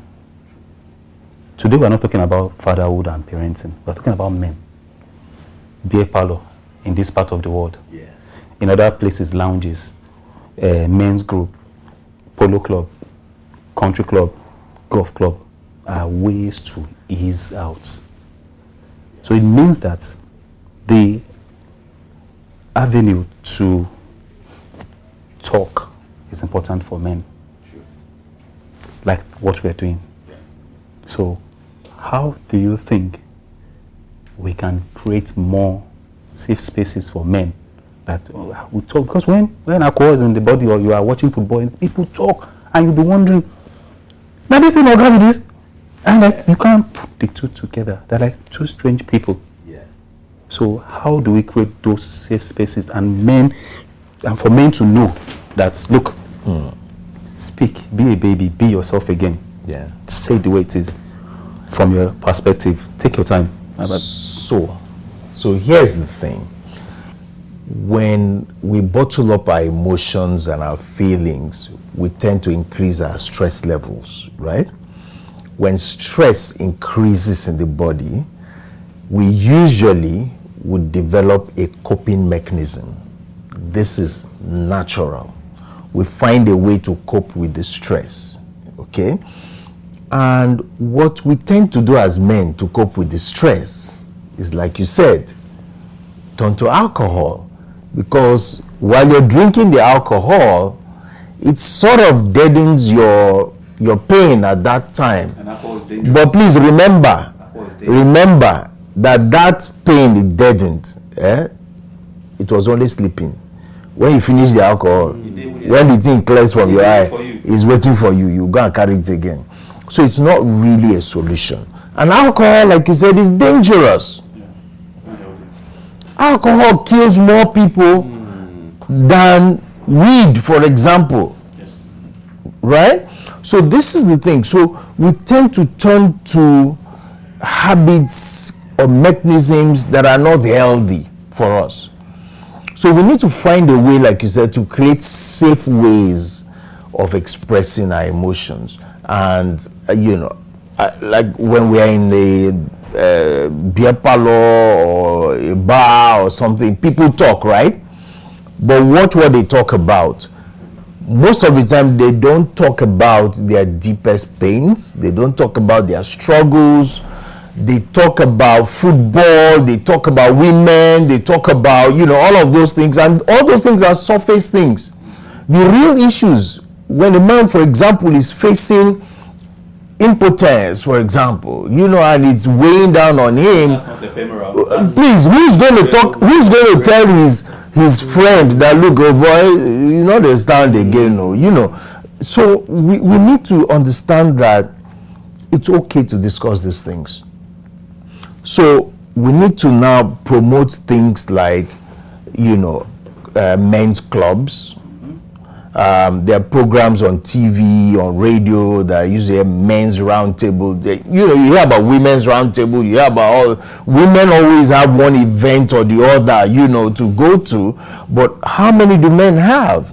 So we need to encourage the society, encourage people to come up with events that men can go to and have conversations, even in church.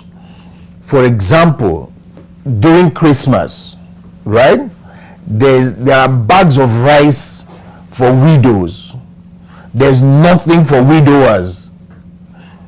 Almost nothing. I don't hear of any program by organizations, by churches, religious organizations. I don't hear anything about widowers.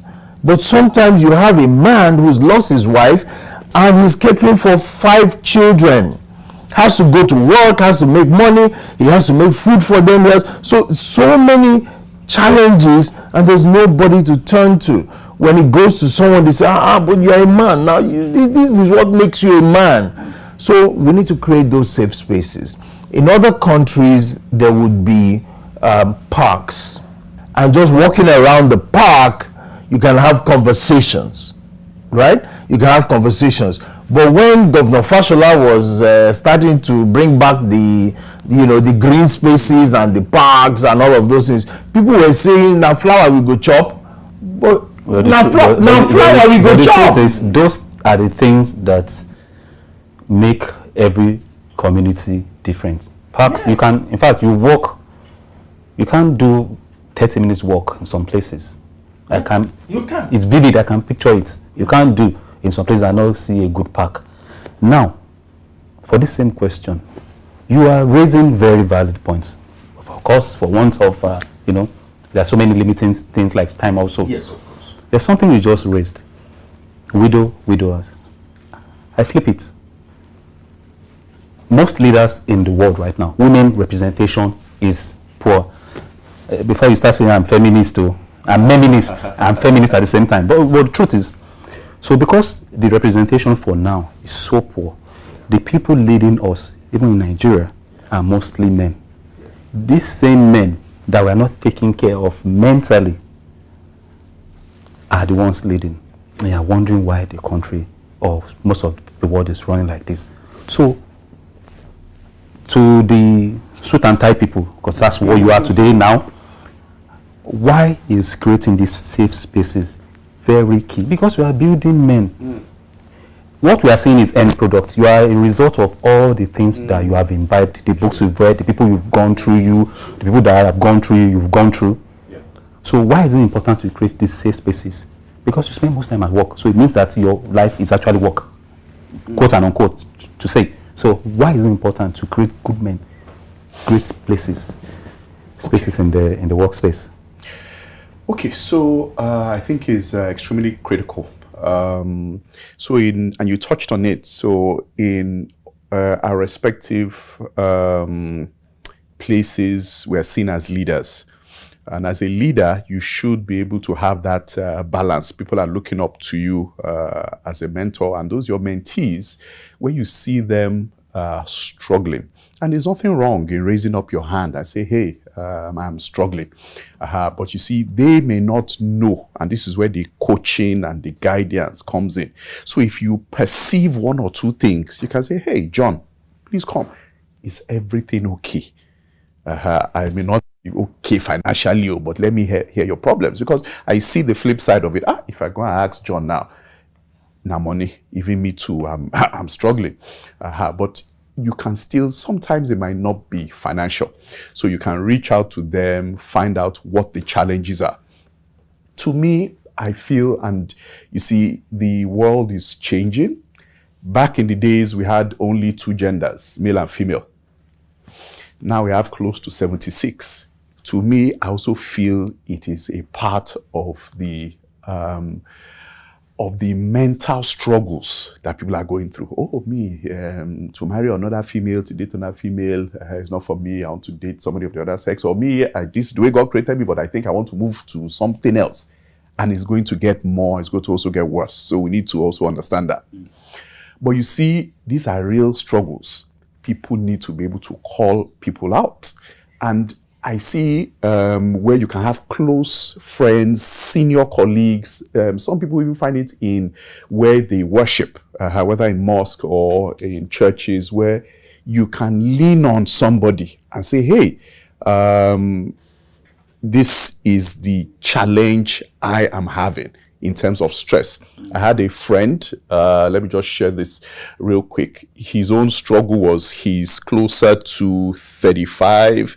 He has never dated anybody before. He doesn't know how to go about it. He's worried. He thought he would have even gotten married by now. And he said, look, this is his own big challenge.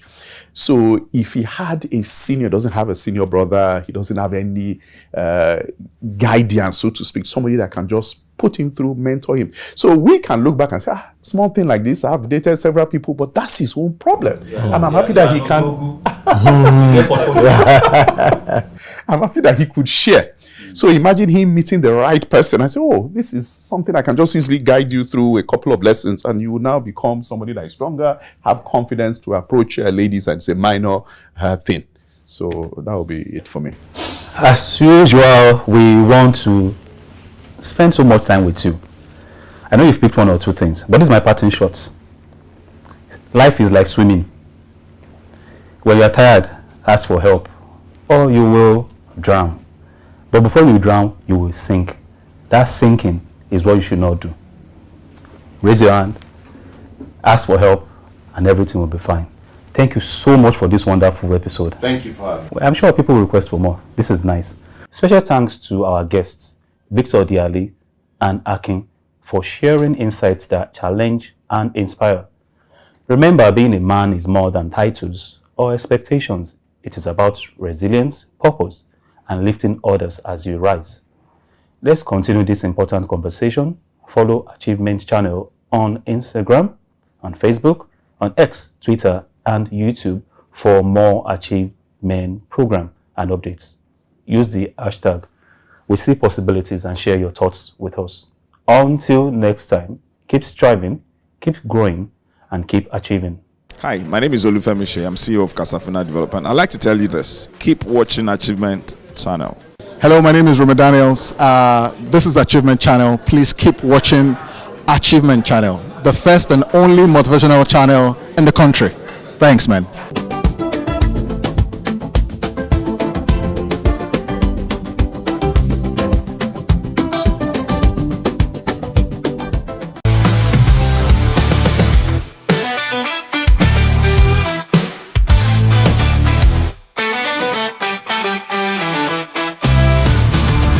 Good day and welcome to Achievement News, right on the Achievement Channel, Nigeria's first 100% motivational television.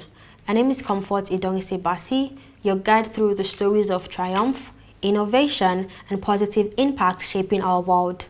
Broadcasting live from our School of Eloquence studio in Ikoyi, Lagos, we bring you the news that truly inspires. At Achievement News, we believe in celebrating human ingenuity, resilience, and the relentless pursuit of progress. We sift through the headlines to bring you the breakthroughs, the milestones, and the uplifting narratives that prove possibilities around and true achievement is within reach for everyone.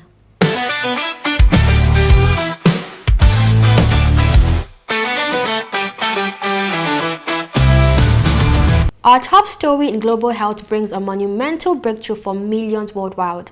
Researchers at the Mayo Clinic in the United States have announced the development of a new blood test with remarkable accuracy for detecting early symptoms of Alzheimer's diseases.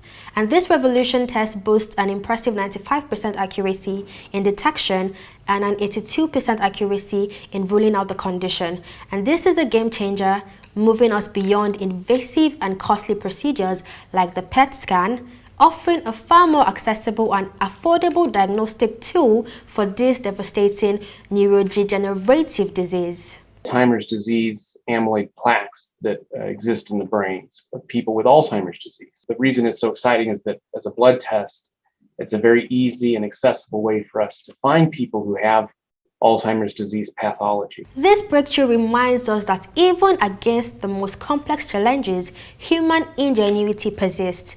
Never give up on the pursuit of solutions, and your persistent effort in any field can unlock breakthroughs that changes lives forever. We see possibilities.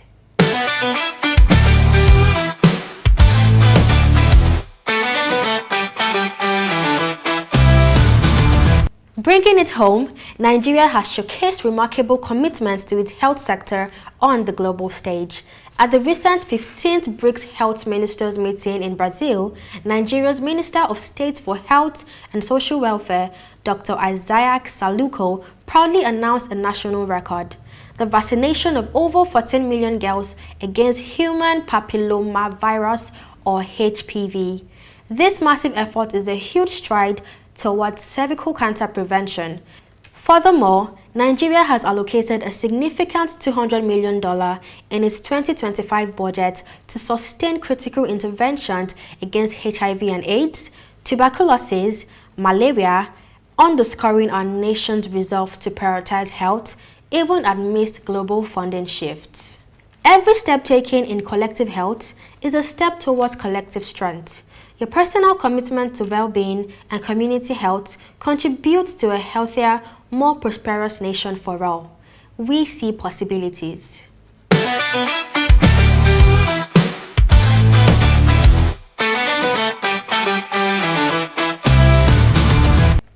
From global health to global education, UNESCO is sparking a powerful vision for the future.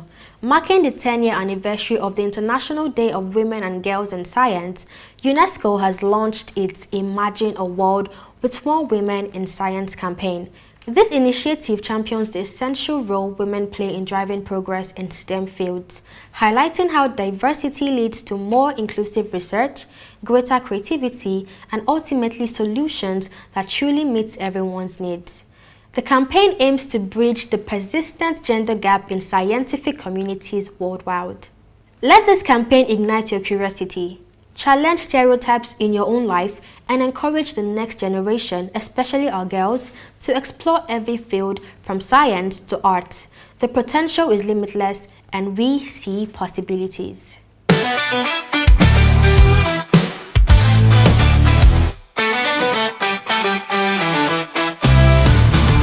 And speaking of limitless potential, a Nigerian youth has made our nation proud on the global stage. Stanley Chudubem Anigbogu clinched the prestigious overall title of 2025 Commonwealth Young Person of the Year.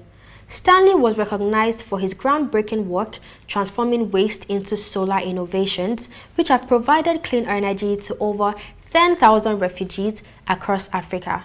His organization, LightEd, founded during the challenging period of COVID-19, has also trained 6,000 students and recycled over 20,000 kilograms of waste. Stanley's story is a powerful reminder that age is just a number when passion meets purpose. No challenge is too big when you approach it with creativity and a desire to make a difference. Inspire change in your own sphere. We see possibilities.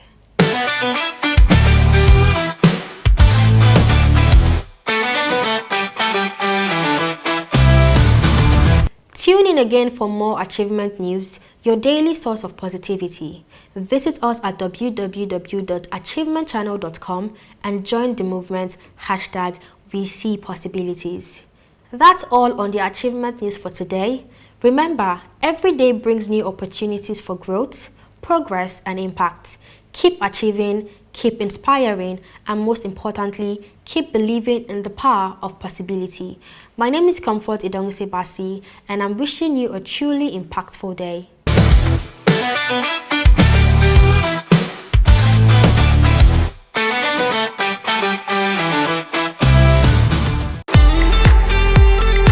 Welcome to Teachers World, where we celebrate the heroes of education.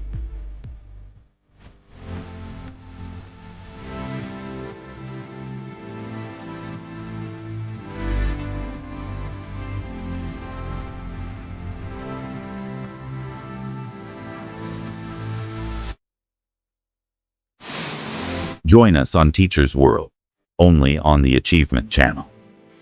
Hello, and welcome to another inspiring episode of Teachers World, the program that celebrates the pivotal role of educators in shaping the future and provides valuable resources for their professional and personal growth. I am Ugonwa Ohuchi, your host, and I'm delighted to be with you today. You are watching the Achievement Channel, Nigeria's first and only 100% motivational TV station, broadcasting from the School of Eloquence studio in Ikoyi, Lagos. In today's episode, we'll be diving deep into how teachers can support the mental health of their students and foster a positive learning environment. It's going to be an insightful session, so stay tuned. Join us on Teachers World, only on the Achievement Channel. I'm thrilled to introduce our guest today, Ms. Sarah Ndu. She's an educational psychologist and a dedicated mental health advocate who specializes in children and adolescents. She believes in a world where no child is neglected and every child receives the right education tailored to their unique learning style. Ms. Ndu, welcome to the show. Thank you. It's such a pleasure to have you. Thank you so much. Thank you. So in your experience, knowing that you're an educational psychologist, what are some of the key mental health challenges that children and adolescents face today? Okay, yes, thank you so much for asking. Okay, in my experience, adolescents and children, they face quite a number of mental health challenges. And firstly, mental health is a crucial part of teaching and learning. A lot of children and adolescents face mental health challenges, which is neglected by either their parents or their teachers. And I would just make mention of few challenges here. One, let's talk about anxiety and stress.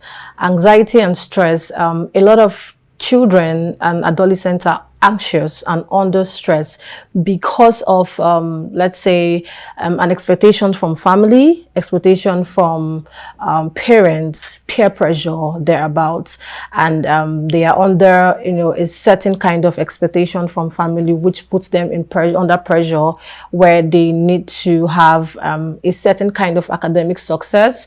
And if they are not, able to meet up with that kind of expectation from family or parents, they are under pressure and they're anxious. So another is trauma. Trauma is a key mental health factor.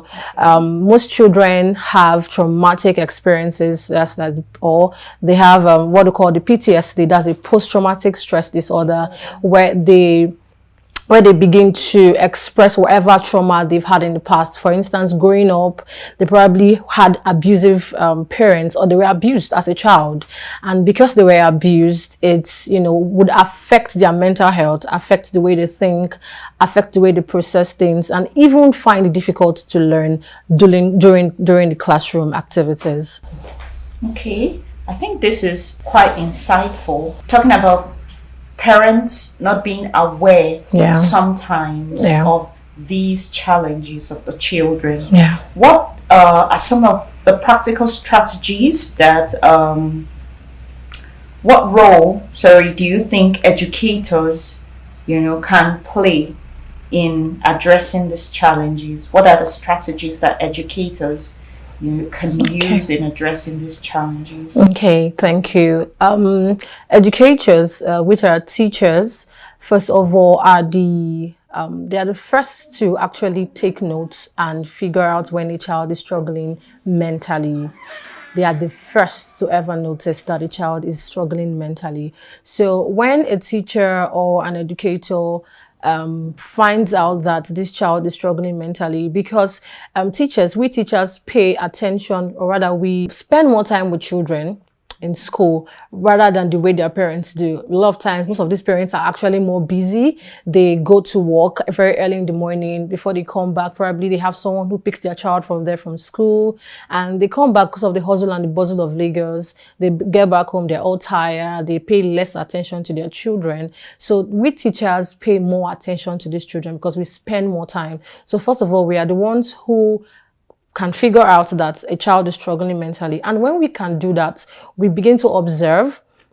We observe their academic performance, their socializing skill, if they isolate themselves or they are just irritable, they just flare up just by a little thing, they're angry or whatever. So one, we're able to observe, and while we observe that, we educators or teachers are supposed to now call this child, draw the attention of this child, and have a conversation, not being judgmental, have a conversation, just get to know what the matter is. Is there something, is there a problem at home?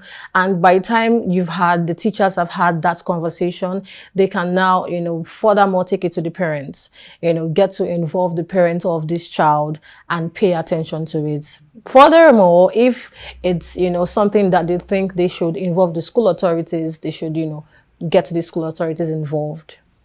This is so true. Picking the point of being in Lagos, where a lot of parents are actually really busy.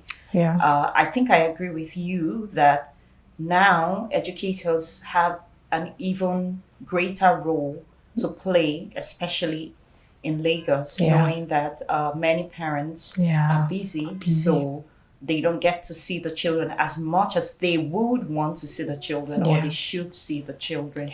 So what, can you give us some specific strategies, maybe one or two strategies that you think that teachers can use to support their students to support their mental health in the classroom while they're teaching?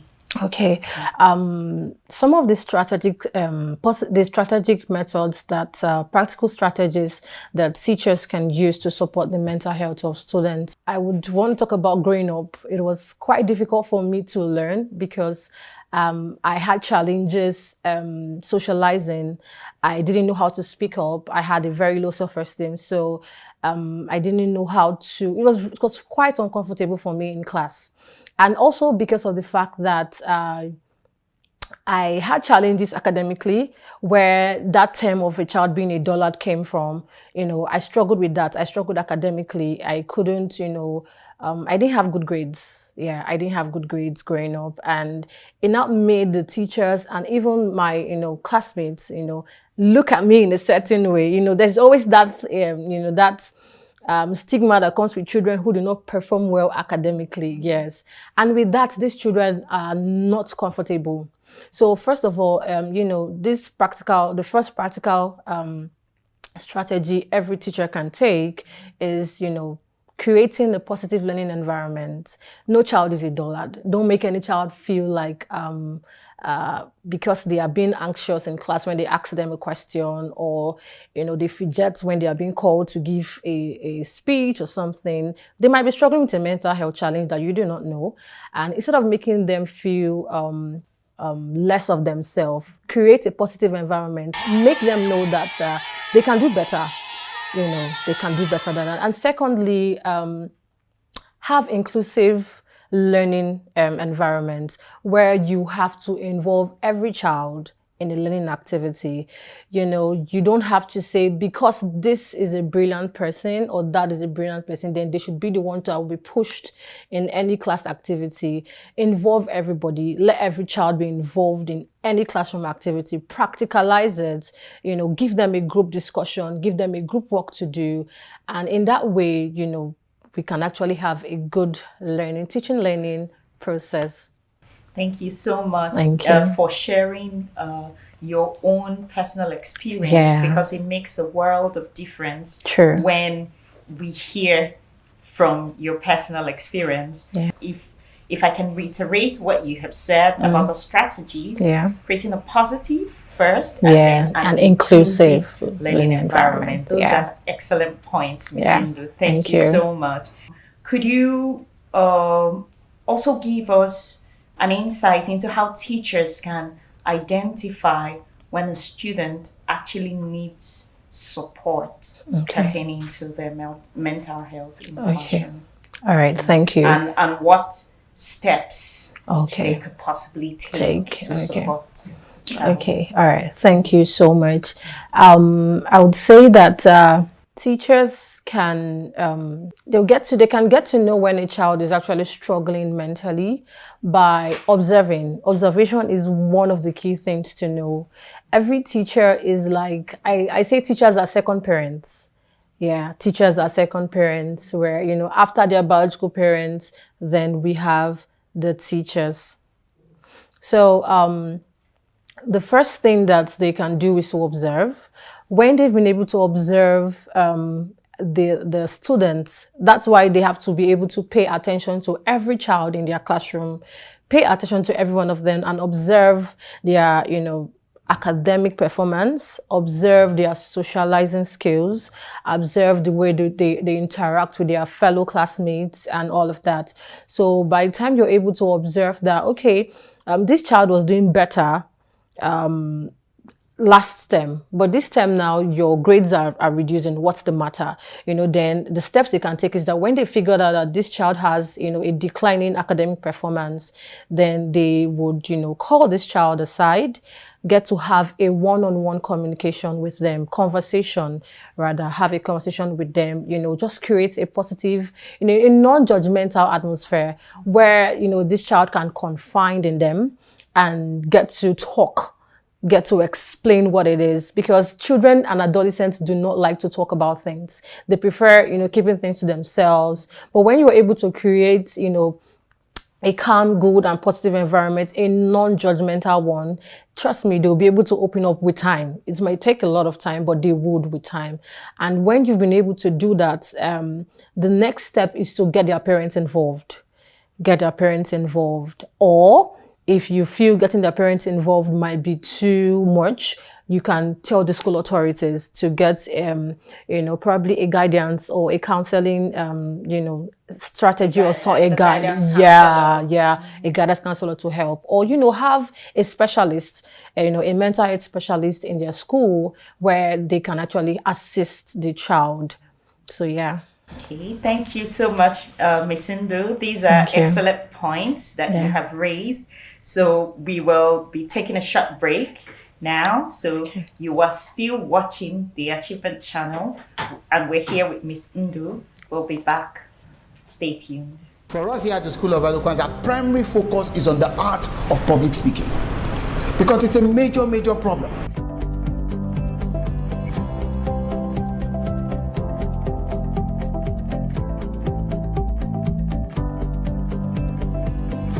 And public speaking, we must understand, is the raw art of speaker to audience oral communication. I got a lot more than I actually expected. I have overcome the fears I used to have. The more you speak, the better you are at speaking. School of Eloquence is the place you can be, and there's a turnaround. That change you're expecting, you get it there. Welcome back to our program Teachers World. You are still watching the Achievement Channel here in the School of Eloquence studio in Ikoyi, and we're still with Miss Sarah Ndu Adanna, our educational psychologist. Thank you. Miss Ndu, before the break, we were talking about how you gave us insight into how teachers can observe when a student actually needs support and what to do about that. So earlier on, you had told us you had shared your own personal story. But as a follow-up, could you share a particular thing done by maybe a specific teacher that helped you out of that situation, or something that could help that we could learn from? Yeah, thank you. Back then in my primary school, I think I would have to just, give a good background story. So it was quite difficult for me to assimilate, and that was because the way I was being taught was not my learning style. So that's where the educational psychology of children comes in. It wasn't my learning style, meaning there are different ways children learn, and there is a teaching method applicable for that learning style. So because of that, I found it difficult to learn. So for instance, I'm a visual learner. I learn better visually. I rather see what you're teaching me than just giving me theoretical, aspect of what you're teaching me. So that affected the way I learned and assimilated knowledge, which now made it, hard for me to read and write exams and have good grades. So fast forward to when some teachers, a particular teacher paid attention, and she called me, what is this? What's the matter? Is there something wrong? Is there anything at home? And is there a problem? And all of that. And what she did was so profound to me, because after she had a conversation with me, I didn't even know, because I was young. I didn't even know that, I had that as a challenge. So after she now realized that it's actually the way, and it's not like I didn't know how to read, write, and I did that, but I needed a better way to learn, which was a visual aspect of learning. So what she now did was that she now involved my parents, and, told them that it's better off that, they get involved in my academics by, helping me to, having technologies like, other things to assist, like after school work, whatever thing that's been done from school, my parents should be able to, help me visually to learn, probably with a phone or something, just so that I can, be able to, and that helped for a while. that helped for a while. Also, I was not able to, now understand better what was learned. And with that, that now made me understand that I learned better visually. So fast forward into my secondary school and university days, I now understood that whatever is being taught theoretically, because of the Nigerian system of education, they do what they can do, the lecture method, give it to you and you're out. So I now understood better that this lecture method is not going to stick.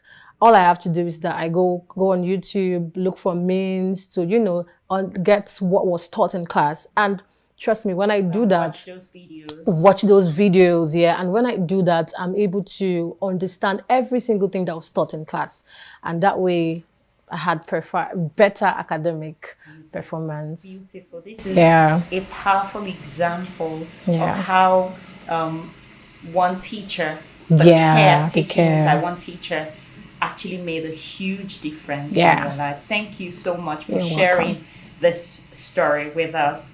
Now, let's talk about self-care for teachers. Okay.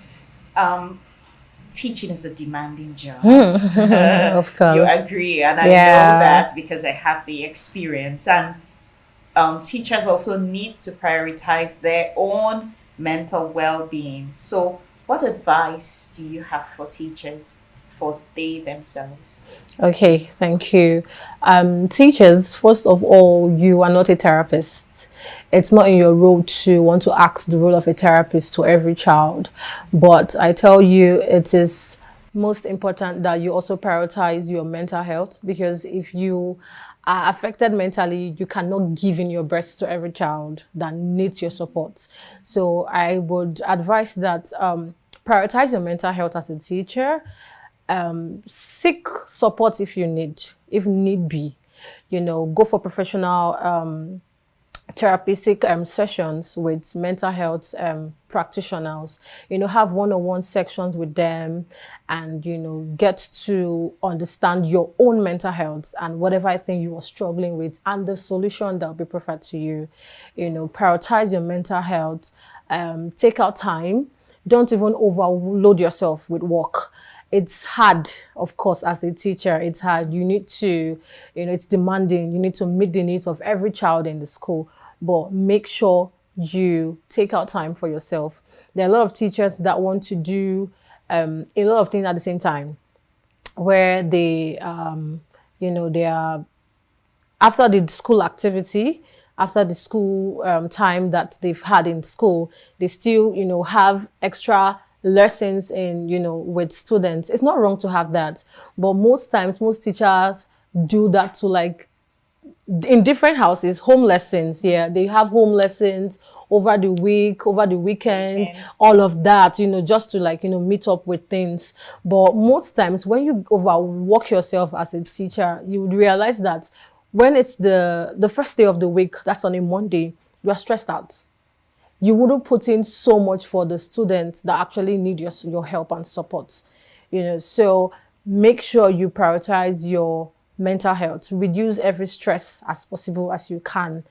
Reduce it, because whatever you have is what you can give out. Yeah. Okay. Thank you so much, Ms. Sundu. So finally, for the teachers who are watching us today, what is your message, your takeaway message for them, at least just in one sentence? All right. Thank you very much. So my takeaway message to teachers is this: you play a vital role in the future of every child. You either make their future or you destroy their future. No child should be left behind. No child is a dullard. Please put in the best efforts that you can in making their future, and they will thank you for how much effort that you did. Thank you so much. It's been a pleasure, Ms. Sundu. Thank you so much for being on the program with us today. And we've gone away with this insight: no child should be left behind. Thank you. Join us on Teachers World, only on the Achievement Channel.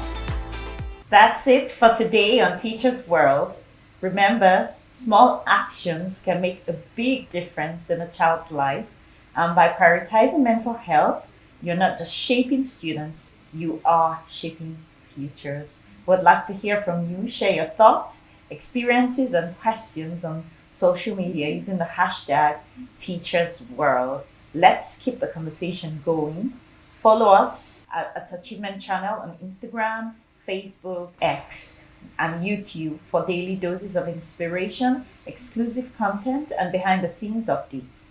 Use the hashtag #WeSeePossibilities and share your thoughts with us. Stay inspired, stay focused, and keep seeing possibilities on the Achievement Channel, where we see possibilities.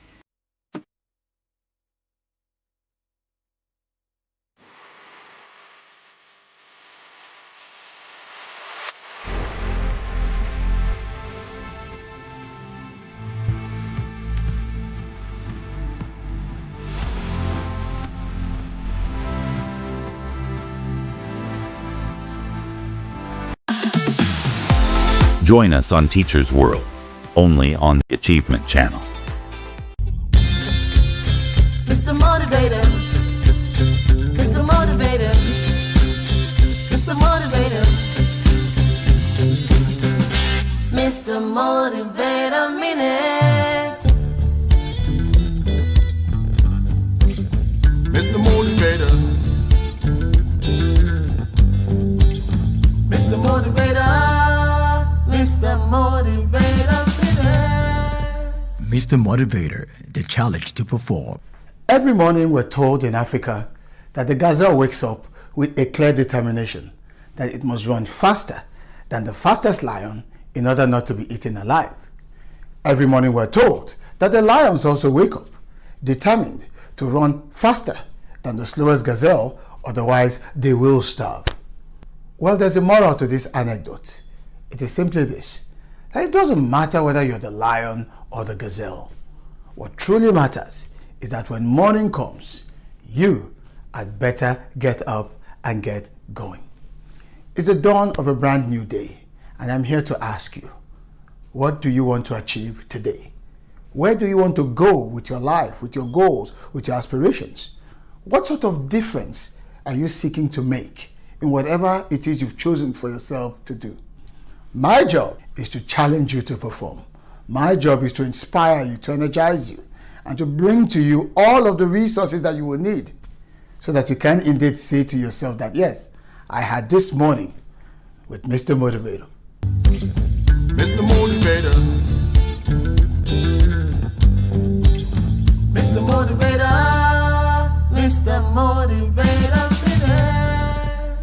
Walt Disney, the founder of Disneyland, once said that all our dreams can come true if we have the courage to pursue them. We're going to be discussing what I consider my favorite subject matter. It is the subject matter of dreams, the subject matter of setting goals for yourself, of aspiring to achieve the impossible. Most times, what we think is impossible is actually something waiting to be done by someone else. In fact, as Napoleon once put it, that impossible is only a word to be found in the dictionary of fools. And I know you are not a fool. So when we talk about dreams, what are the 4 major things that you need to know in order to live a successful life driven by the power of dreams? Number 1, you must dream big dreams. Dream the dreams of giants. Dream a dream that might look so impossible at the outset, but you need a dream to be so big so as to enable it to challenge you, to inspire you. It's always very important to realize that you were not made for small things. As a matter of fact, every one of us is made to do something big at one point in time or the other in our lives. So dream a dream that stimulates you, that excites you every morning to want to get up and go. That's the first principle. Number 2, you must draft the dream. Put it down in writing. Maybe you need to sculpt it, paint it. In whichever way you can, put it out there. Make it tangible so that people can see and relate to it. And number 3, you must declare your dreams. Tell people about your dreams. We're not asking you to discuss your dreams, but I'm saying to you, declare it. Let people know what it is you are seeking to accomplish in your life or in whatever field of human endeavor that you set out to do. And then finally, number 4 is this. And this is where it all comes together. You must do what the dream demands of you to do. If the distance be not traveled, the destination will never be reached. Dreams will remain pie in the sky if we do not take action. So what actions are you taking? Set goals. Specifically begin to outline what you need to do so that you can begin to work towards them. I leave you with the words of a young lady who was challenged and people felt her dreams were impossible. In fact, they said to her, "Your dreams are not real." Then she replied by saying, "The dream is real. It is the failure to make it happen that is the unreality." Dream big dreams. Mr. Motivator. Mr. Motivator, Mr. Motivator, Mr. Motivator, the challenge to perform.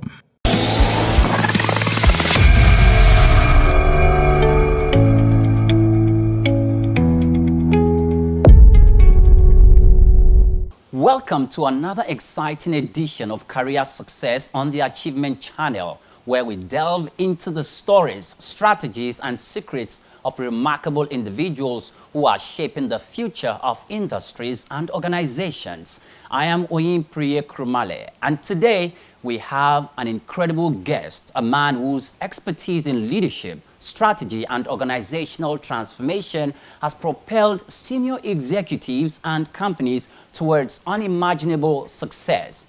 He is none other than Dr. Maxwell Ubah. Is a highly sought-after consultant specializing in strategy, leadership, cultural alignment, and organizational transformation. He is the CEO of Strategy House.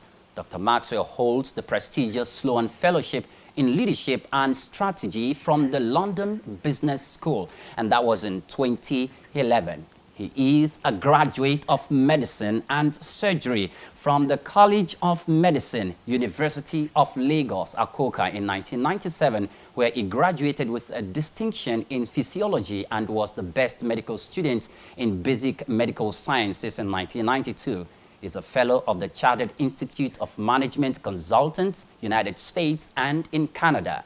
Is also a fellow of International Management Consultants Board, that's also in the United States, a chartered management consultant, accredited management consultant, and a member Institute of Training and Development, and also learning development specialist, learning and development network international. That's quite a robust one.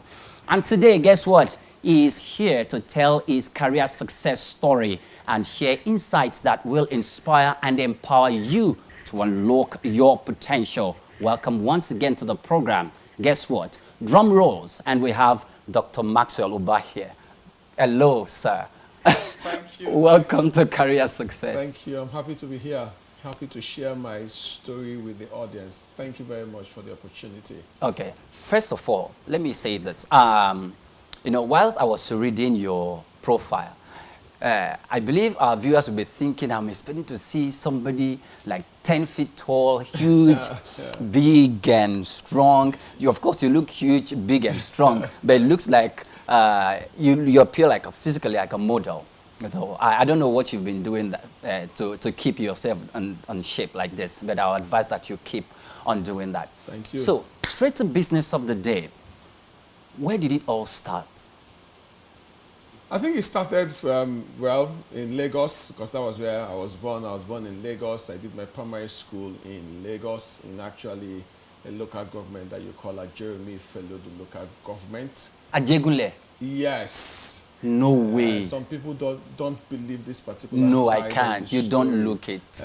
Because and for me, it's also a message of hope that your background doesn't have to define you. It doesn't matter where you were born. You can actually become what you want to become in life.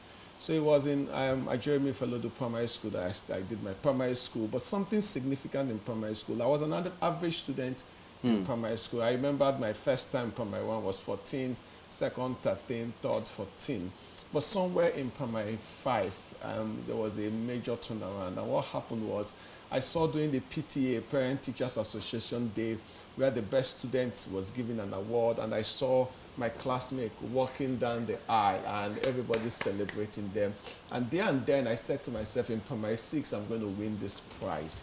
That was what I said to myself internally. And guess what? For the very first time in my life, it was in primary 6, first time primary 6 that I came first. And one lesson I learned is that I took from that experience that the decisions you make actually propels you to greatness. And a lot of people are not maximizing their potential because they've not gotten to that point where they say to themselves, this is who I want to be, or put in another way, I deserve more.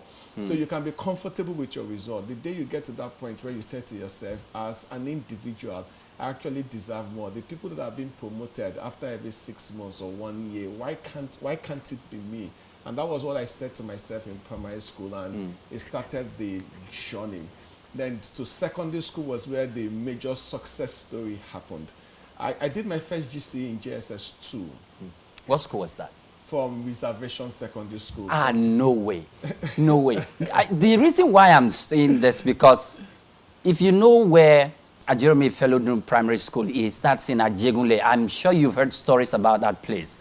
And let alone Reservation Secondary School, that should be in Apapa. Yes, Tolu Schools Complex. Tolu Schools Complex. So for people it's a dangerous area for secondary school students at that point in time. At that point, yes. You could hardly tell if those students have any vision or plans of becoming someone in life.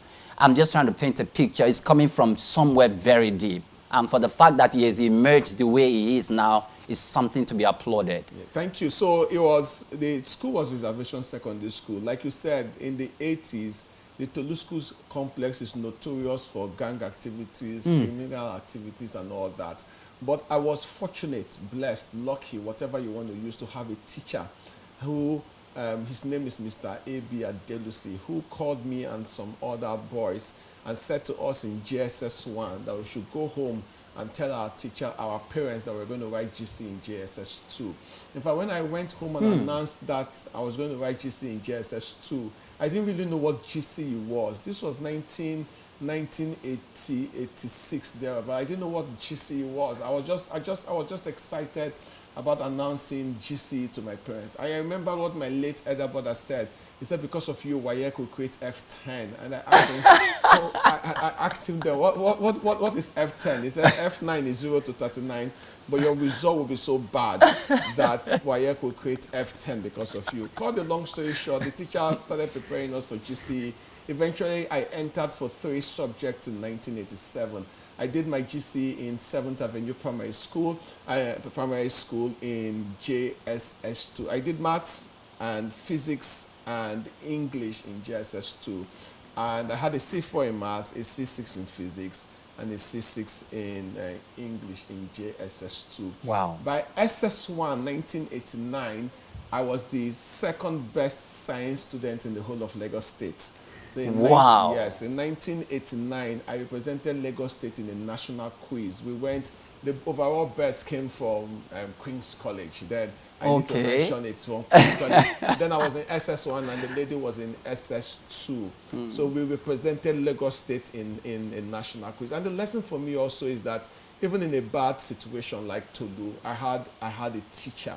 And everybody can benefit from having a model, a mentor that can shape your future academically or in your career. So that's what happened in secondary school. And I wanted to do, I know because people will ask. That's an excellent story, I'm telling you. Thank you. Please go on. Thank you. So in 1989, so when I wrote my papers in 1989, my first choice was to do engineering because physics was my easiest science subject.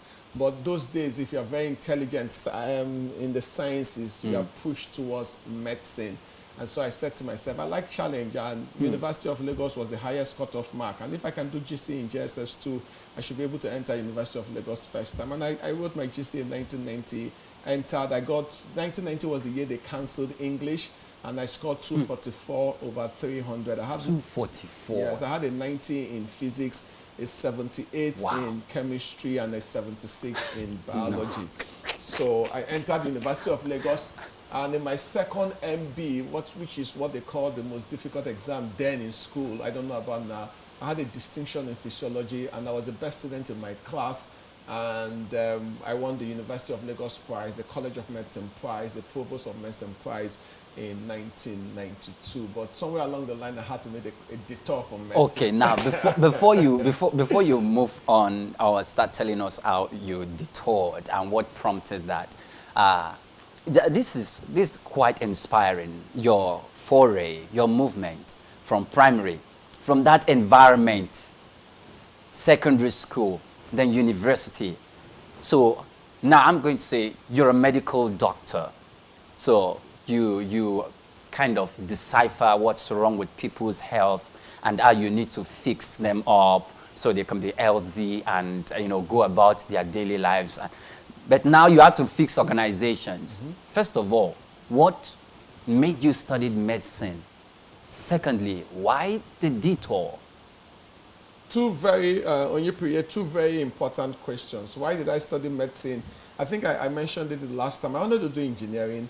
And in fact, even in school, when I say this, some people are surprised. I read Nikon and Packard, the physics textbook, from the first page to the last page. I read Abbott from the first page to the last page. So physics that name sounds familiar, Abbott. Abbott. Physics, I knew physics at the tip, you understand. I knew physics very well. It was the easiest for me science subject.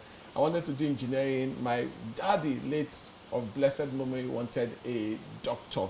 And since they said the best science students should read medicine, so societal pressure with that of family expectation pushed me into medicine. But I remember what my late mother said when I was filling my JAMB form. He said, do you think you have the mannerism, the attributes, the personality traits to become a doctor? I said, Mommy, I can. He said, it's not about your intelligence, it's also about your character, about your personality and all that.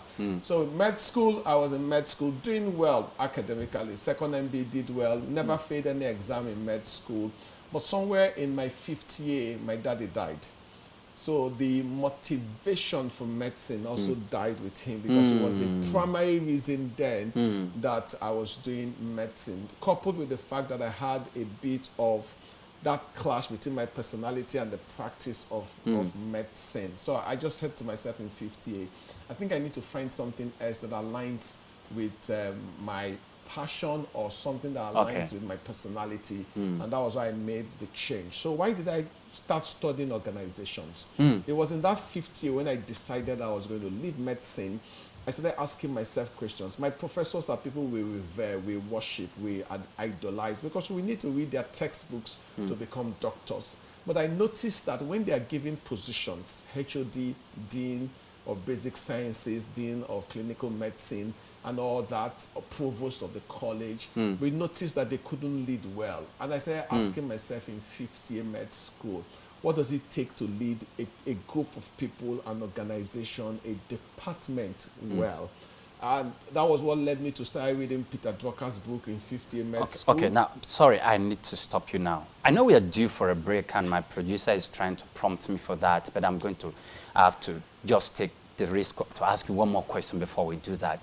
What was motivating you, pushing you on the inside in all of this? Because it sounded adventurous, and also you sound like you were enjoying it. So what was the motivation for you? I think the first motivation for me then in school is that I want to be the best that I can be in any field I find myself. That's the first thing. And secondly is that I wanted to play to my strength.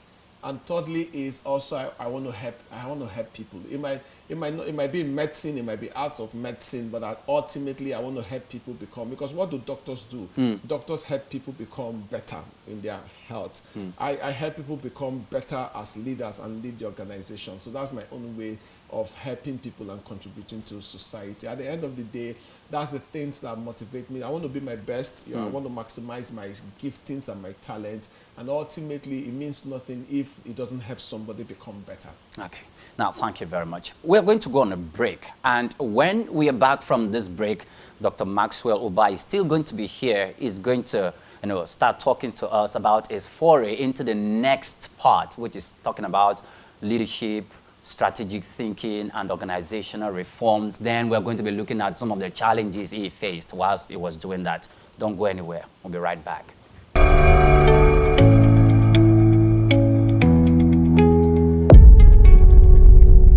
For us here at the School of Eloquence, our primary focus is on the art of public speaking, because it's a major, major problem.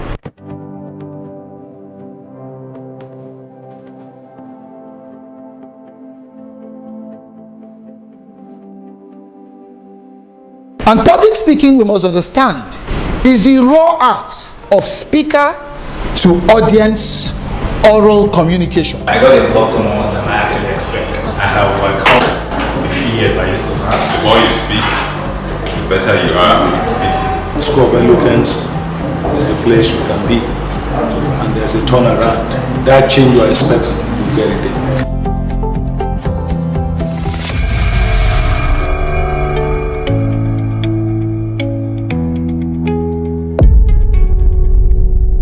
Welcome back, and many thanks for joining us right here on the Achievement Channel. And this is Career Success. Still have in the studio with me Dr.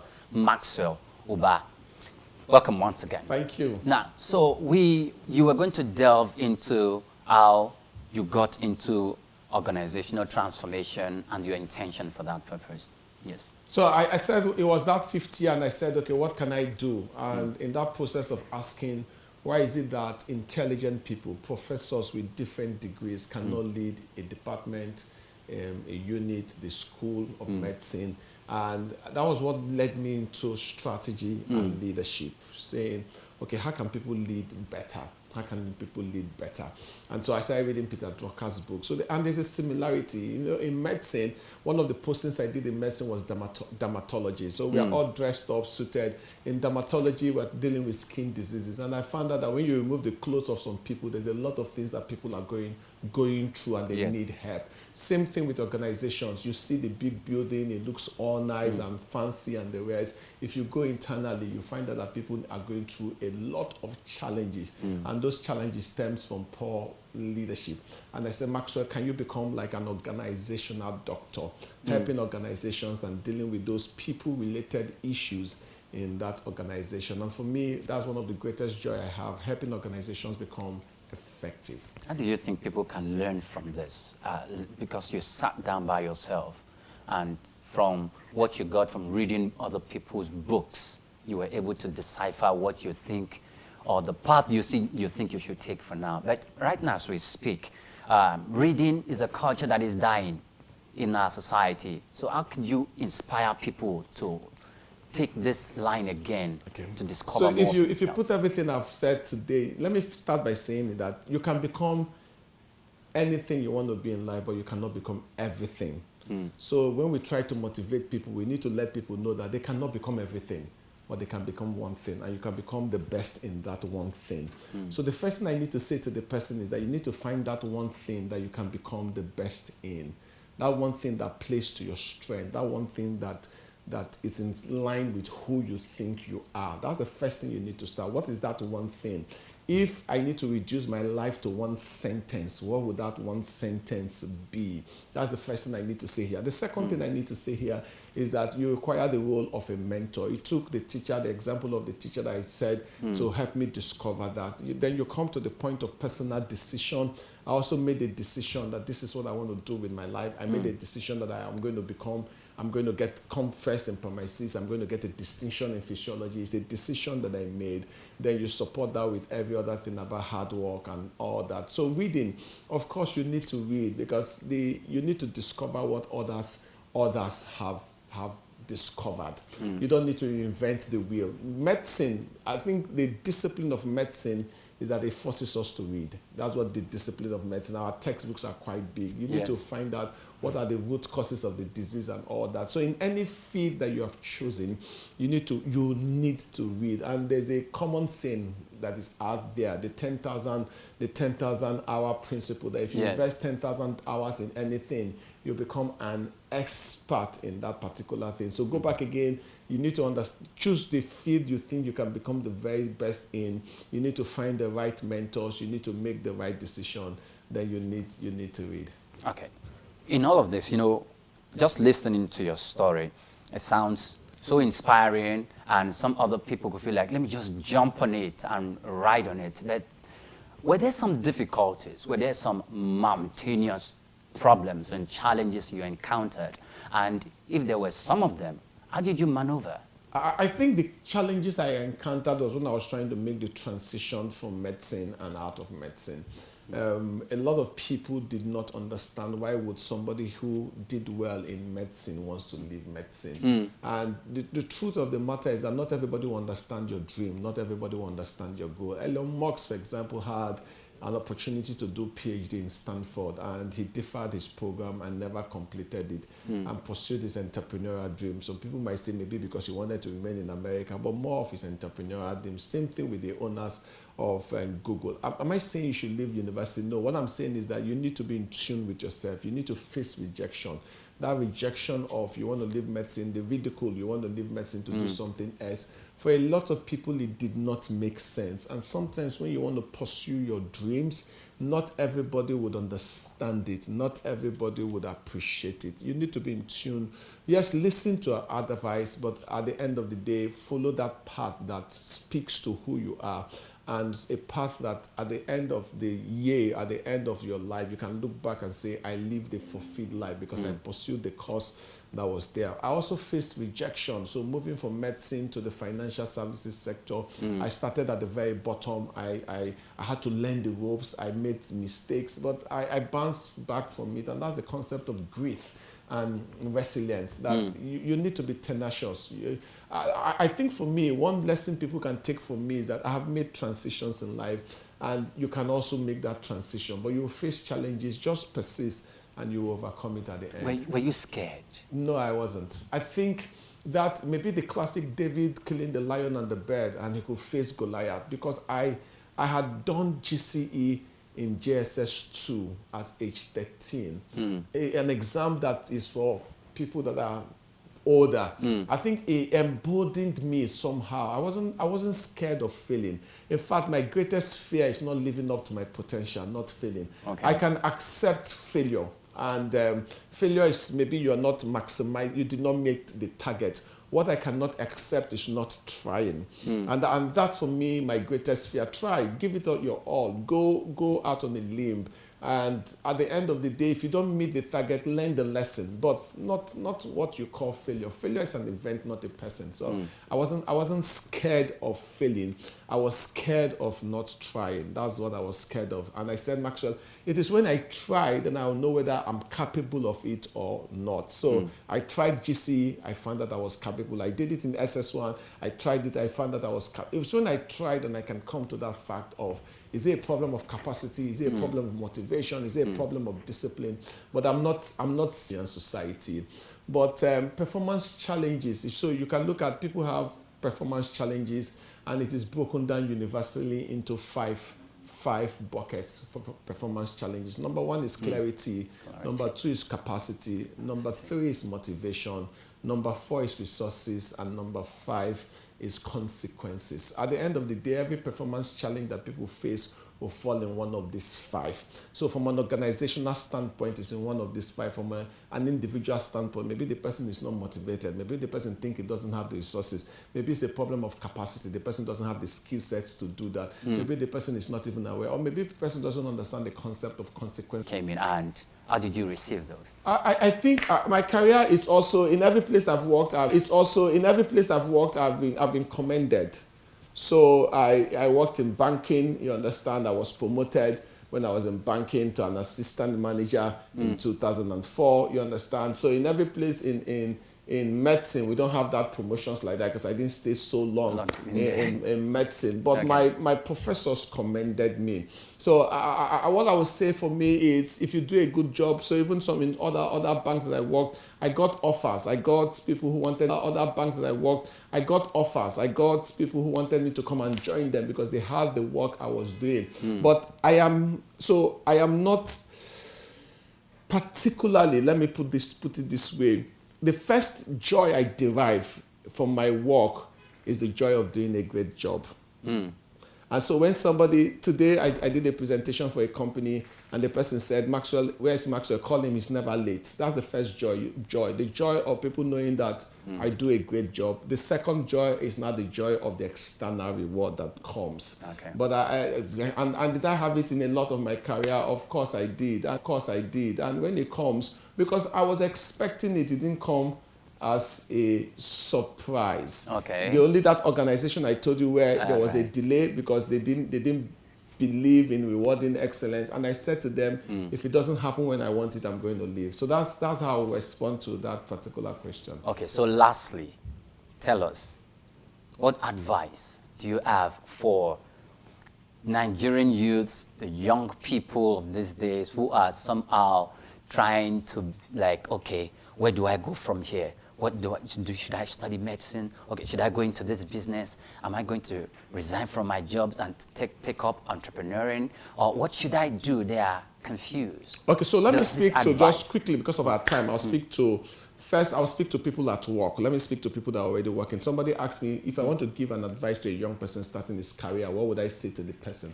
I said just 3 things. Number one is wherever you find yourself, do a good job. That's the first principle I tell you. Make excellence your watchword wherever you find yourself.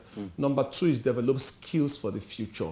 The fact that you're in a particular job doesn't mean that that job will be relevant for the future. So you need to make sure you develop skills for the future. And number 3 is that you find a great mentor or a sponsor for you. If you put it to somebody deciding his career also, or a young person about to go to school, yes, I know that you need to ask yourself in the future what courses or skills will be relevant, and you can make the decision right now. So if I find myself in a particular course, jump, it's okay, it's fine, but develop the skills that will be relevant for the future, because in the future we know that some courses will not be as relevant as they are now in the future. So whatever decision you make, whether it's medicine, whether it's law, whether it's psychology, just make sure that whatever course you want to study and career path you want to choose will be relevant in the next 5-10 years. And if you find yourself in that place, make excellence your watchword. Thank you.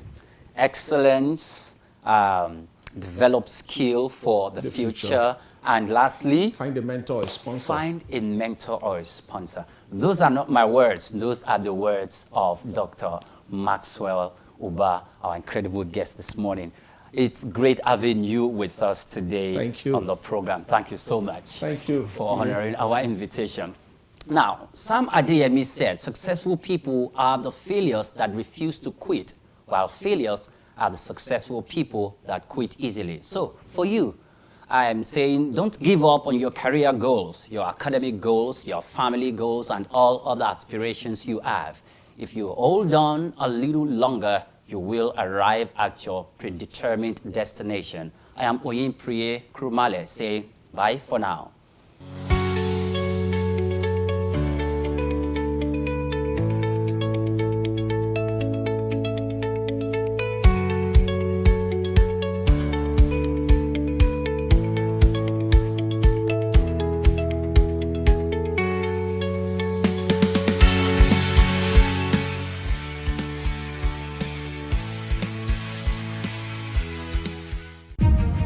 A new day dawns, full of possibilities.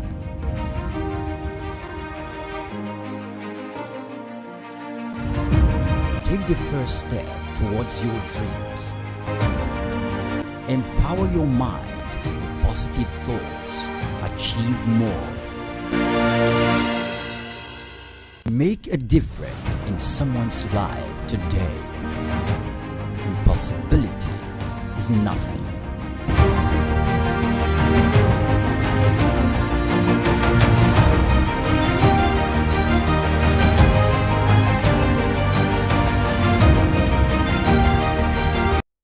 Imagine a world transformed by the power of giving, where every act of kindness sparks another. These are the champions who dedicate their lives to change.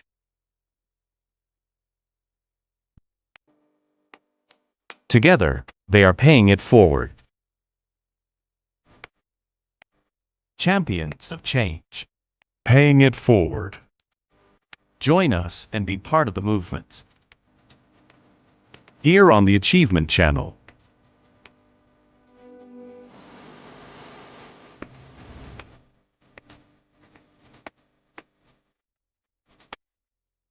Welcome to Champions of Change on the Achievement Channel, the show where we celebrate extraordinary individuals making a difference, transforming lives, and inspiring positive change. We're broadcasting from the School of Eloquence studio in Lagos, and today's episode is nothing short of remarkable. Joining us is a man whose life embodies resilience, innovation, and the power of vision, Dr. Cosmas Maduka. From humble beginnings as a teenage hawker to becoming the founder and president of the Coscharis Group, a powerhouse conglomerate spanning automobiles, agriculture, and technology. Dr. Maduka's story is a masterclass in turning challenges into opportunity. With over 4 decades of entrepreneurial excellence, he has not only built an empire, but has become a beacon of hope, proving that dreams fueled by hard work can change lives and communities. I'm your host, Pamela Igbo. You're in for an episode filled with wisdom, inspiration, and actionable lessons. Let's get started. School of Eloquence, teaching the world to speak. Welcome, Dr. Cosmas to Champions of Change. It's so good to have you here. Thank you, Pamela. It's my pleasure to be here in your show. Thank you. So this is a show where we honor people who have been doing inspiring things in their communities, and beyond your business acumen, we know that you are a fantastic philanthropist, a mentor. And so I wanted to ask you about your philanthropy and what you think of corporate social responsibility and how you use that to lead your group in Coscharis.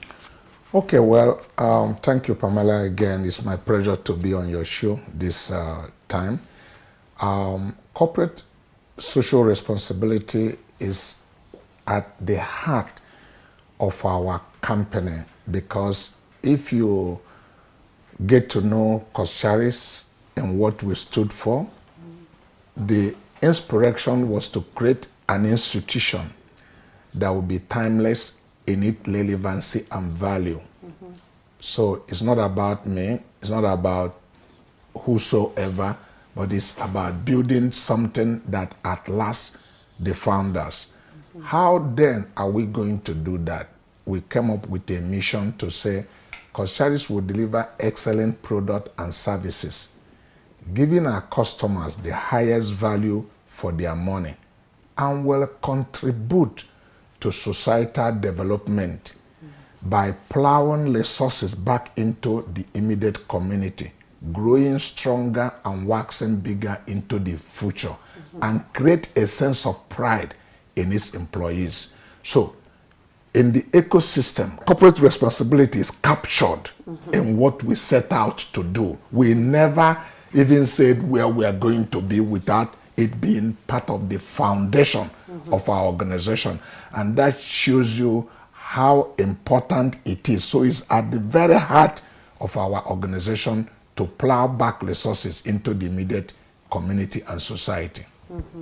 And I love it because I know that you lead by example. So that's an excellent thing. So in terms of, I know that Coscharis has expanded in terms of the different things that you offer.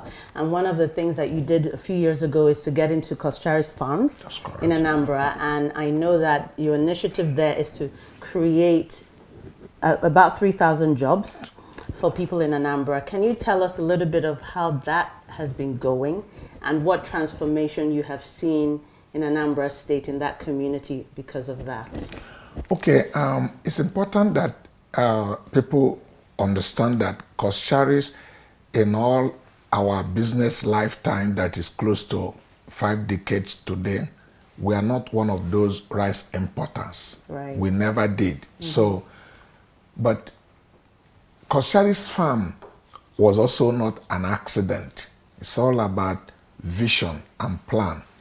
Because where we are today, the property that we acquire, that we are doing the business of farming in Anako, in Anambra State, started over 30 years ago. Wow. My daughter would turn 33 this year, but that was when my mother my wife went to give birth to her that we signed the agreement. Was a different piece of property that we were acquiring. Omeka Omerowa was the governor of Anambra State then, the military administrator who signed the certificate of occupancy. So it was something we had always planned that we are going to do. But you know, my grandfather used to tell me that when you want to choose certain animal, you need to get the right gunpowder. Because if you take a borrowed gunpowder to shoot a chimpanzee, he will collect the gun from you and kill you. In other words, you don't get into farming without having the muzzle, the capacity to be able to take it. So over a period of time, we are in different kind of business, but we have never really get into, you know, a real sector of economy where you add value, because buying and selling is not really how the economy grow. It's part of it. But the buying and selling is a starting point for you to grow, but keep your eyes on the big picture where ultimately you want it to be. By 2012, 2013, we started planning to go and develop this farmland. It's a quite a piece of property. Because some people ask me, is it real that you have 3,000 hectares in Anambra State? Because that's like a village. Where does such land exist? We acquired this property from different people. We bought Rogeni property, piece of property, 310 hectares. We bought Bravo property, 610 hectares. We bought Live Brewelly, and then before we now get the villagers to give us additional portions. So it was an area that was like a forest that never have been cultivated. If I start telling you the things we made developing that property, we didn't just make big plankton there. We made different kind of animals there, whether it is alligators and all of those things, because it was a thick forest. Clearing it cost us ₦1 billion. That was in 2015. Wow. But what had happened was that when we wanted to go and develop this property, the villagers looked at us. We became their captive market, like a container they clear. Anytime we come, they want to collect money. So it becomes challenging.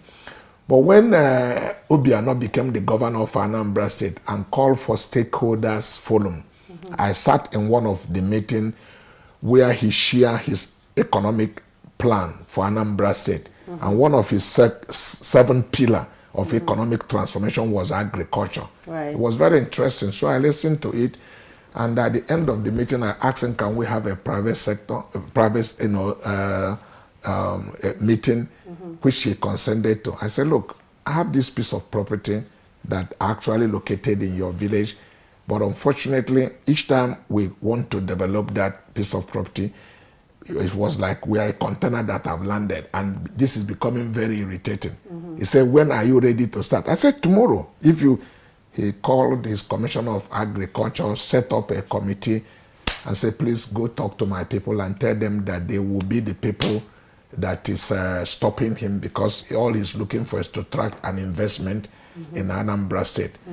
So that's where government is important, because they are catalysts to provide the enabling environment. That's right. So they had to do the community meeting and get the people to say, please, hands off. So we moved into the land, started the land clearing in 2015, because rice is a grain that grows on a mud. And for such large kind of property, for us to really do anything meaningful, we have to clear every wood, every stick. It has to be a bare field completely, because the window of the planting is very short. We actually have 4 excavators to be able to do this within 3 months to be able to replant. But we started the first time on rainy season farming, which is not, you are not in control. you are only subjected to the mother nature, whatever it provides to you. Whether what we did, part of that 2015, 2016. But by 2017, we made huge investment to take water from Iju River to about over 9 kilometers from the place to do major canal to bring water, and then started doing the secondary canals that had to put water into each of the farm. Like I said, rice is a grain that grow on a mud. Right. So it need water. Water is part of its life. So you do a much more controlled farming in a dry season, because you give the farm water when you need it, and be able to put all the inputs that will help it become successful. Rice also is a wheat that matured in 120 days. Every 4 months you can harvest.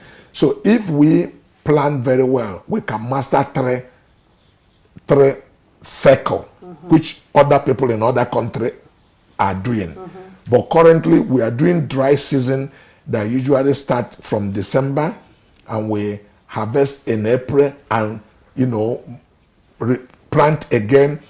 And because we have had flood, right? Yes. 3 consecutive years that really wipe off the entire farm when the Cameroonians release their dam.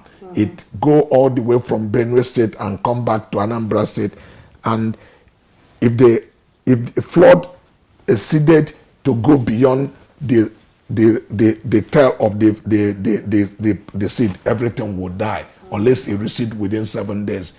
So what we have done now is to make sure we harvest lettuce by September. Right. Before you are getting into the late part of August, September, we are out on the field, because we have find a time that you have to only use canoe to go through the farm. The fact, the building we have in the farm, we have heard when the water come to the top of the roof, to tell you how bad it is in those areas. So what we have done to touch the community in Anak, where we are, is that the first 1 year we were solely on our own.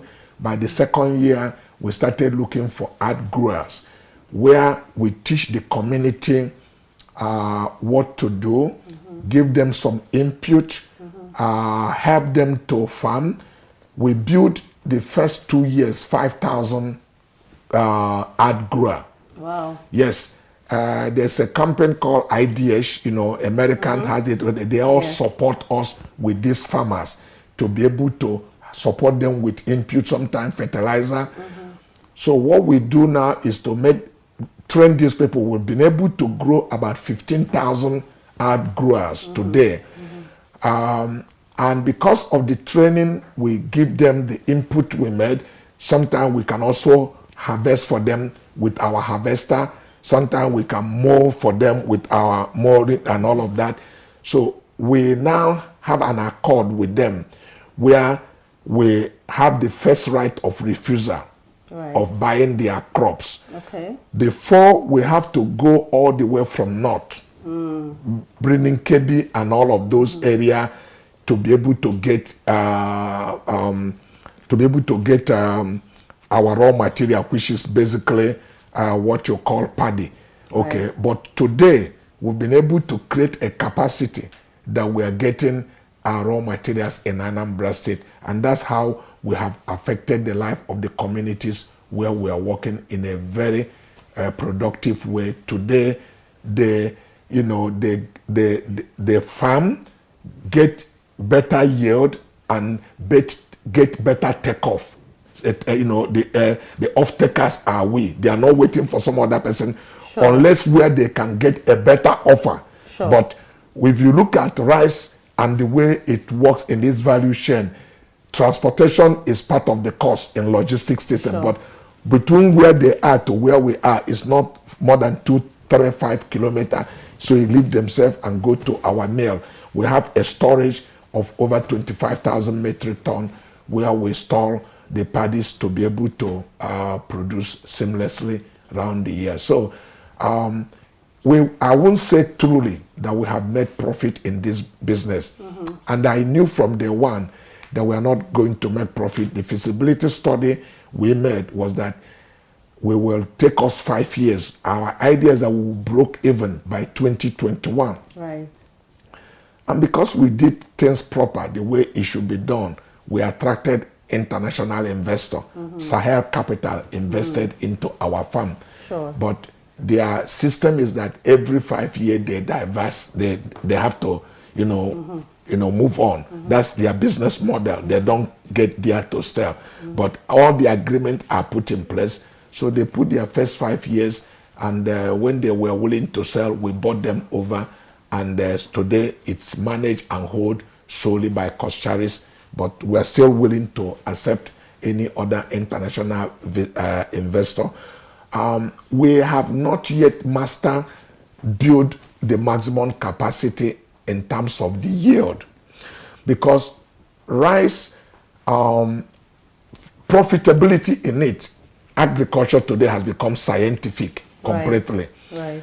Like I said, we have had 3 consecutive years where we had flood that totally, destroy our crops.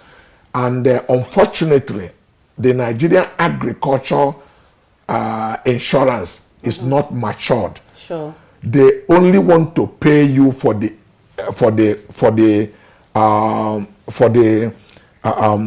what we call the seed, but all the inputs, the fertilizers, the diesel, we burn 33,000 diesel on a weekly basis. You need to be in this farm, because the 2 ministers of agriculture have been in our farm. The first was Audi Ogbe, was there with the former governor of Central Bank, the Kebbi State governor who represent the president. We had the second governor. This farm, the total road network we created in the farm is about 200 kilometers. 3 hours you are in our farm, you haven't end from beginning to the end of it. So it's a masterpiece. Actually, the best way to look at our farm is to come by helicopter. When late Herbert Nwigwe visited, I think we rented the helicopter of your agency, and he came by air. He couldn't believe himself, because that's the only way you can be able to tour the farm under 1 hour or 30 minutes from the up to see everything. Really professional the way it's done abroad. I am very proud that as an Ambararian, because I'm a capitalist.